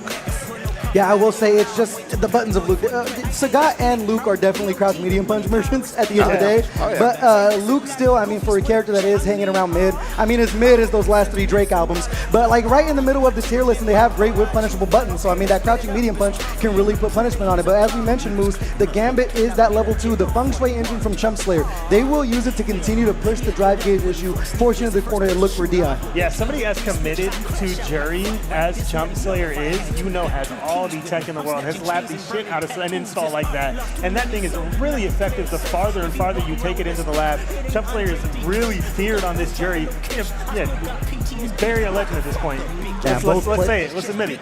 Both players sitting down, lock and loading, getting ready to get underneath our action. Probably the gentleman's butt in check here, but man, we mentioned it's been top to great action. There was a few people that I thought were going to make top 8 that unfortunately the chips didn't land in their favor, no pun intended, but we saw Tree Wiz fall to Plague Mask, man. We saw Sita get sent to losers early, luckily enough made the top 8, but this bracket was absolutely stacked top to bottom, so I mean, you really had to push the issue, and for lack of a better terms, lock in Coco to make this top 8. Dude, speaking of Sita falling into losers early, that means he must have made one hell of a run through losers just to make it all the way here in top 8, man. And he's still, I think, a favorite to win.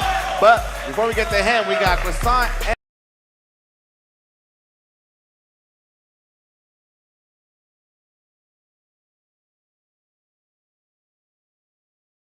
to be the Luke and the Jury here. Akuma stage, perfect parry to start us off. And this is what Chump Slayer is known for, Coco. They're going to put you in the corner and really make you guess.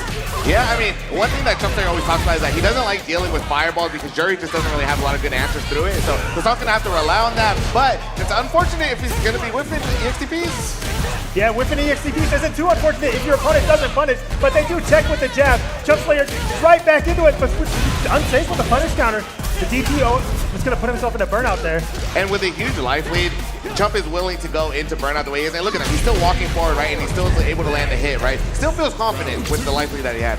And it's so important to play with that confidence as well. You saw them put themselves in a burnout. Just knowing that level 2 is something that can cover the tracks if they do end up spending a little bit too much. And now even using the drive reversal in an offensive sense to force the corner pressure, but the suppressor coming in from Croissant. We're going back to neutral here.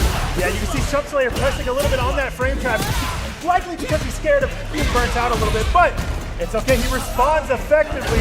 Gets the anti-air here, and he's in the driver's seat here. We both have level 2 bars of meter to work with now. The only difference is that one level 2 is not like the other. So, I mean, Croissant is pressing the offense now. I'm assuming he's going to play level 3 here. No, he doesn't. But if Chump Slayer just lands a low forward into level 2, and all this can turn around. But he might not.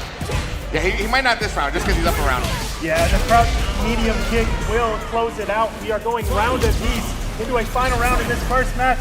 And both players coming in with that level 3 as well. We mentioned the level 2s aren't equal, but these level 3s definitely do hit hard. The low forward check there. Drive rush cancel behind it. We're going to go directly into the Pale Rider to go ahead and attack the drive gauge of Chump Slayer. And I love that he went early. He stopped the combo early just so he can ensure that burnout. So now he's kind of in full control here with a healthy drive gauge.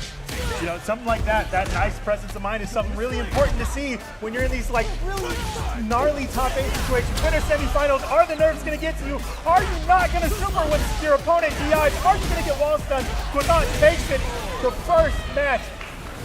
Taking it 1-0 over Chump Slayer. You know, it's funny that some piece of advice that Chump Slayer will give me sometimes will be like, even if they got level 3, hit them with the DI. Make them show you that they are ready for it. And as karma has it, he ended up getting hit by it himself. Yeah, why not? If they don't, you win.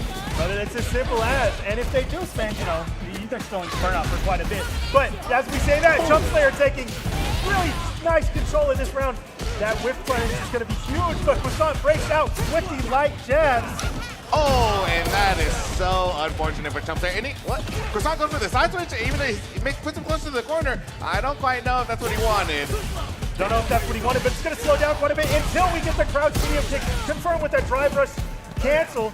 Quasant going for the mid-screen grab. The big overhead is going to close it out. I don't think we even need to spend a bar here. Quasant going into a round up. This is first to 3 now, so this isn't quite set point, but Quasant taking a commanding lead so far. And still doing a great job controlling neutral. You saw them protecting this guy's there with the DP, but the whip punishes from Chump Slayer still on point. And now that level 2 for the corner carry, and a little bit of a drive gauge attack stacked on top of it. The empty jump there. Great defense from Quasant. We mentioned, Coco, these two players know each other very well. Yeah, they do know each other very well. And I think that if they are able to go into the neutral, it seems like Chump Slayer is winning it more often than not. He's able to land a lot of these like clean, like really good hits. But I love the drive wrestle there by Chump Slayer. Kind of pushed Quasant more into the corner. But Quasant's fighting his way out. Oh, and he lands the kick from was so big. Able to get the punish counter. But the DI return from Chump Slayer. He knows Quasant is in burnout. He can't quite return. The super doesn't come out from Quasant on that charge special, but Chump Slayer able to close that one out with the chip damage on Shuri. We are going to another final round. I mean, the super didn't come out right, which maybe would have taken the round, but at least Quasant still has it for this round. But the only dangerous thing is that now Chump Slayer has level 2 on the table. So if Quasant gets anywhere near the yellow, Chump Slayer will be popping that level 2. Yeah, and something I've noticed out of Chump Slayer, when he gets Quasant in this corner, he's very patient, waiting for a whip punish. It doesn't quite come out though. He gets the drive reversal hit, block there, gets some plus frames. Now Chump Slayer is in burnout on the back foot. And didn't use the Pale Rider to attack the damage. You saw them just commit to the target combo for a little bit of push block there. The wake up level 1 to stop all the pressure from Quasant. Now you get that breathing room. Drive gauge should be back online very quick, but the jabs there still not going to the level 3, Coco. Yeah, and the level 1 from Jerry being something only because the pushes are so far out of the corner. Because of it, never mind. Because of it, he got hit on the dome and ended up losing the second game. So now Quasant Yeah, 2 games, Yeah, 2-0 lead, and what a nice 2-0 lead to have in these so close matches. You know what I'm saying? I mean, it's really nice to go over 2-0. Yeah, and I like Quasant going for the sandbus a little bit more. It's a little bit of a different pace than he was going with, and it's going to really force Chump Slayer to take risks to get in. And because of it, look how much more he's actually spending to get in, and now he has Quasant in the corner. Yeah, are we going to see the same patience out of Chump Slayer when he has Quasant in the corner? But it doesn't really matter. He's in burnout now. He goes for the overhead. Chump Slayer mashes out. That is huge. Goes for the whip punish on the grab. And what's so important here, just slowly building up that level 2. Oh no, the DI could spell disaster here. Still sitting with that level 2 in the back pocket as well. Drive gauge advantage. We're going to take this chip sequence here, and now Chump Slayer back online. Yeah, really huge to get out of burnout here for Chump Slayer, because now Quasant is in the drive gate. He's not in the driver's seat as far as the drive gate, but he burns himself out. Doesn't get the perfect. We can see maybe the pressure is a little much, but Quasant stays composed, walks forward, gets the grab, and just like that, he is on set point against Chump Slayer. Dude, I think Quasant has a really good understanding that Chump Slayer loves to move forward. So we're seeing the low forwards really come out. I mean, it was at a point he's just kind of mashing it, right? Absolutely. But in the meantime, he does have him in the corner. But a good ODDP to get himself out. Yeah, the spots he's taking to ODDP, I don't think he's gotten a single one blocked except for that first match. He does put himself in a burnout, but he can trade drive gauge here with the level 3. This is going to be a dire situation for Chump Slayer. If he does not survive this burnout, that is going to be the match point here. But once again, that level 3 only came because Quasant was hitting that low forward, right? And now we have Chump Slayer, in pressure, and damn, a clean 3-0 out of Quasant to knock Chump Slayer into losers. It was just about how Croissant was able to fight out of the corner there. Multiple times, Chumpslayer got off to such a hot start and immediately put Croissant's back to the wall. But just still the willingness to fight out of it, even when the drive gauge was looking scary, they were willing to use the low forward, canceling it just to get that breathing room. And unfortunately, the low forward for Chumpslayer didn't really come into effect outside of one round there, Moose. Yeah, it really was a story. Like you said, non-factor. Chumpslayer put him in the corner over and over again. Was looking to play really patient, walking back and forth, but was constantly getting caught by that crouch medium kick. It seemed like Croissant had the answer right away and played so fast that Chumpslayer didn't quite get to adjust into the set yet with that 3-0. How you saw that, Coco? Dude. Hey, we got losers, Coco. We got losers. Don't get me wrong. I like watching Croissant win. You know, once again, he's one of my Luke brothers, so I like watching him win. But yeah, man, just had I think Chumpslayer just taking a little greedy with the walk-ups, man. Really greedy. So Croissant was really able to just call that out and just the last few games were really won through a low forward. Yeah, and that's the thing. In a tournament like this, you really have to push the issue and do take those risks. So we'll see if Chumpslayer, hits the notebook, looks over things on the loser side. But next up, we are going to be having Cuz Lightyear and Sencal's own Crazy Diamond. Look, I'm going to say one thing, man. Sencal, Crazy Diamond, not necessarily from the region, but NorCal has adopted this kid, man. NorCal loves when Hector, a.k.a. Crazy Diamond, shows up. And the thing about Cuz Lightyear as well, man, they are king of baiting out any huge option you look for. Crazy Diamond is known to bite sometimes with the OD spinning mixer, so we'll see if that comes into play. But Moose, how do you see this matchup going? See, this matchup is a little weird. I'm not a Kimberly player. I don't know every can versus ODDP interaction, but I do know Rashid's ODDP goes straight up in the air. So when you do fall back down in that can pressure, it's not really an option because you're likely getting punished. Well, actually, if Rashid happens to do the OD spinning mixture, it's going to move him kind of diagonally, so he's going to be out of the way of the cans. One of the few characters that can actually ODDP and not be affected by the cans. There you go. ODDP seems like a good answer then. Yeah. Well, because a lot of the shows, even if you wake up ODDP and the cans are on the floor, a lot of the shows are still going to get hit by it. Yeah, exactly. Exactly. Kimberly cheap as hell, man. And I'll tell you one thing. We were talking about how NorCal's adopted. If Crazy Diamond wins this tournament, regardless what region they're from, they're going to be absolutely popping off. And that's not to sleep on Cuz Lightyear as well. As you see him, and you check out the streams, they are absolutely running through people over in rank with this Kimberly. They've been playing pretty much since the game came out. So we're going to see what they have in store for us. We saw a couple of good matches. Even the one they had against Fist of Fury on their way over to top 8 was a complete barn burner. Cuz Lightyear is not afraid to scrap. I mean, Cuz Lightyear, I've been playing Street Fighter 5. I used to watch him play Ibuki on his stream, So yeah, so no stranger to moments like this. And I mean, Crazy Diamond, honestly, no stranger to this either. And without further ado, let's get into our second winner semi-final match. Crazy Diamond versus Cuz Lightyear, Kimberly and Rashid. Moose, I'm so excited for this one, man. Let's rock. Yeah, I'm sure we've heard it over and over again, but when a Kimberly is on the screen, the first hit matters so much with how these rounds play out. So neutral is very important, and with that, Crazy Diamond brings Cuz Lightyear into the corner. But even the manner that he did it, I like the round start. He just walked the jab. But what is Cuz Lightyear going to do, right? That's going to be punished, especially with the way Kimberly moves so quickly. So now, Cuz Lightyear is the one that has Crazy Diamond in the corner. We're taking turns here, man. We're switching sides real quick. The jab anti-air. You talk about Street Fighter 5, the shades of it, man. If I had $1 for every single time that I saw Crazy Diamond somehow drop that Eagle Spike combo, I'd go outside and put it all on black. But right now, super close here in neutral, over 60 seconds on the clock. Close on life, but a small drive gauge lead for Cuz Lightyear here. Yeah, really working these fireballs here, but playing it patient until Cuz Lightyear whips. Crazy Diamond able to close it out immediately on the very first whip normal from Cuz Lightyear, just staying super ready.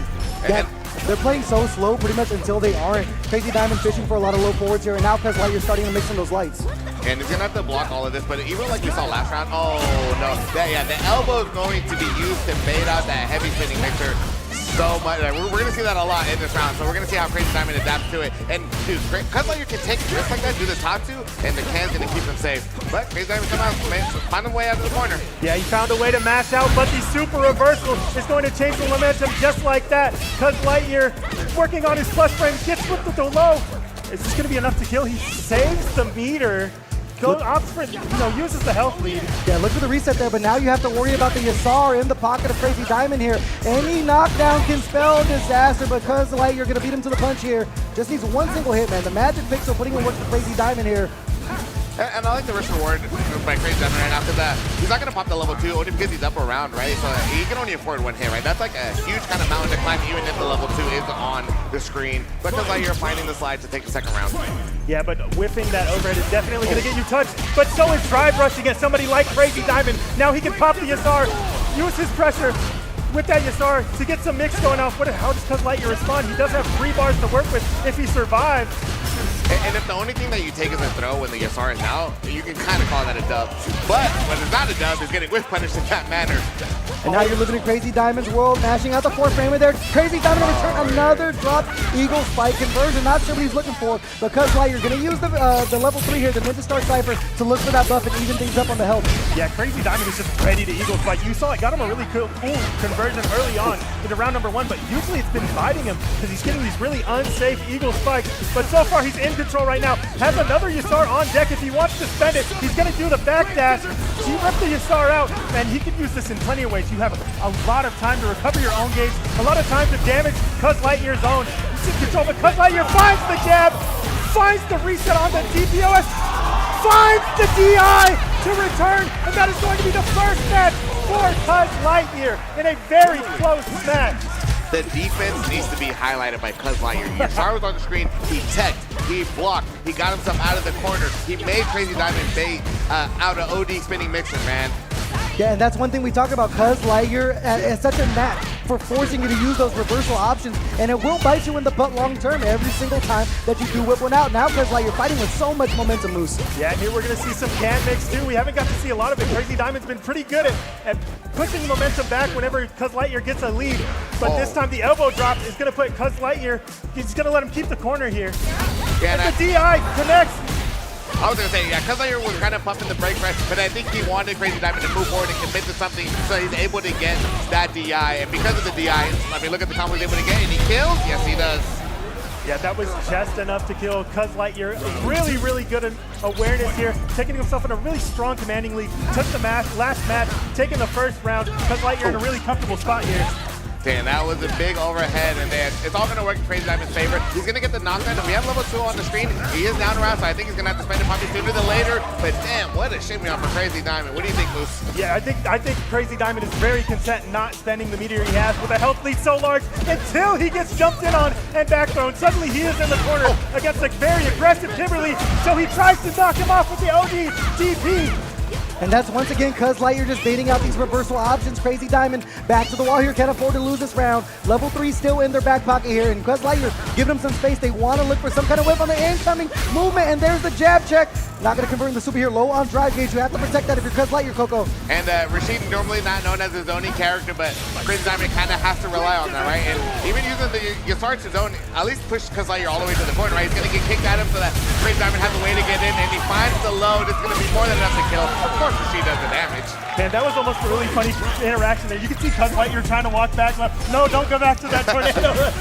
But eventually, Crazy Diamond kicks the Yasar, evens up the rounds now, looking for a round of his own here, looking for a match of his own here. Yeah, Crazy Diamond off to that hot start, but we've seen Cuz Lightyear in this position before, and unfortunately the anti-airs just aren't on point from Crazy Diamond thus far. Another free jump out for Cuz Lightyear, sitting with that level 3. You can't afford to give them the buff if you are Crazy Diamond here, but you're sitting with that level 2, the lucrative level 2 in their back pocket here. We're slowing things down. What a check from Crazy Diamond. Spending the drive gauge, you have to pop the Yasar to recover your drive. Yeah, you have to pop the Yasar. I mean, Cuz Lightyear has shown a lot of good defense, but honestly, he can't really afford to take too many throws, right? And maybe that's why we see him back jumping. Oh, now it's going to get faded out. Crazy Diamond will secure game 2. Crazy Diamond closing that one out really well, showing amazing composure. That really looked, for a minute there, it really looked like it was going to go 2-0 in Cuz Lightyear's favor. But Crazy Diamond locking in, closing it out, and just like that, we're tied up. All right, and here's Crazy Diamond's time, and he's pushing Cuz Lightyear all the way to the corner until he gets perfect parry. But Cuz Lightyear trying to go for a little bit of reset. A little cheeky, honestly, because Crazy Diamond has shown that he's willing to check the drive rushes and get the anti-airs just like that. Why? Yeah, you don't need to cross-cut on these anti-airs. Rashid is pretty privileged in that regard. Crazy Diamond with the momentum here. It's only a few guesses remaining. This is throw. I mean, this is all Crazy Diamond right now, and look at the spacing. Cuz Lightyear has no room to jump out without getting hit with that heavy spinning mixer. And we're going to see who gets the first hit here. How does this open up? Again, Kimberly huge with the momentum. The drive rush low is going to do it for him. He goes for the reset there, gets the slide, goes for the shimmy, That's a frame trap on the run there. And because you're really going for a lot of resets, right? Every time he gets a hit, he's not really landing a lot of damage, but damn, what a conversion by Crazy Diamond off of the jab from the jump in. Then you saw the jump toss was trying to bait something out now. Shoe on the other foot, Crazy Diamond with the Asar. Great defense thus far until you don't have it. Tornado still on live. Now your drive gauge is being attacked. Mashing out. Definitely something Kimberly players love to do now with that level 3 on deck. You can turn the tables. They check the landing frames of the crowd medium, but not able to convert. Right there they are, though, and they're able to save the super meter as well moves. And just like that, we go into another final round between these two. Really good eyes from Cuz Lightyear finding the spot to jab in that situation. It gives him the round there against Crazy Diamond. Well, it's not even like finding the jab there, but it's like, dude, the fact that he's defending against the Yasar so well, and then look how many OD spinning missions have been baited out by Crazy Diamond here, right? And Cuz Lightyear is getting huge damage from this. Yeah, and maybe on another character, you wouldn't want to spend the level 3 here, but we know Kimberly gets a little bit stronger, gets that install, gets a little bit faster after this level 3, so Cuz Lightyear spends. We're going to see a little buff Kimberly, but Crazy Diamond taking control here until he lifts the overhead. He doesn't have meter to spend. I don't think this is going to be quite enough, but he's spending quite a bit of drive gauge to get the safe jump. I mean, he did put himself into the corner. The sweep didn't get fully punished. Crazy Diamond is the one that has plenty of meter. Yasar is out on the field, and he has the jump back work for Cuz Lightyear. It's just so many Eagle Spikes are just not falling Crazy Diamond's way. You saw the level 2. The meter wasn't their advantage, but Cuz Lightyear, no pun intended, moves able to weather the storm. Absolutely threading the needle through that Eagle Spike. Gets him a lead 2-1 over Crazy Diamond. But just like that, even though he has the lead in this round, Crazy Diamond busts out with the ODDP, but gets connected to on the heavy punch there. Is in the corner. Are we going to see can mix? Are we going to see a throw loop? What is it, Coco? I mean, by the looks of it, it's looking like a throw loop, but damn, Crazy Diamond using a little bit of reverse just to get himself out. And damn, that actually hit. That was a punish counter. But Cuz Lightyear finding the right time to hit the jab. And speaking of getting hit with jabs, Crazy Diamond answered back. Yeah, really nice frame trap too. It works really well on Cuz Lightyear because he's in burnout. He doesn't have the same option he would have to break out as usual. But finding the jab, whips on the confirm. This is going to be a level 2. This is going to be a lot of chip damage. I don't know if it's going to quite be enough. Kick the tornado. That's it. Crazy Diamond taking the first round in a really close set. What a clutch comeback on a pixel of hell. The awareness to realize that you had him exactly where you wanted the chip damage with kicking the Yasard at him. We're going to get to another good start here. Cuz Lightyear over to the corner. It's a backdash. It is going to catch. Super able to switch sides here. Hopefully drive rushing back in, and there's the back throw. Yeah, but at least Cuz Lightyear doesn't have the level 3, so not Crazy Diamond. That's one less thing Crazy Diamond has to worry about. But if he's going to carry those throws, I mean, Cuz Lightyear's going to build it. Now he does have level 3. So we might see a level 3 closes out, and Cuz Lightyear get his buffs. Yeah, really nice. You can see the throw being used as soon as he gets a little bit of plus frames, but Crazy Diamond breaking out nonetheless, has built a level 2 of his own. I don't know, you maybe want to save it for next round. That is a decision he needs to make. Burns himself out. Are we going to see a commitment of the meter, or are we going to try to close this one out? And in burnout, you're going to see the Yasar come out. He's going to look to win this round in this next interaction here. Despite being in burnout, the Yasar connects.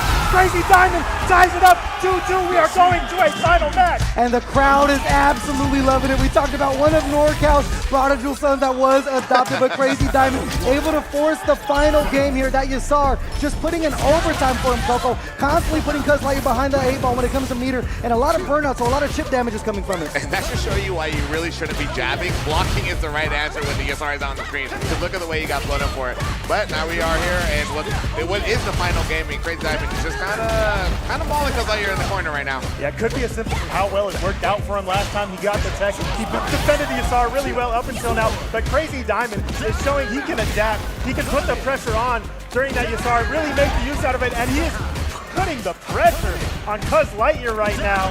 Doing such a good job of just cycling those options here. This is what Hector is known for. Crazy Diamond now finds the jab, and that's going to put Crazy Diamond on the set point here, on the verge of punching their ticket into winners finals, and a big time chop to start things off here. And also the level 2 category 5 online, Coco. Dude, Crazy Diamond, I mean, Cuz Lightyear has been defending this pretty well, but I mean, it's still pretty bad when Crazy Diamond is up around. You can only block for so long as they go off the easy to pop the top on Cuz Lightyear's defense. Again, they look for the overhitter. Back to the wall, finds the throw. One more gift to make it sweeter. 2 in a row. It's going to send Crazy Diamond to winners finals.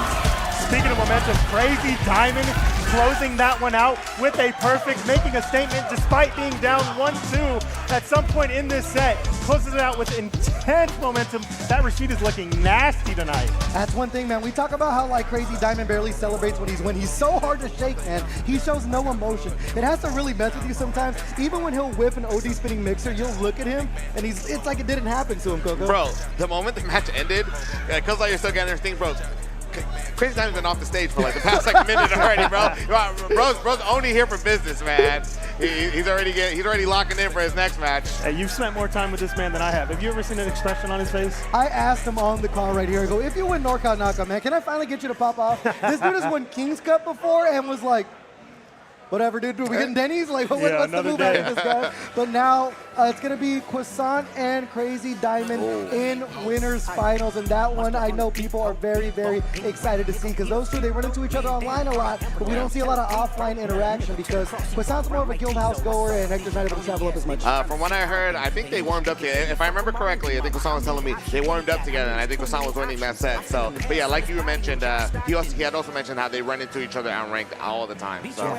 Well, if you enjoy Rashid and you enjoy the desert, I think next up we are going to be having another Rashid with Soda Can coming up on stage against Plague Mask Man. I know both of you guys got a horse in this race, but Moose, how do you see the attack here if you are Plague Mask Man? Plague Mask Man, very much a competitor, has a lot of funny ways to get out of the, what a lot of time is like canned pressure from Rashid with that Yasar. Also, how many times are we going to say Yasar in top 8? We got 2 Rashids in here. This is getting ridiculous, guys. If they end up in grand finals, you're going to hear Yasar about 50 damn times here. But Coco, how do you see this one shaking out? These two are a little familiar with each other. I don't know. When have they played it? I mean, because Soda Can doesn't always show up at the King's Cup. I feel like that's where the one place Plague Mask Man might run into him. I mean, granted, he is moving to the Bay Area pretty soon. I think that's what I was looming towards. We're going to claim it pretty soon. But if you know, did you jump him in yet? After this, if he wins this. If he wins, start beating the hell out of him. But man, this one right here, man, unfortunately, man, it's kind of tough sledding for E Honda here because the Yasar is like the great nullifier to the headbutt and the butt stomp, and the lack of defensive options you kind of have reversal-wise for Honda kind of has to be a struggle, right, Coco? I mean, look, if there's anybody that knows how to play Honda with his Rashid, it's going to be Soda Can. He had the past 2 years of grinding out against the Honda, so you know Soda Can's going to come ready, man. And if knock on wood, if my boy Chelsea doesn't win it, you know I'm rooting for Soda Can all the way, man. Hey, the crowd is getting into it, man. We're doing the haze on the intro.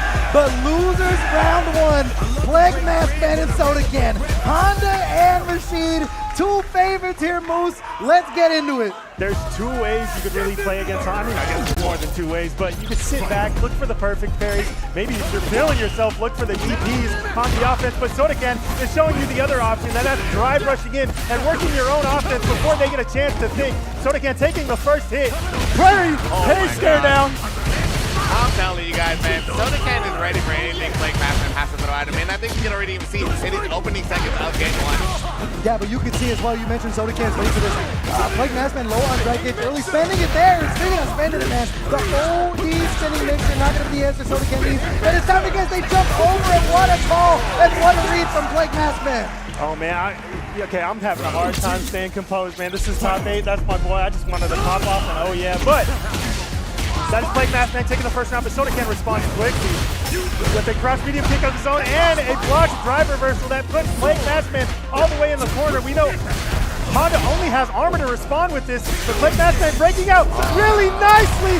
Responds with the DI of his own. He's going to get a lot of damage coming out of this one, and Soda Can is in burnout. I mean, those are those young man reactions, and yeah, nice. Soda Can calling it out. Even though he got his OD spinning mixers blocked that last game, he was not afraid to send out a level reversal. But level 3 is on the table for Plague Mask Man. But don't worry, guys. This is all just data for Soda Can to come back. I'm telling you guys. I'm telling you. Hey man, you're saying don't worry. I'm saying I feel good. That is Plague Mask Man taking a 1-0 lead. A quick one against Soda Can. I think someone might be counting those chickens before they hatch, Coco, but we're going to see if Soda Can is able to figure things out here. They were taking a lot of risks with the OD spinning mixer, so you want to make sure that you're not lacking in that drive gauge.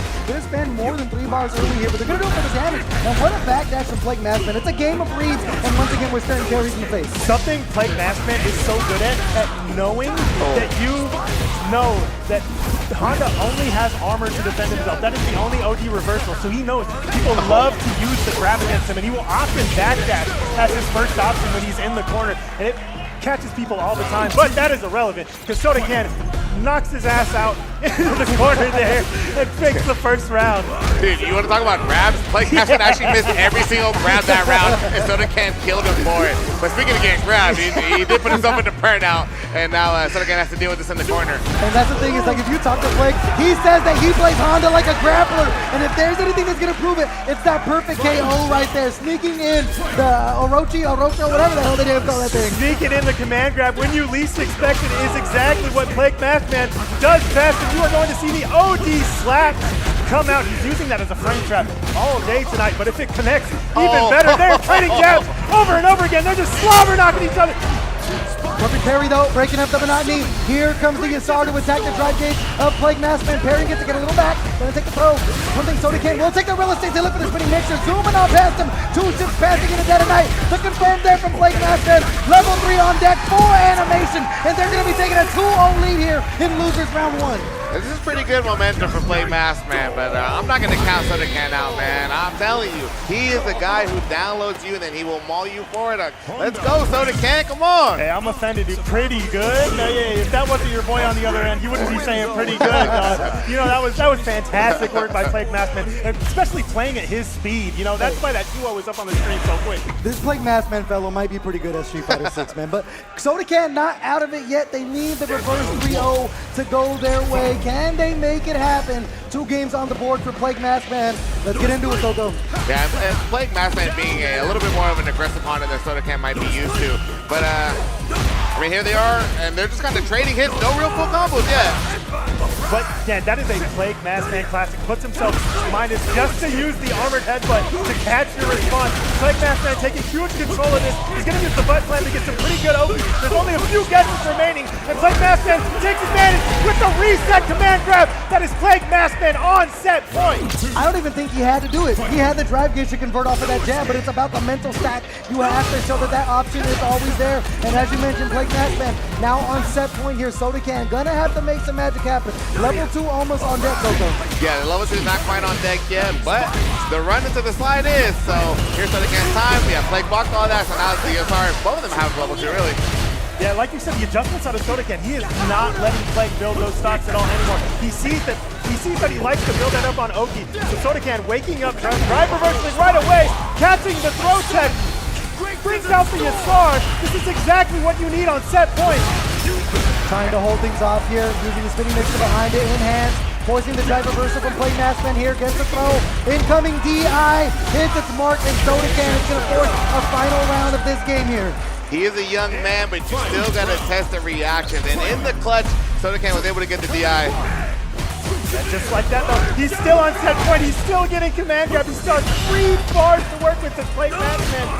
We're going to see Soda need to make these adjustments very, very fast. Oh my goodness, the level 2 to get to the startup of the whirlwind shot. What a reaction from Plague Maskman as he continues his stomping on through. Sumo stance, finds the confirm again. All the drive gates will work, but they get the bounce, and that's gonna close it out. Plague Maskman eliminates Sodacan from NorCal knockout round 2. Soda, I mean, Coco, you look kind of sad, brother. Ah, yeah. Hey, you know. I'm sorry, bro. Got to see one of the homies fall. It's unfortunate. But hey, a week ago, what did Non-Factor say? Non-Factor, Nostradamus, what's the difference? He's predicting this NKO round 2 win. You call me Joe Stradamus, bro. A little inside baseball, a little bit of lore. A week before NorCal knockout round 1, I was at Fitz. I grabbed the mic from Sean Treewiz of Guildhouse fame, and I said into it, Treewiz is going to win NorCal knockout in a week. What happened?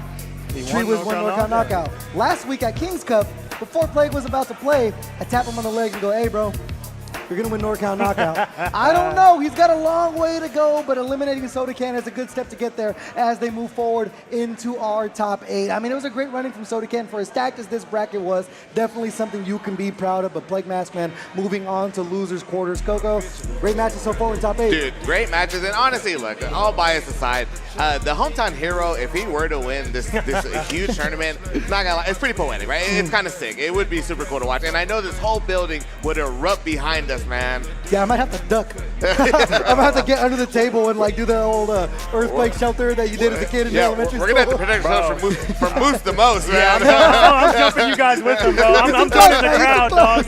I'm celebrating. Coming up to the stage now is Dama, Llama, and Sita. Sita got sent to losers very, very early by Jetman, and as you mentioned, they had to go through an absolute gauntlet to get over here inside of our top 8. So it should be the Terry versus Ken. Dama Llama has also had a great showing thus far, getting into our top 8, knocking out that DJ, coming all the way from Reading. Shout out Reading, Reno as well. The Reno guys, massive shout out for coming all the way to Reading as well, man. Appreciate everyone pulling up to make sure it's a true celebration of fighting games Moose. But Coco, how do you see this? Dude, if you guys are a fan of footsies, you are going to enjoy this next match, right? I mean, we're gonna have the Ken versus the Terry, right? Two quote-unquote Shotos, right?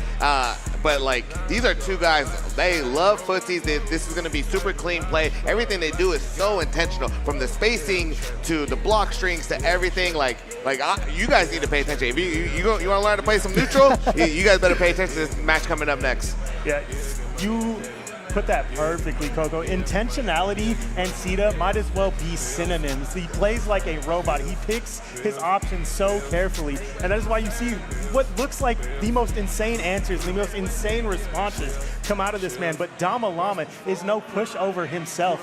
Is many good placements and things like King's Cup and all across the Bay. So this is going to be a great set.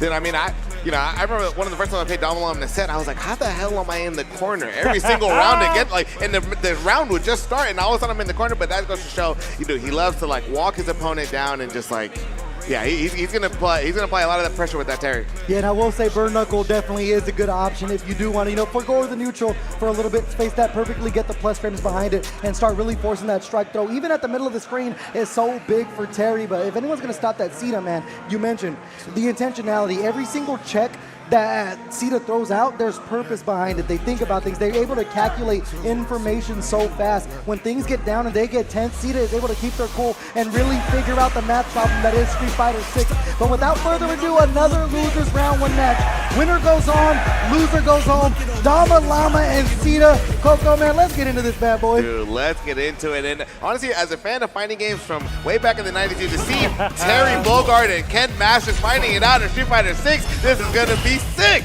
This is going to be sick, but somebody's going to get opened up here in neutral. Who's it going to be? Both of these characters kind of notorious at this point for their crouch medium kicks being so strong. It's going to be such a huge tool in the neutral for both of them, but Dama Llama has shown he's on point with the anti-airs all night.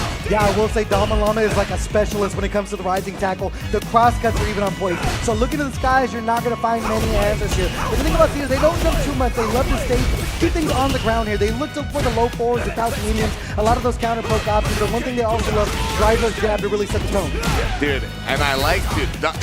Cedar did something negative. He knew Dama Llama was going to take up the space, immediately responded with that low forward. But Dama Llama is getting himself out of the corner and took the middle of the screen. Now he has all this pressure on Sita. Yeah, all this pressure on Sita. Sita low on drive gauge as well. You don't really want to block anything, especially against Terry. Heavy punch immediately present up when he's hitting burnout. Hits the DI stun right away. This is going to be enough to kill if he wants to spend the meter to do it. Dama Llama taking the very first round of this set to open things up. That's the thing about Terry, man. That last big buff that they got when they changed that heavy punch to be +1, when you drive rush behind it, it is like the thickest frame trap you can possibly think of, and it's so good at chipping away that drive gauge. Well, not only that, but it's like the fact that he used it to put Sita into burnout, so he's able to ensure the chip out like that.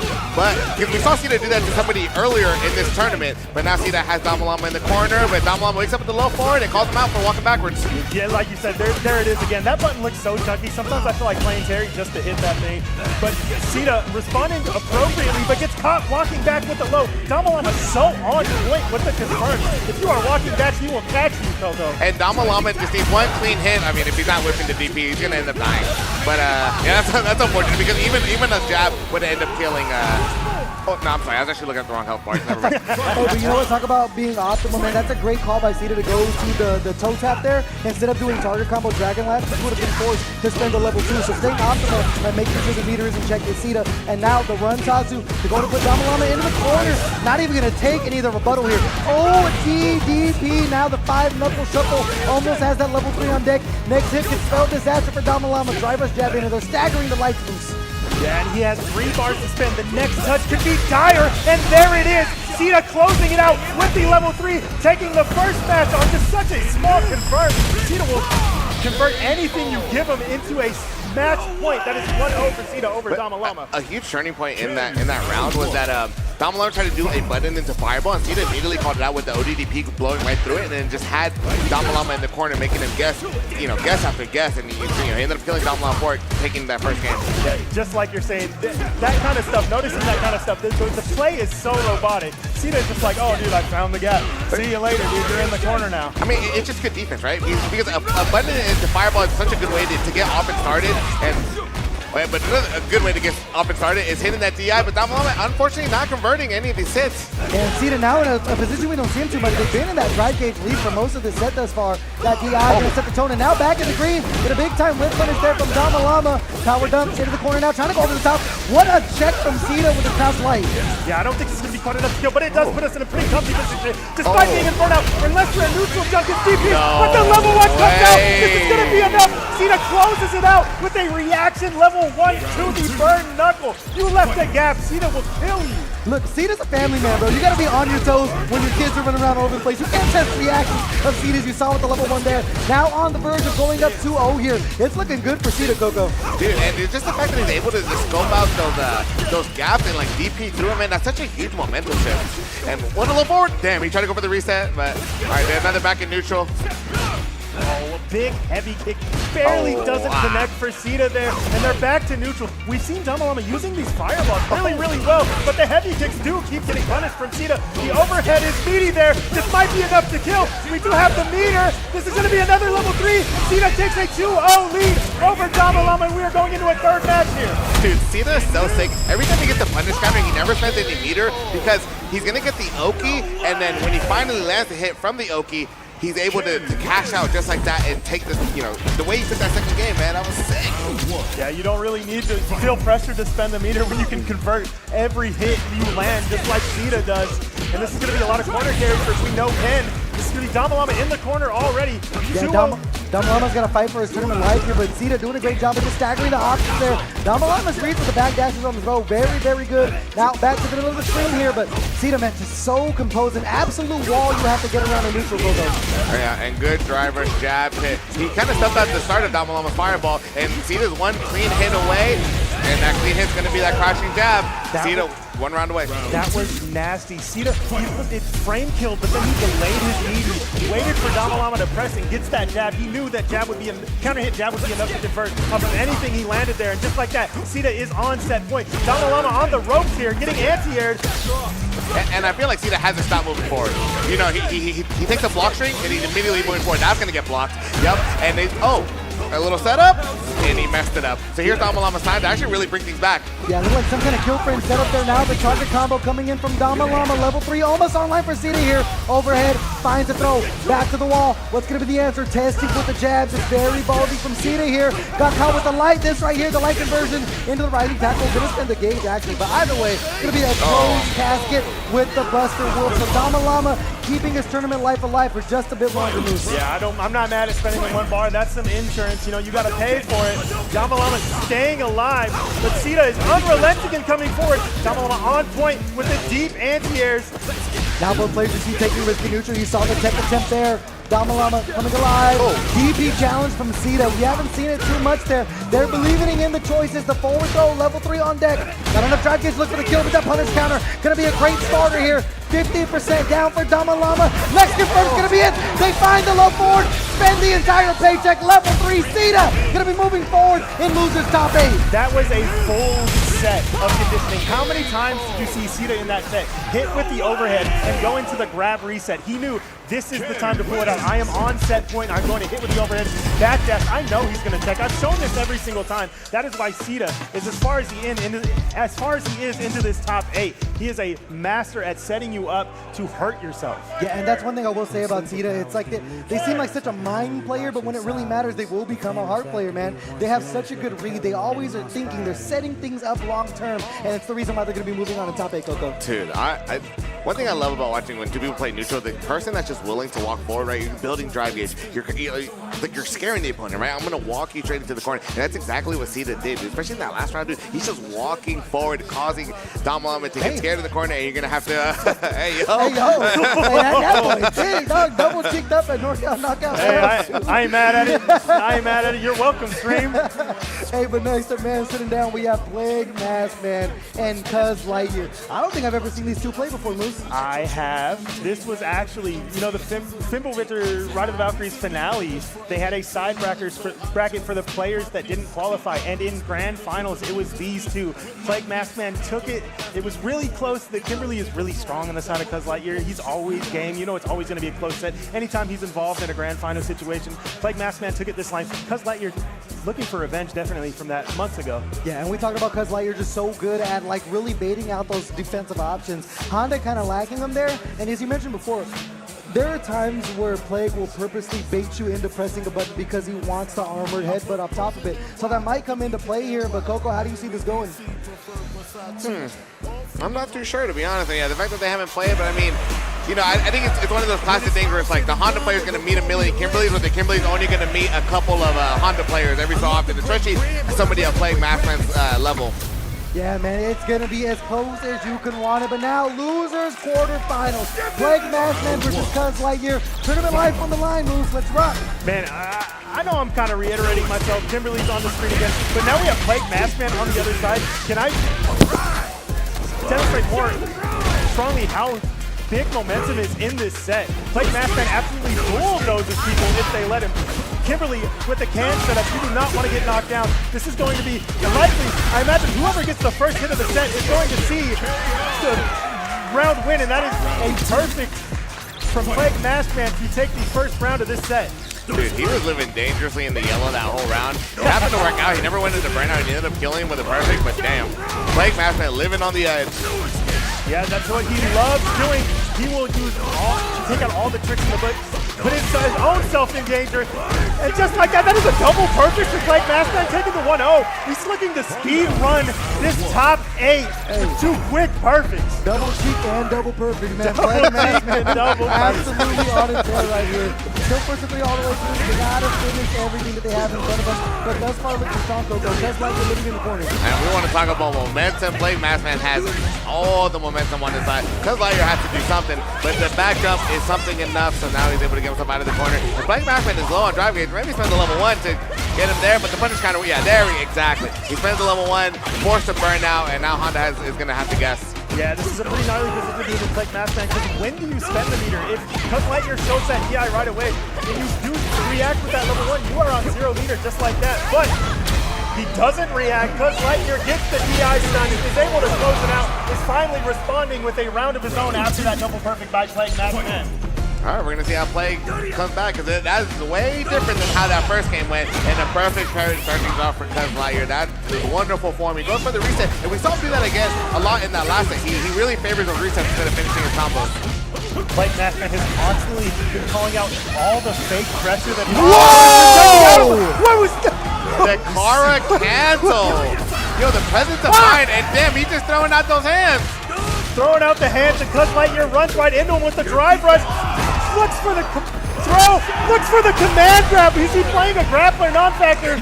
What are we looking at, brother? Bro, Plague is trying to hold him to smile so bad, bro. Yeah. You saw that look? Yeah. We got him. Yeah, we got him. Dude, you know that feels bad, bro, because you're like, oh, level 1, I got his ass. And then the level 1 in response, but and especially after that, the way that first game went, dude, Plague Mask Man, dude. I'm going to keep saying this. He has all the momentum. Yeah, I would level 1 too. Get this fucking man off of me right now. But the headbutt puts him right back in the corner. Gets the crosscut headbutt. but that's going to be a big punish. Andy is in burnout non-factor. You do have that level 3 if you want to react, or just immediately go into the 100-hand slap. Full animation. Plague Mask Man cannot be denied. 2-0 lead on Cuz Lightyear. If you guys had let me talk, I was going to say how Plague Mask Man was lost in the sauce, but never mind. He is stirring the pot perfectly in the way. This recipe is coming just how he envisioned it. Executive chef, well, he got the fit on, but now 1 game away from moving forward in our top 8. Yeah, Plague Mask Man is playing fast, man. He might mess up here and there, but overall, he's putting together a masterpiece with this offense here. Coco, what do you... Again, the jab interrupt. Yeah, any fake pressure, Plague Mask Man's going to see it once and respond accordingly. And that's the right answer, because Cuz Lightyear likes to sneak in a lot of cheeky resets here. So, I mean, if he's even able to land a hit, because Plague Mask Man does not stop. Damn, look at that. Fierce run is going to be responded with the OD headbutt. And then slows down with the stop sign. Cuz Lightyear getting under it with the slide. It's at a distance to where it's safe, but we're putting cut back in. Just like that, he closes out with the headbutt. That palm, those palms, every time they connect, they hurt so much. He's cashing out so heavy with them, and just like that, Plague Mask Man is on set point, Coco. Okay, well, I was gonna say one thing I gotta give credit to Plague Mask Man is that none of the headbutts are being whipped. They're all blocked at best, right? Because Lightyear did neutral jump one, but like it's not the biggest deal, right? So that's such a good way for Plague Mask Man to get in. And level 3 is on the table. He spends it to damage the drive of Cuz Lightyear. Put that mental stack on them. Your drive is low. If you do not guess right here, this is your tournament life, ladies and gentlemen. And he hits with the butt slam. Plague Mask Man with another 3-0. He is undefeated so far in this top 8 run. He is running over everybody. How can this man be stopped? I tell you what, man, the crowd is loving it. The hometown hero is going to be moving forward inside of our top 8. So unfortunately, the end of Cuz Lightyear's run. But I mean, it was all Plague Mask Man that entire way, Coco. Yeah. We talked about how Cuz Lightyear is so good at baiting out reversal options. He didn't really have a chance that entire set. No, I mean, well, to be fair, it's like when you think about baiting on an OD reversal, right? It's like when the person's getting up, right? But Plague Mask Man snuck in a lot of good ODDPs during like block streaks, right? When you kind of least expect it. So he was able to get the OD headbutt, get the momentum, right? All of his regular headbutts are being blocked at worst. You know what I mean? And then, but he's in. He's kind of in at that point, right? Even though he's -3 or whatever, he's in. Yeah, and now I gotta ask. I mean, Moose, how you feeling about that, bro?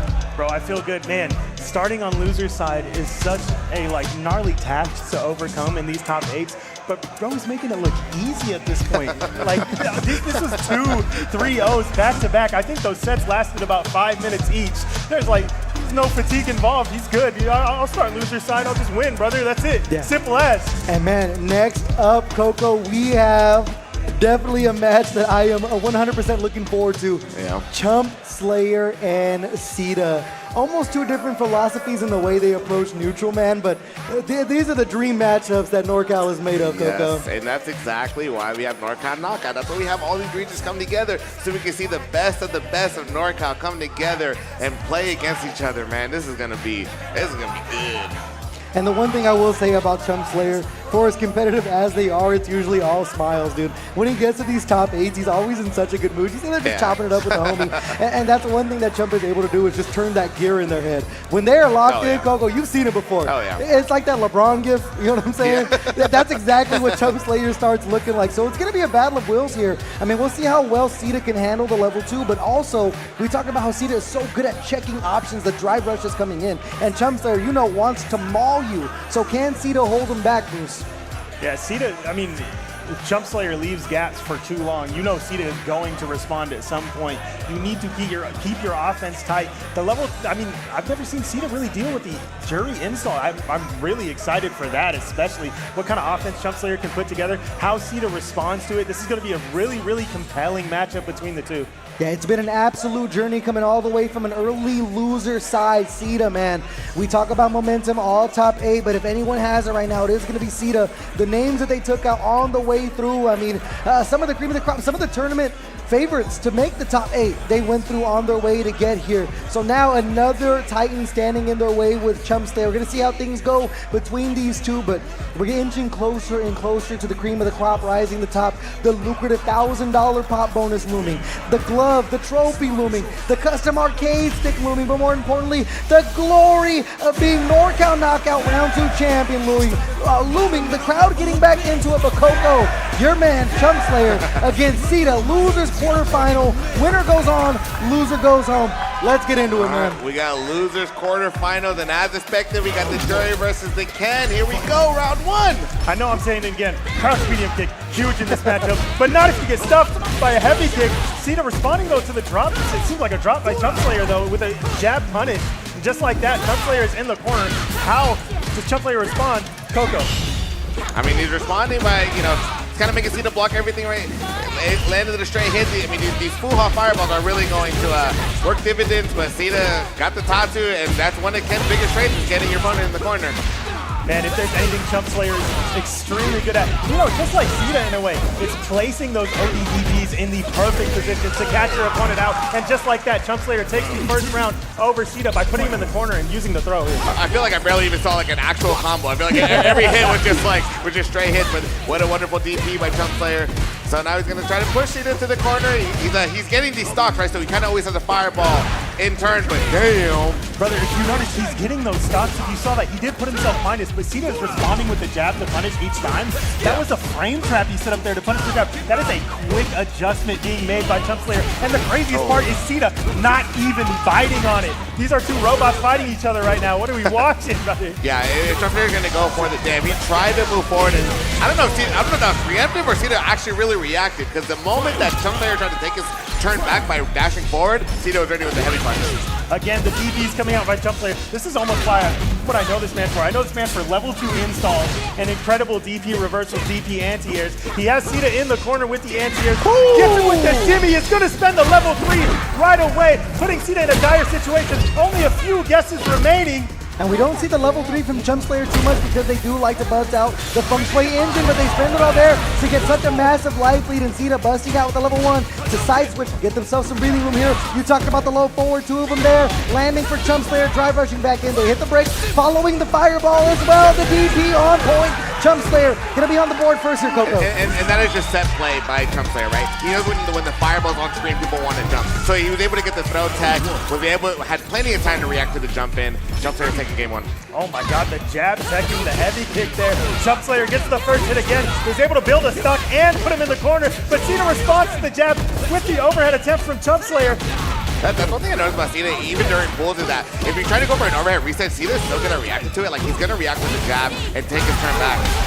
Oh my goodness, but attacking the drive gate, that's really interesting. I don't think it's questionable whether he would have got the kill, but prioritizing, putting him in burnout so he can get that DI wall stun. Sita taking the first round of the second match. The Dragon Lash to high crush the fireball. What a call from Sita there, and then also resetting it to the DI for the for sure kill. Now trying to tie things up one apiece with the Renko kicks coming in from Chump Slayer there. The throw to make it sweeter. Now that level 2, we talked about this Feng Shui engine. You have to get the drive gauge a little bit lower to attack it. Chump Slayer special drive reversal offensively to keep Sita in the corner. Yeah, and man, Sita is so on point with the text. He will not let you just walk forward and grab. You need to make it airtight. But what a neutral jump from Chump Slayer. He's going to be able to put him in the corner with this level 1 Coco. He is in the driver's seat here.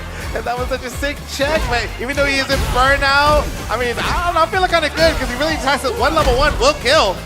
Do you have the reaction of Sita rips the DI here? Low on health, drive rush jab to get in. Chump Slayer about to come back online. The 5-knuckle shuffle, drive rush cancel. Sita low on drive gauge with the critical art directly canceling into it. And Sita gonna be striking back, putting themselves back on the board with the critical art survey says it is. Oh my goodness! Yeah, the CA isn't enough. He's still on a pixel of health, but the grab will do it. Sita ties things up. Chump Slayer, Sita 1-1 going into the third match here. Coco. Oh man, dude, yeah, Sita playing that one well. I mean, Chump Slayer, he had the low forward, wasn't able to get the confirm. Sita kills him for it, but a pretty good start to this round. Damn, goes for the shimmy again. I don't think Chump Slayer fully believed just because Sita didn't fight that at the beginning of that last game. Yeah, that and the anti-air. See, you show Sita an option that has a gap. He is going to show you a reaction in return, but just barely gets caught out. Kind of winging the jab out there. The hurt box gets caught by the grab. Suddenly, Chump Slayer has Sita in the corner, but the drive reversal gets blocked. They are both low on drive gauge. The level 1 is going to do wonders for Chump Slayer as far as screen positioning and drive gauge. Coco, that is the overhead. He's going to be able to close this one out with the DP.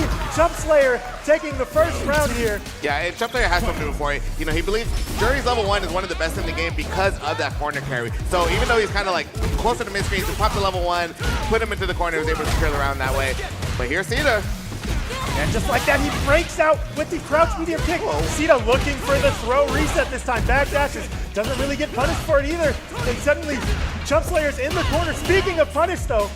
So Sita's already been punished for tapping parry, and Jump Slayer tried to do it again. But now you see Sita holding the parry for a little bit more often, and he's able to get so much gauge back. So he can do things like OD reversal and drive rush to be able to secure a round like that. Yeah, and what a link. We put ourselves in a burnout, so we know we're likely spending the meter. This is going to be a round apiece and a match apiece for these two individuals. Doesn't get any closer than this. My goodness, these guys are playing fast, dude. I mean, Sita did spend a lot of cash for that, and level 2 is on the table. So if we see Sita spend meter in the way that he is now, he's in the yellow, and Jump Slayer is able to wake up like low forward into level 2, it's going to be in Jump Slayer's favor. Yeah, you can see Sita really working his frame grab. Wants to see something else, but the jumps are just not working in. Jump Slayer is too ready. He works the level 1, puts him on the other side of the screen. If we know Jury, we know these dash forwards are going to give him some OC here. Oh no, the DP is gonna whip there. Sita putting the shoe on the other foot in the corner now. Slowly getting the drive gauge back with the confirm into the level 2 here. Gonna be a lot of damage using the DI to attack the drive gauge. The perfect parry to stop the momentum from Sita. Now back to the corner with the run Tatsu. That perfect parry was so damn clutch. But you know, with the functional engine online, he's able to get himself out of the corner, and what a huge reset. This Jump Slayer loves his overhead reset to secure the round. Oh my goodness.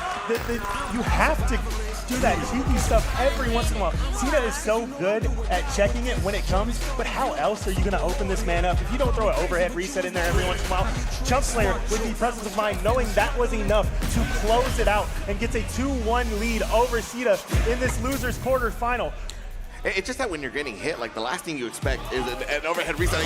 You're so busy down back, right? Thinking about what you're going to do once you finally get up, right? Exactly, Coco. And just like that, the crouch medium kick comes out for Sita. This is going to be quarter carry because we are Ken. Jump Slayer in the orange already, gets caught by the jump in this time though. And that thing was meaty as hell, attacking the drive gauge as well. This is where Ken has been making their money literally since the game came out. The corner carry is so good and they're able to force the strike throw so well, but Jump Slayer able to jump out, baiting out the DP there. Not going to continue the combo. Both players roll on drive gauge here, the DI. You're going to get the wall splat as well. Sita has to protect the gauge here, so equal on the drive. Yeah, Jump Slayer trying to get a little bit greedy. Oh my god, that low forward hit, what? I thought a fireball was on screen. What just happened there? I'm thinking the same thing, Coco. He said that low forward said, fuck your fireball. I don't care. I ain't getting hit by it. And just like that, the punish kick is gonna put him in the corner. Sita taking a big lead. Oh my, the shimmy from the corner? What the hell are we watching? Is Jump Slayer on offense there? Yeah, I mean, Jump Slayer has been showing the shimmy every time he wants to get something started, and it was a really good way to get himself out of the corner. And Sita, can't afford to block a hit because the level 2 might come out, but Jump Slayer with a huge life lead, I feel like he's gonna want to save his meter. Yeah, and I think the super might come out. No, it doesn't come out. He just opts for the corner carry. They're both low and drive there. Sita misses the opportunity to whip punish the drive, but it's okay because he gets the level 3 out. This is going to put Jump Slayer in burnout, but he does have 3 bars to work, but not factors. And what a confirm off of that stand medium kick. It's all Sita right now. The wake up DI, testing the reaction of Jump Slayer, and that's going to tie us up 2 games to 2, Coco. Oh, man. When Jump went out the second game, I was like, all right, we got this in the bag, but Sita is never fully out of it, man. And another shimmy to get things started. And that's exactly what you want if you're Jump Slayer. You have to force the corner process. Jump back there, fade away. Still looking for some kind of whip. It's spending a lot of drive gauge. It's mutually assured destruction between the two as they're both well inside of the yellow. About a bar left. Drive rushing in though is Sita. Gotta cook off of this knockdown. The trade, able to get the jab behind it, Moose. And you can see just how much they're calling each other out in this final match. They're pressing immediately, knowing, hey, I know when you press now. I'm going to hit you for this. And Sita with a huge crosscut that puts Jump Slayer in the corner. This is going to be enough because that was a meaty overhead. He doesn't even need to spend the bar for it if he doesn't want to. That is Sita on set point now. Jump Slayer tournament life on the line. They have that lucrative level 2. The fun play is there. Sita busting out the options. ODDP to send Jump Slayer closer to the corner here. Man, dude, Jump Slayer nice, and he's gonna spend the level 3. That's gonna be nice and early because it's gonna force the burnout from Sita, so it's really gonna be a good chance for him to take this round. Yeah, he needs this round. This is set point for Sita. This is tournament life for Jump Slayer. He needs to work this offense. We do still have 3 bars to work with Coco. Hey, you know what's funny? For all the shimmies that we've seen, we've actually never seen a lot of throws. God damn, what a huge neutral jump by Sita. Now in the corner, has that level 3 looming. Jump Slayer on the advantage here. Into the corner. Do they risk the DI? Big high crush to get over the fireball, and that's gonna be it. The level 3 gas out. Cena will eliminate Tough Slayer and move on in loser side of top 8. What a call out to wake up with Dragon Lash. Absolutely knew the fireball was coming out from Jury. Bet the round on it. So insane confidence. That is the kind of options you see. That is the confidence you see out of a champion. That is the confidence you see out of somebody that got second in last time and is looking to only improve. And how do you improve from that? That is a first place finish for Cena. That's all he wants here. You got first already? No. So how do you improve from second? He wants first now, dude. Hey, but you know what, man? That's the second time we saw the high crush there. It's definitely a read like of all time, but we talk about Cena being so calculated, using the Dragon Lash to go over the fireball. It's exactly what the doctor ordered, especially there to close the game. I mean, it was what we saw when he played against Damalama. You know, Damalama, you know, you want to do chip with the fireball so bad, right? Or at least use that as a tool to get in. But yeah, Cena has already shown that he's on top of it, man. He can react on his own wake up to get that Dragon Lash and get himself in so he can secure games like that. Yeah, that's huge. I mean, I don't know how much of a reaction that is, man. It's got to be hard. Sure, he was probably buffering, but that thing, Dragon Lash has quite a bit of startup. That feels like just a hard commit read, man. Yeah. I don't know. We'll have to ask the man. He's known for reacting to the most insane shit. If Cena is anybody else, but I mean, it's like a half a read, but it's half anticipation, right? It's like I've seen you throw a fireball every time I get knocked down, so you're able to get back in. Yeah, so the fact that I think he is able to see it, I probably already has it in his mind. He sees the fireball go out, the Dragon Lash comes out, and you already, you know, to see the cynical, dude. I mean, not cynical, surgical. Sorry. Yeah, and we're gonna do, you know, be a little nice to Cena, give him a break, not throw him Plague Mask Man, who that freight train right away. We're moving on to our winners finals against Croissant, with Croissant and Crazy Diamond. Whoever wins this one is going to be in a really comfy position to win the entire bracket. We were sitting in winner's side grand finals. How good are your odds? You know, both of these players want it. You know, they want the gloves, they want the stick, they want the prize pot. This is going to be an insane set we're seeing ahead of ourselves. Yeah, I will tell you, man, I've had about 3 too many energy drinks today. Crazy Diamond might make my heart stop if they're able to punch their ticket over into grand finals, but they are going to have Croissant in their way. You mentioned they were warming up together before the tournament, right, Coco? Yeah, if I remember correctly, I think, yeah, that would have been it. But, you know, two guys who just know each other from just, you know, they're both kind of ranked monsters, right? So, but, you know, Croissant playing the Luke, man. As a Luke player yourself, Coco, I know you go against multiple Rashids in NorCal. How hard is this matchup for Luke? It's a little bit in Rashid's favor. And actually, I talked to Crazy Diamond about this, and he also believes that it's a little bit more in Rashid's favor. And Rashid, Crazy Diamond was telling me how he has a one of his close friends is a Luke player, so he has this matchup down. But now, winners finals with a ticket to Grands on the line, one step closer to becoming NorCal Knockout Round 2 champion. Can you hear me, folks? Let's get into winners finals, Croissant and Crazy Diamond. Let's hear it, ladies and gentlemen. This is going to be right side. They both walking forward right away. These guys are insane, man. They're fearless. Go. Croissant does love a round start, walk up, light kick, right? So here he is able to get the hit, tries to go for the Oki setup. And I'm actually surprised that Crazy Diamond didn't react with the ODDP there. Yeah, absolutely. But Croissant getting ahead of it, putting Crazy Diamond in the corner, working the throw here. He's in a pretty comfy position. So Crazy Diamond, of course, breaks out with the ODDP, as we usually see. Yeah, but I mean, that's the thing, right? So he did the ODDP, now he's down to 2 bars, so he can't really afford to drive rush forward. He kind of had to maintain his spot on the screen, and Croissant, knowing that, kind of pushing the issue now.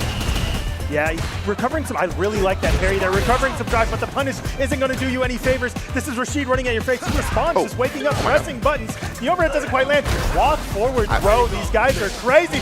Just like that, the drive rush overhead is going to close it out for Croissant. That is the first round over Crazy Diamond. Coco. And I love, every time there's negative phrase, for the person that walks up and gets the throw, like, I love that kind of offense and able to get the overhead, but the perfect parry is going to work out because Luke has plenty of corner carry. Here's a safe jump setup. Yeah, like you said, the throws coming out, it really is effective against somebody that is looking to play reactive and waiting for you to press a button or waiting for something that's punishable to come out. You walk up throw, those are 5 frames. If you're not reacting to that, if you're holding down back, you're getting opened up. I mean, but Croissant did a really good job of mixing up the offense, right? Eventually, Crazy Diamond was able to start taking his turn back, and now here's a Yasar, right? And he's just kind of playing it safe for now, right? He's going to get kicked out of him. Yeah, Croissant's going to have no issue parrying any of that. Yeah, so Crazy Diamond just letting the Yasar walk forward with him. He's being really patient with it, maybe looking to bait out a super or something. But just like that, Croissant on point with the anti-air. There's only a few guesses remaining for Crazy Diamond, so of course he OD DPs, but we still have only a few guesses left. This is going to be enough for Croissant. He doesn't even need to spend any meter. Croissant taking it 1-0 so far over Crazy Diamond. Yeah, the first game going Croissant's way, and it's just control of Neutral, man, putting Crazy Diamond in uncomfortable positions multiple times, but we haven't seen too many OD spinning mixes to try to test the pressure.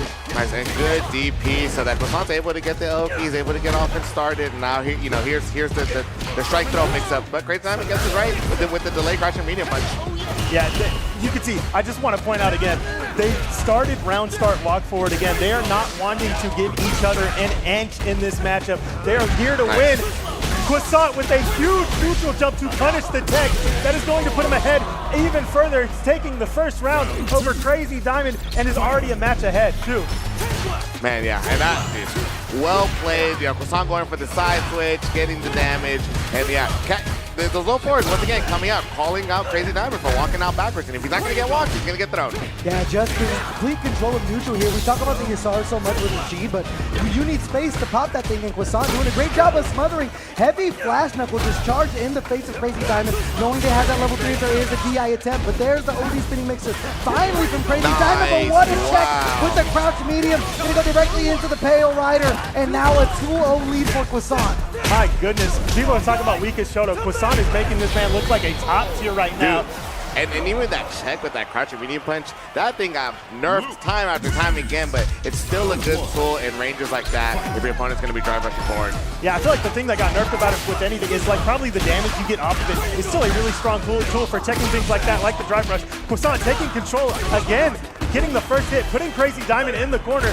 Crazy Diamond has showed the ODDP a lot in this situation. We're going to see whether a shimmy comes out. There's a pro loop happening, and the shimmy comes out. Perfect timing for Croissant. That is a perfect, and putting him in the position at set point for Croissant here. And we've seen this time after time. Every time Croissant gets Crazy Diamond in the corner, right, it starts off with the throws, but he's so good at mixing up the timing, so good at mixing up the direct throw mix-up. This is going to be a safe jump setup. And another throw, right? Crazy Diamond blocked the first one, and he can actually jump. Oh, okay. All right, well, Crazy Diamond's out. And now using that level 2, I mean, you have to bust out all the options here. On the back foot is Croissant, almost has the level 3 on deck. The chip is going to slowly add up to give him that super. Do you risk the DI if you are Crazy Diamond, knowing that Pale Rider is looming 50% back on the drive gauge from Croissant here. Crazy Diamond looking strong though, Moose. Yeah, if you're Crazy Diamond and you DI and you eat a level 3, that might be the set. That might put you into losers. So Crazy Diamond playing it very carefully, just opting for the tip, but he needs an answer here, and that answer is going to be a level 1. All right, I mean, Croissant just leaves one clean hit, right? I think a jab even will kill. If he's able to get the hit, try to go for the overhead, but Crazy Diamond reacting with the OD spinning mixer. Has a bar of drive gauge to work with, just needs that confirmed. There's Sandblast coming through, you look for the low forward again. Super meter, doesn't need anything here. He goes directly into the Vulcan Blast, but Crazy Diamond's gonna beat him to the punch. Gonna send us to a final round here of game number 3. Crazy Diamond, we saw them play with momentum before. Not quite out of it just yet, but Croissant sitting with that fully loaded gun in their pocket, the GP to start us off, Moose. But another jab check from Crazy Diamond, spacing their buttons perfectly. Yeah, huge confirm, and we're a little bit away from building this level 2. We might see it in this round, but how many times have you seen when Crazy Diamond needs to get a hit, he gets it. When he needs to get a jump in, he gets it. Are we going to see the level 2 maybe backdash Yasar? He opts for the mix instead. He knows he's only a few away. The Yasar comes out. He's going to be trying to go for the chip out here. It's not quite enough. There it is. Croissant has a CA on board. He lets it rip, but it's going to get blocked. Crazy Diamond survives, puts one on the board, and takes Croissant to another match. That is a huge momentum shift, because especially when you're like, damn, I'm one hit away from just cleaning out this whole set, right? And you just want to move on, especially to grand finals, man. And the fact that Crazy Diamond was able to bring it back and then secure the round right after, that's a massive momentum shift. Yeah, and you're seeing Crazy Diamond is getting so much better at finding Croissant's timing, checking him with the medium kick there, checking him with the jab, or in the block strings even, just like that there, and suddenly it's his turn, but the throw check brings it back in neutral. Oh no, I mean, a nice low forward, but Crazy Diamond really hasn't stopped attacking. Yeah, he's hitting button after button, making Croissant block, if not get the counter hit. And this is where Crazy Diamond has been making their money this tournament thus far, but a great challenge from Croissant. Now, gonna get the throw here. There's only a few touches left remaining for both of these players as they trade fireballs, but Croissant is going to get the hit. It doesn't flank it first, but it doesn't matter. Croissant is going on set point again against Crazy Diamond here. The Michael walk back was so clean. Now Croissant smelling blood in the water here, starting things off great. Second the drive gets in the throw. That heavy flash knuckle, not going to be the answer. They can't cancel because they don't have the level 3 Crazy Diamond. DI now going to attack the drive gauge with the Yasar here. Burnout looming. Croissant, does he pull the trigger at some point with this level 3 to fend off this pressure from Crazy Diamond, Coco? Damn, and I think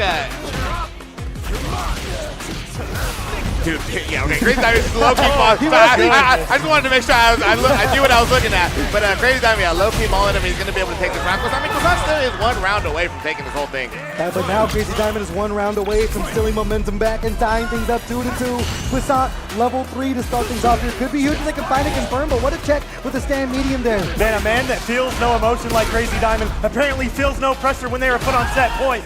Just like that. Got the good lead in drive gauge here against Croissant. Let's see how he takes advantage of it. Is looking for the crowd kick, but the suppressor connects for Croissant. There's only a few guesses away. He spends the level 3. He wants Crazy Diamond to only guess one more time. That's now back to the wall. You don't have room for that level 2. Crazy Diamond has to search for a knockdown. There's the trade with Punish. Now they get the side swap. This is where the category 5 can come out. They get the overhead in Burnout. Now they bet it all. Backdash, gonna be the Yasar. Croissant has to weather this. He has to find a way to get around this tornado. The level 1 attack from Crazy Diamond. Doing the waddle over the top. He has meter to spend with the level 1. It's the wrong side. The heavy spinning mixture sends him away. The cross up, and Crazy Diamond is gonna tie it up 2 games to 2. Damn, dude, that feels bad, man. When you were 1 hit away from reaching grand finals, and now you had to deal with being, your tournament life is on. Oh, actually, no, it's not quite. But damn, yeah. And the thing is that the tables can turn just so fast like that, and that's what Crazy Diamond is showing us here. How can Croissant react here? The thing is, when you're playing in the lead boost, you're calm, cool, collected, you're willing to risk it. You saw the heavy flash knuckle a couple times. Now you have to start second guessing things because it's getting really, really close here. But Croissant looking solid this far. Yeah, looking really, really nice with the medium punch there. Opting to throw. One more throw will do it. This is gonna put Croissant in the driver's seat. Gonna put him on set point, but Crazy Diamond defending well, but he cannot DI back. What a smart option from Croissant to pull that out when Crazy Diamond is on a pixel of health. And I feel like as long as Croissant has Crazy Diamond in the corner, like his strike throw game is just so damn strong. I mean, that's how he's able to win the 2 games that he won and that last round. But here's Crazy Diamond's time. Can Croissant close it out? We've seen him in this position before. Punish counter throw, attacking the drive gauge now. Level 2 coming in, the Yasar. You can hear the crowd yell, the Great Desert Storm in Burnout. Croissant has meter in their pocket. They need to bust it out if there is a DI. Does Crazy Diamond risk it here? Plus frames on plus frames boost. And there it is, wall splat. A lot of drive gauge to work with here. They are going to be able to build up to level 1 if they want to go for the full cash out. Not going to go for the super issue. Came out the Arabian Sky. They paid out the reversal. And Crazy Diamond has forced the final game. Final round with tournament life on the line, Moose. Even having the presence of mind to doing the optimal meter build with the punish throw, because you know he wants another Yasar to close this round up and take the set with a full reverse 3-0. Crazy Diamond is clutch, ladies and gentlemen. But still with that level 3, great opener with the low forward there. You might have to spend the meter early to get the drive gauge back. They look for a frame kill option with the knee. Coco, no spend. Yeah, I really thought he was going to spend it because you really got to get that drive gauge up. I mean, if one thing Crazy Diamond's been really good at is that every time Croissant's in the yellow, Yasar gets popped, and now the drive gauge is going to get burnt out, man. Oh, but challenging with the jet. Still not a cancel into the level 3 back. The medium flash knuckle. Crazy Diamond in the drive seat. It's going to be knocked down here. This guess is so huge for Crazy Diamond. You have some drive gauge to work with. If you can find the driver's cancel for the level 3, a trade there, the knockdown. Crazy Diamond getting that's it. drive rushing in. You have to spend a level 3. You are in burnout. It's an option. He's going to hold on to it. He's getting greedy. Crazy Diamond back to the wall with so much green on the table boost. He doesn't opt to spend a level 3 because he wants to be able to defend himself while in burnout. He is looking to churn this super out. If Crazy Diamond opts to DI stun. There's the anti-air. Do you risk it? He finds the confirm, and Crazy Diamond is going to grand finals to level 2 to make it sweeter. NorCal just 1 game away from being your NorCal knockout round 2 champion. The crowd is loving it, guys. The crowd is loving it, Coco. You're loving it, I'm loving it. Ba-da-ba-ba-ba. We all love to see Crazy Diamond win, but damn, man, you were one hit away from making grand finals. And Crazy Diamond, talk about the clutch streak, man. And that goes into us saying, like, yeah, you don't feel anything, bro. He only feels. He feels the button. That's it, bro. It's like, it is you and him, and that is it. Everyone else in this building does not matter when Crazy Diamond plays. He is so locked in when things get tense, and that's the second time we've seen him in that position inside of top 8, and they were still able to clutch up. You saw Croissant with that level 3 so many times, doing the heavy flash knuckle in their face, daring Crazy Diamond to do something, but still came on top after all that. So Crazy Diamond is going to be in grand finals, Moose. Brother, Croissant was on set point 3 times. Crazy Diamond did not show any hesitation in taking those rounds back from him for a clean 3-0 sweep each time. That was ridiculous. Ice in the veins, man. It's just ice in the veins. Dude. I don't know what they're feeding those guys over in Sherlock, man, but both of them have been stone cold this entire tournament, and now we're going to be pivoting to losers semifinals. It's going to be Plague, Maskman, and Sita, and this, man, going into what's going to be our final 3 on the line here. I mean, this is a dream matchup again, Coco. Anytime you see Sita play, I'm going to say it's a dream matchup because this guy's sick. I mean, dude, this whole tournament's been a dream matchup because we got all the best at NorCal in the house, man, going at it. But yeah, man, I mean, Plague Maskman, dude, he is, you had called him earlier, trained, bro. He's been moving forward. He's been murdering everybody that's in his path. But if there's anybody that stops play like that, it is Sita. 100%, man. This is scary, brother. I don't know what to think.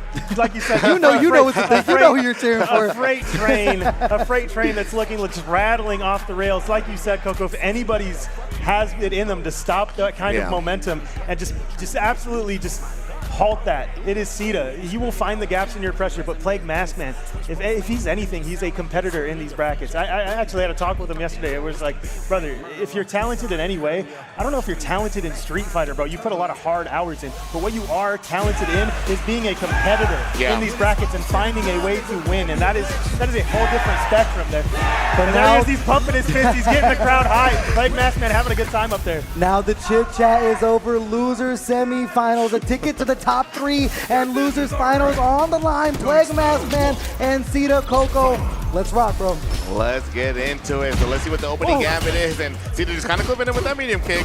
Sita's showing answers right away. Oh, you're going to use that stop sign? I have an answer for that. Off rip, we haven't even been 10 seconds into the set. And one thing I've noticed about Sita, even during full plays, is that when it is time to take his turn back, sometimes he'll do a slight delay because he knows people want to press a button, and you'll see him catching a lot of counter hits that way. Yeah, and are you going to see the frame traps be as effective against somebody like Sita, who will either just hold it or probably OD reversal if you leave a gap in your pressure?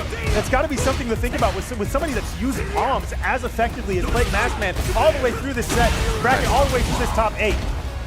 All right, and Sita busting out there, but yeah, if using that heavy punch to make sure that he puts Plague Maskman into burnout, but the burnout doesn't matter, dog, because the command grab's gonna kill.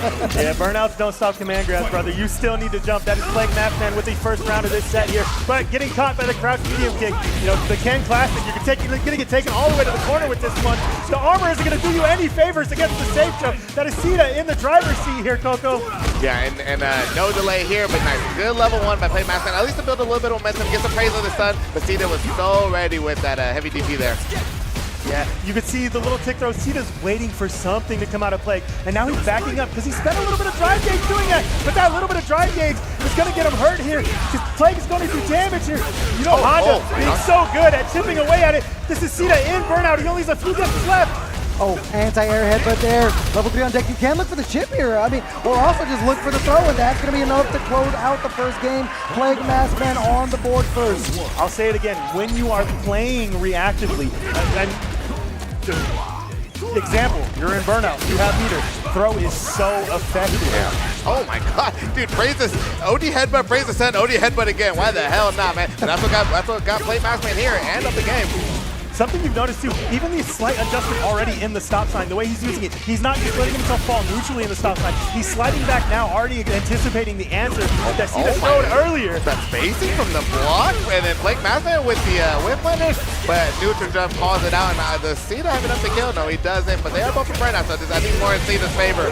The chip out will guarantee it. Yeah, that's an extra -4 on that fireball. He knew he had enough time to run and DP for the extra chip there. Oh my, perfectly spaced headbutt headbutt by Plague Maskman, though, into the Kara command grab. This is a commanding lead in this second round here.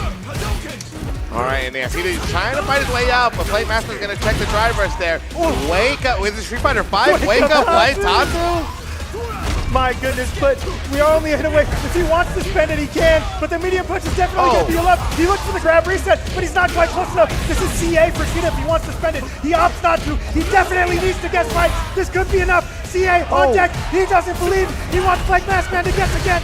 Hands, we're going back to neutral with it. Dude, and last year we saw Cena DP almost every single butt slam from Treewiz, but that doesn't really matter because now Plague Maskman is up or ties the rounds up. Now both players coming into this final round with level 3s in their pockets. Cena's going to strike first here, a throw from Cena, setting the pressure. There's a wake up level 1. It's going to work again for Plague. Yeah, absolutely, and he's able to build such that effective stock. He's been using those stocks so effectively through this entire set, and it's going to get him extra damage here on this confirm. But Cena rips the level 3. This drive situation is going to be turned on its head here now. Suddenly, Cena has the momentum here. Yeah, you have to spend the level 3, yeah, so like you said, to gain momentum. But Plague Maskman is doing a good job of just really fighting back. Look at the way he's taking his turn back with these jabs, right? The jab his turn back, yeah, with the crouching pierce. And he tried to take his turn back with the level 1, a little too greedy. But Cena actually doesn't have enough resources to kill. But he's going to have enough if he gets the counter hit jabs. That is going to, the extra 500 health is actually going to keep Plague Maskman alive. But the DP comes out for Cena in those clutch situations. He is on a pixel of health. He will still find the time to be input against that butt slam. That is Cena tying this thing up at 1-1. And that's exactly what we saw last year from Cena. Bro, dude, if Cena has to run into more top level honors like this, bro's going to stop showing up to NorCal knockouts, man. He didn't sign up for this, bro. Drive rushing in with the jab, though. Run DP. Forcing the knockdown back in the corner. Using the meaty punch as a meaty option right there. The medium punch, excuse me. Into the corner now, back dash. You see the optional up from Plague Maskman to really try to guess that strike throw. Now, trying to butt slam their way out. But the cross cuts on point again, Moose. And there's the confirm to close out the round. Dude, perfectly spaced. What the hell? Got the jab into the light kick into the Tatsu. He knew that was going to connect even at the max range, man. You know, people talk about Ken's damage. I'm always so surprised at how much EX Tatsu does. That's a really cool special move. Cena whipping it out at just the perfect time. Taking a pretty nice lead in this third match here. Putting Plague Maskman into the corner.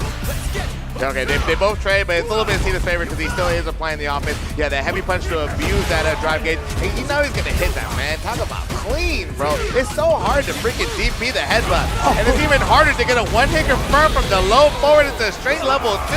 Hey, you asked if we're playing Street Fighter 5. We might be playing Third Strike. Low forward into level 2. What's going on here? But now Cena, 2-game-to-1 advantage boost. Yeah, really nice little OS too because it kills, and if it doesn't land, it's safe. It's such a strong option to get. It was almost like a haha funny buff, but it's really showing some use and stuff like that, you know?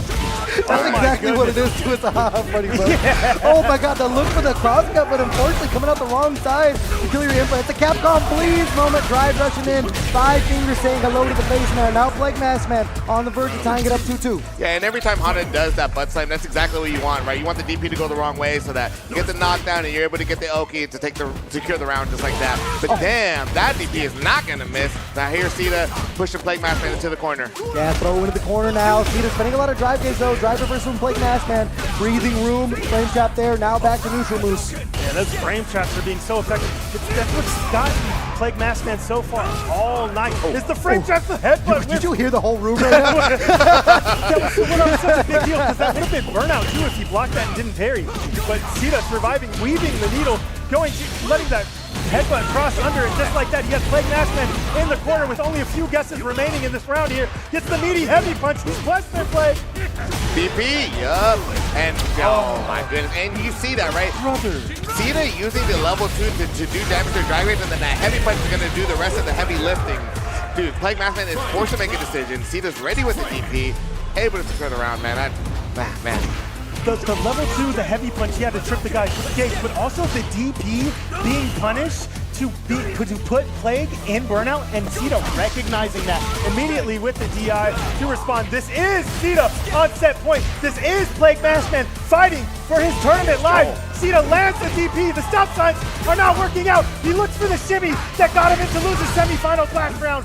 Oh, and he just jumps out. He just jumps out, right? He's low on drive gauge. He has to. Oh. Speaking of jumps, heavy punch coming in, the level 2 to close it out, and Cita going to be moving forward into our top 8 and now in top 3, Moose. Hey guys, I'm sad. Man, but hey, what a run. What a run by Plague Mask, man. Looking absolutely unstoppable until he ran into Cita here. And Cita looking mint as usual. Moves himself into top 3. Guys, this bracket is coming to a close faster and faster. And we are going to get Croissant versus Cita in losers finals. But before we get into that, though, I think we are going to be heading for a little bit of a breather. So a small break here at NorCal Knockout Round 2. Don't go anywhere. We have our last 3 players queued up for us. We'll be right back after a quick break.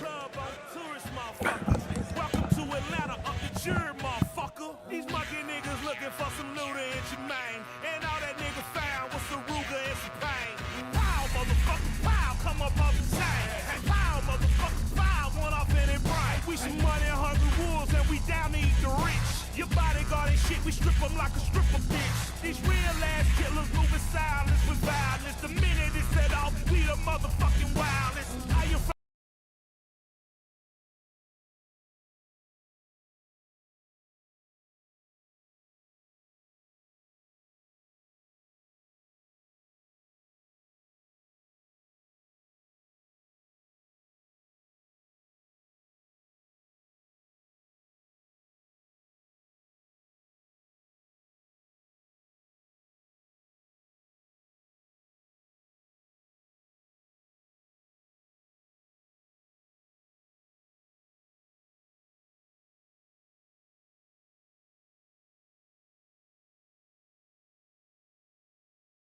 whatever you want is whatever you can have. Bring the pain and leave them wet like they soaking in some salve. When you step out on the app, make sure they wanna see ya.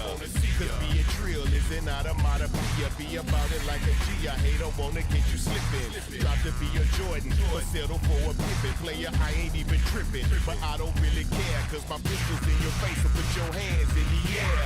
And you know just how it go. You ain't playing around with that bullshit, nigga. We ain't let that shit go. When you come in, you better come correct.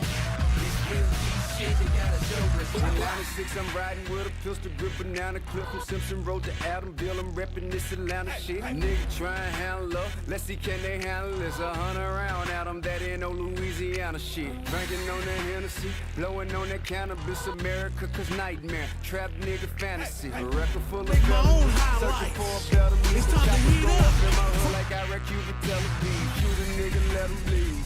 Fuck a shout, suck a nigga, I never be, don't give a fuck about it. Quick to run up on that out and make him get the fuck about it. Nigga better be about it, he deserve it, he allow it. What's a coward to a kamikaze?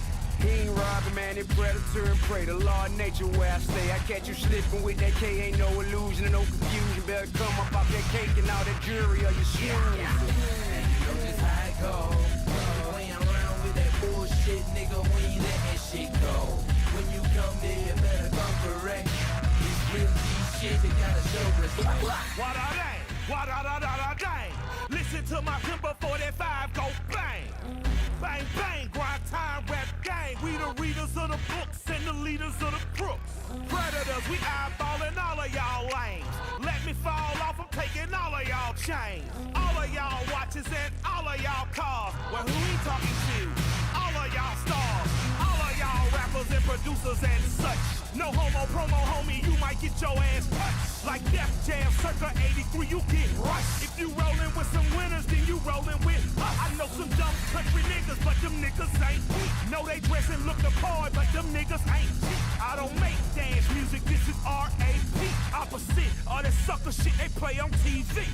And you know just how it go. We ain't playing around with that bullshit, nigga, we ain't letting shit go. When you come here, you better come correct. It's real G shit, you gotta show respect. How you feeling? Feel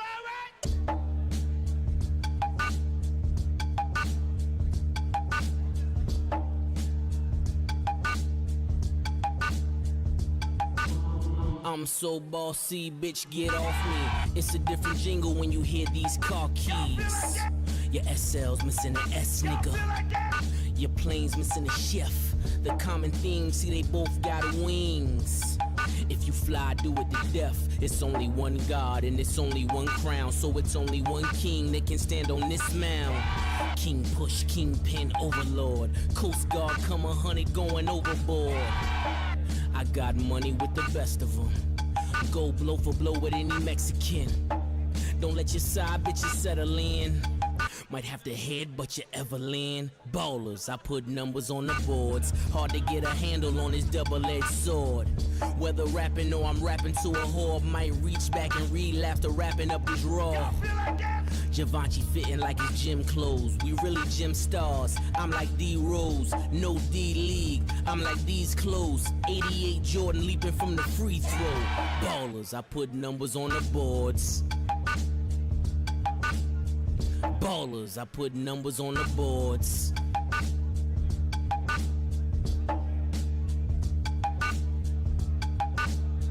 Motherfuckers can't rhyme no more, about crime no more. Mixed drug and show money, Biggs Burke on tour. 25 bricks, move work like chore. Hit Delaware twice, needed 25 more. I see flaw, cracks in your diamond. CB4 when you rhyme, Simple Simon. Come and meet the pieman, a must that I flaunt it. The legend grows legs when it comes back to haunt us. Ballers, I put numbers on the boards. Can't a bitch live and say I bought a Michael Kors. Every car driven was decided by the horse. Keep the sticker in the window case you wondered what it costs. How could you relate when you ain't never been great and rely on rap money to keep food upon your plates, nigga? I might sell a brick on my birthday. So many people have entered this goddamn bracket, but we are down to the final three. Can you believe we made it to the final three? So many different representatives from NorCal who are all fighting for that prize pool, the fight stick, the trophy, the glory. Moose, what's your thought on this top 8 so far? My thought on this top 8 is there is 100 dudes that entered this bracket that are no longer in it. That is a gnarly, grueling process. Shout out to the 3 that are remaining because this has been a long night and they've played their asses off so far. Hey man, if Punk can go through 3,000 men, I think one of the NorCal guys can go through 100 men tonight. Hey, but you know what, man? To kick us off for our last 3, it's going to be losers, finals. Croissant, Sita, winner goes on to Grands, loser goes home. Coco, let's roll, brother. Let's go, and I hate to say it, but I do want to see the Luke brother win. And I actually really like this matchup as Luke against Ken, and the low 4 is going to start things off. Yeah, it looks like that low 4 just caught a little jab coming out from Sita. I don't know what he was looking for exactly, but Croissant taking very good advantage of that. So he's looking for the fireballs, getting some spacing here. Oh, and what a DP there to keep Sita jailed into the corner. Meaty there, but that +1 change in the spacing doesn't allow the throw, but what a check from Sita there. 2 on the other foot, the runs hot to coast, Coco. And the one thing is that Croissant has really favored the overhead after the DP. I think Sita's seen that plenty of times through this top 8, so you see him already defending. Yeah, and they're kind of staring at each other in this neutral here, but Croissant gets the back throw. That's Sita in the corner. He rips the ODDP, but it gets blocked. Croissant taking the first round of this one, non-factor. What are you looking at? That was a bait by doing nothing. That was Croissant just stood still. Croissant just aura farming by just standing there, bro. I wish he would do something. Oh, you're approaching me. I wouldn't be surprised if Sita was like the spacing they were at. That probably would have caught a fireball or something coming out of Croissant. Sita just looking for anything to ODDP as usual, but that time nothing coming out from Croissant. So he was able to take the first round. Frame trap plus frames. Now back, finding the way out of the corner.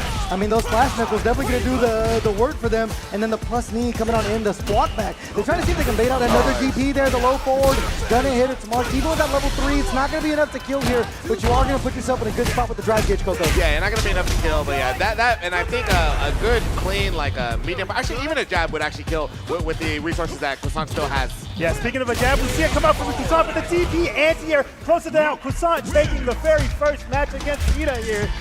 And Croissant's just been playing so clean all night long, man. Yeah. That's the one thing with Luca Warshoto, a.k.a. You have to play clean neutral. You have to look for checks, low forward drive rush, or even the crouch medium punch. And Croissant, mission accomplished so far. I'll be the first to say, if you want to be good at Luke, you got to have some clean neutral, because that is some good, honest Street Fighter, because Luke is a good, honest character. Yeah, Luke is a good, honest character, but he's being pushed to the corner right now. Sita on offense, you know, he loves working those safe jumps in there. He'll throw an empty jump in there too, but Croissant busting out just like that, gets the throw. Yeah, still looking for those low forwards as well to get out. Heavy flash knuckle in the face of Sita. Maybe wanted to try to bait out the DP, even if you get hit by it. Sita was so close to burnout, but now the corner carry, looking for the overhead again, and low forwards are being thrown out left and right, Coco. I mean, low forward, standing medium kicks, heavy kicks, right? Sita is just going to do whatever it takes, right? And he's going to make him block all these heavy punches so that Croissant will burn out. Yeah, just like that, the ODDP breaks him out, though. He is a throw away from losing this round. He stops the tech, but the jab closes it out for Sita. That is his first round on the board for him. Yeah, just clean play from both players here. Sita starting to find momentum, and there's the drive rush jab. We were talking about Sita loves to skip neutral with that bad boy. Yeah, the fact that he round start with it, but Croissant, not believing in the safe jump setup, was able to get the back throw through the parry, and what a light kick, yeah. And the smart attacking the drive gate. So now this round is in full control. And honestly, I think if you're Sita, if you're up around, I don't really think you're worried about spending any resources to kind of protect yourself. Croissant just, yeah, it was like the most unusual, unconventional offense, and that seems to be working on Sita, where he's used to seeing those gaps. Croissant is not putting them. And now in burnout, you have a massive life lead, but you can't afford to get clipped. Drive rush medium. Oh no, the drop on the top. So they wanted one more knockdown to force the guess for game situation, but no harm, no foul. Now going into a final round of game number 2 here. As a friendly reminder, Luke is the main character of Street Fighter 5. I mean, Street Fighter 6 and Street Fighter 5. So he got a little bit of a main character bust there with that drop.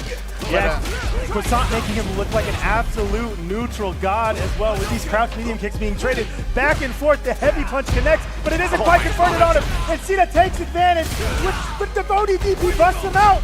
Going back and forth here, band for band, bar for bar, level 3 on deck for both. Drive rushing in again, canceling into the level 3. That's going to be enough to close out the round. And Sita going to be tying things up one game apiece here in losers finals.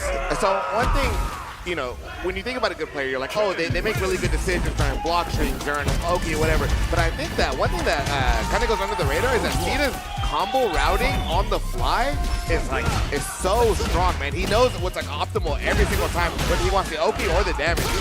You can see, Sita is almost baiting out the whiff punishes by whiffing those light kicks. Croissant is so fast at reacting, they are still getting whiff punished. He doesn't need that many frames to catch you pressing in neutral. Croissant is looking like a monster right now, non-factor. And still checking little by little, spending a lot of drive gauge to try to turn the tide here. Sita finding the opening, run Tatsu into the corner now. Jump out of the corner, putting themselves against the wall. Not going to be the right idea, but hey, the bait out of parry, almost found the throw there. Both players low on drive gauge, now the burnout for Croissant. Man, and the jumping parry didn't work out, so Croissant tried to parry again. Now he's in burnout. Yeah. Oh man, he tried to get a little bit greedy. Sita knowing that target combo isn't real, took his turn back, and is actually going to secure the round because of it. And the level 1 is going to close it out here for Sita, and now he has the lead in what looked like a pretty dominant performance in the beginning of the set here from Croissant. Yeah, Sita's so close now from that 2-1 lead. Croissant close to that level 3. Man, I think they call that footsies around this part. Did you see the whip punish on that? Brother, the whip punish was so sick too, because it's not like he was even walking back and forth. He just straight up halted his momentum by standing still, knowing Croissant would try to catch the forward momentum with the crouch medium kick, but Croissant responding appropriately, looking to recover his own drive gauge and take the lead here. Yeah, busting out the level 3. Such a good call with the Pale Rider there now, 50% down for Sita. The level 3 respectively, almost on deck. You can't afford to eat too many confirms here. Sita has 2 drive rush cancels in the back pocket. Croissant gonna get themselves close to burnout here with the corner carry with the heavy flash with a wake up level 1 Coco to break up the monotony, and now Croissant and burnout again. I mean, that could have been an ODDP, but Sita is smart. He uses the level 1 to put Croissant into burnout, but it wasn't enough. Croissant still taking the round even in burnout. Yeah, just like that, we are a round apiece again, ladies and gentlemen. And Croissant drive rushes forward, puts Sita in the corner, put some offense together there. 1 round apiece, and it's getting close for Croissant here. Level 3 almost on deck for Sita, 50% down. Gotta fight the way to the corner. What a check on the drive rush there. But right back at you, says Croissant. They have the level 2. You're not gonna have a kill route here, but now it's time to guess for the game, and a DP to bust out from Sita. What a call. Dude, yeah, I thought he was actually going to send a level 2 there. I'm kind of glad he did it, because now he at least has some sort of defense. And we've seen Sita do that time after time, where he wakes up Dragon Lash to try to get the kill. Now checking with the jabs, getting the knockdown. Another drive rush jab coming in. We're going to go directly into level 3. It's going to scale pretty hard. It is critical R. I don't think it's going to be quite enough to kill Moose, but Sita has all the momentum. And it is going to absolutely put Croissant in a reactionary role right now. He needs to react to the DI, but he also needs to check the walk forward from Sita. This is dire moment. One gets each. The grab forward. It doesn't kill. Cena's left on a pixel. The crouch medium kick closes it out. Croissant takes the lead. 2-1 against Cena here with an insane crouch medium kick again. Though I walk through the valley of the shadow of death, I shall fear no drive rush. Did you see him stare Cena in the face right there and call him out? Dude. That is grown-ass man Street Fighter Coco. You hear the crowd right now? They're popping off. That's two grown-ass men that pay bills going at it here in Losers Finals Coco. What is happening? I honestly can't even tell who's cheering for who. Sacramento's getting loud, Bay Area's getting Someone's loud. throwing up gang signs. I'm like, what do I have to hide? Like, what is that? Am I safe here? Hey, you know what? Moose. Now, 2-1 lead for Croissant. What can Cena do to turn the tide here? Cena's using the light kick really effectively, but it's getting checked just as much as it's landing. I don't know how we're going to adjust here in this neutral, but it's going to be interesting to watch because you know Cena isn't just going to go to the well over and over and over again if it's not working out for him. Yeah, and I tell you what, it's just neutral being played by both players right now. It's absolute footsies, no pun intended, because they don't got shoes on. Now the throw, Croissant smelling the blood in the water, has all the drive rush to work with, and they're going to be putting themselves on set point of Losers Finals. He's popping off in the camera. Croissant is feeling himself, Coco. Dude, Croissant loves Luke, bro, and you can see it in the gameplay. He pops to level 1, even he's going but Cena drops the big heavy punch confirmed. This might be the first time I've ever seen Cena look like he might be feeling nerves. Croissant busts out with the ODDP. Back to the wall, low on drive gauge. Oh, wow. You see the DP timing on that? Cena covering all bases. Now should be able to close out the round, putting themselves in a final round here of Game 4 of Losers Finals. Can Croissant close it out, or do we got some more Street Fighter to play, Coco? Hey, man, we have seen Croissant kind of drop the ball when he is on a game set, and you know the Cena's going to want to make him try to make the mistake. He ends up landing the counter hit with the jab. Now that level 3 on deck as well. They almost purposely whipped that. That was a whiff punish there. They set him up with a heavy punch and then countered with the crouch medium, but Croissant fighting their way out of the corner. That level 3 looming for Cena here. You might want to pop it to attack the drive gauge. Now Croissant going to be in burnout. Two bars of super to work with here, Moose. It is time to react. 2 bars of super to work with, but even if you eat that, the health lead is so massive, but we see the Croissant break out with the level 1. He has full screen to work with here. A lot of time to recover the burnout. This level 1 is going to whip. Cena's going to close it out with a heavy punch to tie it up. 2-2. We are going into a final match in this Losers Finals, ladies and gentlemen. And the crowd is loving it. We talked about reactionary, but that was Croissant betting it all. Now into a final game of Losers Finals. Coco, you cannot paint a better storyline than this. No, you cannot. But Luke is still the main character for a reason, so now he's going to land these hits. But Cena will be busting out. Yeah, Luke is the main character. You like saying that, Coco? You love the protagonist, huh? Hey, but he's got to play the role of villain here because I think there's a lot of Cena fans in the house, and that's going to be a great starter here. Heavy flash knuckle, corner carry, a wake-up level 1 from Cena, putting it all on the line. All right. Yeah, Cena's trying to apply some pressure. Croissant was playing good defense until he got opened up. So what's the setup going to be? Yeah, and Croissant has already shown throw off of that safe jump. Cena recognizing it, getting the backdash, blowing him up for it. And now we've seen Croissant in this position before. They were so close to closing out the round, and now Cena has all the momentum as they come back in with another drive rush jab. On set point here, almost 50% down for Croissant. Low loops, Moose. Only a few guesses remaining, and those guesses are cut slim by a blocked ODDP, but Cena drops the combo, doesn't get the drive rush he wanted to come out. Now Croissant on the attack. Can we go to the throw loops? How about a taste of your own medicine, says Croissant. Spending a lot of meter, walking back, looking for a whip punish. Level 3 on deck, the Pale Rider is gonna hurt like a motherfucker. He's gonna come in with a jumping heavy punch from Cena. Level 2 on deck, they get the back throw. Not close enough yet. Croissant, back to the wall. You have to guess for your life the backdash. Oh, the low forward! Gonna put a kibosh on it. You have to spend the critical art here. Oh, he's gonna bet it all. He's being greedy. The throw. One more hit into a super. It's gonna close it out. And Croissant is gonna send us into a final game. Final round of Losers Finals. Without even spending the meter non-factor he has. They both have a full 3 bars to work with. And Croissant gets the first hit as well. Non-factor. What are we gonna see? A level 3 bust down from Cena. It is time to gamble. We haven't even hit the tables yet, but Cita, 2 different times we've seen him with the wake-up super, and Croissant is so low on drive gauge here. You know, Cita wants to put him in a burnout. The level 3 on deck, crazy kicks coming in. Croissant back to the wall here, Coco. Brother, this feels awful when his last game last Friday, you get put in a burnout. I mean, oh, he tried to hit with the medium pressure, he canceled to a super, but here's Cita. Oh, he dropped it. The Tatsu gonna be punishing. You have to spend the level 3 here. You have to look for the damage. KO Rider, critical art. It's all about what happens here on Wake Up. Both players are still gonna have drive gauge here, Moose. Only so many guesses remaining as far as who gets put in Grand Finals. So Cita dips the ODDP and puts himself into Grand Finals against Crazy Diamond. He is popping off up there. He is willing to put the chips down on the table and bet his tournament life as long as it gets him the dub. Non-factor, holy shit. You can put regions aside. You can put friends aside.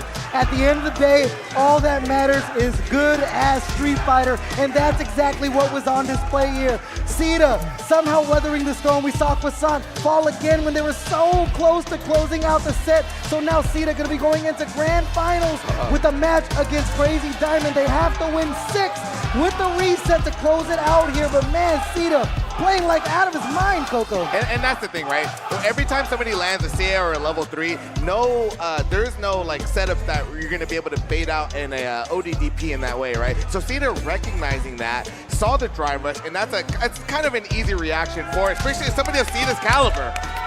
And there's nothing more I love to see than a father in action here, talking things over with the wife, knowing that he is 6 games away from closing out NorCal Knockout. And coming to the stage now, we have SenCal's own Crazy Diamond in winner's side. Only has to win 3. Can he do it? Can he close it out? The man with ice in his veins doesn't fold under any kind of pressure. Has to go ahead and eliminate Cita and take NorCal Knockout round 2, Moose. Yep. How do you see it going? There's Cita. We're sitting right there talking about all the cool shit he's gonna buy his newborn with this big ass prize pool we got going on. That is punching himself into Grand Finals. You know, what kind of money match is this? I haven't done the math, but this has got to be I think this is about like a $500 money match we might be having right now, bro. or at least close to it, Coco. Dude, Cita got kids to feed, bro. This means more to him, dude. I don't know what Hector's gonna do with that money, but you look at dog, he needs the money. He doesn't even have a brim on his head. He can't afford it. Bro, does Crazy Diamond look like he cares, brother? Does Crazy Diamond look like he give a damn? Oh my, bro, son, I gotta buy some Rip Down, bro. I don't give a damn. Hey, but now they're talking it over. At the end of the day, it's all love, but only one can stand tall between these two. Bro, Crazy Diamond's asking him, hey, you know any good spots to eat after this? Bro's like, I'm tired, dude. Like, it was a long drive in. Can we just hurry this up, bro? Hey, real quick. Cita's using the stick he won at the Ride of the Valkyries finale. He's looking to put another one in his collection as well tonight with the stick that's on the line for the winner of the Street Fighter 6 NorCal round 2 You're about to have a stick for each kid. What a perfect gift to be given when you enter the world. Is this a brand new custom fight stick? But as both players are getting themselves locked and loaded, you got to get the nerves ready, man. I mean, let's be real. Let's set everything aside here, man. This is to be NorCal's best. That is a title that I know these players want, man. We do battle in NorCal, it seems so often, whether it be at Guildhouse, whether it be at King's Cup, whether it be at Fitz, we're consistently running into each other as players. But there's only one tournament that happens once a year where you can really wear that title as being the best player in NorCal. And plus, there's a lot on the line, man. We talked about the stick, we talked about the gloves, we talked about the money. But at the end of the day, you want to reign supreme in NorCal, Moose. Yeah, you guys were talking about making jokes about talking about, oh, we're gonna jump, You forget they're getting some dope ass gloves, dude. Try jumping his ass, dude. You never know what we put in there, dude. They're gonna uppercut you to the moon, brother. Man, and I tell you what, I said I was gonna go into cardiac arrest, even if Crazy Diamond made Grand Finals. But now that they're in it, if they win this entire thing, you might lose the commentator. You might see me box jump somehow all the way up on this stage right now. That's all right. It wouldn't be the first time during our 3-man commentary. So. Crazy Diamond, 3 games away. He's got to win 3. Cita's got to win 6 to reset it and take the entire thing, man. I mean, let's be real. I couldn't want something better than for a player like Crazy Diamond. I couldn't want a better better match for the fans that are watching here and the fans that are watching at home. Both players now locking into their characters. It's almost time to do battle here. NorCal Knockout one more time. Make some noise for Grand Finals. Crazy Diamond and Cita. Everyone stand on the damn feet, bro. Let's go. Moose, Let's lock in. Coco, let's lock in. Grand finals. And this is Cita in a familiar position, but last time it's like everybody in the crowd was cheering against him. The way he's playing, it looks like he's got some new fans today. Is all you got to do is move a little bit closer to the bay. These guys will start cheering for you, huh? It's hard not to be a fan of Cita, especially when he's landing hits like that. Now he has Crazy Diamond in the corner. Another jab, probably catching the backdash of some sort. Those confirms are crazy. Cita is always going to confirm a light if you get it to give it to him. But the run stopped. It's like maybe looking for a reversal out of Crazy Diamond. You know, Crazy Diamond loves to bust out with that ODDP, but Cita looking like he's in massive control here at Knockfactor. Slowly fighting their way out though. Cita spent a lot of drive kits to keep that pressure. There's the run coming in, the throw from Crazy Diamond. Whirlwind shot, the run DP. That is tech right there. That is such a good option to get through the startup of a charge. Whirlwind shot is the run DP. Cita minding their P's and Q's, Coco. All right, so the step kick being a little bit off base. Crazy Diamond is able to get the punish. There's the OD spinning mixer. That's a heavy spinning mixer. Anti-air's on point. Back to the corner here. Medium punch. Down getting the knockdown. Cita can only get so many times. Yellow on the health. A tech though to stay healthy. Yeah, really nice normals coming out from Crazy Diamond too. He's spacing them perfectly, catching Cita walking in each time. Crazy Diamond says, you might have won last round, but it's my turn. Cita says, no, never mind. Is he going to rip the CA or is he going to hold it for possibly another round? He opts to hold it this time, but Crazy Diamond busting out with the OD reversal again. He catches Cita walking forward again. The timing on his buttons, Coco. But also being your burnout and then walking forward medium kick, bro, come on, man. You gotta be different to be doing stuff like that. I told you, ice in his veins, he fears nothing. Even in the corner, still busting out with the OD spinning mixer. Both players, level 3 on deck. They're trading again with a low forward trade combo for Crazy Diamond here. Getting the knockdown immediately into the Hurricane here.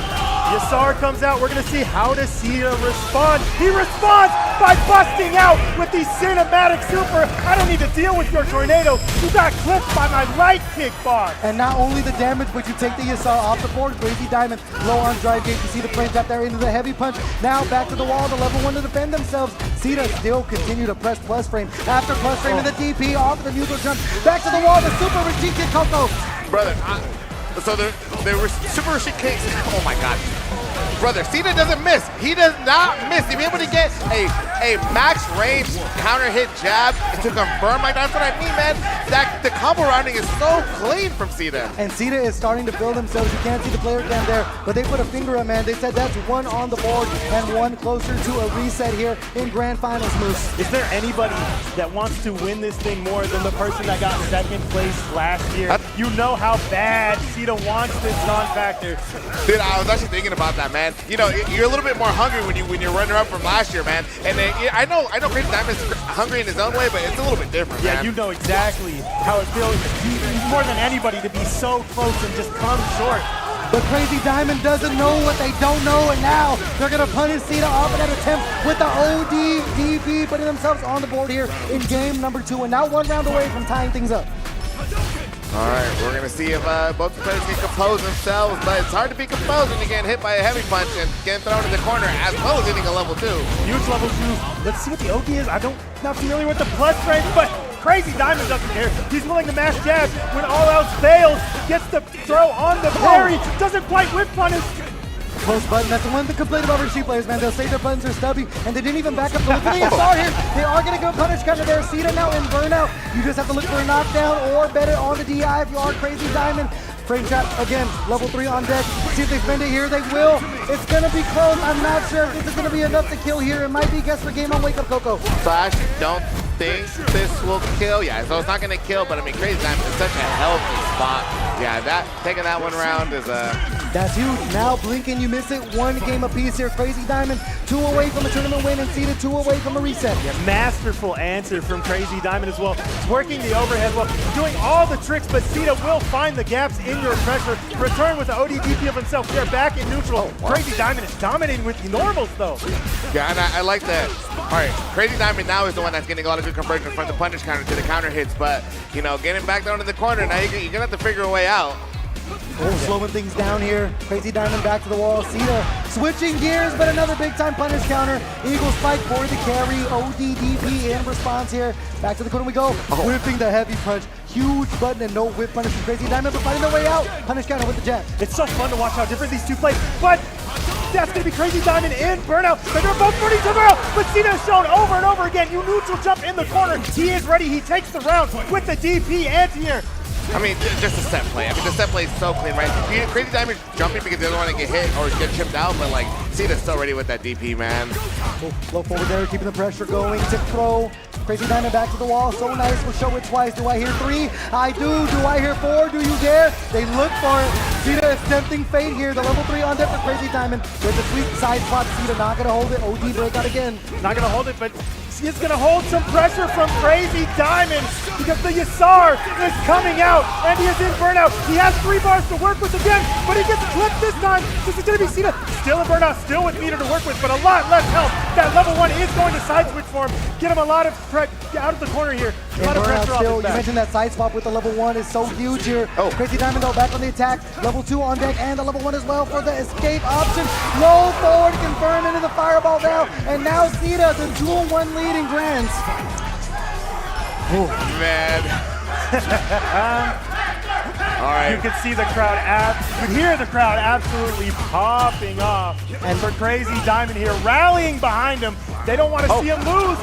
They don't want to see this bracket get reset. They want to see Crazy Diamond take this one all the way. But Cena says, no, I'm going to grab your parries. I'm going to put the absolute most pressure on you.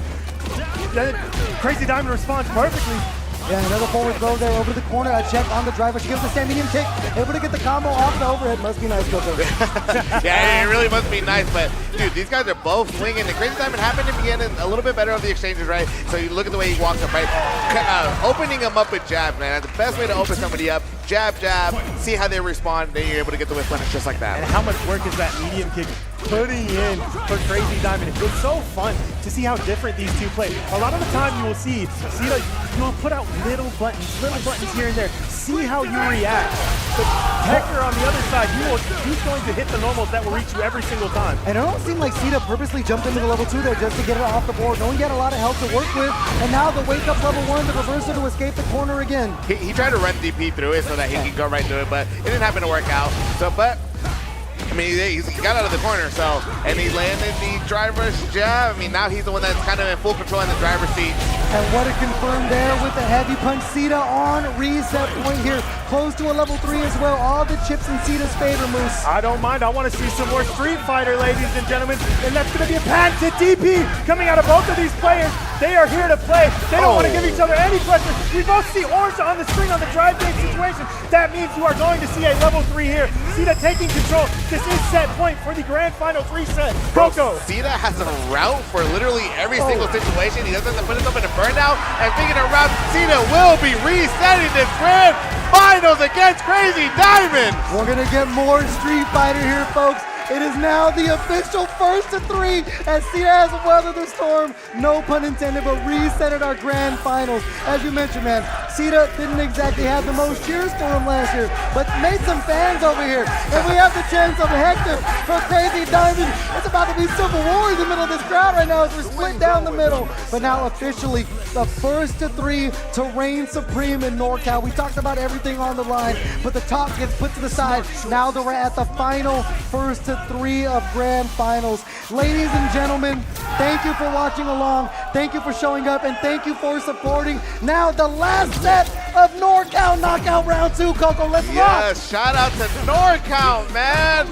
Let's get it. And Hector is Crazy Diamond already on the offensive foot, trying not to get clipped by Cena's low forward here. Guys, we got to start making a plan for when one of these guys wins. I think only 2 of us can fit under this table. The other is getting trampled. I'm sorry.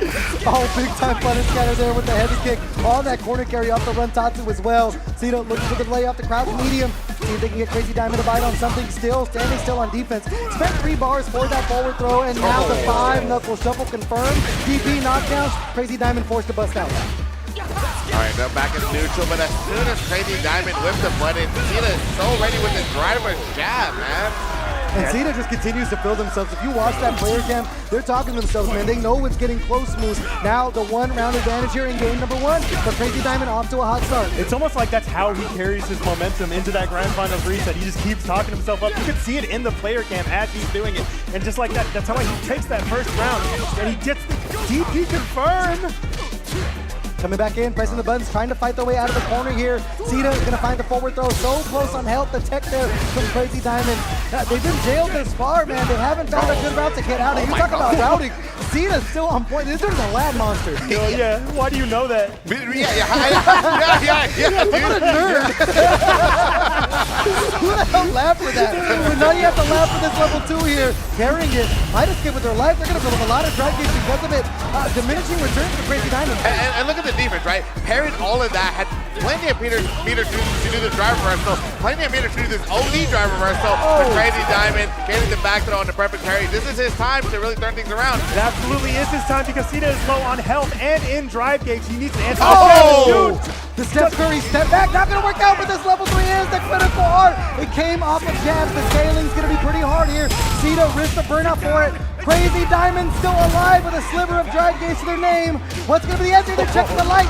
No counter hit, no confirm. Still looking for the jump back. And run DP, and he's popping off. First game going to Cena here in the Grand Finals reset. Did you see that reaction? And we praised Crazy Diamond for walking forward when he wasn't bringing up, but Cena returns the favor by walking forward. He's running forward, bro. He's not even walking.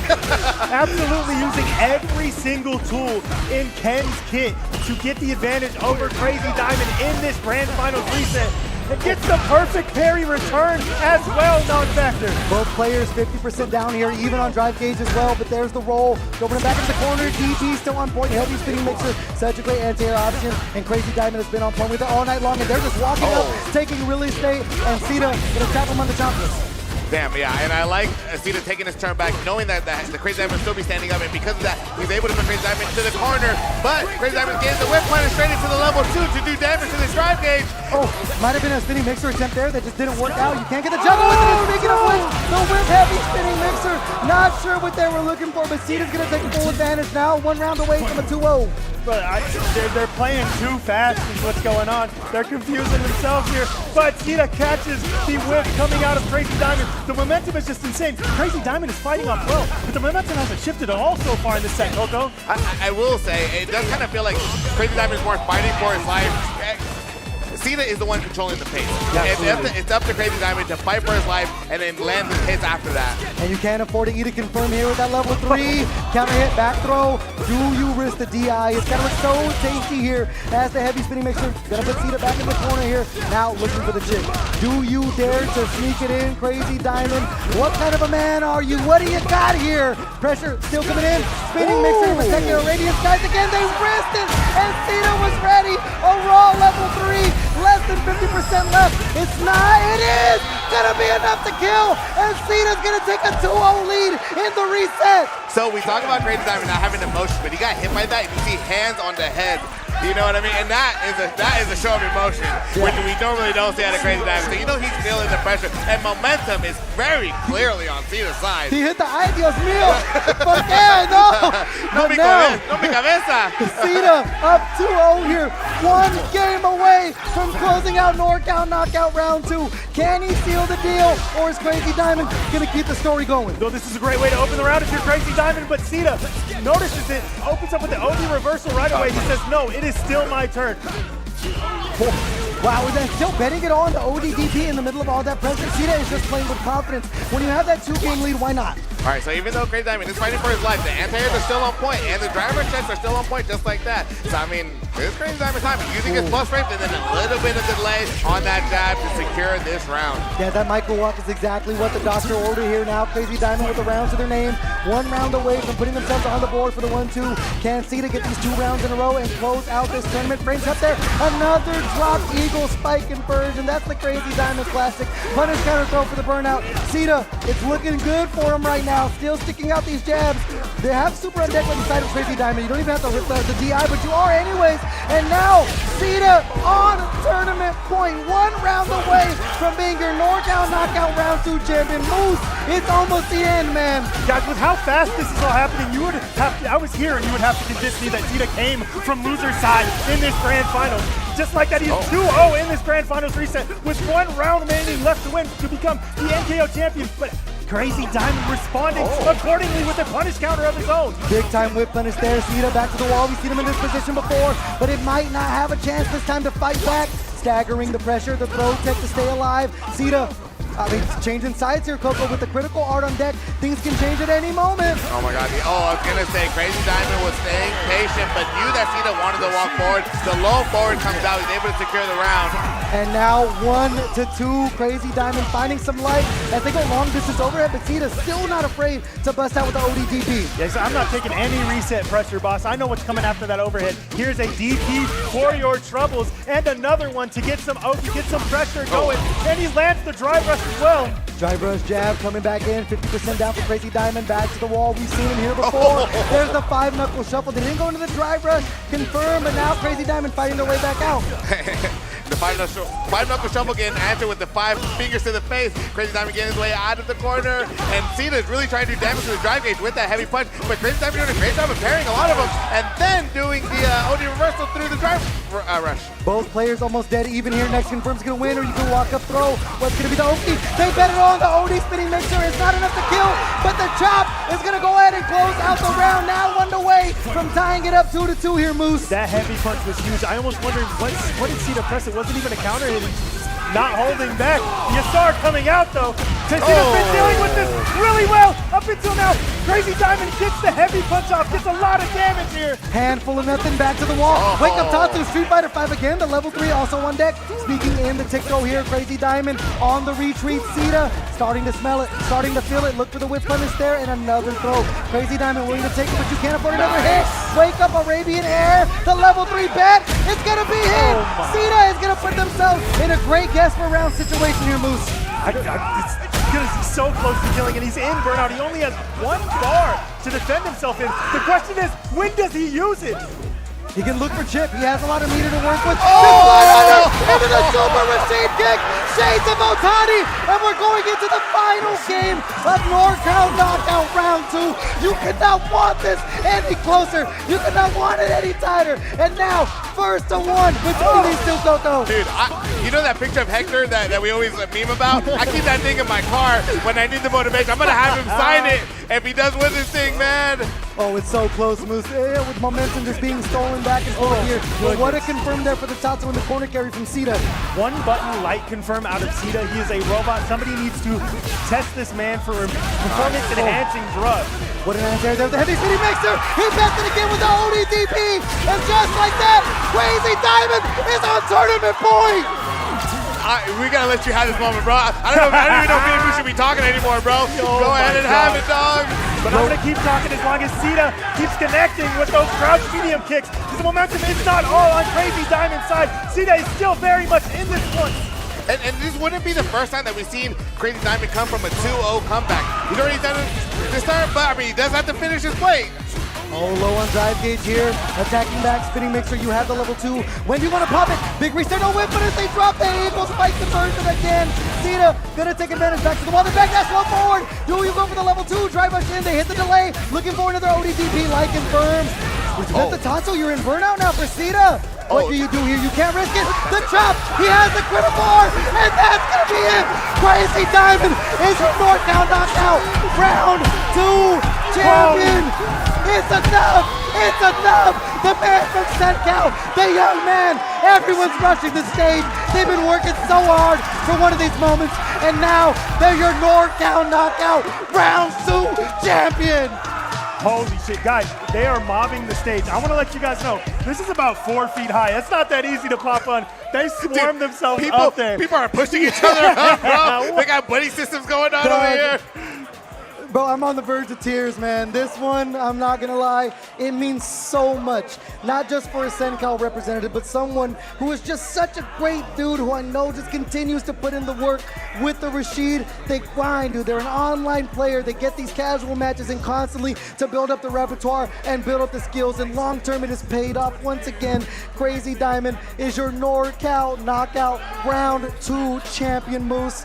What a fucking night, bro. Brother, this was over 100 people funneled in through this bracket. An absolute wood chipper of a night. Crazy Diamond survived every single person he faced up into the grand finals here. Hey, but hold up. Give it up for Cena, guys, and the whole Sacramento scene, guys. Give it up. Give it up. Yeah, you got to feel for Cita in this situation. 2 second places in a row. Absolute amazing performances on each one. Looking like, again, I'm gonna say it again, I'm gonna reiterate, looking like a robot. Crazy Diamond, undeterred. You have the most insane reactions. Yeah. I'm gonna be better. I'm gonna be better tonight. Even in the clutch factor, man, Crazy Diamond continues to be the cardiac kid. You've seen so many drops into that Eagle Spike. Huge amounts of punishment can come off of that, but still they persevere and adapt to Coco. I mean, one thing I gotta say, man, I mean, he was down 2 games, and then the anti-air started coming out clean, bro. If he just stopped, like, he could not get a single jump in, and then on top of, dude, getting the anti-air to the Ogie, man, dude, and like I said, that wasn't the first time that Crazy Diamond had come back from a 2-0 deficit when his life was on the line, man, and he came out, dude, clutch, man, clutch. He's like that. And now being handed the trophy, being handed the gloves. One more time, ladies and gentlemen, your NorCal Knockout Round 2 champion. Let's hear it for Crazy Diamond! Hey, maybe a smile or two right now. He's got to show some emotion, bro. He's loving it, man. Hey, we got to smile out of him. Put the dukes up, dog. Put the dukes up, bro. Yeah. He's like, what the fuck I do, dog? I didn't think I'd make it this far. Well, I'm ready to go home, brother. He's like, hey, can we get dinner already, bro? What a night, man. What a night for SenCal and what a night for NorCal in general. Massive shout out again to everyone that showed up. I think I'm going to be heading on stage to talk to this kid. I'll be right back. Live long and prosper. If your mama's still alive, call her and tell her you love her. Moose, man. What an event. And also, I want to give a shout out to Redding. I want to give a shout out to Madhouse for all you guys coming together and putting together this event, this once-a-year event that has become a regional for us, guys. Give it up for Redding. Give it up for Madhouse, everybody. Man, yeah, we really couldn't have made this possible without everybody in the building coming together and making this what it is. I mean, this is NorCal. When we get together, we can make shit like this happen, brother. Yeah, it's man. A cool night. Hey, the night's not over either. Night's not over. We got a whole casino. We got a whole lot of alcohol in the building. So, man. There's nobody more deserving, bro. Like I said, I keep a picture of him in my car. Oh. All right, we got non-factor up, mic'd up now. Check. All right, everybody. First of all, Hector, congratulations. You know, I'm excited for you. You're NorCal Knockout Round 2 champion. You got the trophy. Here's the stick. We're going to give you full hands here, my brother. Hold that thing proud. Can you raise it for me one time, bro? Show everybody what you got. Lift that bad boy up. Come on now. Crazy Diamond, over 100 registered players. You came to the top all the way through winner's side. How much does this win mean to you? It means a lot. It means that I'm getting better and that my time put in the game is like rewarding me. Yeah, I see you constantly grinding and everything. At what point in the middle of the Grand Finals reset did you start really clicking and finding that momentum? You were down 2 games, you're back to the wall. What did you start seeing from Cita? Well, I think I just teched more because I was taking a lot of throws, and then that would just lead to me taking more and more damage. So, like, overall in this tournament, I just started teching more and being more active in my defense. So let me, like, kind of, people are scared to pressure me, basically. Hey, you got to make them respect you, but now you got the trophy, you got the stick. How you about to spend this $1,000 plus, man? I don't know, probably save it. What else? What a guy! Let's go. And before we get you out of here, before we, just glaze you one more time, do you have any shout-outs, anyone you want to talk about back at home that may be watching? Well, shout-outs to Ran. I played them the other day, and I think that helped me get better. I don't know. They're just my best friend, and I played them. Hey, shout out Ram, man. Kings Cup champion before, now NorCal Knockout Round 2 champion. I'm going to make you guys do it again one more time. Give it up for Crazy Diamond! Wonderful night, everybody. I want to thank every single person here. I think, Joey, are you going to have something to say or no? Do you want me to do the talking for you? I'll do the talking for Joey so he can hold himself together. First of all, I want to thank every single person that showed up that supported, that watched, that played, that TO'd, that ran the desk, the people at the bar, people on the other stream, every single one of you from the bottom of our hearts, from Bay Area Madhouse and Second Wave, and everyone involved, I want to say thank you. Can we get a round of applause for everyone in the building tonight? Now, we talk about the guys in charge. There are about 3 figureheads. We're going to go one by one. Can I hear it for Dakota, man? The D in Madhouse. That's the go right there. And just because I want to make him emotional, can we surround Atlanta and start cheering for this man?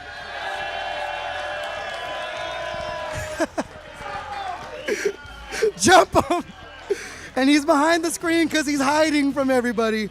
But one more time, man, the big man in charge, give a loud round of applause for Joey Salami. Joey, Joey.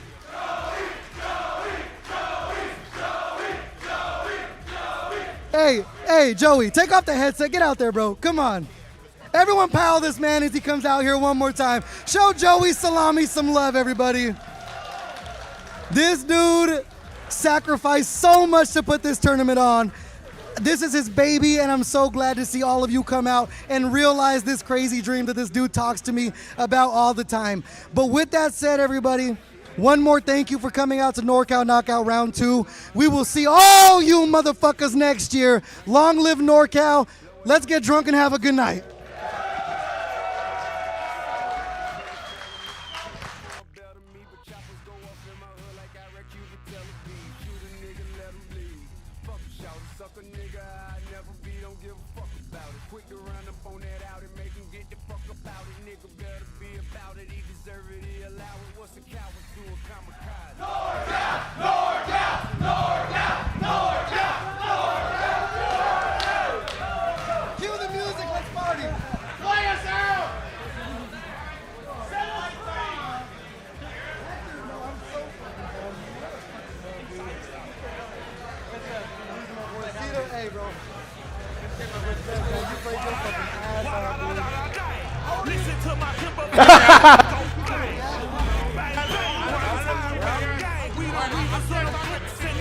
I'm not quite sure.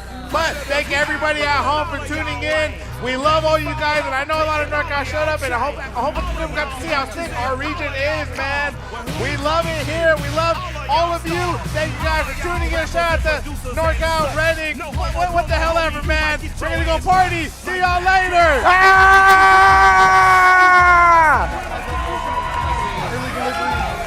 We're good right now, and that's enough.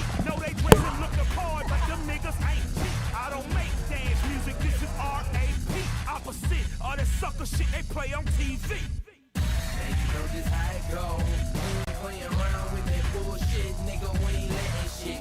Hey, yo, check. Check, everybody. Hey, one more thing before we get out of here. Please clean up your goddamn mess. Respect the venue. Wind River has been very gracious to us. Make sure things do go in the trash because it's a little sloppy out there. Appreciate Miranda. Let me know. Have a good night. Free code from the back when I hit.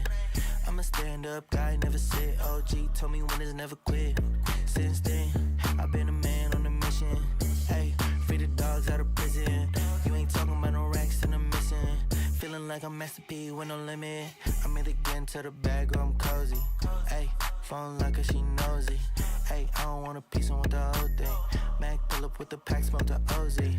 See me out in public, make a whole freeze. Big stepping out, one, do it both feet. Know they want me gone, watch them closely. Up like it's nosebleeds, up like it's no sleep. Woke up, straight to the bag. Then tomorrow I'ma do this shit again. Then tomorrow I'ma do this shit again. Then tomorrow I'ma do this shit again. Woke up, straight to the bag. Then tomorrow I'ma do this shit again. Then tomorrow I'ma do this shit again. Then tomorrow I'ma do this shit again. I'm excited about my income. I'm excited about about my income. My life is real, it's not a sitcom. My life is real, it's not a sitcom. No more selling swivel and recon. No more selling swivel and recon. I'm a fixture, not a peon. I'm a fixture, not a peon. They call me Charlie Hustle. They call me Charlie Hustle. I'm all about my bubble. I'm all about my bubble. I beat you with my knuckles. I beat you with my knuckles. If you don't stay up out my huddle. When people ask me what I've been doing, I'm living a dream. Used to serve my yacht or wet fresh up off of the Digibeam. Digibeam. Don't play with the Scorpio, cause I sting. I tune you up and make you cry, make you look like that Jordan meme. Jordan meme. Woke up, straight to the bag. To the bag. Then tomorrow I'ma do this shit again. Do this shit again. Then tomorrow I'ma do this shit again. Do this shit again. Then tomorrow I'ma do this shit again. Woke up, got straight to it. Running to the back like I'm late to it. Got so much drive, I need brake fluid. These niggas don't do it like the Bay do it. Sheesh. I'ma get the bag or die trying. Sheesh. You ain't got a bag, boy, you lying. Sheesh. Bitch, I'm about a bag like I'm DB. Fucking around in the lab like I'm DD. Me and my pops built this like wood shop. The brakes went out, I wish I could stop. I ain't no mechanic, but I made the hood pop. Came from the bottom, I need some good top. We been on the grind all weekend. Deep in, flow water, nigga, the deep end. We been them corners and let it swing. No rag, no set, I'm with the gang, bitch. Straight to the bag. Then tomorrow I'ma do this shit again. Then tomorrow I'ma do this shit again. Then tomorrow I'ma do this shit again. Woke up, straight to the bag. Then tomorrow I'ma do this shit again. Then tomorrow I'ma do this shit again. Then tomorrow I'ma do this shit again.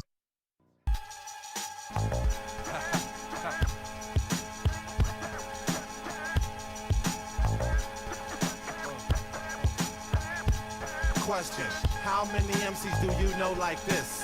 You type who can freestyle. Check it, I must insist. Before I start my mic check and cock back my fist. The LP, got the MC. Let's collaborate with the sounds of fake. Gather round the plate. You're down to wait for the background chatter when I surround the fake. Drop a sound piece on your ear using my mic and rhythmic. Tick adding up my flows while I'm using my mic equipment. LP will like uplift you with beats and lyrics that shift you. Predict you need help, so may the force be with you. So rappers like a court dismissing you like a jury. When it comes to West Coast Underground, loop packs enlisted yearly. You best be concerned if you heard that I said I. It's confirmed Jack must return.